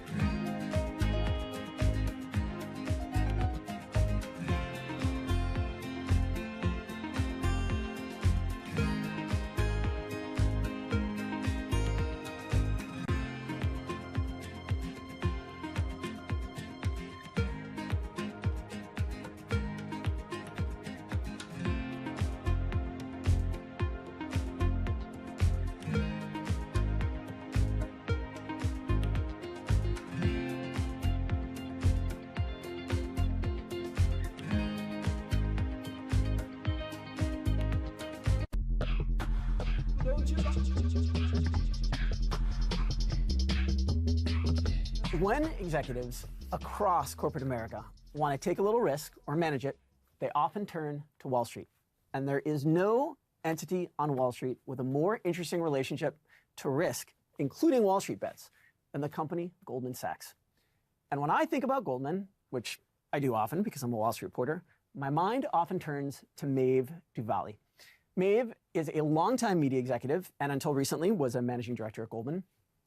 The truth of the matter is we have a cordial relationship, but a kind of antagonistic one because it's my job to report on Wall Street's money and power, and it's her job to push back.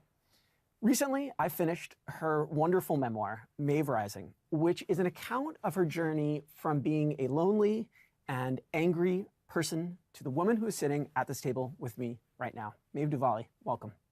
Max, thanks for having me. You know, I would say we don't have a antagonistic relationship. I would say that we've locked horns through the years. Okay, is that a better characterization? I think that's a better charterization, but I'm going to ask you in just a couple minutes about all kinds of risks that you have taken, personally and professionally. Sure. But I feel like we should start first things first. Yep. Why is risk, which is really, I mean, it's just a fancy way of saying basically the things that can go wrong. Why is risk so important to the work that happens on Wall Street? Well, from a market perspective, obviously managing market risk, managing operational risk that somebody pushes a button they're not supposed to, and the trade that happens is bigger than it was supposed to be. Those are obvious risks. And there's also kind of macro risk, right? That a central bank does something that people weren't expecting.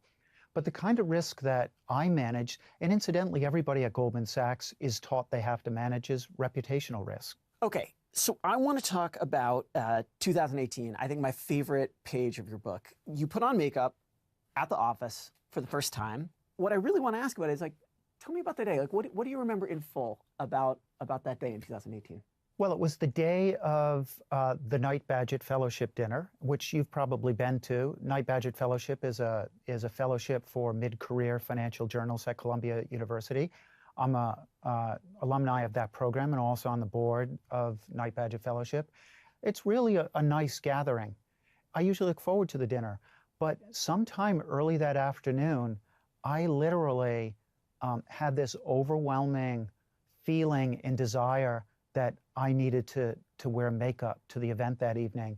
And once I had that thought, I couldn't get it out of my mind. And I bolted out the door and walked a third of a mile to the closest Sephora and bought a bunch of makeup, which I put on at the end of the day. And I went to that dinner with some makeup on for the first time.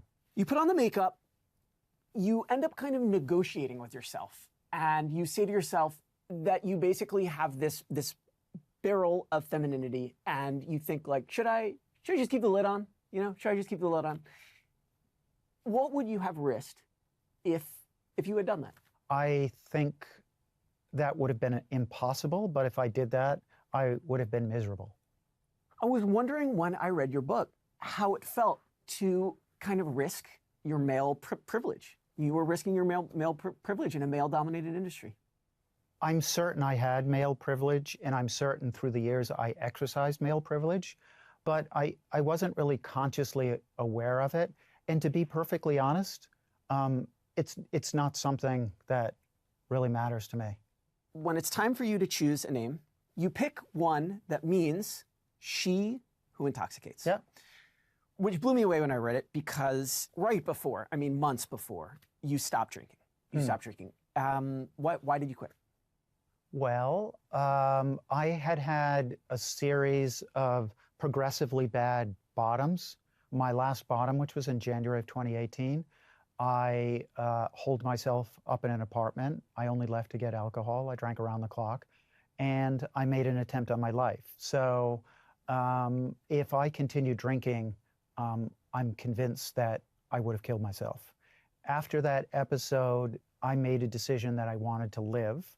And I knew if I wanted to live, I had to stop drinking.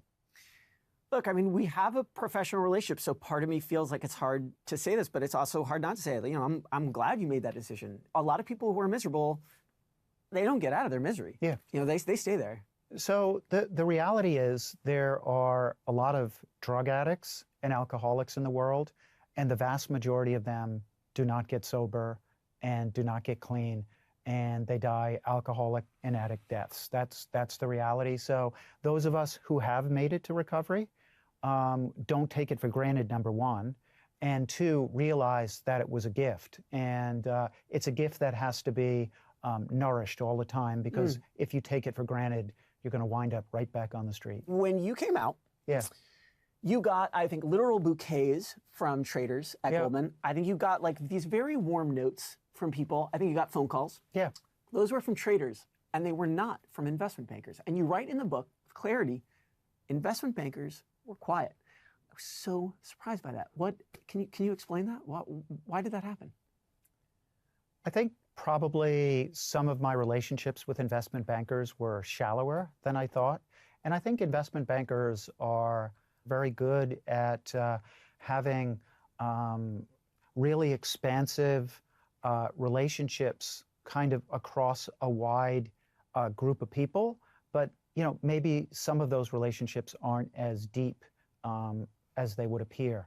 I love that you're accusing investment bankers writ large of a certain kind of interpersonal shallowness. I'm not sure I said yes, it exactly well, that is that exactly way. as you said it. No. I'm hoping that you'll... You're not going to put words in my mouth, are you? Well, I'm the interviewer now. Yeah. You know, I asked you earlier about male privilege. Coming out as trans in the milieu of, first of all, New York City, where we are, but also a corporation, which I'm sure, as I'm also keenly aware, has a lot of pressures too. Can you talk, if you want to at all, about, I don't know, maybe the kind of privileges that come with having a really good career as you do? Sure. So I certainly have white privilege. I have the privilege of having worked at Goldman Sachs. I'm relatively well off. I live in the Chelsea section of New York, which is arguably the best place to be an out transgender person in the world. And even before I left Goldman Sachs, I began to, and I've continued to be, an advocate or activist for the LGBTQ community more broadly, because, you know, not everybody is in a position to speak out. Not everybody wants to speak out, but I'm in a position to, and I want to speak out, so I'm going to. Thank you so much for being here. I really enjoyed this. Thanks for having me, Max.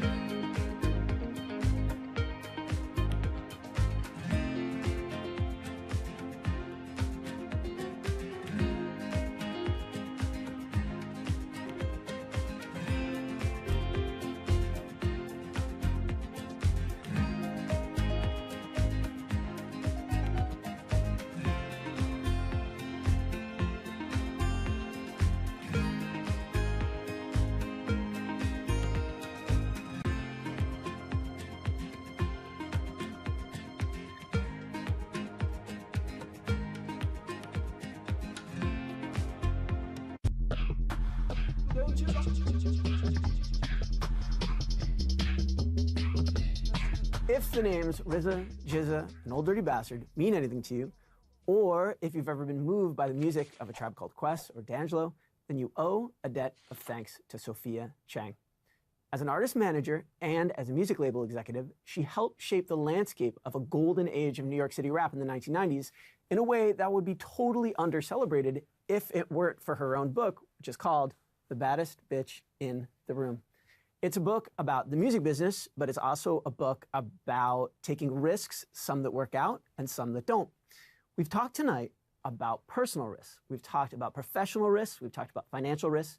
Sophia's story is a story about what happens when those things come together. Sophia Chang, welcome to the show.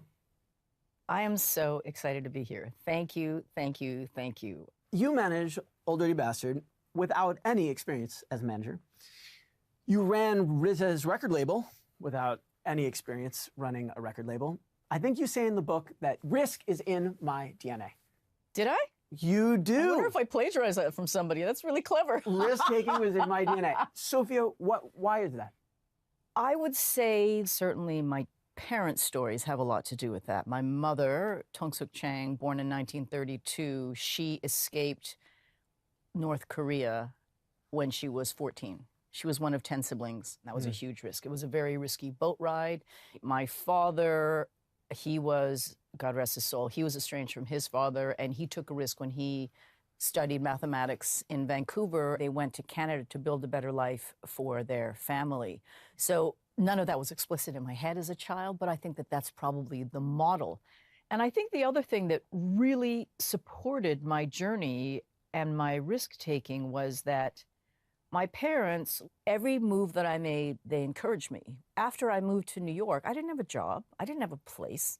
Their peers would say, your daughter, what's she doing?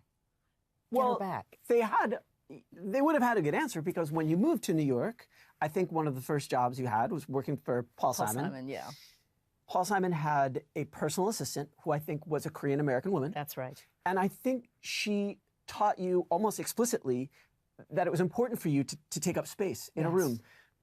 How is, not just confidence, but something like unapologetic confidence, how is that a risk? I think when you take an intersectional view of this, right? When you think about the fact that I am a woman and I am Asian, and I mostly navigated, Max, very male-dominated milieu. And yes, I remember, her name is Sonia Che, God rest her soul, and I remember watching her move, and I thought, wow, and she was smaller than me. She would just burst into a room, and you could just feel her. She didn't have to yell. She didn't have to do any of that, but her energy just emanated off of her, and I really took that lesson from her. But, it occurs to me that you talk about losing the fear of embarrassing yourself. Yes. I think when you're at like Atlantic Records in an early job. Yeah. People have a fear of embarrassing themselves for a reason, because it's self-protective. It's a kind of shield. Yeah. So it occurs to me to ask, maybe the question I really want to know is why is it so risky to be yourself? I think that in general, we as humans operate out of fear.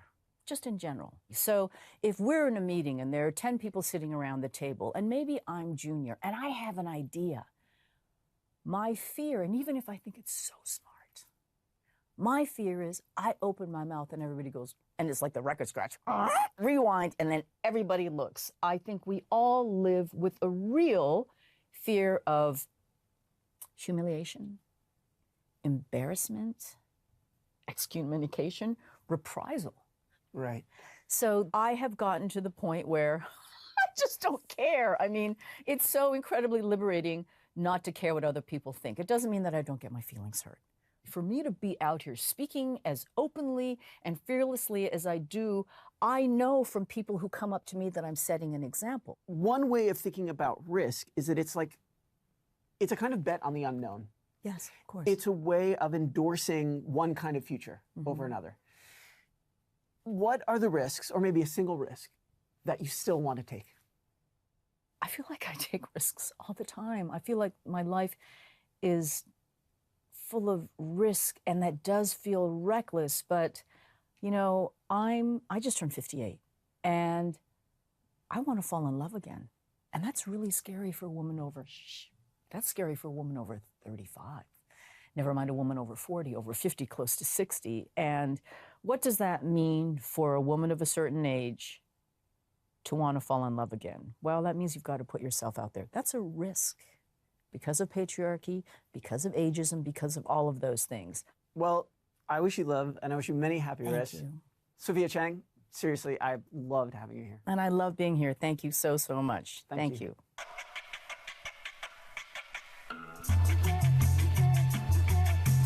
Tonight, our three guests, with three very different careers, showed us that you can take just about any risk you want at work and outside of work if you've got the risk appetite and you're in the market for it. You can create a mechanism for other people to take all sorts of outlandish bets on stocks and options. You can reintroduce yourself at your very fancy job without a guarantee that your colleagues are going to appreciate the change. You can take a job in a big business that you're not really qualified for, and then if you don't like it, you can leave. What you can't do, according to these three interviews, is know for certain what the payoff's going to be before you take the risk. The best you can do is think carefully about the risks you want to take, think about why you want to take them, reconsider the risks you've taken already, and wonder about the risks that are still to come. Thank you so much for watching. We'll see you next time.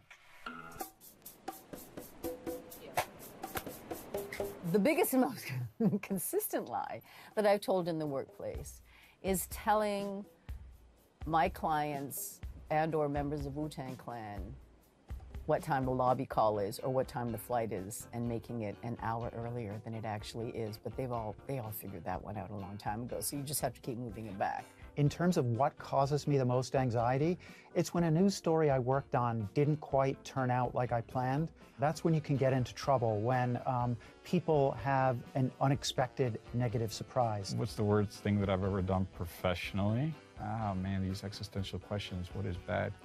There's nothing that I can recall that was not moral or not ethical. Mistakes, on the other hand, I've made plenty of those, but all of those have been good, right? They were all stepstones to succeeding, to being able to creating, to be able to actually fulfilling stuff. I wouldn't say that I've had one sweeping gesture of generosity, you know, and you got a car, you got a car, you got a car. I've never been in that position.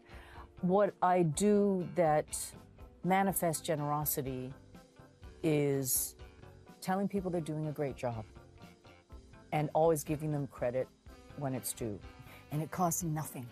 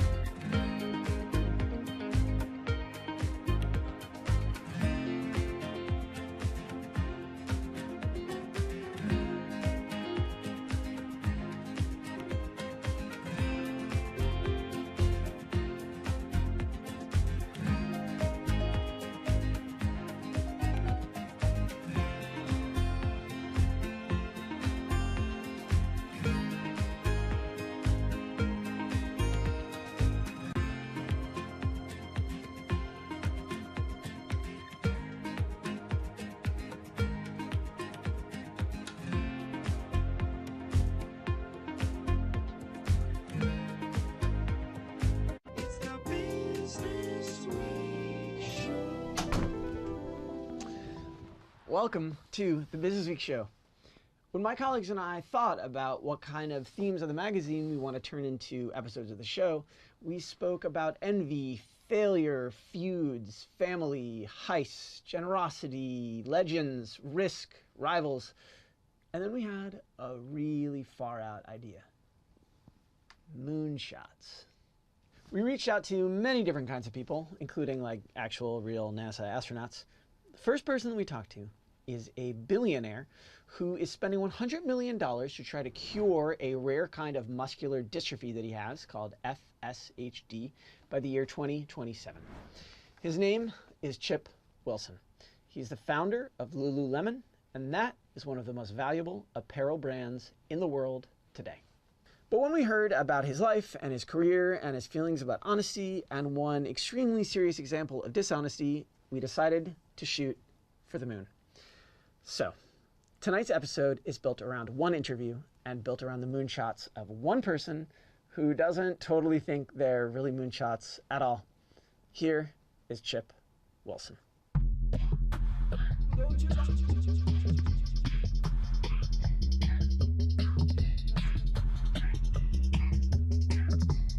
Chip, welcome to the show. Oh, thanks for having me, Max. You've written about feeling kind of disgusted in business and in life by, I think, what you call mediocrity. You know, and that's like complaining or caution or like wallowing in embarrassment, wallowing in shame. What you want instead is, I think, what you describe as a kind of like radical, a radical greatness. What has the idea of moonshots meant to you and to your career? I never really thought of moonshots ever. Like, so, I mean, you're bringing this up, and I guess Peter Diamandis from Singularity University and fame in the X Prize would have been kind of the master of this kind of idea about having an idea that could make $1 billion, affect 1 billion people in the world. And so what is that? And how do you exponentially set your company or yourself on that trajectory to get there? And of course, the big ways are setting a firm goal with a buy-win date and conditions for satisfaction, and then putting action in place in order to get there. Am I right though, even if you're not thinking about it as moonshots, am I thinking that sort of maybe your life has been built around this idea of really kind of loathing, like an acceptance of mediocrity, and that what you want instead is to put yourself in a position to make kind of the impossible possible, which is, I guess, how I think about moonshots? Yeah, I think more like I almost feel sorry for people that get to near the end of their life and they go, oh my God, my life is over and I really didn't go for it. And something that we'll talk about maybe later is this thing about looking at life from the stands rather than playing on the court. By the year 2030, I think you've said you'll be unable to walk by yourself. You're about 18 months now into, I think there's a 5-year window for the $100 million US goal. Right. How is this new moonshot, if that's a fair word for it, how is it going? I would say it's phenomenal. Before 2018, when we really started thinking about this Solve FSHD model that we have right now, myself and a man named Neil Camarda, who was the ex-CEO of Shell Oil in Canada, who family also has this. We belong to a firm out of the Netherlands called Fascio, and it was like the only thing dealing with FSHD in the world, and we went through about 6 or 7 years of it and $30–40 million, and nothing really came out of it. I got to the point where my muscular dystrophy was telling me like, oh my God, like I can't pretend like it's not going to happen anymore. Like it's really starting to affect me. So I went, okay, I've got to put some action in place to make this happen. And I had been studying Peter Diamandis' model about how to set up a $100 million prize and then what that does. And what it does is it brings everybody out of the woodwork. One, you get a lot of publicity for it. There's funding there, and people go, you know, I have an idea that I think can be attributed and help FSHD or maybe even cure it. But there was a lot of steps that had to get there to do that. So hopefully that gave you the foundation of where it came from. You were diagnosed when you were, I think, like 32. Right. Which before Lululemon. I'm wondering if maybe an idea that there was something wrong going on, if that subconsciously put a kind of internal pressure to sort of be great in the years ahead, and that even if you weren't thinking about it, somehow it pressured you to do something like kind of extraordinary. I would never compare myself to Steve Jobs, but I often thought about Steve, like whether internally he knew something was going on and he had to make things happen. I don't think that was necessarily it for me. I think I got diagnosed with it. I think I'm a very lucky person in that I have a very slow-moving one. There's thousands of children in wheelchairs who have it. I mean, and then I go, well, why was I so lucky to have a slow-moving one? I was always an athlete. I mean, like 3 or 4 hours a day my whole life. And so I think I was lucky to have this part of it kind of repress I guess the inflammation that occurs in the expression of the epigenetics of the expression of the DNA.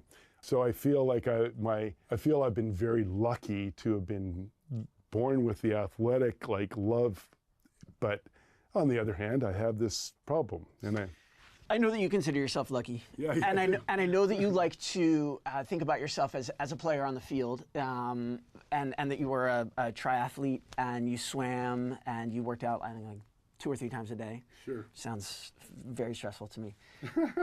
But I'd like to try to channel, if it's true, the feelings that the feelings that I live with, for no particular reason, feelings of like self-pity and anger or regret. The common sort of ugliness of life. Have you gotten in touch with some of those things over the last couple of years? Oh yeah, I definitely lived that life a lot till I was 40. And I think that I did a couple of things. I mean, I went through that period of like self-reflection at the age of 40. Read 7 Habits of Highly Effective People, The Psychology of Achievement by Tracy. I took the Landmark Forum course, read the book Good to Great by Jim Collins. And these things kind of formed a new Chip Wilson, so to speak. And it reframed who I was and how I was going to move forward. So I was able to like very easily now flex this muscle called amnesia. And amnesia is something where it's like waking up in the morning and I have no past. And if you have no past, then interestingly enough, you have no future.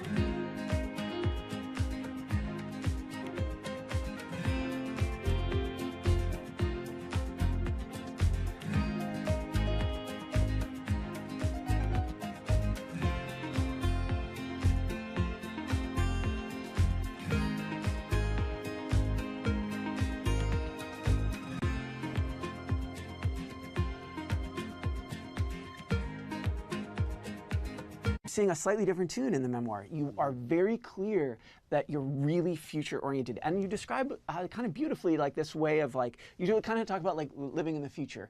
And I associate that's one reason why I think about you in Moonshots. I'm curious to ask about the way in which you can put yourself in the future and the way in which, I guess your success has afforded you an ability to try to change your future.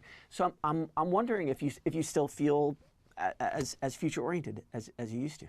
Oh, I'm definitely there. I think the best way to affect life in the present is to determine what my future is going to be. So I set goals for 1, 5, 10 years out. I have a 30-year vision of what my life wants to, I want it to look like. And I work back from that 30-year vision to set my 10, 5, and 1-year goals. And I put actions in place in order to get there, and I get the life that I want to live. Do you feel that you've ever been disappointed that the present doesn't turn out to be what you thought the future would hold? I don't mind failing 50% of the time at my goals. I think failing is a muscle that very few people are used to now. And people talk about stress and mental illness. No, it's just a failure, and it's a failure to be dealt with. And I think people that learn how to deal with failure learn how to reset goals, reset conditions of satisfaction,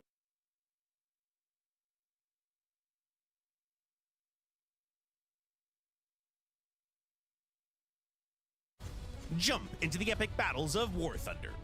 The massive multiplayer vehicle combat action game has just received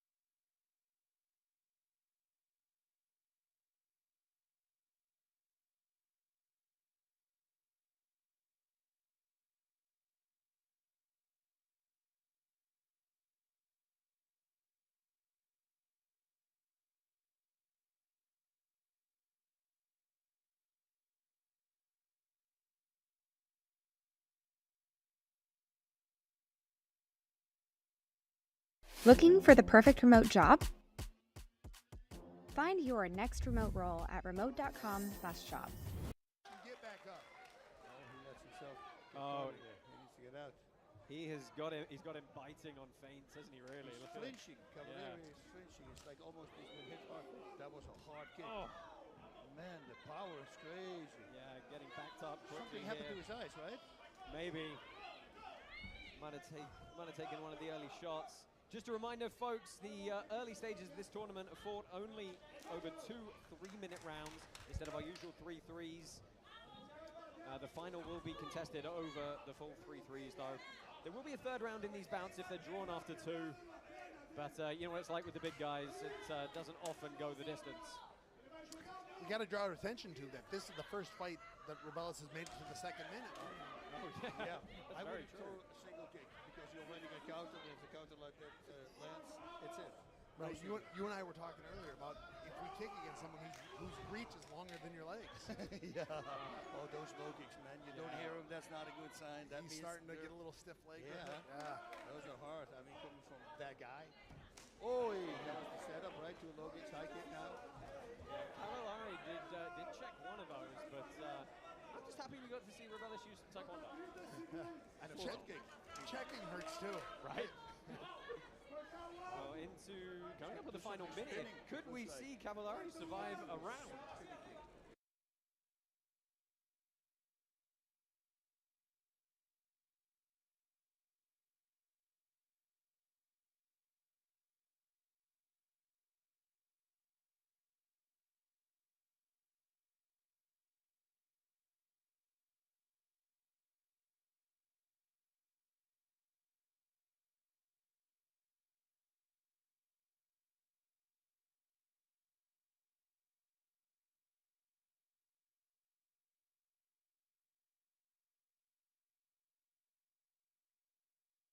Hello and welcome! Today we're talking about Oliver Velez, a self-proclaimed guru of day trading since the mid-90s, who at one point was apparently charging this much for his courses. I used to make money selling my programs. When I had $25,000 price tag, I was sold out for 7 years. $25,000 a person.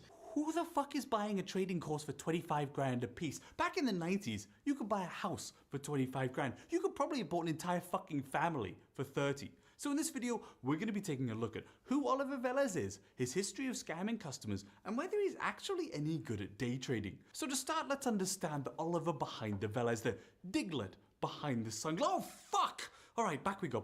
Now, listen, guys, in 1998, Barron's, the venerable Barron's, the institutional weekly periodical that almost every single professional in this industry reads, ranked me #1 in America in 1999. Dow Jones in 1999, a year later, dubbed me the messiah of day trading. Wow, those are some nice accolades. If only they weren't complete bullshit. In their archives from 1999, Barron's had no mention of Velez whatsoever, and similarly, there's no trace of a messiah of day trading anywhere on Dow Jones. So apart from self-aggrandizing names in the permanent fixtures of sunglasses and hats, what else do we know about Velez? I left Wall Street after having really powerful years of success to start my own independent firm. Powerful years of success, but you didn't include the name of the company in your slide. That must have been an oversight. Happens to the best of us. And I finally got a break. After numerous attempts, I landed my first professional career, my first professional trading job on Wall Street. Okay, and what company was that? And that was in December of 1986. And that was a very pivotal moment for me, and it changed my life. Har du lyst til å studere, men lurer på hvordan det kan passe inn i livet ditt? Med nettstudier på Noroff studerer du når og hvor det passer deg. Enten du jobber, vil reise, har familie, eller bare liker å lære i ditt eget tempo.